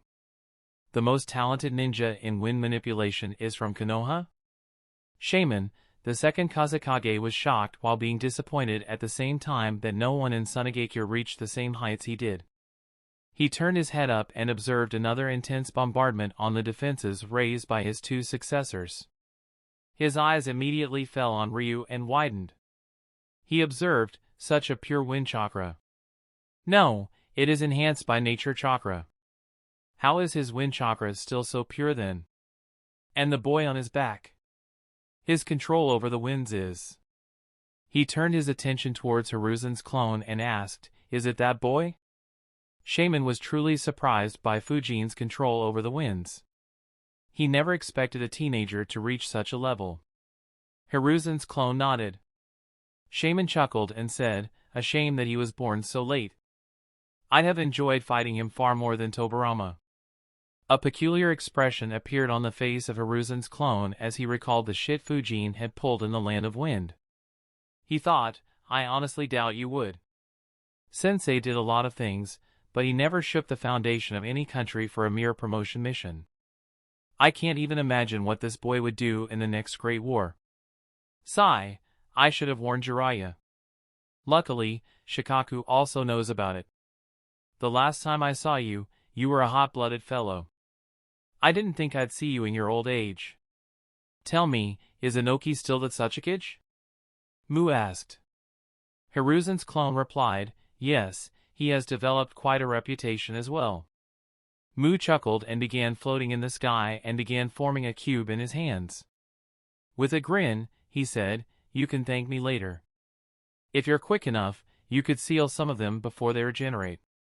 "I'm afraid you won't have the chance to do that, Master Mu." Mu was surprised to hear a familiar voice. He looked behind him to see old Inoki floating and preparing the atomic dismantling jutsu even faster than him. Mu immediately realized, a Jinjutsu? He quickly disrupted his chakra and broke the Jinjutsu. Inoki disappeared, but Hiruzen's clone appeared in front of him. He realized, he delayed me just enough that he could reach me before I completed my jutsu. Mu immediately flew backwards, but before he could get away, sparks appeared around the hands of Hiruzen's clone. Lightning release, hell prison jutsu. He launched hundreds of lightning chains from his fingertips. None of them directly attacked Mu, instead they moved around him, making it impossible for him to fly away before attacking him from every direction. However, even that was a distraction. The lightning itself wasn't strong enough to cause much damage. Its real purpose was just to slow down Mu. The real attack was Hiruzen's shadow clone using the opportunity to get closer to Mu. However, since the clone didn't manipulate his chakra, Mu became confused and wondered, does he want to engage in a taijutsu battle against me so high up? The clone's palm struck Mu's abdomen and the god of death's arm entered his body. Mu's eyes widened in shock as he finally saw the god of death behind the clone. He realized, so, this is why he acted in such a manner. Still, he turned his gaze towards Hiruzen's clone while thinking, he anticipated my every move and acted before I could attack. Some distance away, similar thoughts ran through the mind of Hozuki Jinjutsu as he was helpless against Hiruzen's clone. He thought, this brat. He knows all my abilities, but I have no idea about his. The last time I saw him, he specialized just in fire release. However, he hasn't used a single fire jutsu yet. Instead, his lightning release is stronger than his fire release was back in the day. The most surprising thing is that his proficiency in Jinjutsu is almost as high as my own. I can't place him under a Jinjutsu at all. Is he a secret Uchiha or something? Suddenly, several wind shurikens appeared out of thin air and cut straight through the water balloons floating around Jinjutsu before changing their direction and moving towards Jinjutsu from all directions. Jinjutsu immediately turned his body into water with a smirk on his face. With his hydrification technique, most physical attacks were useless against him. However, Jinjutsu's smirk immediately vanished as several lightning currents coursed through his liquefied body. He turned his gaze towards the wind shurikens that had entered his body and realized he had small amounts of lightning chakra at the center of each of those wind shurikens. Due to the wind chakra, the lightning chakra was completely hidden.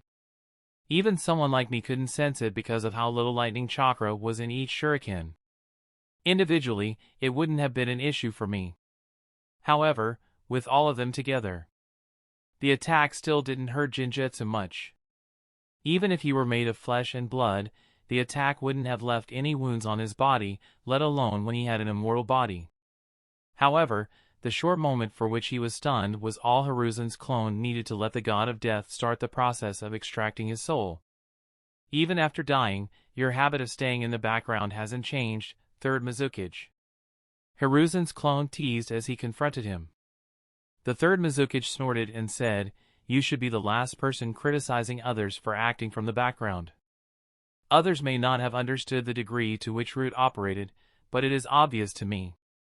The expression of Hiruzen's clone dulled a bit after hearing Root. Despite Konoha being attacked to such a degree, he hadn't heard anything about Danzo's movements. While it was true that he and Shikaka didn't include Danzo in their plans, Hiruzen still expected his old friend to act. Even though Hiruzen couldn't sense what was happening inside the village, he had a feeling that his old comrade hadn't made any moves to help Konoha and reduce the casualties. The third Mizukage launched several long-range water jutsus while taunting, did I hit a sore spot? Hiruzen's clone snorted and replied, you didn't dare to fight me when you were alive. Do you think the result will be any different after you've been dead for over a decade?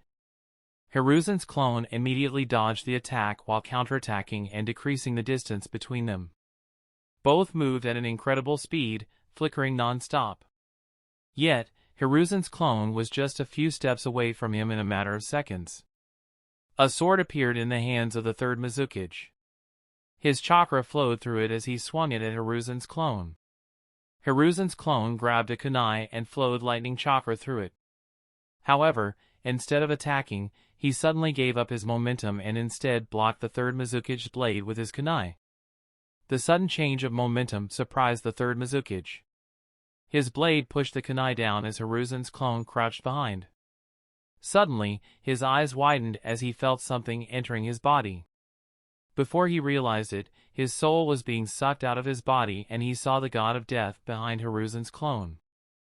He realized, so that's why he has been acting in such a way.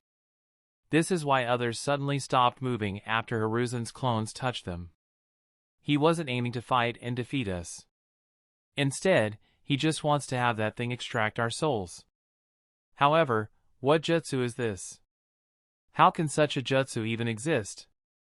Why didn't he just kill everyone with this jutsu during the previous wars? Several questions arose in his mind. Unfortunately, his soul would be sealed inside the god of death before he could receive any answers. Hiruzen's remaining clones dealt with their opponents as well. The first and second Raikage, first Mizukage, first Tsuchikage and first Kazekage had their souls extracted by the god of death. Hiruzen, the third Hokage, had taken on 12 former Kage while being trapped inside a barrier. Even though the former Kage were nowhere near their full strength and could barely be considered rank S ninjas, they still had immortal bodies. Yet, in just 30 seconds, Hiruzen's shadow clones had started extracting everyone's souls and sealing them inside the god of death. The first one to be sealed was Hashirama, followed by Tobirama. Neither of them resisted the process. The third Mizukage was the last one to have his soul getting extracted, but even that was a mere 10 seconds after Hashirama was sealed. Unlike the previous Hokages, the other Kages tried to resist just like how Orochimaru did in the original story. Unfortunately for them, the immortal Edo Tensei body didn't help them much in this regard and everyone's souls were extracted within a span of a few seconds with little struggle, leaving Orochimaru with wide eyes. Chapter 745, The Opportunity. After reanimating the former Kages, Orochimaru was under heavy strain. His Edo Tensei was a far cry from the level Kabuto raised it to years later in the original story. Not only were the reanimated ninjas weaker, but he had a much more difficult time controlling them as well. He had exceeded his limits by summoning 15 rank S ninjas at the same time. As a result, he could barely even move. Hiruzen's analysis was accurate. If Orochimaru got even a bit distracted, there was a high chance that he could lose control and the reanimated Kage would be able to act as per their will. Needless to say, he was well aware that all of them would try to kill him first without a shred of doubt in their hearts. Even though there was a chance that they could destroy Konoha later and Orochimaru could be revived through the cursed seals, he didn't want to let that happen. Hence, he hid behind the 12 reanimated Kages after summoning them. He expected Hiruzen to attack him as sealing the 12 Kage by himself was more or less impossible. However, Hiruzen was equally concerned with stopping the reanimated Kage from the enemy villages. Even if they killed Orochimaru, the 12 former Kage could wreak havoc throughout Konoha before they were sealed. Hiruzen didn't want to see hundreds or thousands of Konoha ninjas falling. Hence, to Orochimaru's surprise, Hiruzen had done the opposite, targeting the reanimated Kages instead of him. Hiruzen's main body stayed back and only moved towards Orochimaru when he wanted the reanimated Kage to move towards himself and give his clones an opening to seal them. What Orochimaru never imagined was that a single touch was enough to stop all the reanimated Kages. His eyes widened as he completely failed to hide the shock on his face or understand what the hell had just happened. He involuntarily exclaimed, "What the fuck happened?" Orochimaru had worked hard to collect DNA samples of all the former Kage. As a true researcher and someone obsessed with ninjutsu, Orochimaru had longed for their DNA samples for a long time. He had access to the cells of Hashirama and Tobirama from Danzo when he was in Konoha. Getting Minato's cells was easy as well after his death. However, getting access to the dead Kage of other villages was extremely difficult. Danzo had tried it long ago with his root subordinates. However, the other villages were well aware of Tobirama's Edo Tensei Jutsu and protected their dead very well.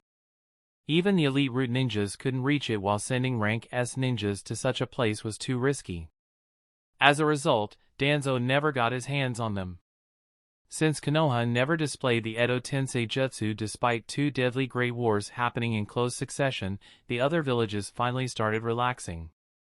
Combined with the fact that the second and third Great Ninja Wars had resulted in massive casualties, the villages decided to focus more on the living than the dead. Hence, Orochimaru got the opening required to steal a few cells from their dead bodies. Of course, it wasn't easy. He didn't know the ins and outs of other villages. So, infiltrating them and sneaking into their graveyard was far more difficult than entering Konoha. To make matters even more complicated, he had to do it sneakily. Had his actions been noticed, every major village in Kage would start hunting him down. While he wasn't afraid of them, they'd also increase security around their graveyards or destroy the dead bodies to prevent anyone else from doing what he did. That would be a huge loss of future research material for Orochimaru. Hence, he had worked for several years to get the DNA samples of the Kage from other villages. However, there was one exception. Unlike other villages, Kumogakure didn't reduce the security around their graveyards. Orochimaru wasn't able to get the DNA samples of the previous Rakichs. He finally got the opportunity just before the invasion began. And that opportunity was provided by none other than Fujin, who killed hundreds of Kumo elites following Hiruzen's plans and wreaked havoc inside Kumogakure using his Akuro identity. Due to these events, Kumogakure became more engaged in improving the security of their village and finding the missing ninjas. Protecting their graveyards, which had never been attacked, took a back seat. Despite being busy with preparations, Orochimaru had spent a few days collecting their samples. The reason for doing so wasn't just for the attack on Konoha. It was just that he had the perfect opportunity to get them. Since he had them, he decided to add them to the other Edo Tensei summonings he was planning to use in case his other preparations weren't good enough. Regardless, it was a very difficult task, something Orochimaru had spent a lot of time on. Yet, Hiruzen sealed 12 of the 14 reanimated Kages in under a minute. Speechless, Orochimaru wondered, why did they all suddenly stop and how did his clones extract their souls so easily? What were those hand seals Sensei performed earlier? He gazed towards Hiruzen and their gazes met. The 12 shadow clones were dispelled after the souls of the Kages were sealed inside the God of Death. At that very moment, Hiruzen moved towards Orochimaru at blinding speed. Just like in the original story, Gaara fell asleep and Shikaku and Gamabunta engaged in an intense battle. It was then that the moment Fujin's clone was waiting for arrived. It was the main reason why Fujin didn't dispel this clone to get his chakra back. Gamabunta's sword sliced through Shikaku's arm, sending the gigantic sand arm to the ground. Fujin's clone thought, "This is it." He immediately teleported to the flying thunder god mark closest to the arm and placed his left hand on Shikaku's arm. Due to it being just cut, it still had a decent amount of Shikaku's chakra inside it. It was about to return to Shikaku when it suddenly stopped, before being sucked into the seal on the left hand of Fujin's clone. Not even a minuscule amount of Shikaku's chakra inside the arm could escape.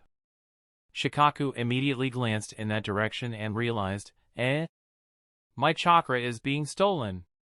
He wasn't the only one. Gamabunta noticed the sudden change as well and thought, Shikaku's chakra from that arm suddenly disappeared. Huh? What's that chakra signature? Who is it and when did that person appear here? Gamabunta failed to recognize the chakra signature. And, due to the gigantic arm, neither Shikaku nor Gamabunta could see who the person was. Even if they did, it wouldn't help them identify who it was. As for the other Genins, their attention was entirely on Naruto and Gaara. Pakken didn't notice this strange event either as Fujin's clone had masked his smell entirely. Shikaku immediately lost his cool, disgusting humans. Sealing me inside a child wasn't enough humiliation? You still dare to steal my chakra? Eat my drilling air bullet. Shikaku inhaled deeply and shot out a large, high-pressure air blast at his arm. It completely blew up the sand arm and destroyed the forest behind it. Shikamaru picked up Sasuke and Lee and immediately hid behind the large trees. Pakken and Temari hid similarly as the intense winds blasted through their area. Despite taking cover, each of them felt the intense winds and barely managed to stay on the ground. Shikamaru thought, man, what a battle. Why did he suddenly attack his arm though? Luckily, we weren't in the line of attack, or we'd be dead. Huh? Due to the intense winds, the sand restricting Sakura fell off. Shikamaru immediately caught her and retreated back to where Sasuke and Lee were. Shikaku laughed exclaiming, steal that fucker. Ha ha ha. Now it's your turn, Toad. Naruto asked. Steal? What is he talking about? Chief, is Sakura safe? Gamabunta ignored him and wondered, did that person die so easily? His chakra signature disappeared right when the air bullet hit that area. Did he die or somehow retreat? Naruto shouted, Chief! Is Sakura alright? That attack was in their direction. Gamabunta answered in an annoyed tone, she is fine. All of your friends are safe. As long as he is defeated, everyone will be safe. Naruto sighed in relief and their battle continued. A long distance away, Fujin's clone appeared out of thin air with a giant grin on his face. He thought, though I couldn't get Shikaku, this is good too. Now, time to test that seal. I hope it works as intended. Chapter 746, Momentum. Orochimaru immediately flickered away while thinking, whatever his weird jutsu is, it works by touching his opponents. I can't let him touch me. At least not until I figure out what it does. Hiruzen immediately chased after Orochimaru, intent clearly visible on his face. He resolved, 10 years ago, I made a grave mistake by letting my emotions cloud my judgment and letting you go. In all the decades I have led this village, that was my second biggest mistake. I can't fix my biggest mistake, but I'll fix this one. The student-master duo flickered at an intense speed inside the barrier. They were so fast that the Sound 4 couldn't even track their movements. Overall, Orochimaru was faster. Unfortunately, he was restrained by the very barrier he raised to trap Hiruzen. Due to the confined space, Hiruzen made steady gains, reducing the distance between them every second. As he appeared just a few steps away from Orochimaru, Orochimaru used the hidden shadow snake jutsu and launched dozens of snakes at Hiruzen while shouting, Old geezer. Do you think you can sustain that jutsu forever? How much chakra do you still have left? Just die. Orochimaru's prediction was on point. Even though Hiruzen had made a short work of the reanimated ninjas, it wasn't without cost. His chakra reserves had taken a major hit. Even so, Hiruzen grinned and said, I can sustain it until I fix my mistake, my ignorant disciple. Let me educate you one last time. Fire release, Yang Demon Jutsu. Hiruzen's chakra suddenly flared and an intense Yang and fire chakra exited from every chakra point in his body. It immediately transformed into black flames and covered his entire body. The snakes hit the flames and hissed painfully as they were burnt alive. The fire rapidly spread through their bodies and moved towards Orochimaru, who cut them while retreating. He cursed, Have you gone senile, old man? You dare to use that jutsu without any protection? The black flames around Hiruzen's body not only burnt the snakes but were also burning his flesh. After the third Raikage created the lightning chakra mode, Hiruzen was inspired to create a fire chakra mode. He gained some successes initially, but soon reached a bottleneck. While he could create extremely hot flames, his body couldn't endure such heat. Initially, his body adapted, making his skin and flesh far more resilient to fire. However, it reached a limit very soon and couldn't endure higher temperatures. No matter what Hiruzen tried, he couldn't overcome this physical limit. Later on, he tried to use jutsus to resist the flames so that he could fight without getting hurt. He tried several water and earth jutsus as those two elements resisted fire the most. In the end, he created a modified version of the iron skin jutsu that worked very well. Unfortunately, the result was subpar as using another element decreased the power of the Yang Demon Jutsu considerably. Hiruzen still made a few modifications, but the final result paled when compared to Raikage's lightning chakra mode. As a result, Hiruzen ended up dropping that idea. However, Hiruzen wasn't very concerned about his life at that moment. His goal was to kill Orochimaru irrespective of the cost. Hence, he didn't hesitate to use such a suicidal jutsu. Hiruzen quickly gave chase again, the flames making him even faster. In just a couple of seconds, he appeared close to Orochimaru. Water release, Gale River Jutsu. Orochimaru released a stream of water straight at Hiruzen. However, it wasn't ordinary water. Even though there wasn't a lot of water and it wasn't very forceful, the water had a very high amount of wind and yin chakra. It decreased the temperature of the water, almost making it icy cold. Hiruzen immediately realized, combining water, wind and yin chakras in such a gentle manner. It looks like he was developing a counter for my undying flame jutsu. However, this jutsu is still incomplete. It can't stop me. On the contrary. Even though Hiruzen understood that Orochimaru's jutsu would suppress the fire strengthened by Yang's chakra around his body, he rushed straight into it. The icy water cooled off the flames around Hiruzen as he moved straight through it. Orochimaru immediately realized this isn't enough to stop him. Shit! Orochimaru bit his thumb and slammed it on the ground. Summoning jutsu, Rashomon. Orochimaru didn't even glance at the ground. Instead, his eyes were fixed on his earlier jutsu. At the center of the water was a burning red dot which was moving towards him at a blinding speed. A single gate of Rashomon rose and protected Orochimaru in the nick of time as a staff crashed into the gate. Needless to say, the staff was the Monkey King Enma.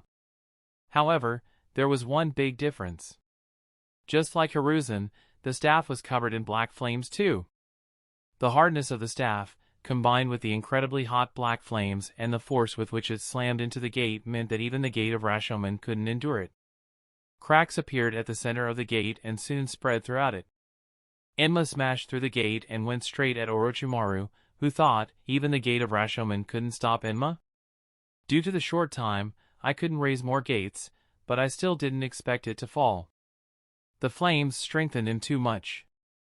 However, he shouldn't be immune to those flames irrespective of how hard his body gets. A sword appeared in Orochimaru's right hand as he swung it to block Enma. The staff and the sword clashed, stopping the staff from extending endlessly. However, the force with which Enma slammed into Orochimaru was too strong. To make matters worse for Orochimaru, his sword, even though extremely good and of superior quality to Kazekiri, was inferior to the one broken by Fujin in the Forest of Death. Without it, Enma didn't feel any pain and he sent Orochimaru's sword flying away. Yet, there was no panic in Orochimaru's eyes. He had already expected it and was concentrating his chakra. Before the staff could slam into him, Orochimaru placed his left hand on it and said, "I always wondered how much you could endure, Enma." Orochimaru unleashed a massive amount of lightning straight into the burning staff.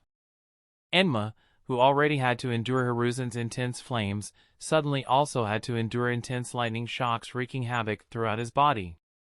A wide grin appeared on Orochimaru's face as Enma couldn't sustain his transformation and turned back into his original appearance. He thought, finally I have a chance to reset the momentum. Now, it's my turn. However, Orochimaru's grin was wiped out in the blink of an eye. Even though Enma's transformation ended, the shadow that the staff was casting on the floor of the barrier still existed. And it was connected to Orochimaru's shadow. Orochimaru's expression became grim as he wondered, Nara's secret technique. However, when did he? His eyes widened as he realized, the Rashomon. I took my eyes off him for a mere second. He must have extended his shadow along the shadow of the staff then. When two top-tier ninjas battled, momentum was a major factor that could decide victory and defeat. When Fujin and Orochimaru battled in the Forest of Death, Fujin had gained complete control over the momentum after Orochimaru was blown up due to his trap and Fujin destroyed the sword of Kusanagi. However, Orochimaru successfully reset the momentum by double-bluffing Fujin. However, his opponent this time wasn't Fujin.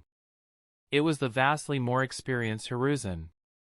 Even though Fujin was very experienced for his age, he was still a child when compared to a veteran like Hiruzen. Hiruzen had gained the momentum by attacking Orochimaru before he could recover from the strain the reanimated ninjas put on him. And, now that he had the momentum, Hiruzen wouldn't squander it like Fujin did. Of course, it also showed the difference in their priorities. Fujin always gave the highest priority to his own safety. He didn't mind squandering such advantages to ensure he stayed safe. On the other hand, Hiruzen gave the highest priority to Konoha. He was willing to give up his life if the need be. Chapter 747, A Blade of Wind. Ninja Art, Shadow Stitching Jutsu. Several sharp tendril-like needles rose from the shadow under Orochimaru's feet and pierced through his body, binding him in one spot. At the same time, Hiruzen's figure became visible as he moved through Orochimaru's Gale River Jutsu. Even though the jutsu failed to stop him, the flames on Hiruzen's body were significantly weaker. Orochimaru cursed, "Shit. I was too focused on the mysterious jutsu he used to seal the Kages and the flames around his body. He noticed it and used my own jutsus to hide his real scheme. This won't be easy. I need to break this shadow first and then deal with those pesky flames while keeping him away." Orochimaru began exerting his chakra. A large amount of yang chakra was released from his chakra points and began weakening the shadow's hold. At the same time, Orochimaru's body itself started transforming. His human features started fading away as he began looking even more like a white snake. Several snakes exited his mouth and began moving towards Hiruzen. However, Hiruzen moved without any fear. The weakened flames around his body still had enough heat to burn all the snakes coming towards him. Before Orochimaru could fully transform, Hiruzen appeared in front of him and punched Orochimaru's abdomen with all his might. All the remaining flames on his body transferred onto Orochimaru's body, burning him. However, his snake body was far more resilient than a normal human body. Along with the fact that the flames had weakened a lot, Orochimaru wasn't hurt. A grin appeared on Orochimaru's face as he exclaimed, "Such a weak flame will not burn me." Suddenly, his eyes widened. He failed to release any more yang chakra. His transformation also stopped. Orochimaru wondered, "What the hell? I can't initiate any jutsu?" He suddenly exclaimed fearfully, "What is that?" As the god of death's arm entered his body and began extracting his soul, Orochimaru finally saw the god of death behind Hiruzen. Hiruzen chuckled and replied, "This is the jutsu the fourth Hokage used to seal the nine tails." With a grin on his face, Hiruzen exclaimed, "I will now fix the mistake I committed a decade ago. I will now pull out your soul from whoever's body this is. You'll be sealed inside the god of death and suffer inside his belly for eternity." Hiruzen immediately began extracting Orochimaru's soul while Orochimaru analyzed, "So that's the god of death? No wonder he was able to seal them so easily." However, Orochimaru immediately exerted all his strength. Though he couldn't move nor use any jutsus, he managed to pull his soul back into his body. He chuckled and said, "You won't get your way, old man. You don't have the chakra to seal me. Hee hee, I admit, you nearly scared me by putting up a strong front. However, you used up most of your chakra while sealing them." Hiruzen's grin disappeared. He realized, "Ugh.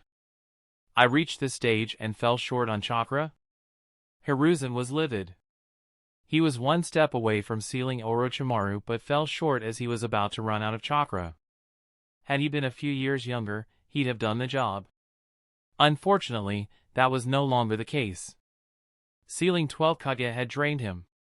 He quickly analyzed, "I don't have the chakra to completely seal him inside of me. The only way I can do that is if..." Suddenly, the entire barrier shook. Both Hiruzen and Orochimaru glanced above and saw it being hit by another wind breath from Ryu. The Sound Four fell to their knees and began coughing blood violently.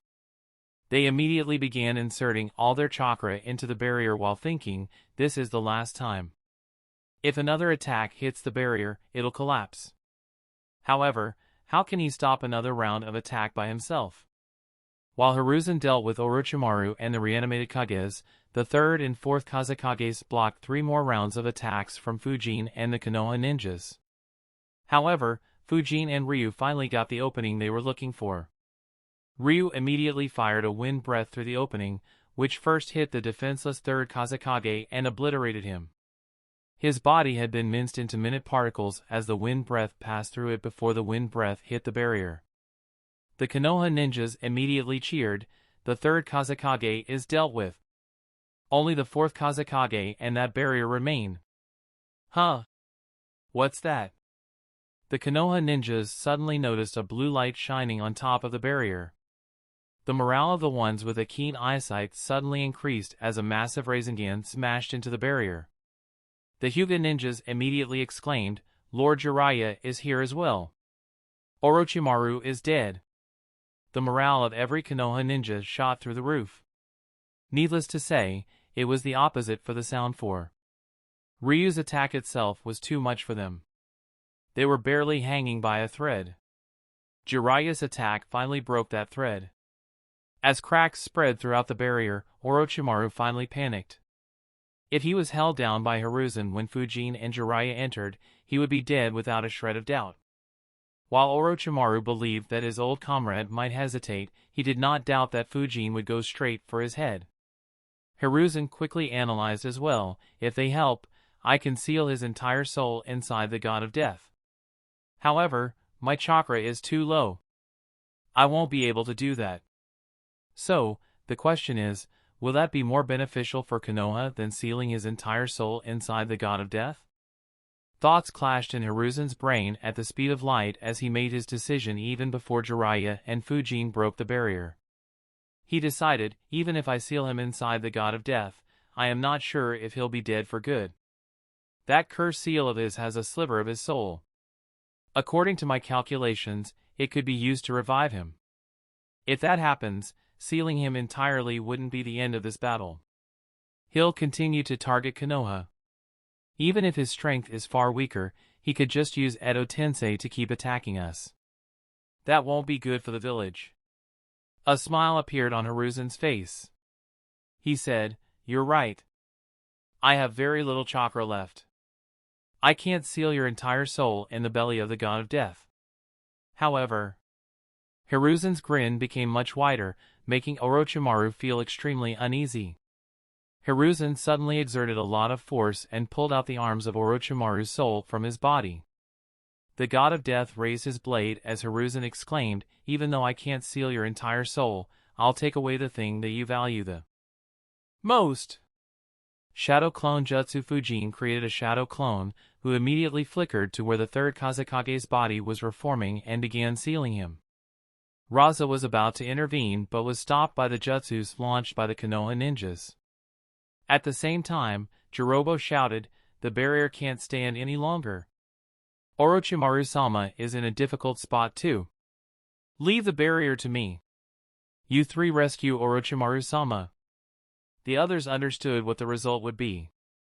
The four Violet Flames formation needed 4 ninjas to create it. If just a single ninja tried to sustain it while under intense attack, there would be just one result. However, understanding the situation, all 3 of them immediately flickered. Jirobo sustained the barrier with his life, but could only buy a second before he collapsed dead. The barrier finally collapsed.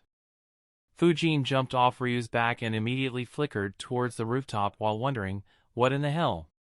Why is Hiruzen so impatient? Is his chakra so low that he can't even keep Orochimaru tied for a few more seconds? Fujin wasn't entirely sure. After all, Hiruzen's battle was far more intense than what it was in the original story. However, he was more worried about another thing. He thought, even now, there was a chance for things to be different. Had Hiruzen waited, he could have sealed Orochimaru entirely with our help. Yet, at the very last moment, he made such an illogical move. Are important events going to happen exactly like they did in the original story? Does that mean that my killing and sealing Kabuto will be useless too? Would someone else perform the Edo Tensei Jutsu during the Fourth Great War?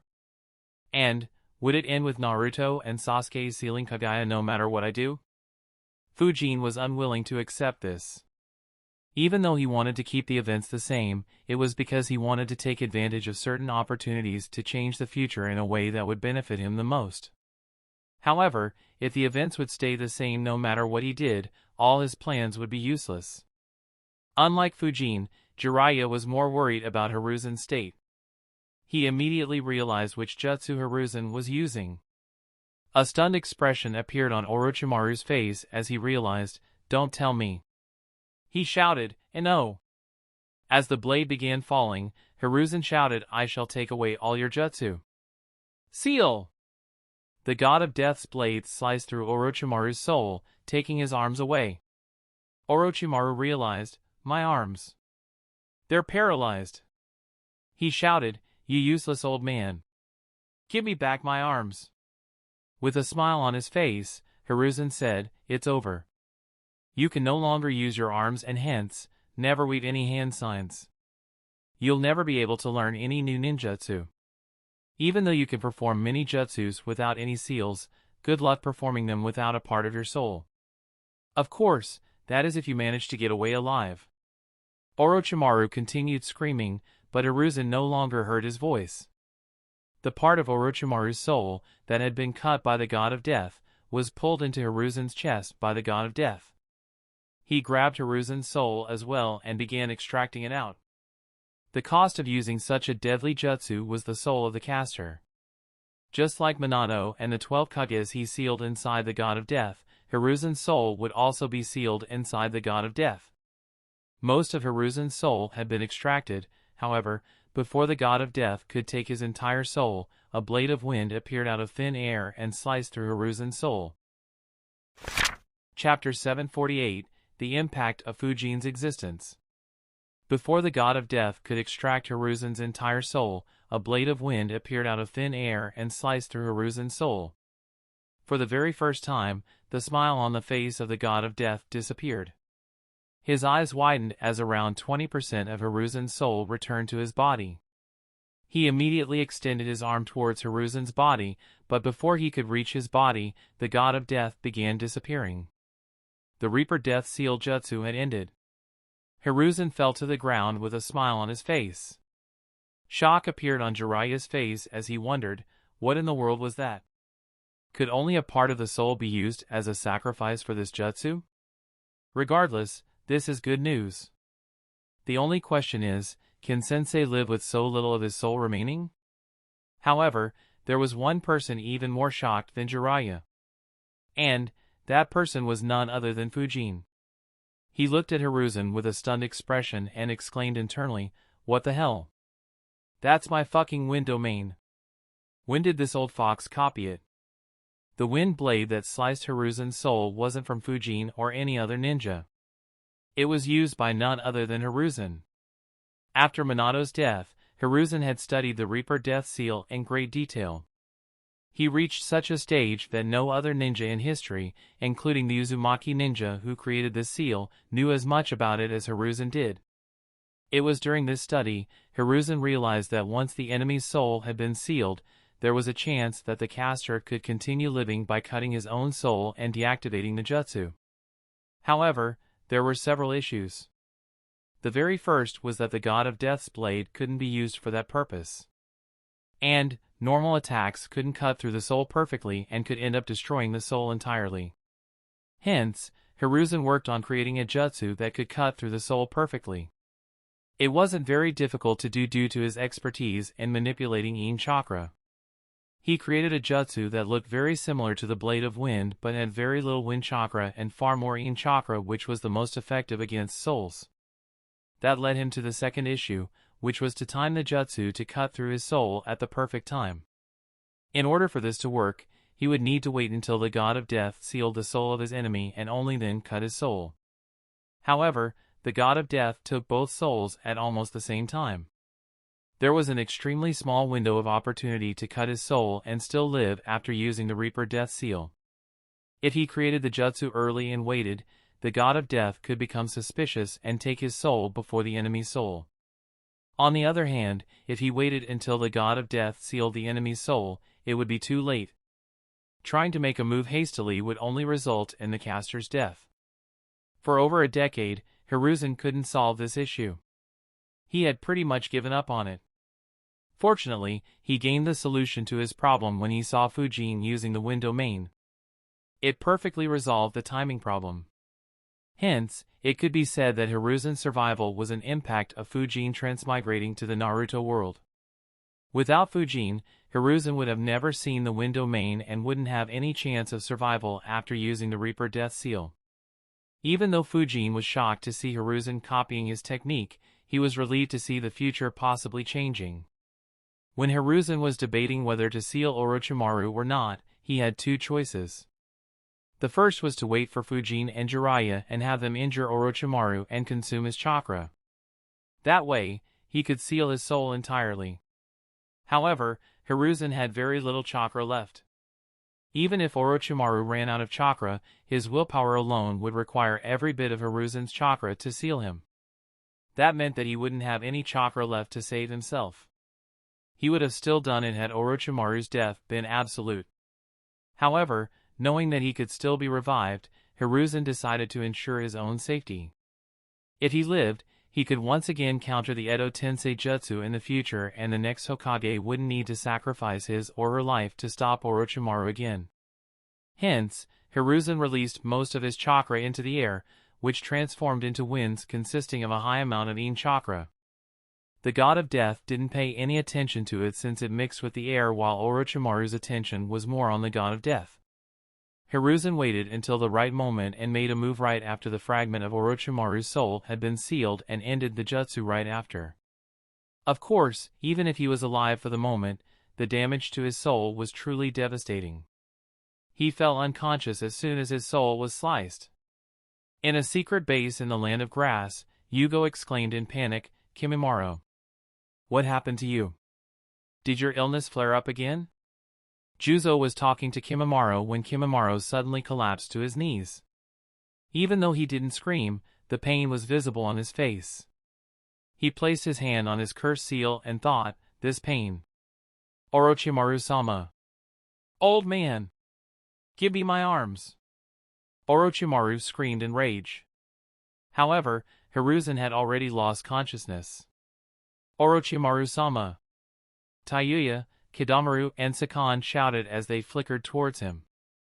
Orochimaru glanced at them and noticed Fujin and Jiraiya right behind them. He shouted, "Kill Hiruzen." Tayuya, Kidamaru, and Sakan were surprised by the order. But they didn't dare to disobey his command. Despite his injuries, Enma got up and said resolutely, "You'll have to go through me."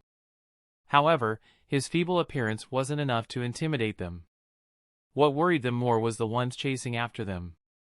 Due to having used most of their chakra to sustain the barrier, all of them were on their last leg. And they were well aware that even if they were at their full strength, it wouldn't make much of a difference. Sakan muttered, "This will be our last attack." Yukon chuckled and said, "Taking the life of the third Hokage and his powerful summon, that's not a bad way to go."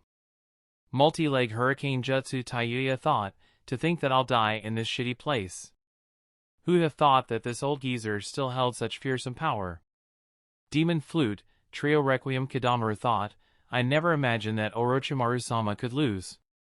Konoha, we completely underestimated them." Even if Kimimaro and the fourth Kazekage had participated, I don't think the result would have been any different. Directly attacking Konoha was a grave error. Spider Bow, Fierce Rip Jutsu, Wild Lion's Mane Jutsu, Wind Release, Vacuum Cluster Bullets Jutsu. Seeing the remaining members of the Sound Four launching attacks at Enma and Hiruzen, Fujin and Jiraiya immediately acted. Despite having a lead over Fujin and Jiraiya, their attacks paled in terms of speed. Fujin's vacuum bullets pierced through the arrows shot by Kidamaru, destroying and diverting all of them. Moments later, they rampaged through the Doki summoned by Tayuya, killing every single one of them. Finally, the vacuum bullets entered the hurricane surrounding Sakan and Yukon. Normal air bullets and even vacuum bullets would have been diverted due to the winds of the hurricane. However, that didn't happen with Fujin's attack. Before either of them could realize it, several holes opened up in their weird body. Another member of the Sound Four fell in Konoha. While Fujin directly countered their attacks, Jiraiya's hair extended towards Hiruzen and Enma, protecting both of them. With Jiraiya defending Hiruzen, Fujin focused entirely on the offense. Winds appeared from his wind cloak and several wind blades moved towards Tayuya and Kidamaru. With nothing to hide behind, Tayuya was defenseless. She immediately tried to summon another Doki to hide behind but failed to do so. She cursed, "Shit. I don't have any chuck." Wind blades cut straight through her throat, beheading her on the spot. Dozens of wind blades also hit Kidamaru, but he protected himself by secreting sticky spider gold from his pores. Unfortunately, even that didn't buy him much time as a vacuum bullet pierced straight through the third eye on his forehead. Fujin didn't even glance at him and instead used his vacuum Gatling jutsu on Orochimaru. Orochimaru's expression was grim. He had already been on the receiving end of that jutsu once. In his current state, he had no chance of dodging the jutsu. Jiraiya noticed it as well and wondered, is this it for Orochimaru? Chapter 749, Hiruzen's State. Is this it, Orochimaru? Jiraiya wondered as Fujin's vacuum bullets were merely inches away from Orochimaru's body. Even though Jiraiya wasn't sure that such an attack could kill Orochimaru, he could sense the massive chakra Fujin was building up. He did not doubt that Fujin was going for the kill. However, just as the vacuum bullets were about to rip through him, Orochimaru disappeared. Fujin squinted his eyes and thought, as expected, he had already set up reverse summoning jutsu. However, he got very lucky with the timing. In his state, he couldn't have initiated it. If the person who used the jutsu had been a couple of seconds late, he'd be dead. In a base in the land of rice, Orochimaru appeared in front of Kimimaro and Yugo. Kimimaro's hand froze midair, the words caught in his throat, while Yugo's usually steady gaze flickered, both of them staring at Orochimaru as if they had just witnessed the impossible. Neither of them imagined that they'd ever see Orochimaru in such a terrible state. Finally, Kimimaro gathered himself and asked, Orochimaru-sama, what happened in Konoha? On the stadium rooftop, Jiraiya thought, I should have expected as much. Fujin appeared next to Jiraiya and asked, how's the old man? Jiraiya's expression became grim. He replied, I haven't taken a closer look yet, but he isn't good. His soul is almost completely shattered. It's a miracle that he's still alive. Fujin nodded. The sight of Hiruzen slashing his own soul was too shocking. After learning the spirit transformation jutsu, Fujin studied souls quite a bit. Even though he couldn't be compared to the likes of Orochimaru, Hiruzen, or Danzo in this aspect, he still knew a lot. A simple injury to the soul could end up destroying a person for good and put them in a vegetative state, if not kill them outright. In the rarest of cases where the person managed to live properly, they'd experience extreme pain until the soul was completely healed. The pain alone would exhaust the will to live of most people. Hiruzen's case was far more extreme. Fujin thought, even though I couldn't see the god of death, I saw Hiruzen's soul being extracted from his body. Only around a fifth of his soul returned to his body. And, that too was cut hastily. To think that he is still alive. Fujin was feeling complicated. Initially, he was disturbed by the possibility of fate controlling everything and pushing the world in the same direction as the story he read. It had made him feel helpless just like his clone. However, Hiruzen's unexpected move gave him some hope. As long as Hiruzen lived, it proved that the future wasn't set in stone. It wouldn't disprove fate's existence, but it at least meant that Fujin didn't need to worry about a transcendent force forcefully keeping certain events the same irrespective of what he did. Fujin, who once wished for things to remain the same, now wanted to save Hiruzen to see some change. Fujin immediately said, I'll check up on him. While Fujin examined Hiruzen, two individuals regained control of their bodies. Since Kimimaro reverse summoned Orochimaru back to the land of rice and his soul had been sliced and sealed by Hiruzen, he could no longer maintain his control over Raza and Tsukumo.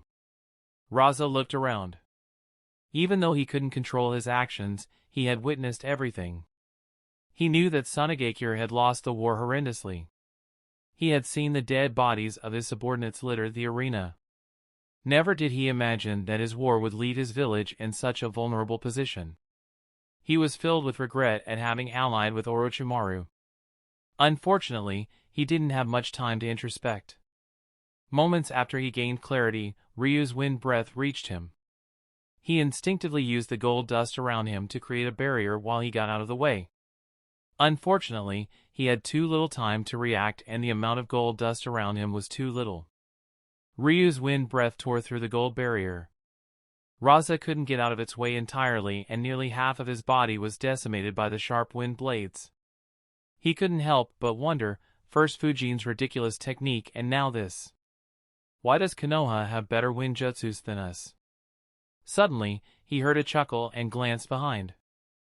Fujin's clone placed his hand on Raza's back and asked, "Are you satisfied by the result of the war you started, 4th Kazekage?" To the surprise of Fujin's clone, Raza asked, "What war? What happened here? Why are there so many dead bodies of my ninjas in Konoha?" For a moment, Fujin's clone was left speechless by Raza's response.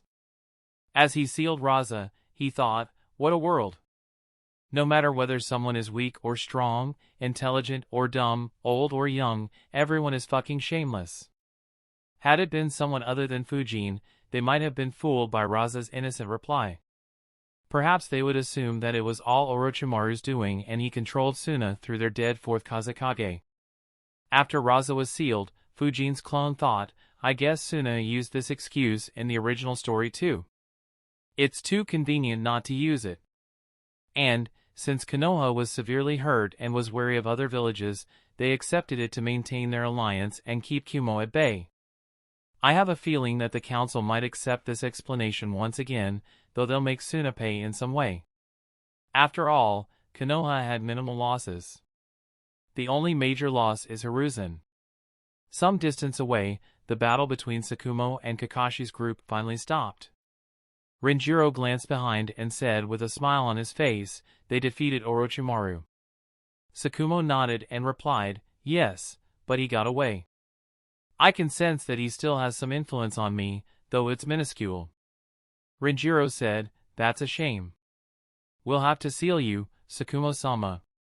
Kakashi wanted to talk more with his father, but he knew that it was time. Guy glanced at his rival to see how he was doing. To their surprise, Sakumo smiled and said, there's no need. Sakumo's body started crumbling and his soul began leaving his body as he said, I had several regrets when I died. However, I can finally move on. Thank you for forgiving me, Kakashi. Kakashi saw as his father's soul left his body before disappearing. He muttered, rest in peace, father. Unlike the Kages, who could still be reanimated like how Orochimaru reanimated the Hokages in the Fourth Great Ninja War, Sakumo could never be revived using the Edo Tensei Jutsu. Fujin examined Hiruzen's body thoroughly. Even though Hiruzen had taken a lot of injuries during his intense battle against Orochimaru and the reanimated Kages, the two main injuries were self-inflicted. The flames that had surrounded his body had burnt his skin and several parts of his body. In particular, the skin on his fists was completely burnt. While bad, it wasn't extremely serious. Fujin wasted no time in healing the damage caused by the flames and the other external wounds Hiruzen had taken. However, Hiruzen's main issue was his soul. Fujin muttered in surprise, this is truly remarkable. Jiraiya asked, what is it? Fujin answered, his soul. Even though it seemed like he cut it hastily, it doesn't seem to be the case. Despite having just a fifth of his soul, he has cut his soul in such a way that he can still live on. Jiraiya was surprised by Fujin's words. He thought, Sensei took Minato's death harder than I thought. He must have been working on the Reaper death seal. I never thought that this jutsu could be used without sacrificing the entire soul. Regardless. Relief appeared on Jiraiya's face. He smiled and said, so, he'll make a recovery. Fujin shook his head and explained, no, it's not that simple. Even though he has cut his soul in a way that wouldn't result in an instant death, his soul is too weak. He won't be able to wake up by himself. Fujin glanced at Jiraiya and added, however, if someone heals his soul, then he might be able to wake up. I don't know any medical ninja in Konoha who can heal souls. However, since he went to this extent, I'm guessing she can do so. Jiraiya realized who Fujin was speaking of. He said, Tsunade. Yes, she can do so. He thought, even though she can heal souls, it is extremely difficult, even for her. She has never healed anyone whose soul was injured to this extent. Regardless, she is our only hope. Jiraiya asked, is he in any danger of dying? Fujin replied in a sad tone, I can't say for sure. He's stable for now, but I don't know what complications could arise. Perhaps the more experienced medical ninjas could have a better idea. Jiraiya nodded. Even though Fujin healed Hiruzen's external injuries very rapidly, Jiraiya knew that Fujin didn't have much experience in this field. The other Konoha ninjas began rushing towards the three of them. However, there was one group who didn't. All of them looked at the same spot and muttered in surprise, where's Kabuto's body? Chapter 750, Aftermath. Is Hokage-sama alright? One of Hiruzen's Umbu guard asked. Several other Umbu and Jounins had appeared on the rooftop as well. Jiraiya answered, he's fine for now, but needs to be checked upon urgently. Summon the best medical ninjas here. 3 Umbu guards nodded and flickered away. The last one stayed and asked, what of the Suna ninjas who escaped earlier? Should we chase and hunt them down while they are in the land of fire? Fujin answered, no need. They have already lost their will.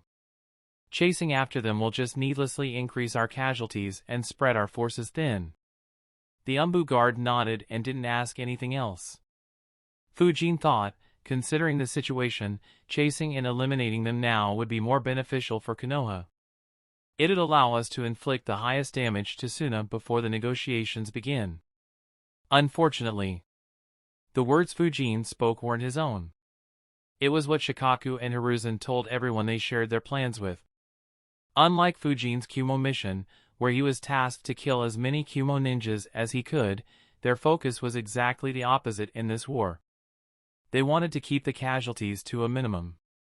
While killing more enemies could send a strong message to other hidden villages, ensuring that Konoha stayed strong was a bigger deterrent to other villages. They didn't mind letting a few hundred enemies escape if it meant that fewer Konoha ninjas lost their lives. Of course, the circumstances were quite different from what they imagined. Suna's morale was truly shattered. If Fujin chased after them, he could annihilate their entire forces with little trouble. Even if they dispersed, Fujin could hunt most of them down before they could leave the land of fire. Fortunately for the Suna ninjas, Fujin didn't have anything to gain by doing so. Hence, he just followed Shikaku's plan. Other ninjas soon came to check up on Hiruzen. Realizing how serious Hiruzen's situation was, the atmosphere became solemn. The morale that was high due to Fujin's actions finally began dying down as the war was finally over. Even so, many ninjas looked at Fujin respectfully, something that didn't escape Jiraiya's eyes. Jiraiya analyzed, I had sensed Tsukumo-san's presence earlier. In addition, Orochimaru likely had Sensei trapped inside the barrier since the start. And, considering how important the battles here were, this place should have been attacked the most. Yet, there isn't a single enemy ninja here. This boy probably did a remarkable job to ensure complete victory here. No wonder they are looking at him with such admiration in their eyes. Soon, senior medical ninjas arrived and began examining Hiruzen. At the same time, a Jounin flickered next to Fujin and said in a soft voice, Councilman Fujin, the box in which you sealed Kabuto suddenly disappeared. A frown immediately appeared on Fujin's face. He asked, what do you mean by disappeared? Did anyone see where it went? The Jounin replied with a hint of embarrassment, we momentarily looked at the barrier when you destroyed it. When we looked back, the box was missing.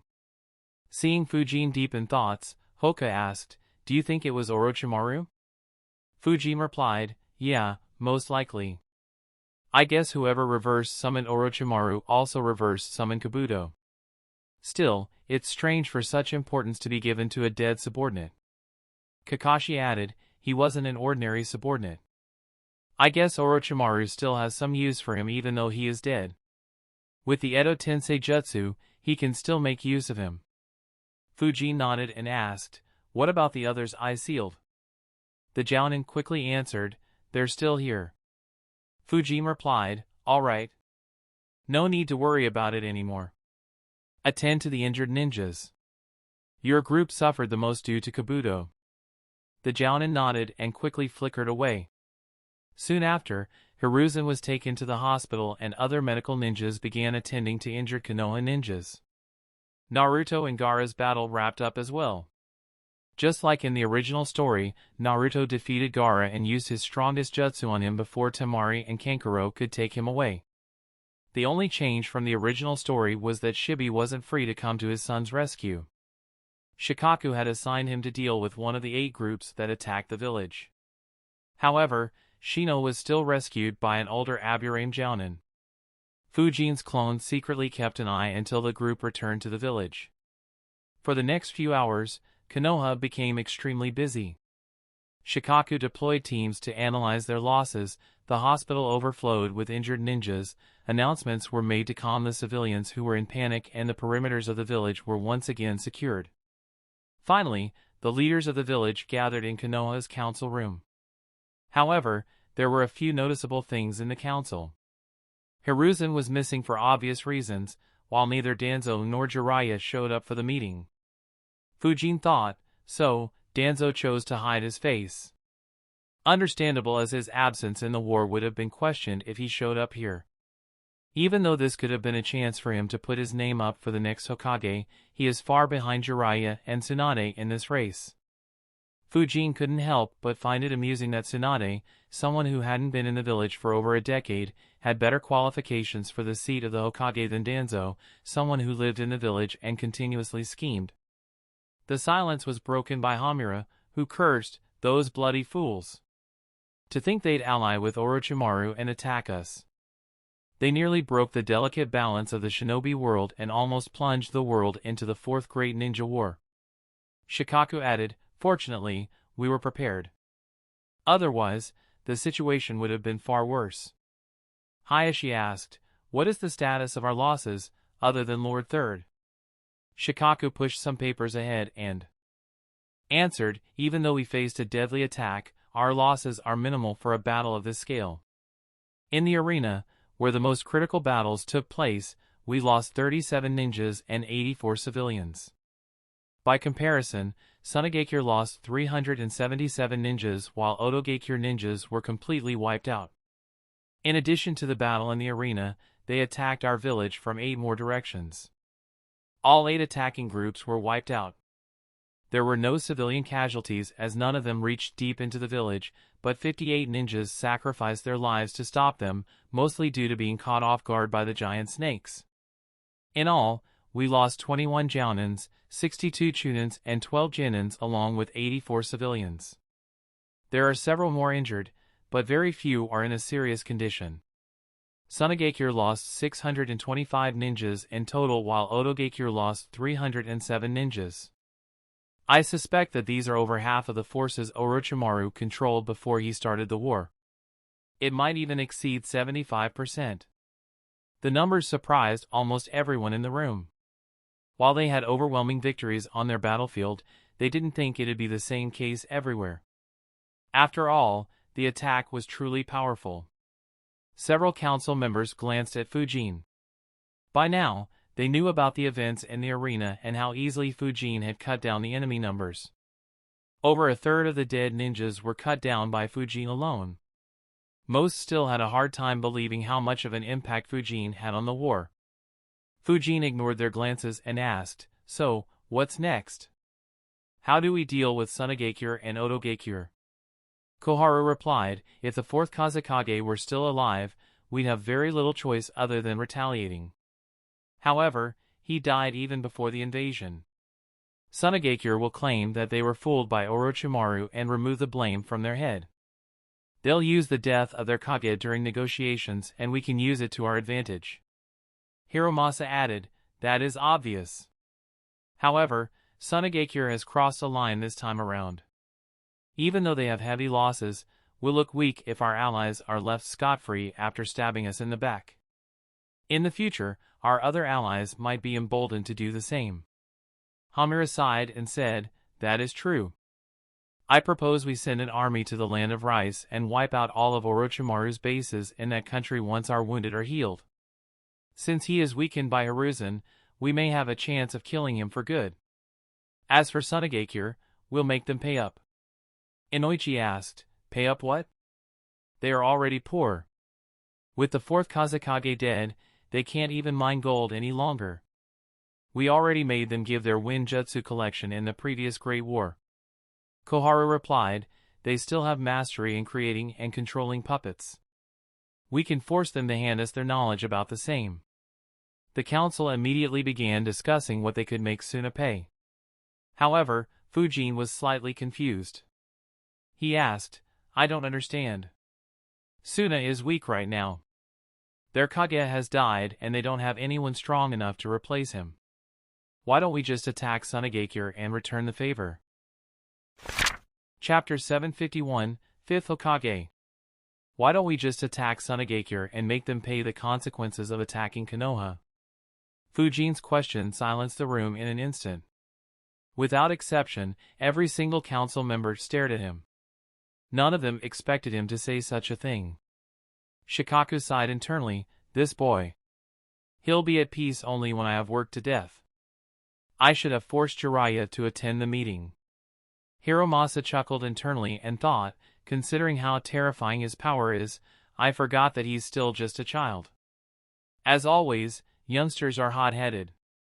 Regardless, this is a good opportunity to guide him. It'd be a shame if he ended up following Danzo's footsteps. At the same time, Koharu wondered, why are he and Danzo at odds? He's more similar to Danzo than to Hiruzen. Is this why Hiruzen guided him so much? Hamura broke the silence and answered, Fujin, a war is easy to start but very difficult to end. Once you ride the tiger, you can't get off easily. If Hiruzen was here, he'd have said the same. Sunagakure isn't a place that can be attacked on a whim. The land of wind is full of deserts. It is very easy to defend and extremely difficult to attack. The desert won't provide us with any resting spots. We'll be out in the open while the Suna ninjas lay traps on our routes. They'll set countless ambushes to attack us. Even though the ambushers will die, it'll slowly but steadily slow down our forces and erode our morale. Combined with the frequent sandstorms in the desert, we'll lose a large number of ninjas despite the absence of rank S ninjas in Sunagakure. Hence, attacking Sunagakure is very unwise. If we make one bad move, we can change our overwhelming victory into a disastrous defeat. Before Fujin could respond, Hiromasa added, even if you assume that we could push through their traps and ambushes and reach Sunagakure before crushing them, you have to see what our gains and losses would be. We'd lose thousands of capable ninjas and gain barren deserts in exchange for it. What are we supposed to do with those barren deserts? Even though they have some resources, they aren't much considering how much Suna is struggling financially. In addition, defending the land of wind from Konoha will be a difficult job unless we can double the number of our shinobis in the blink of an eye. In the next Great War, it'll become an easy target for Kirigakure and Iwagakure. Koharu quickly added, don't forget about Iwagakure and Kumogakure. Even though Kumogakure took heavy losses recently, they still have a very strong force. Our actions of destroying Sunagakure would alarm them. Both of them will immediately attack us to prevent Konoha from gaining a lot of new territories. We'll be attacked from all sides while our main forces are in the land of wind. You can analyze how dire our circumstances will be then. Fujin shrugged and asked, who talked about sending thousands of ninjas to the land of wind? All we need to do is send a few elite teams. Their western part is still quite unstable. All we have to do is pour some oil on it and watch what they do. Considering their losses, they'd hide in their village. However, once they are in danger of losing a part of their country, they'll have to make a decision. Whether to let go of their western part or deploy ninjas to control the situation there, both are beneficial for us. In the first case, we could create a new country and secretly fund it to create a new front for Suna and perhaps even IWA in the future. Since it'll be so far from us, they'll be our perfect allies. In the second case, our elite units could just ambush and hunt their ninjas down, giving us the advantage of the terrain. As long as we keep doing it for some time, Suna will explode from the inside. The council grew silent once again. Previously, the three eldest council members were trying to educate their youngest member. However, Fujin immediately put up a strategy that was not only feasible but would make experienced schemers proud. Except for Shikaku, no one on the council expected Fujin to say something of this sort. Hayashi's expression became serious as he wondered, this boy. He was able to think of this on his own despite never having been in a major war? Hiromasa thought, I underestimated the boy. No wonder Hiruzen forced him upon the council. It was more than just due to his potential. Hamura was tongue-tied. He thought, I thought threatening like a lunatic was all he could do. It seems he also has a good mind for strategy. Still, for him to be so clear of the situation there. He must have been involved in those bizarre incidents in the Land of Wind all those years ago. Unfortunately, Hiruzen kept his lips sealed. Others in the room had similar thoughts. Luckily, the civilian members weren't present, or they would have been terrified by the deadly scheme Fujin presented so easily. However, even though they were surprised by Fujin's strategy, what surprised them more was that Fujin thought of it instead of the strategy itself. In fact, many in the room had already thought of Fujin's idea. It's just that they didn't see it to be beneficial for Konoha. In truth, Fujin knew that it wouldn't help Konoha much either. Even though Suna had been an unreliable ally and his strategy would reduce their strength to the point that they could no longer be considered a great village, it would make all the other hidden villages wary of Konoha. Not to mention, Fujin knew that Suna would become a very strong ally of Konoha in the future. So, such a step was unnecessary and wasteful. However, Fujin had just been given a scare by fate a few hours ago. As such, he was looking forward to making some mess. Seeing that none of the council members seem aboard with his plan, Fujin added, of course, that's just one way. We could also do a full-fledged assault by allying with the Wagakure. After all, since Suna allied with Orochimaru, there's no reason why we can't ally with the Wagakure. Even though we'll have to split. Shikaku suddenly coughed to cut Fujin off. He said, Fujin, while both of your methods are feasible, we shouldn't lose sight of what's the most important. Since we were attacked, Iwagakure and Kumogakure would start trying to see how much damage we took. We have to be more wary of any sudden movements from them instead of spreading ourselves thin by attacking Sunagakure. Not to mention, Lord Third is in a coma. The village cannot be without a leader for a long time. We need to make a decision. As he spoke, Shikaku's attention turned towards the door, which opened almost immediately. An Umbu squad watched as the daimyo and the civilian council members entered the room. Shikaku sighed in relief and thought, luckily they arrived quickly. It'd be very troublesome if Fujin convinced some of the members. Sigh, this boy still has no filter. Fujin noticed Shikaku's relief and cursed, that lazy bum.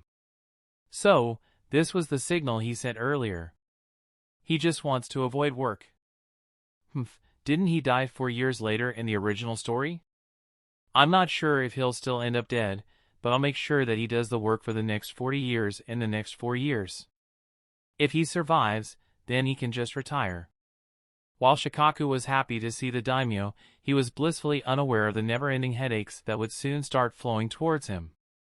The fire daimyo took his seat, sighed and muttered, what a terrible day. To think that Orochimaru and Sunagakure would ally and attack Konoha during the Chunin exams. They even targeted the officials and the civilians. How are the Hokage's injuries? Koharu answered, he is in a coma, but is stable.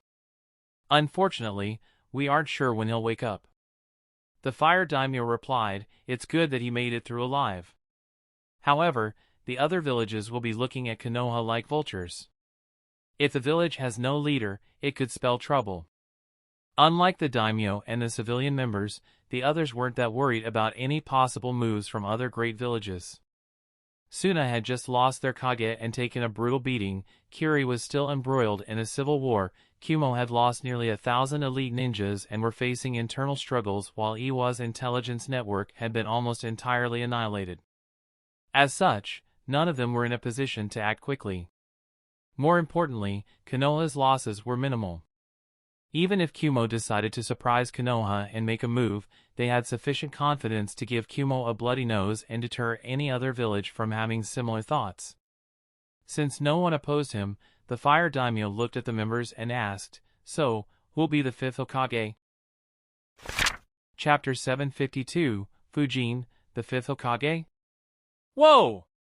Why is there a bloody mess here? Naruto exclaimed while looking at the gore left behind by the explosion of 2 giant snakes outside Fujin's compound. After returning, Naruto entered the hospital like most of his comrades. Unlike them, he was discharged within an hour. Yuji cheekily replied, "They were 2 giant snakes. You should have seen them. They bared their fangs and hissed viciously as they slithered towards our compounds. However, a single glance from Sensei's clone made them go boom." Naruto looked at him and asked, "Huh? How did they explode just by the big brother's gaze?" Yuji shrugged and answered, "How would I know that? Sensei is too mysterious." Naruto looked at Yuji with a deadpan expression. Sayaka said, "Yuji, stop fooling around." "Naruto, they were dealt with by Sensei's Fuinjutsu." "I'll explain." In the council room, the Fire Daimyo glanced at everyone after asking his question. After Minato's death, Konoha hadn't appointed the 5th Hokage as Hiruzen took the reins once again. However, he was growing old rapidly.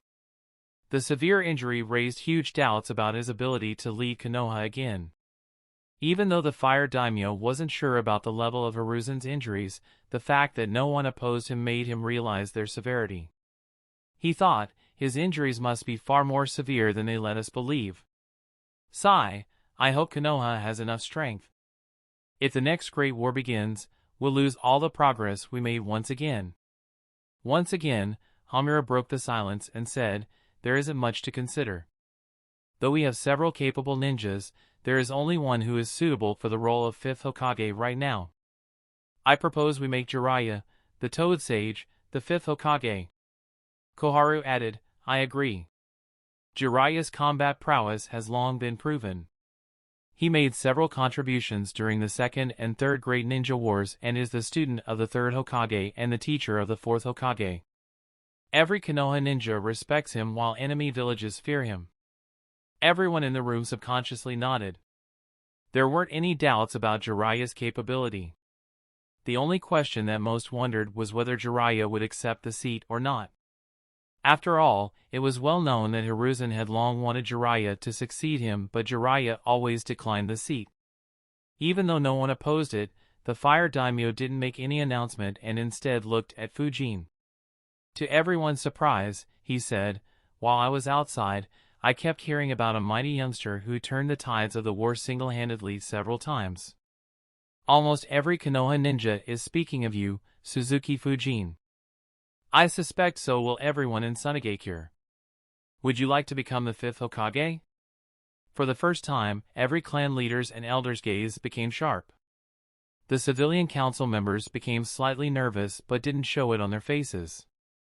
The Fire Daimyo was unbothered by their gazes and continued looking at Fujin. Shikaku squinted his eyes and analyzed, "Is he trying to sow discord?" No. He should know that wouldn't work. In that case, his goal must be. Inoichi glanced at Fujin with curiosity in his eyes. He wondered, to get an offer to become the 5th Hokage directly from the Fire Daimyo. Tempting, especially for his age. However, I have never seen him act like a teenager. This should be interesting. I wonder if he'll fall for it. The others had similar thoughts as Inoichi. They wondered how Fujin would respond. More importantly, they wanted to see what Fujin's ambitions were.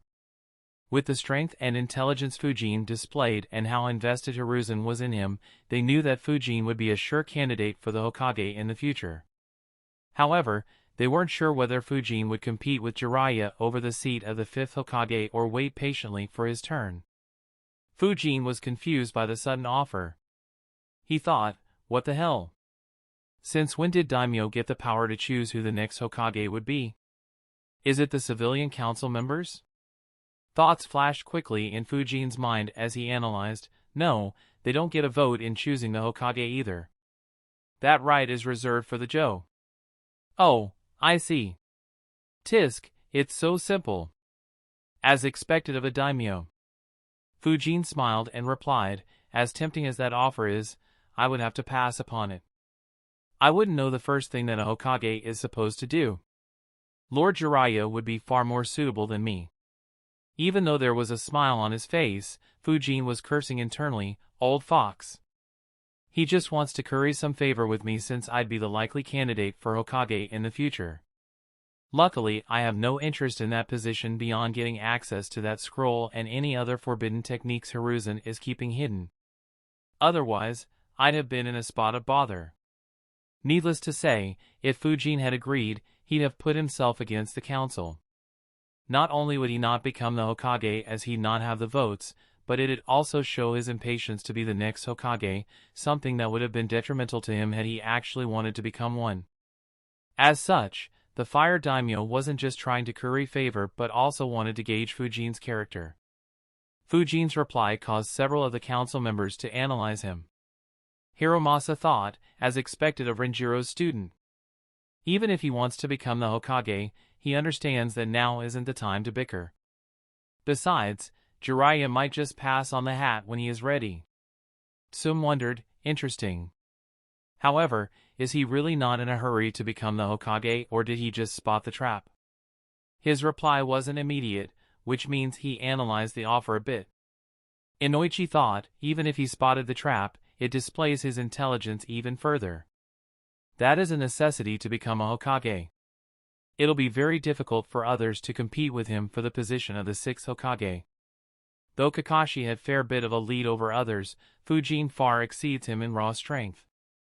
And his strength is still growing steadily and rapidly. Hamura nodded approvingly, and so did Koharu despite her issues with Fujin. Only one person had different thoughts. Shikaku looked at Fujin and thought, of course, he'd decline. Seeing that he shows up less than once a week to his office, I suspect he'll decline it even in the future. He is far more interested in causing trouble than doing the work to fix any problems. While Shikaku knew that Fujin couldn't be called lazy, he understood that Fujin had little interest in administration and establishing influence. Even though he had a seat in the council and was building up a new faction inside Konoha, both were things that Hiruzen forced upon him. In fact, Fujin had outrightly refused the second. However, the others in the council weren't entirely sure of it. The Fire Daimyo smiled and said, all right. Since no one opposes Jiraiya, I'll appoint him as the acting Hokage. He'll take over all the duties of the Hokage. Considering the situation, there is no need to hurry with the voting. Do it when things calm down. Everyone agreed. The council discussed a few more topics, including the financial aspects. Due to Shikaku's plans, Konoha didn't suffer much structural damage. The gigantic snake had caused the village wall to collapse in 8 different spots, but it wasn't much. Only 2 of the 8 units managed to break through the wall, but neither could enter the village. Hence, the damage was minimal. Since the financial demand wasn't much, the Fire Daimyo agreed to bear all of it without much argument. After discussing other topics for around an hour, the Fire Daimyo finally took his leave. Shikaku glanced at the civilian council members and said, you guys can leave as well. Hearing the seriousness in his tone, none of them argued. Once again, only ninjas remained in the council room. Without a hint of laziness on his face, Shikaku said, now that the civilian aspects are dealt with, we need to address the military aspect. First, we need Lord Third to recover and wake up. The only one who can heal his soul is Lady Tsunade. Unfortunately, we have no idea where she is. Lord Jiraiya has already agreed to find and bring her back. He wants to take Naruto with him to find her. Koharu squinted her eyes and said, the Jinchuriki? Why him? Shikaku shrugged and answered, no idea. I guess he wants to train Naruto, considering that he trained him for the finals of the Chunin exam. Hamura thought and said, that is fine. He won't be in any danger with Jiraiya looking over him. However, Shikaku completed his sentence, we have to convince Lord Jiraiya to accept the position of the 5th Hokage. While I'd have liked to help, I don't think a junior convincing him would work. I hope you two can convince him to do so. Hamura and Koharu nodded and replied, all right. Shikaku replied, good, we'll leave it to you. That brings us to the second point. Shikaku's gaze turned towards Fujin as he spoke. Chapter 753, The New Successor. Shikaku wasn't the only one, the two elders also gazed at Fujin. Fujin immediately wondered, what are these old geezers scheming? Did they meet up before the council met?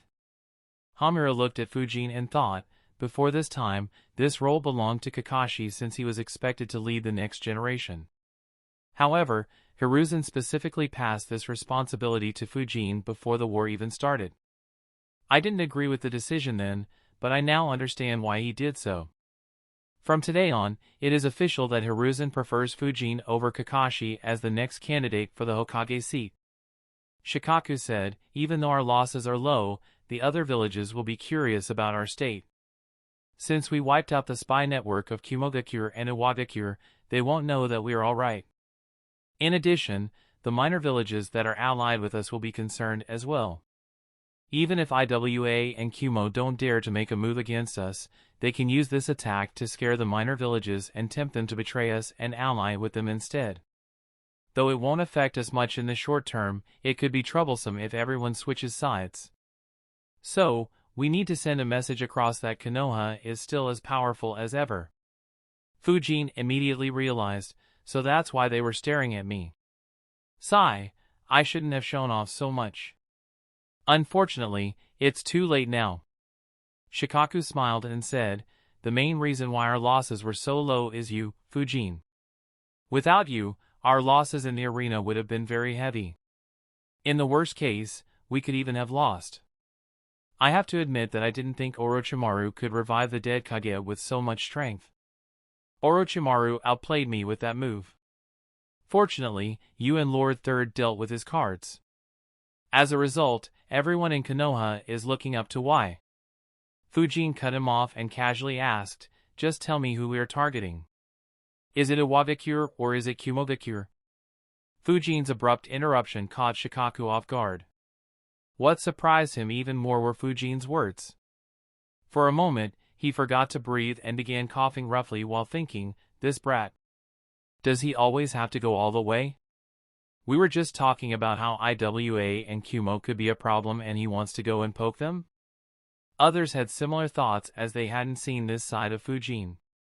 However, they didn't have the information that Shikaku did. He fully knew that Fujin could single-handedly start a war if he was let loose.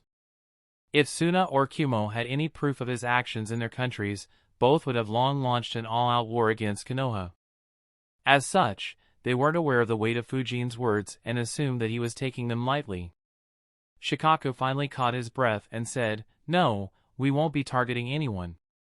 Lord Third had already decided to give you 3,000 ninjas to lead once the war was over. Take them away from Konoha and march around the Land of Fire for a bit. Fujin nodded while thinking, so, they finally gave me this role. I remember that Hiruzen made Kakashi lead such armies after I pulled that stunt in the Land of Wind and after I clashed with Kitsuchi in the Land of Waterfall. Shikaku continued, due to the possibility of Suna's and Orochimaru's attack, I had recalled most of our ninjas back to the village. Their absence and the fact that we were just attacked would tempt bandits and rogue ninjas to try their luck. Your job will have multiple objectives. The first and the most important one is to have the army conduct war exercises. It'll send a message to other villages while preparing our forces at the same time and giving you some experience in leading large forces. I'll send Renjiro with you to help you. The second is to eliminate all bandits and rogue ninjas in the vicinity of the army. In addition, I'll directly transfer any elimination missions that we receive that are in your vicinity to your army. You can send appropriate squads to eliminate them. If you are close to the border area, then I'll also send missions that are from the neighboring countries. Once you are done marching around the Land of Fire, lead the army to the vicinity of the Fire Capital. Our negotiations with Sunagakure will take place there. You'll be a part of the negotiating team as well. And, though I said we won't target anyone, feel free to eliminate a few of Orochimaru's bases in the land of rice when you're close to that border. Shikaku's words surprised others in the room. Inoichi wondered, only a few? Even though we can't target Tsunagakure much due to the terrain, targeting Otogakure isn't difficult. The only risk in attacking them is Orochimaru's sneak attacks. However, since he is so badly injured, we don't need to worry about that much. What is Shikaku planning? Others had similar thoughts. What they didn't know was that Shikaku knew Fujin's understanding of the few was different from others. If it hadn't been for the fact that Orochimaru had just attacked Konoha and nearly killed Hiruzen, Shikaku would have felt some pity for the former Konoha ninja. Fujin thought, that isn't very troublesome. Though I had a few things to work on, I guess that can wait. Leading 3,000 ninjas. Hee hee, that should be fun. But, Fujin replied, alright, I should be able to do that. However, is it okay for both Lord Jiraiya and me to be outside the village at the same time? Shikaku replied, it's fine. None of the other villages will make a move so quickly and Orochimaru is heavily injured. Eagle is focusing entirely on Lord Third's safety while we still have Kakashi and Guy in the village in case something unexpected happens. Fujin nodded while thinking, I guess even he can't anticipate that Itachi and Kisame would show up in the village. A shame that I won't be here, fighting them would have been fun. I wonder how effective my wind domain would be against the Susanoo. Fujin's wind domain was extremely deadly for anyone within its range. An almost exhausted wind domain had completely suppressed Kagaya Shirogane, a rank S ninja with an excellent defense. However, Susanoo was one defense that Fujin wasn't too confident of cracking, at least not with the current level of the wind domain. Fujin turned his gaze back to Shikaku and thought, anyway. A glint appeared in Fujin's eyes, making Shikaku nervous. Fujin said, you missed 1 point, Shikaku-san. Shikaku nervously asked, what is it? Fujin answered, as the fire daimyo said, we can't be without a leader at such a time. Since Lord Jiraiya would be away until he returns with Lei Tsunade, we'll need someone else to act as the acting Hokage until then. Considering how involved you are with everything that happens in the village and how you're the person we depend on the most in times of crisis, I propose that you take over that role. A dumbfounded expression appeared on Shikaku's face. Before he had any opportunity to argue, Fujin glanced at the other council members and asked, what do you guys think? I'm sure Lord Jiraiya wouldn't have an issue with this. Without missing a beat, Sum replied with a grin, I agree. A fraction of a second later, Inoichi added, same here. Hamura smiled and replied, that's a very good proposal. I agree. In just a couple of seconds, every council member agreed while Shikaku saw it happen with the same dumbfounded expression. Despite his intelligence, he couldn't stop it from happening. He finally opened his mouth to protest, but Choza patted his back before a single word escaped Shikaku's mouth and said, we'll be in your care, Shikaku. Shikaku looked at the smile on Fujin's face and thought, this brat. He must have seen me popping that communication seal to inform the Umbu ninjas to send the daimyo in. Damn it! Shikaku immediately regretted not being more stealthy while doing so. He still wanted to oppose, but a few others got up from their seats and wished him good luck. Knowing how lazy he was, no one gave him a chance to decline. Fujin got up as well and said, I'll be at my home, Shikaku-san. Send a messenger for me when the army is ready to move. Since everything had been discussed, the council meeting finally ended. Everyone left, leaving a speechless Shikaku alone in the room. Fujin flickered a few times and reached his house. Without wasting any time, he entered the basement and asked, so, did you get it? Chapter 754, Conducting an Experiment. Even after Orochimaru was defeated, Fujin couldn't return to his house. As one of the strongest ninjas and a member of Konoha's council, he couldn't just retire to his house after such a huge attack. Fortunately, he didn't have many responsibilities as a council member. While Hiruzen had plans to give Fujin several responsibilities over time, he postponed his plans due to how rarely Fujin visited his office. Hence, While other council members continued working even after the meeting, Fujin returned to his house without any worries. "So, did you get it?" Fujin asked as soon as he entered his basement. In front of him was his shadow clone who was keeping an eye on Naruto and Gaara. Next to the clone was a pot and a large box. Needless to say, the large box was where Kabuto was sealed. As soon as the ninjas around the sealed Kabuto were distracted by the fall of the barrier, the clone, who was initially keeping an eye on Tsukumo, teleported the box to his basement. His timing was so perfect that not a single ninja realized what had happened. As for why he did so, it was rather simple. Even though Kabuto was dead, Fujin didn't want any accidents that could see him revived again, whether temporarily or permanently. In addition, he also didn't want to see Danzo getting his hands on the box and unsealing Kabuto to get more intel about Orochimaru and his experiments. Not only could that strengthen Danzo, but it would also cause Danzo to become suspicious about Kabuto's death. Even though there wasn't anything linking his death to Fujin, someone like Danzo would definitely feel suspicious. While Fujin no longer cared about Danzo or his actions, it would be a bit troublesome if other leaders in Konoha began suspecting him as well. Fujin's clone grinned and replied, "Of course." He dispelled in a cloud of smoke, sending memories back to Fujin, who thought, so, even the battle between Naruto and Gaara was almost identical to the original story. Sigh, whatever. I have checked Hiruzen thoroughly, he won't succumb to his injuries. As long as he lives, it proves that the future isn't set in stone. I suppose this is just the result of my wanting to keep the events as similar to the original story. Even though my influence surpassed my calculations and caused several changes, it wasn't high enough to change the future drastically. Perhaps, if I had shown off my flying thunder god jutsu, Suna would have directly backed off. Regardless, with Kabuto dead and Hiruzen alive, the future will be quite different. I am not sure how much strength Hiruzen would retain, but as long as he retains some, he'll be feared due to the Reaper Death Seal, irrespective of whether he can use it or not. Along with my existence, it would be too foolish for Nagato and Konin to attack Konoha by themselves. Sigh, what a waste. That would have been a great opportunity to kill Konin and steal Nagato's Rinnegan before Obito could make a move.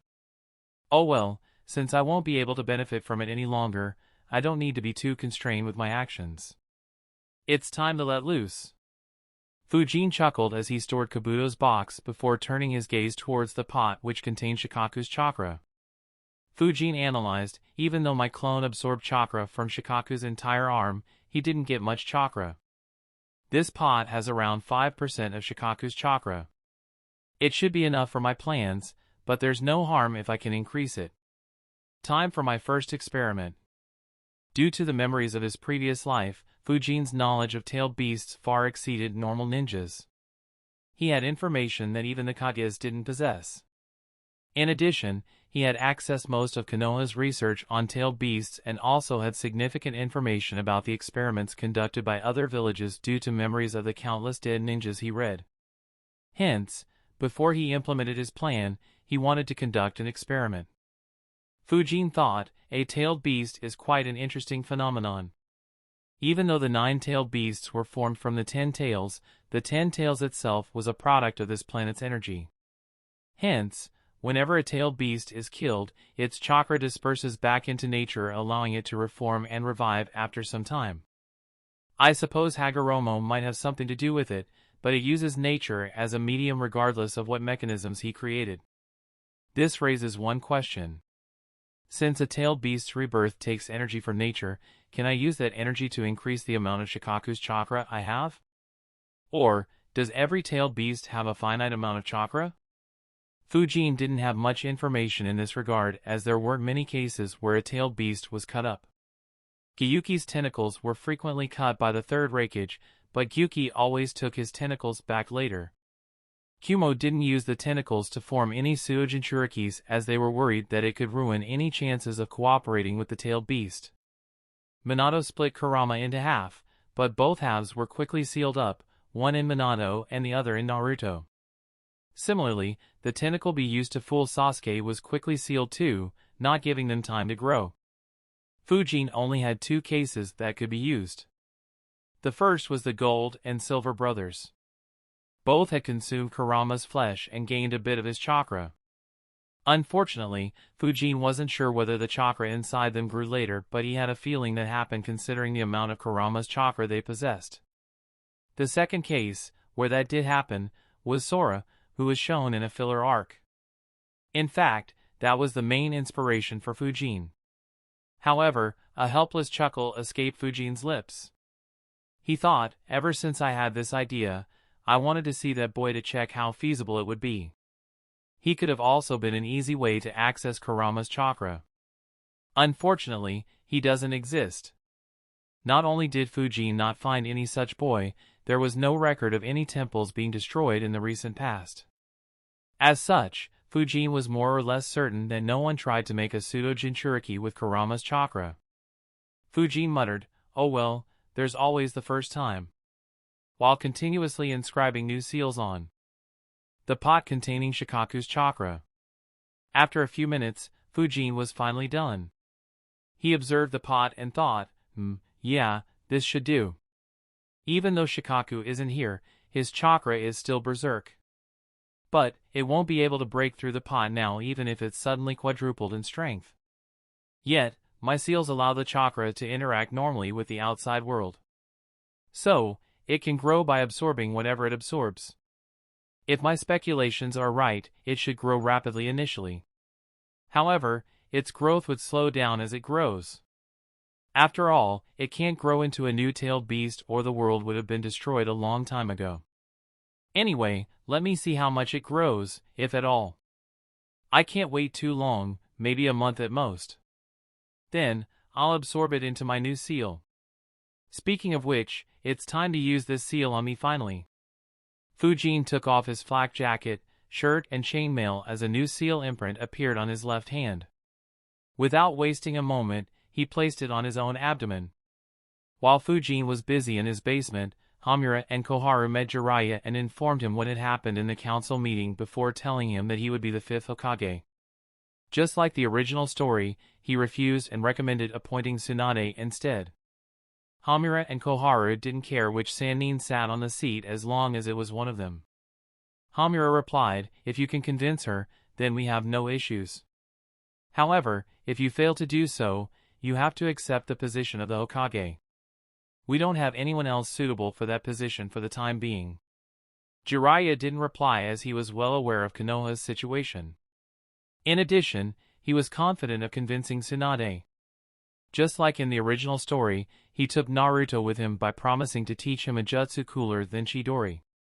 Around the same time, Shikaku dejectedly walked to his office, still sighing about the huge job Fujin dumped on his head. As soon as he reached his office, his eyes widened. Several ninjas were carrying stacks of paperwork to his office while others were hurriedly leaving to bring back more. Shikaku cursed under his breath, "That cursed brat. Don't tell me." He quickly picked up the pace and entered his office. However, his steps faltered and he became still like a statue, with one foot inside his office and the other outside. His face became as white as the countless piles of white paper he saw. Chapter 755, The Path to Surpass Rank S. While the Suna ninjas were scurrying back to their village and Konoha worked on dealing with the aftermath of the assault, Fujin stood still in his basement. A huge seal was visible on his abdomen, where Fujin had placed his left palm. The seal suddenly began expanding, covering Fujin's entire body in the blink of an eye. Countless symbols crawled on Fujin's body for half a minute before calming down and disappearing into his body. Fujin took a deep breath and muttered, "Here goes nothing." He closed his eyes and completely stabilized his chakra. In a few seconds, not a single chakra fluctuation could be detected from Fujin. He stood still just like a statue. A few seconds later, Fujin opened his eyes. Surprise appeared on his face as he exclaimed, "Huh?" For a moment, Fujin couldn't see anything, for he was standing in a pitch-black darkness.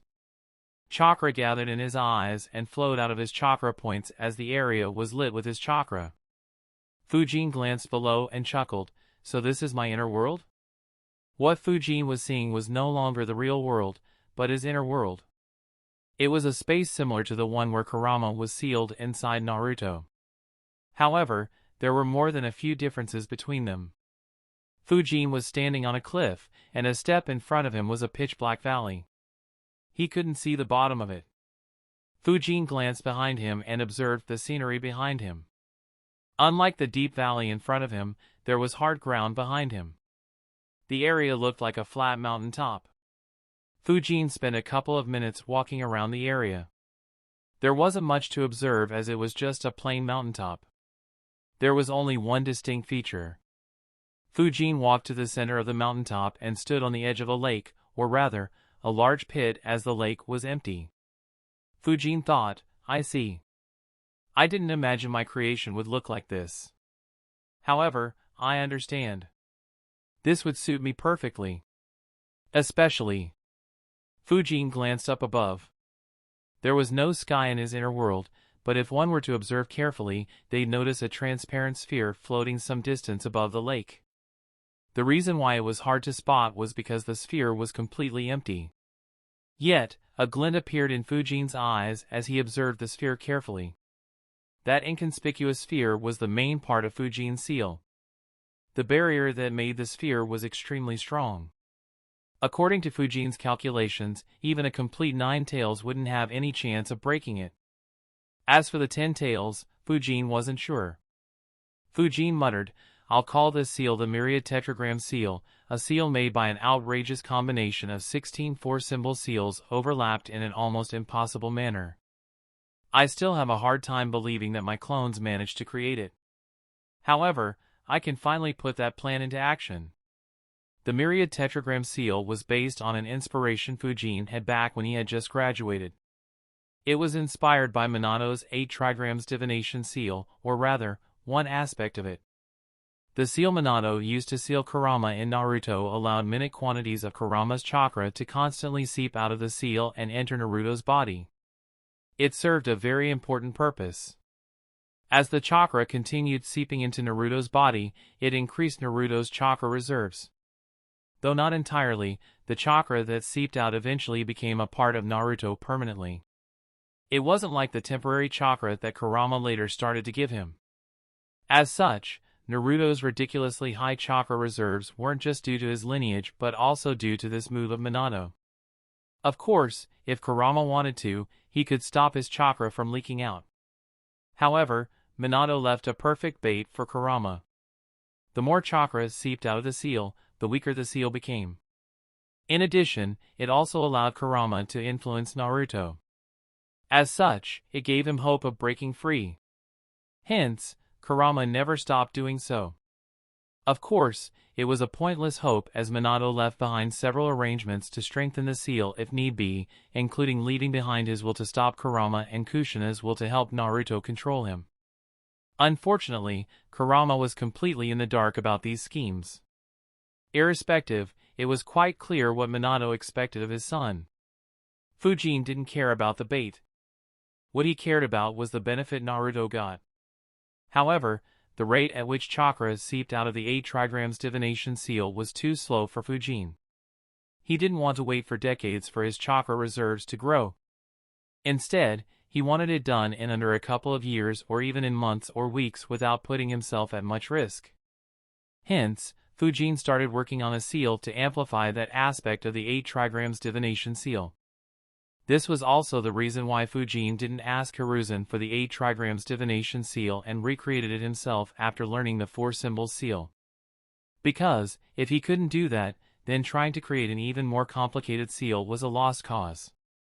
To create this seal, Fujin had around 40 shadow clones work relentlessly for months. He barely managed to create it before the Chunin exams began. In the 1-month gap before the last round, Fujin worked on removing all its flaws and tested it on a few unfortunate rogue ninjas. Fortunately, he succeeded in the nick of time.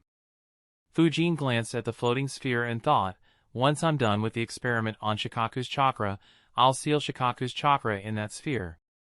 His chakra will be refined there and slowly become a part of me.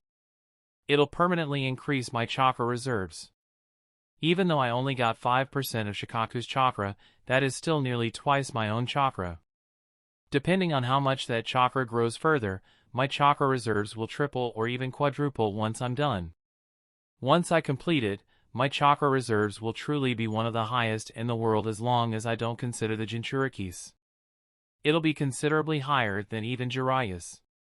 The only one who will have higher chakra reserves than me for sure is Kisame. That guy's body is strange. Anyway, the advantage of absorbing Shikaku's chakra will go beyond just increased chakra reserves. After all, we don't have a chakra reservoir inside our body. The chakra is generated by combining physical energy and spiritual energy. So, both my physique and spirit will be strengthened. It'll be a qualitative improvement and not just a quantitative one. A huge smile appeared on Fujin's face as he continued thinking of the advantages. The reason for his smile was rather simple. In front of him was a way to surpass the rank S and go beyond it. When he transmigrated to this world, Fujin wanted to become a rank S ninja to ensure his safety. However, that was just the basics. Ensuring his safety was just a basic necessity and not an ambition. Initially, Fujin didn't think much about his ambition. After all, he had just entered a dangerous new world. While he had several thoughts, he wasn't sure what he truly wanted. Hence, he decided to take it slow and figure things out on his journey to become a rank S ninja.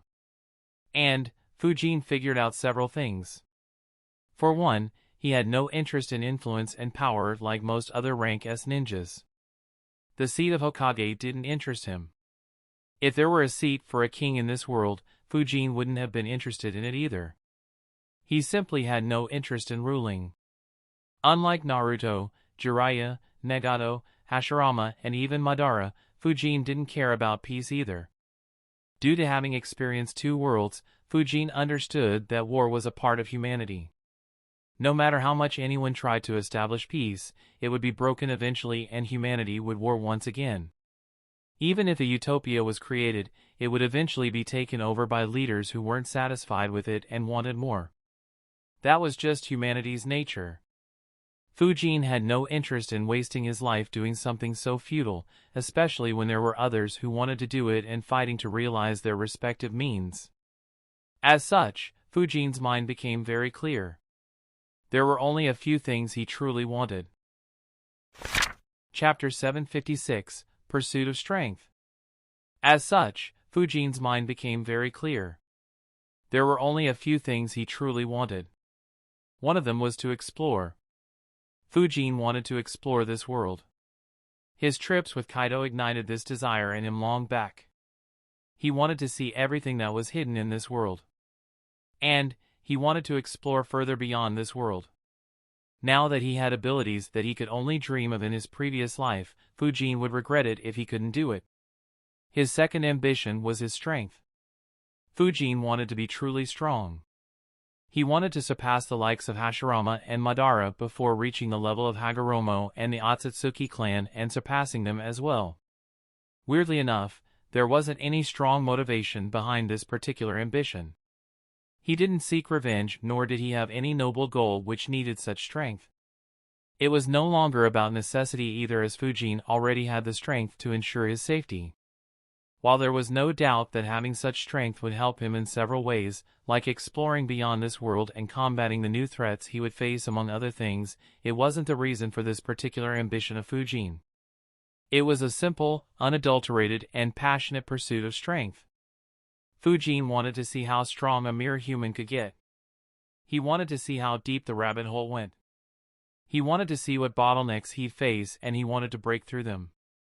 In a war-torn world, where people frequently had to grieve the loss of their loved ones which fueled their desire to gain strength, such a pure pursuit was extremely rare. That said, Fujin had another goal, for which having strength was extremely necessary. The power he needed to accomplish that goal was so high that Fujin couldn't even imagine it. Fujin wanted to understand the circumstances of his transmigration and the secrets behind it.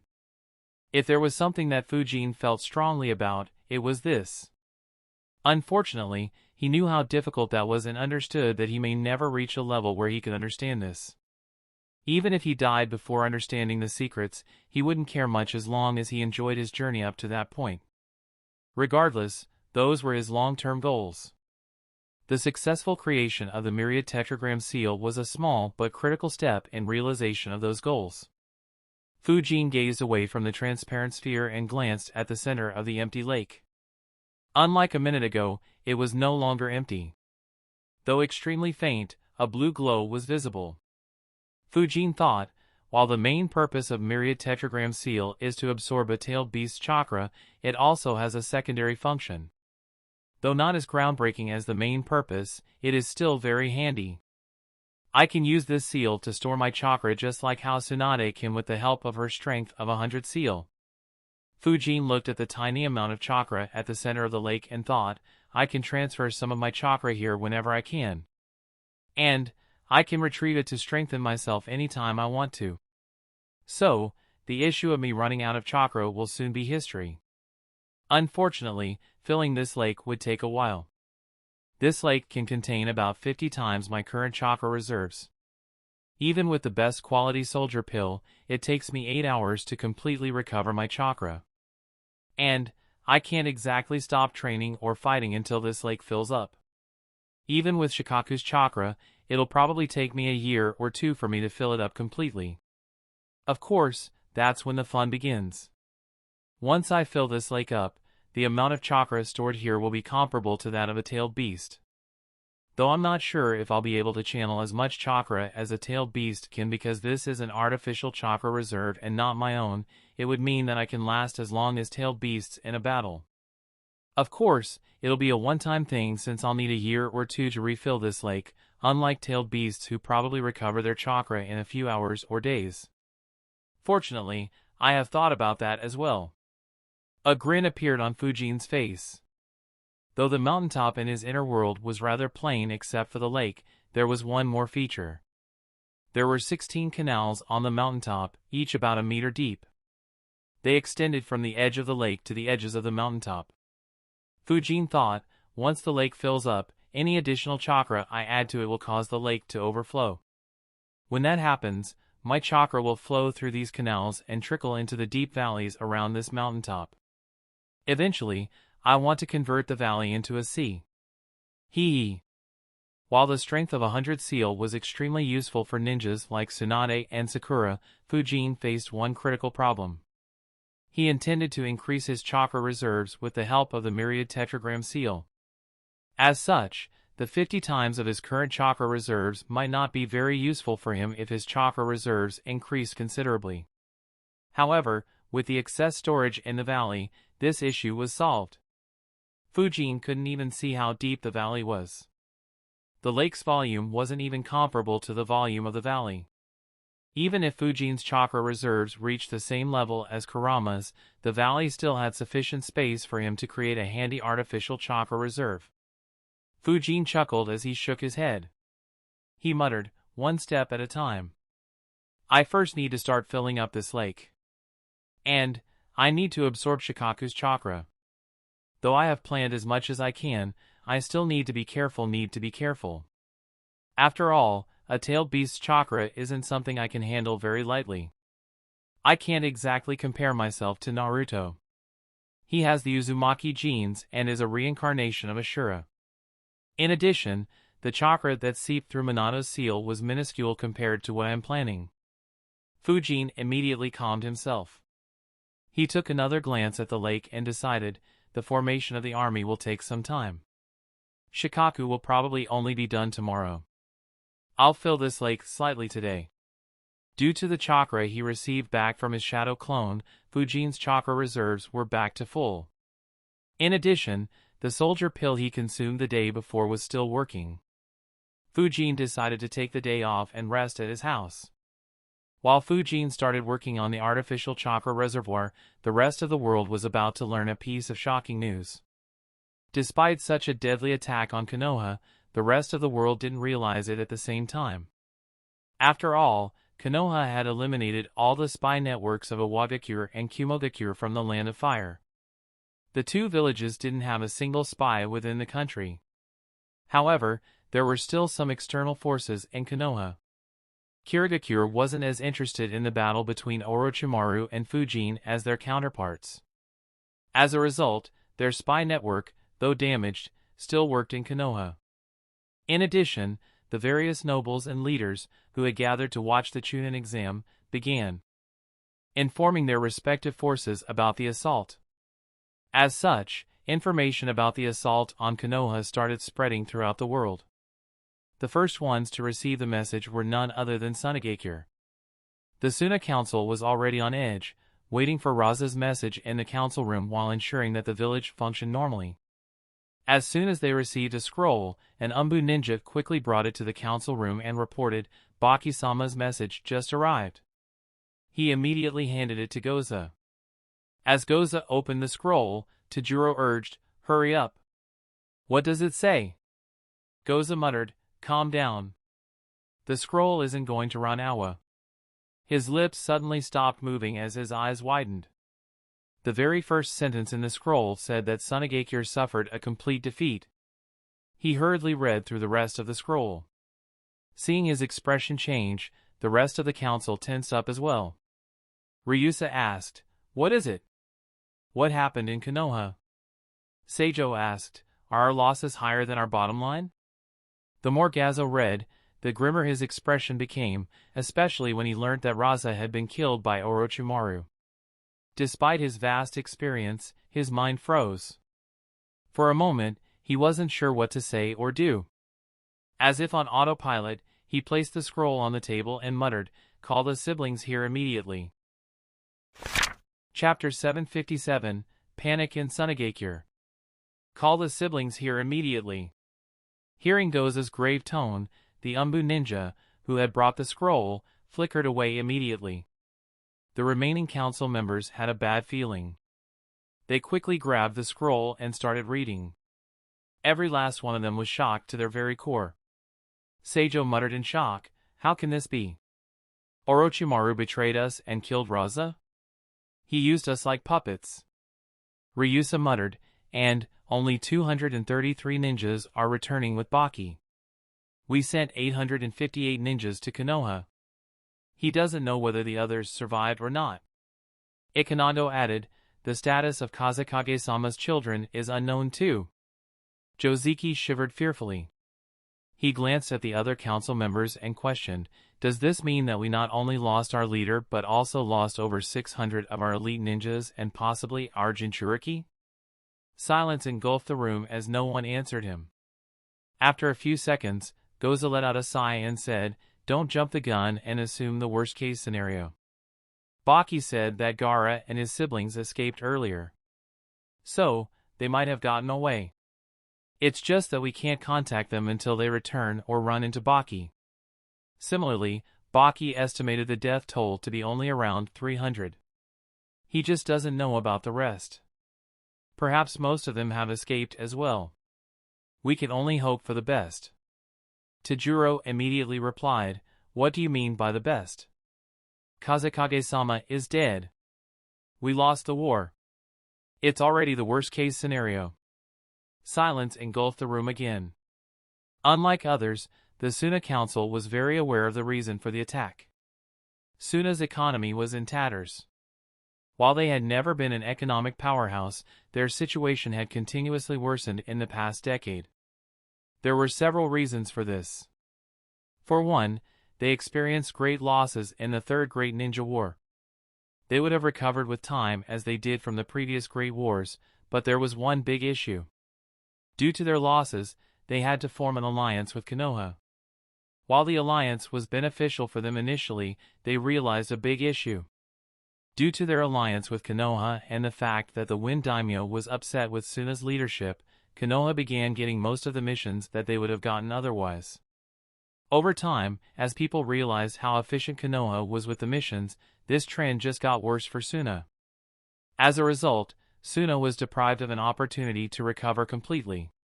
To make matters worse, Konoha secretly made a move to destabilize the western part of the Land of Wind and painted Raza and Suna as the bad rulers. This further increased the differences between the Wind Daimyo and the Suna leadership, while the common citizens of the Land of Wind also began viewing Suna with suspicion. Since Suna didn't have any proof against Konoha, along with the fact that Konoha had completed the missions efficiently, Suna couldn't even blame Konoha. If they did, people would have been even more suspicious. As a result, Suna needed this surprise attack to go well to turn things around. As long as their surprise attack worked, they could use Konoha's wealth to stabilize their economy. Even if they couldn't do that, an attack on Konoha would tear their alliance. As a result, the people in the Land of Wind will be forced to give the missions to Suna instead of Konoha. Of course, it'll cause a lot of discontent among the people in the Land of Wind, but there would be a huge difference compared to scrapping the alliance without attacking Konoha. Suna would have just attacked Konoha and killed Hiruzen along with hundreds of Konoha ninjas. Under such circumstances, even the Wind Daimyo would be under heavy pressure and become obedient, let alone other nobles and common citizens. No one would dare speak about their discontent or do anything about it. In addition, Konoha's losses would tempt Kumo and IWA, forcing Konoha to deploy their forces against these two great villages. Not only would they be unable to take revenge on Suna, they would be unable to perform missions properly due to the deployment of their forces. As a result, people in the Land of Wind as well as nearby countries would be forced to turn away from Konoha and seek Suna's help. Not to mention, if Kumo and IWA invaded Konoha, then Suna could join in to seek some benefits as well. They could also launch a full-scale invasion and annex the Land of Rivers and some parts of the Land of Fire while Konoha was busy dealing with IWA and Kumo. Unfortunately, the reality was extremely cruel. Not only did they not win, but instead they suffered a complete loss. As the council members silently glanced at each other, they understood one thing. Sunagakure was facing their greatest existential crisis. If they didn't manage it properly, there would be just 4 great villages left. Ryusa immediately said, "We need to call our patrol units back." Goza quickly refuted, "No, that would be folly. We need to do much more. Send them orders to start laying traps. And we need to send out hundreds of squads to convert the Land of Wind into one deadly trap like we did during the previous Great Wars." Baki doesn't know what happened after he retreated. Luckily, we still have several spies in Konoha. Konoha's next step will depend on what happened in the battle between Orochimaru and the third Hokage. If the third Hokage lost, then we still have some hope. Otherwise, we need to prepare for an all-out attack by Konoha. An all-out attack by Konoha? The council members immediately turned their heads and saw Ebizo and Chio enter the room. They quickly handed them the scroll. Just like the rest of the council members, they were stunned by its content. After a couple of minutes of silence, Ebizo muttered, "What a terrible situation." Chio added, "I had said back then that we don't need to ally with Konoha.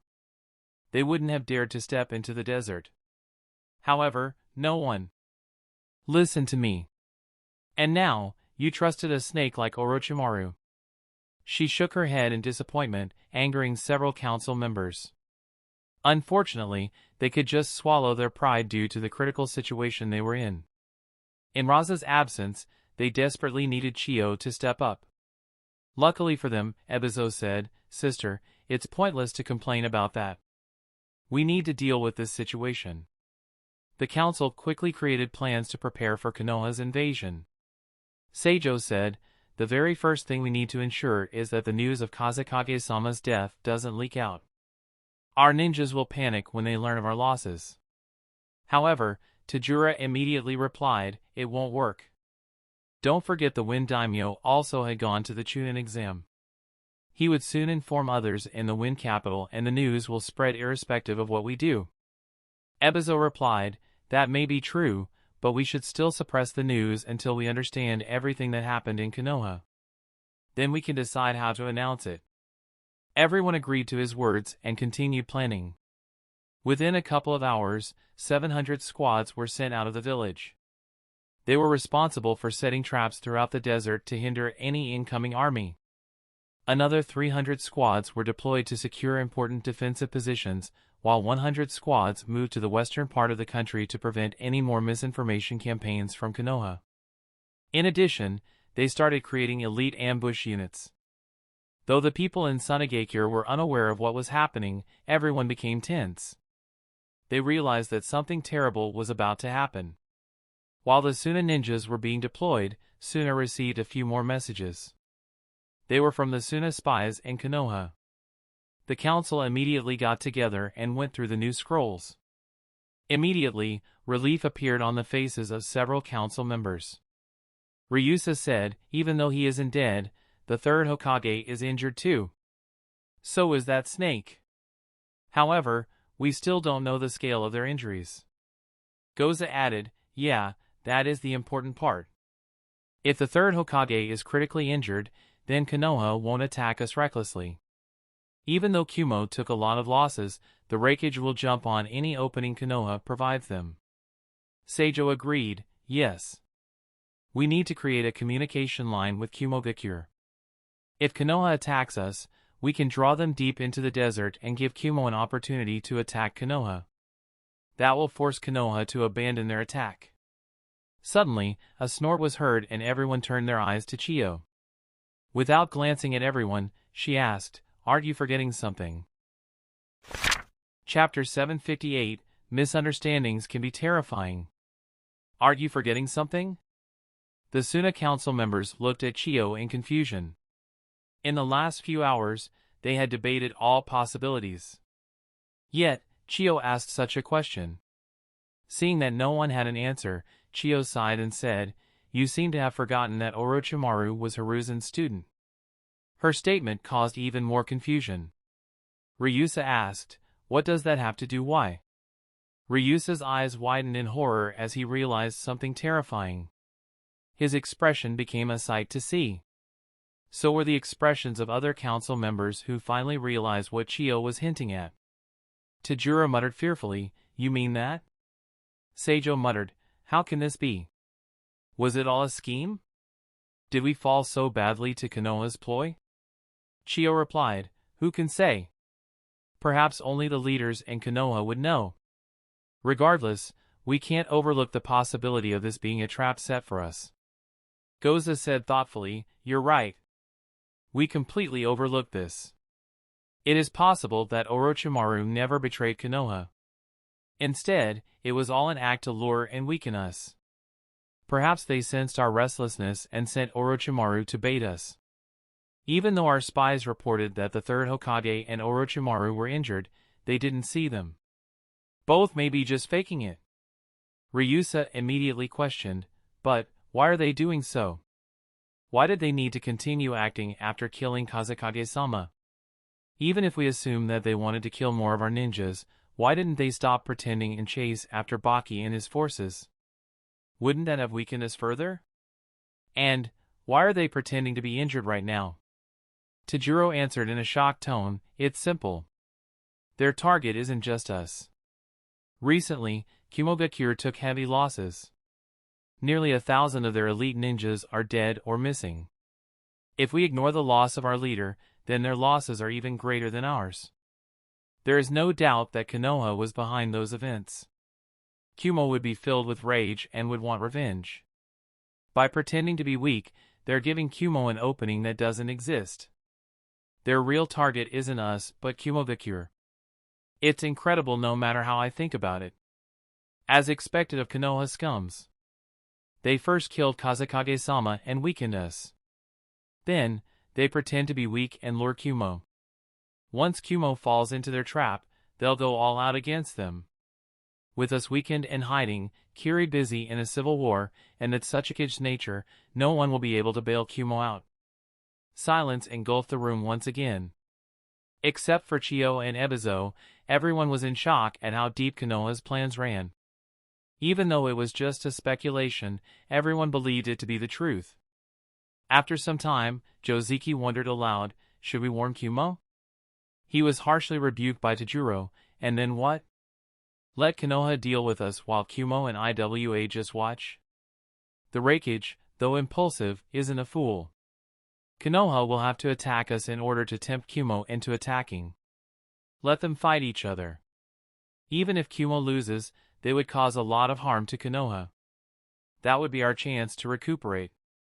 Everyone nodded subconsciously, but Ebizo suddenly asked, "That's all well and good, but what if Kumo doesn't attack them? Are you sure our traps and ambushes would be sufficient to stop Konoha from reaching us?"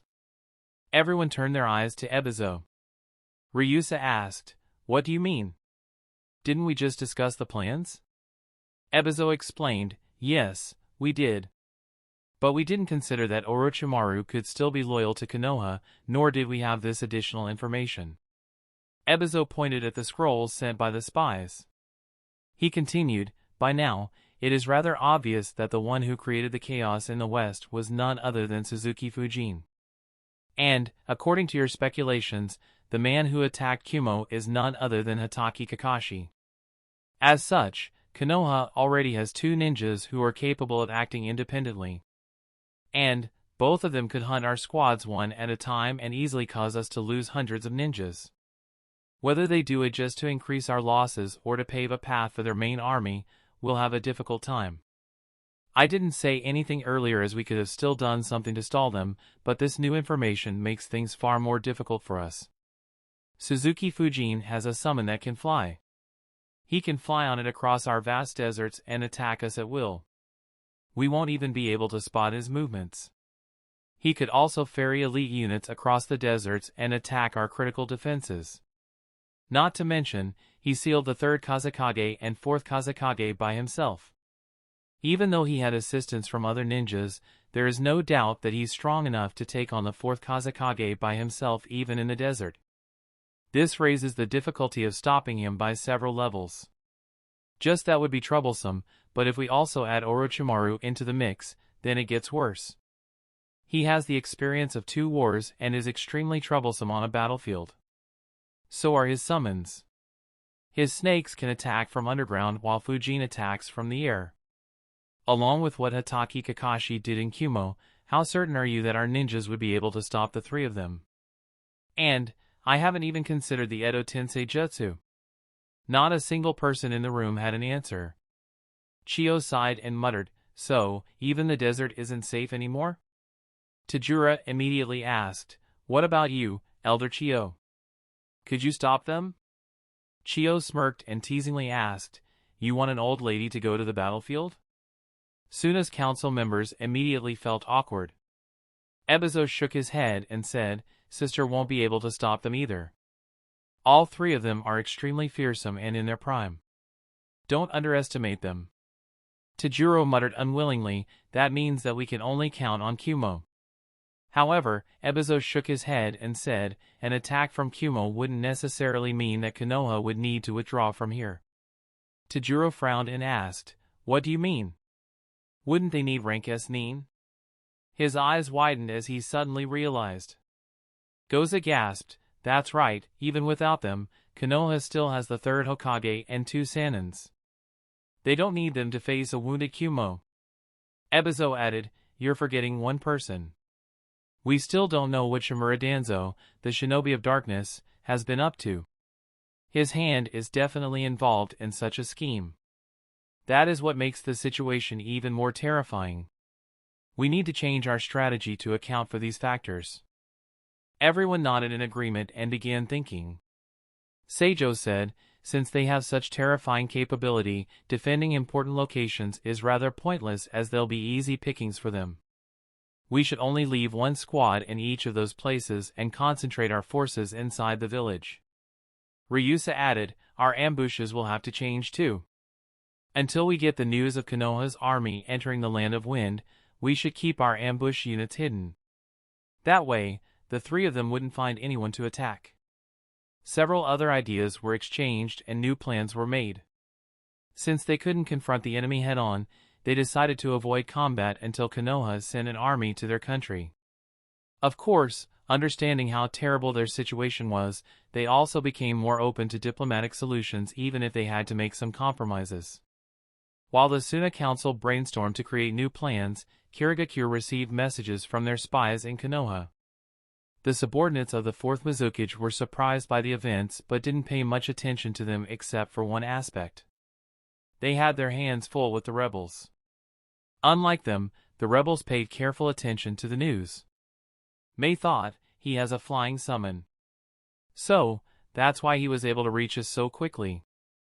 Ao said, to think Konoha would be attacked by their former rank S ninja and an ally. Sigh, alliances are too fragile. Without an alliance between them, the situation will destabilize quickly. Mei replied, not quite. Even though Konoha was backstabbed, it looks like they were very well prepared. Other than their Hokage, they barely had any losses. By comparison, Suna and Oto lost too much. That will intimidate anyone planning to attack them. Unless Kumo, Iwa, and Suna could ally, they won't attack Konoha. However, as you just said, alliances are too fragile. Ao replied, that is true. He turned his gaze towards the reports and said, still, this boy has grown too ferocious. To think that he could take on so many strong ninjas and eliminate over 300 elite ninjas by himself. Mei smirked and said, yeah, he has grown to be quite a man. I hope we don't have to meet on a battlefield. Ao agreed. While several types of enemies were troublesome, the type that could cut through hundreds of elite ninjas in the blink of an eye was the most terrifying. They could take out a huge chunk of their forces and heavily restrict their movements. Mei said, anyway, we have an important matter at hand. The Edo Tensei Jutsu. Ao nodded, understanding what she was hinting at. Ha ha ha ha ha. Thousands of kilometers away from the land of water, laughter broke out in a room. Chapter 759, Kumo's Target? Unlike Suna and Kiri, Iwa and Kumo didn't have any spies in Konoha. As such, they received messages about the attack a few hours after them. As soon as Inoki looked through the scroll, he broke out into a huge laughter. Kuratsuchi glanced at her father and looked into his eyes, as if questioning, did Gramps finally go senile? Inoki's laughter abruptly ended and he screamed in pain, ouch. My back! I strained it again. Kitsuchi sighed and helped Inoki out while Kuratsuchi asked, what is in the scroll, Gramps? Inoki replied, it's quite amusing. Take a look. Kitsuchi and Kuratsuchi read the scroll and their eyes widened in shock. Kitsuchi muttered, so, Suna finally betrayed Konoha. Kuratsuchi added, not just that. They were attacked by the third Hokage's student too. Konoha is weird. Inoki said, now it makes sense. Konoha should have known about Suna's betrayal and expected the attack.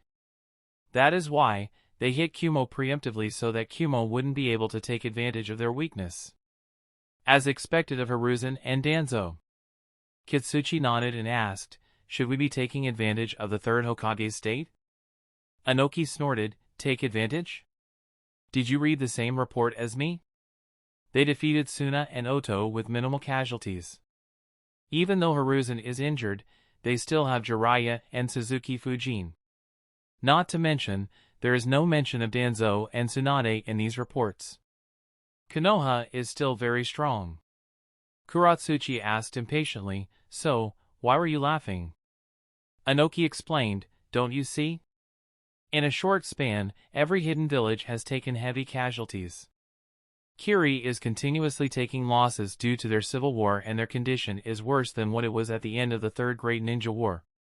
Kumogakure lost nearly 1,000 elite ninjas and their dignity a few weeks ago. And now, Suna not only lost hundreds of elites but also their leader and the only remaining rank S ninja from their younger generation.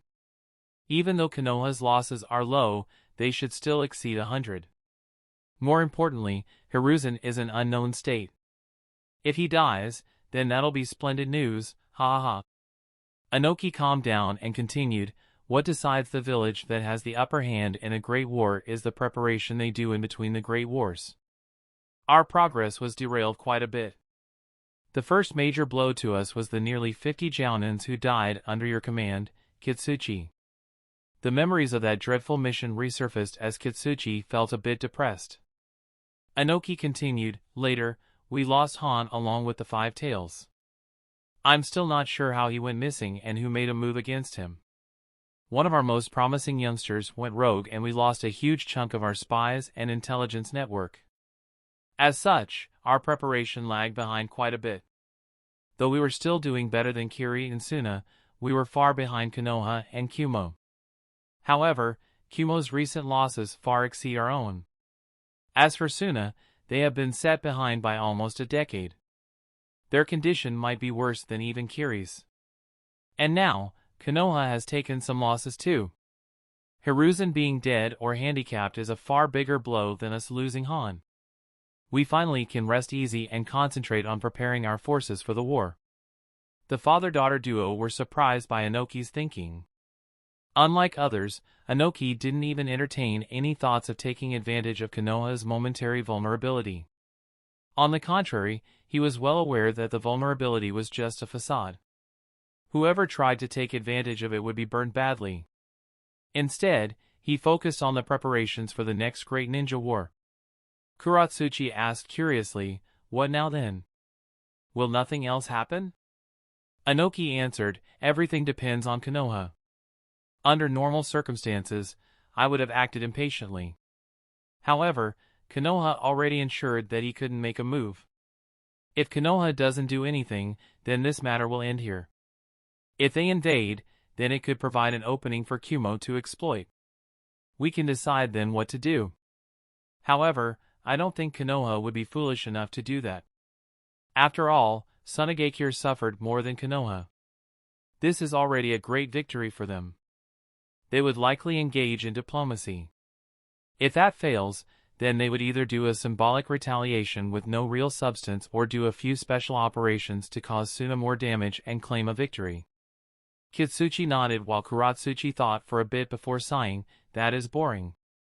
Inoki sighed at his granddaughter's inexperience and began lecturing her. Kitsuchi waited until he was done before saying with a serious expression, "That said, we have an issue." Inoki suddenly became serious as well, stunning Kuratsuchi, who went quiet. Inoki said, "Orochimaru revived Master Mu and even Lord First. That snake must have disturbed their graves." Everyone had solemn expressions as they realized the gravity of the situation. Inoki muttered, "The Edo Tensei Jutsu was famous for taking intel from the dead. It foiled most of our plans during the first Great Ninja War, giving Konoha a massive advantage despite their precarious situation. Since he revived my predecessors, Orochimaru must have obtained a lot of our information. Worse, he seemed to have raised their ability to fight. He could raise an army just by stealing the DNA of our dead ninjas." Kuratsuchi's eyes widened. She thought, "That's incredible and disgusting at the same time. Even though he's a rogue ninja, Orochimaru could quickly raise a strong force with just this jutsu." Inoki thought for a bit before sighing, "There is no choice. Tighten the security around the graveyard and inspect whether their dead bodies were desecrated." He paused for a moment before continuing, "If Orochimaru can raise the dead with their strength intact, then we can't take the risk of just protecting the graveyard. We may have to cremate the dead bodies of all elite jounins and stronger ninjas." "What did you say?" I roared in his office. Unlike Inoki, who took great pleasure, I was furious. He asked, "That snake reanimated my father?" Mabui calmly replied, "That's what the scroll says." I cursed, "That damn snake." We were forced to redistribute our forces due to Konoha and Akuro, and he jumped at the opportunity. "Mabui, pass orders to increase the security around the graveyard once again. We can't have any more snakes scurrying around." Mabui nodded and immediately left. Darui took another look at the scroll and said, "To think that Suna really attacked Konoha and paid such a heavy price. Their earlier request for cooperating against Konoha was genuine." I snorted, "It may have been genuine, but it was very stupid. Not only did they lose badly, but they also lost their Kazekage." C agreed, "True. This entire war feels like a scheme. From this report, it feels more like Konoha was attacking them instead of the other way around. While the Kazekage died, the Hokage and Orochimaru were only injured, and it isn't clear how injured either of them are." I nodded, but Samui asked, "However, if Orochimaru and Konoha were working together, why did they kill so many Odo ninjas? Wouldn't they be allies?" Samui's question forced everyone to think deeply. After all, why would Konoha kill over 100 allied ninjas? C's eyes widened as he said, maybe they were a sacrifice. Everyone looked at C as he explained, if so many Oto ninjas hadn't died, everyone would have suspected Orochimaru and Konoha to be working together. No, it would be extremely clear. However, by killing so many Oto ninjas, others wouldn't suspect them as much. I guess Konoha wasn't satisfied with just trapping Suna. They want to trap someone else. C's eyes were on I as he spoke the last sentence. Everyone immediately realized that Konoha may have wanted to use Ice's recklessness to lure Kumo into a trap as well. Ice's expression became dark as he said, of course, they want to inflict even more damage on us. They might even attack Suna to provide us with a fake opening to lure us. Doesn't matter. We won't target Konoha. Instead, focus on Orochimaru. That snake dared to desecrate my predecessors. We have the perfect excuse to go after him. Let me see what Konoha does once I kill him. I looked at C and asked, how is the investigation in the Land of Rice going? C replied, we found a few hidden bases and have calculated several more locations. However, it is very difficult to say which is the base where Orochimaru is hiding. If we attack, it could alert him and he may either escape or lay a trap for us. I replied, of course. Killing him won't be easy. And, I can't move around easily due to Akuro. Continue monitoring the situation. We will have to kill him in one attempt. C nodded. Unlike IWA, Kumo didn't cremate their dead. Suna did the same but in a different way. Instead of cremating their dead, they started laying all sorts of traps within their graveyard to catch Orochimaru if he showed up again.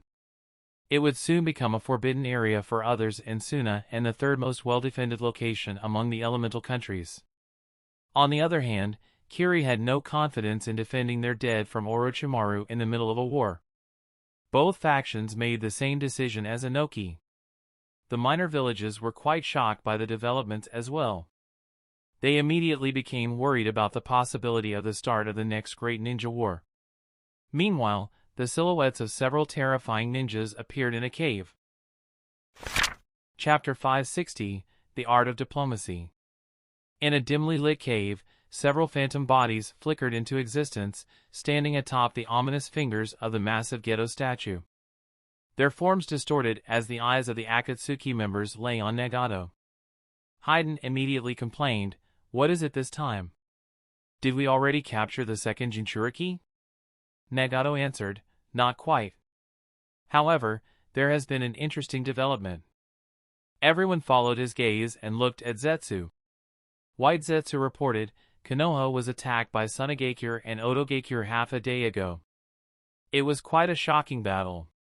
Sasori chuckled and said, so they finally broke that ridiculous alliance. Took them long enough. What about Orochimaru? Did he show up too? As his partner, Sasori was well aware of the fact that Orochimaru led Otogakure. White Zetsu answered, yes, he was the main attacker. His methods were quite terrifying. As expected of a legendary Sannin. Maybe it's a good thing you didn't find him, Sasori. I'm afraid it'll take a lot more than one group to take him down. Sasori frowned, but before he could reply, Itachi asked, so, did Konoha lose? Black Zetsu answered, the opposite. The third Hokage is a force to reckon with despite his old age. And, Konoha was prepared for their assault. Deidara complained, stop increasing the suspense and just tell us what happened already. White Zetsu informed the Akatsuki about the events in Konoha. Despite their aloofness and arrogance, almost all of them were shocked by what had happened. Needless to say, what shocked them most was the improvement in the Edo Tensei Jutsu. After all, if Orochimaru had reanimated a dozen dead Kage against them, they would be in extreme danger. Forget defeating him, even escaping would be a challenge.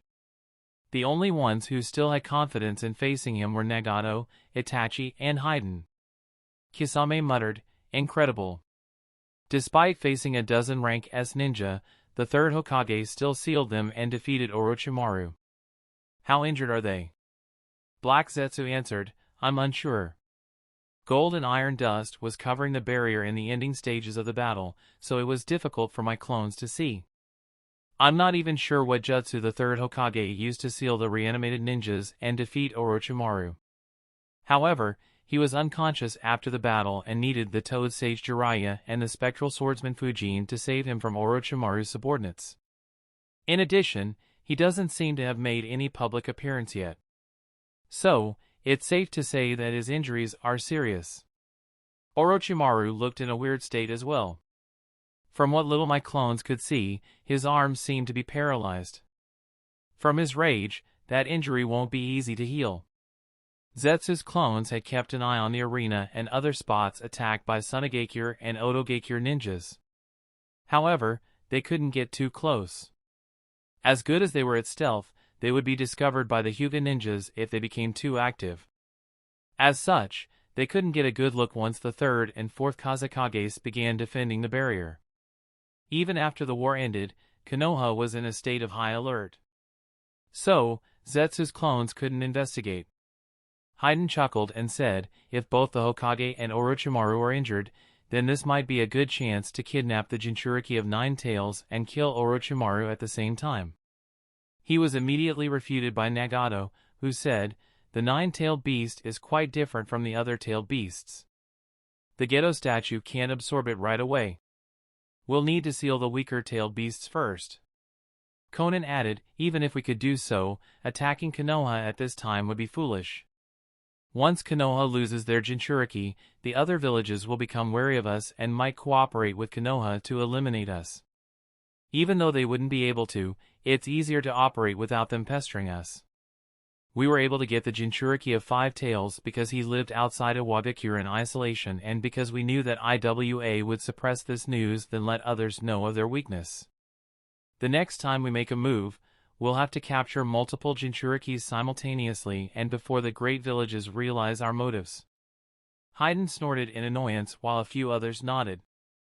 However, White Zetsu suddenly said, I think you might be jumping the gun here. Even though the Hokage is injured, Konoha is still very strong.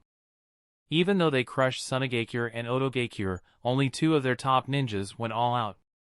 While the third Hokage stopped Orochimaru, Suzuki Fujin slaughtered over 300 ninjas single-handedly and suppressed Hatake Sakumo, Kagaya Shirogane, Juzo, Zabuza, Kaminari, and Haku, a ninja having Ice Kekkei Genkai, by himself. He was the main reason why Konoha won so overwhelmingly. The Toad Sage barely fought in the battle while the last Sannin wasn't even in the village. Shimura Danzo didn't make a move either. So, Konoha isn't easy to target by any means. If anything, it might be the opposite as their morale is very high due to the overwhelming victory against two hidden villages. Black Zetsu added, that is correct. However, Orochimaru could be targeted.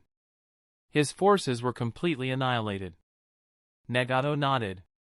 He was about to speak, when Itachi said, I'll go to Konoha to investigate the situation there and take a look at the Jinchuriki. Is he still there? Black Zetsu answered, should be. Their sensors are constantly expanding their search radius outside Konoha. So, my clones can't spy much for the time being. Deidara immediately complained, why do you get to go? I want to introduce Konoha to my art. Itachi replied without even glancing at him, the Nine Tails Jinchuriki is my target. Deidara frowned and asked, isn't my target the Jinchurikis of One Tail? Didn't you say that he escaped from Konoha? Can I go after him? White Zetsu replied, unfortunately, he has joined up with the remaining forces of Sunagakure and is accompanied by over 200 ninjas. Confronting them will attract too much attention. Deidara was about to argue when Nagato authoritatively said, that's enough. Itachi and Kisame, you two go to Konoha. However, avoid attracting attention. Sasori and Deidara, you'll go to the land of rice and eliminate Orochimaru while he is injured. The meeting ends here. The phantom bodies suddenly disappeared and each of the Akatsuki members opened their eyes. As discussed, Itachi and Kisame began moving to Konoha while Deidara and Sasori flew to the land of rice. As Akatsuki's meeting wrapped up, the council meetings took place in several minor villages. In Kusagakure, Hiroshi muttered, "It's a good thing we sent Shizuka to protect the daimyo. To think that demon would gain such disastrous abilities." He cut down 2 divisions of 100 Suna elites with just 1 jutsu each. Even Orochimaru's Edo Tensei and Kekkei Genkai users weren't a match for him. The Kusa Council grew cold. At the same time, they were relieved that they hadn't made any move against Fujin when he had come to negotiate. They finally realized the danger they were in. Hiroshi said seriously, "Just like Akuro, Suzuki Fujin is someone we can't afford to offend. He is no longer a mere assassin. Instead, he has become someone who can massacre armies just like the 4th Hokage. He could cause unrecoverable losses to our forces. Order our ninjas to avoid him irrespective of the situation." A council member asked, "Are you sure that just avoiding him would be enough? Don't forget that we drew weapons on him the last time we met him." His statement immediately increased the panic in the room. Though no one made a move, their nervousness was very visible. Hiroshi was slightly disappointed with his council, but he couldn't blame them. Fujin's strength had become quite scary. He thought, with the strength he displayed, there is no doubt that he'll be a Hokage candidate in the future. If he becomes the Hokage, we can't have any animosity between us. Hiroshi sighed and said, "You're right. We'll accept Konoha's offer for help." His statement surprised the council members. Several said at the same time, "But we are already winning the war and have done the main work. What's the point in taking Konoha's help now?" Hiroshi explained, "That's the point. We're giving them the full money for doing an almost completed job. Since it is a deal put forth by him, Fujin will get the credit of getting such a lucrative offer for Konoha. And, since they were just attacked, they'll cherish the resources and funds even more. This will raise his stature even more, and he is smart enough to know that this was due to our decision. Though I don't think he'll ever repay this favor, he'll know that he can have an ally in us in the future." The Kusa council members thought for a bit and agreed. Though it was costly for the village, it was way better than losing their heads. Not a single person opposed the move. Suddenly, Hiroshi's expression hardened as he continued, "That said, this move serves another important purpose. Even though the reports say that Konoha didn't take much loss, we have no idea what the numbers are. There is also a small chance that they might be bluffing. Even though we have destroyed half the forces of the rebels, their remaining forces are still quite formidable. How Konoha handles them will show us whether Konoha is still strong enough to deter Wagakure or whether we need to make other arrangements to ensure our safety." The Kusa Council understood what he meant immediately.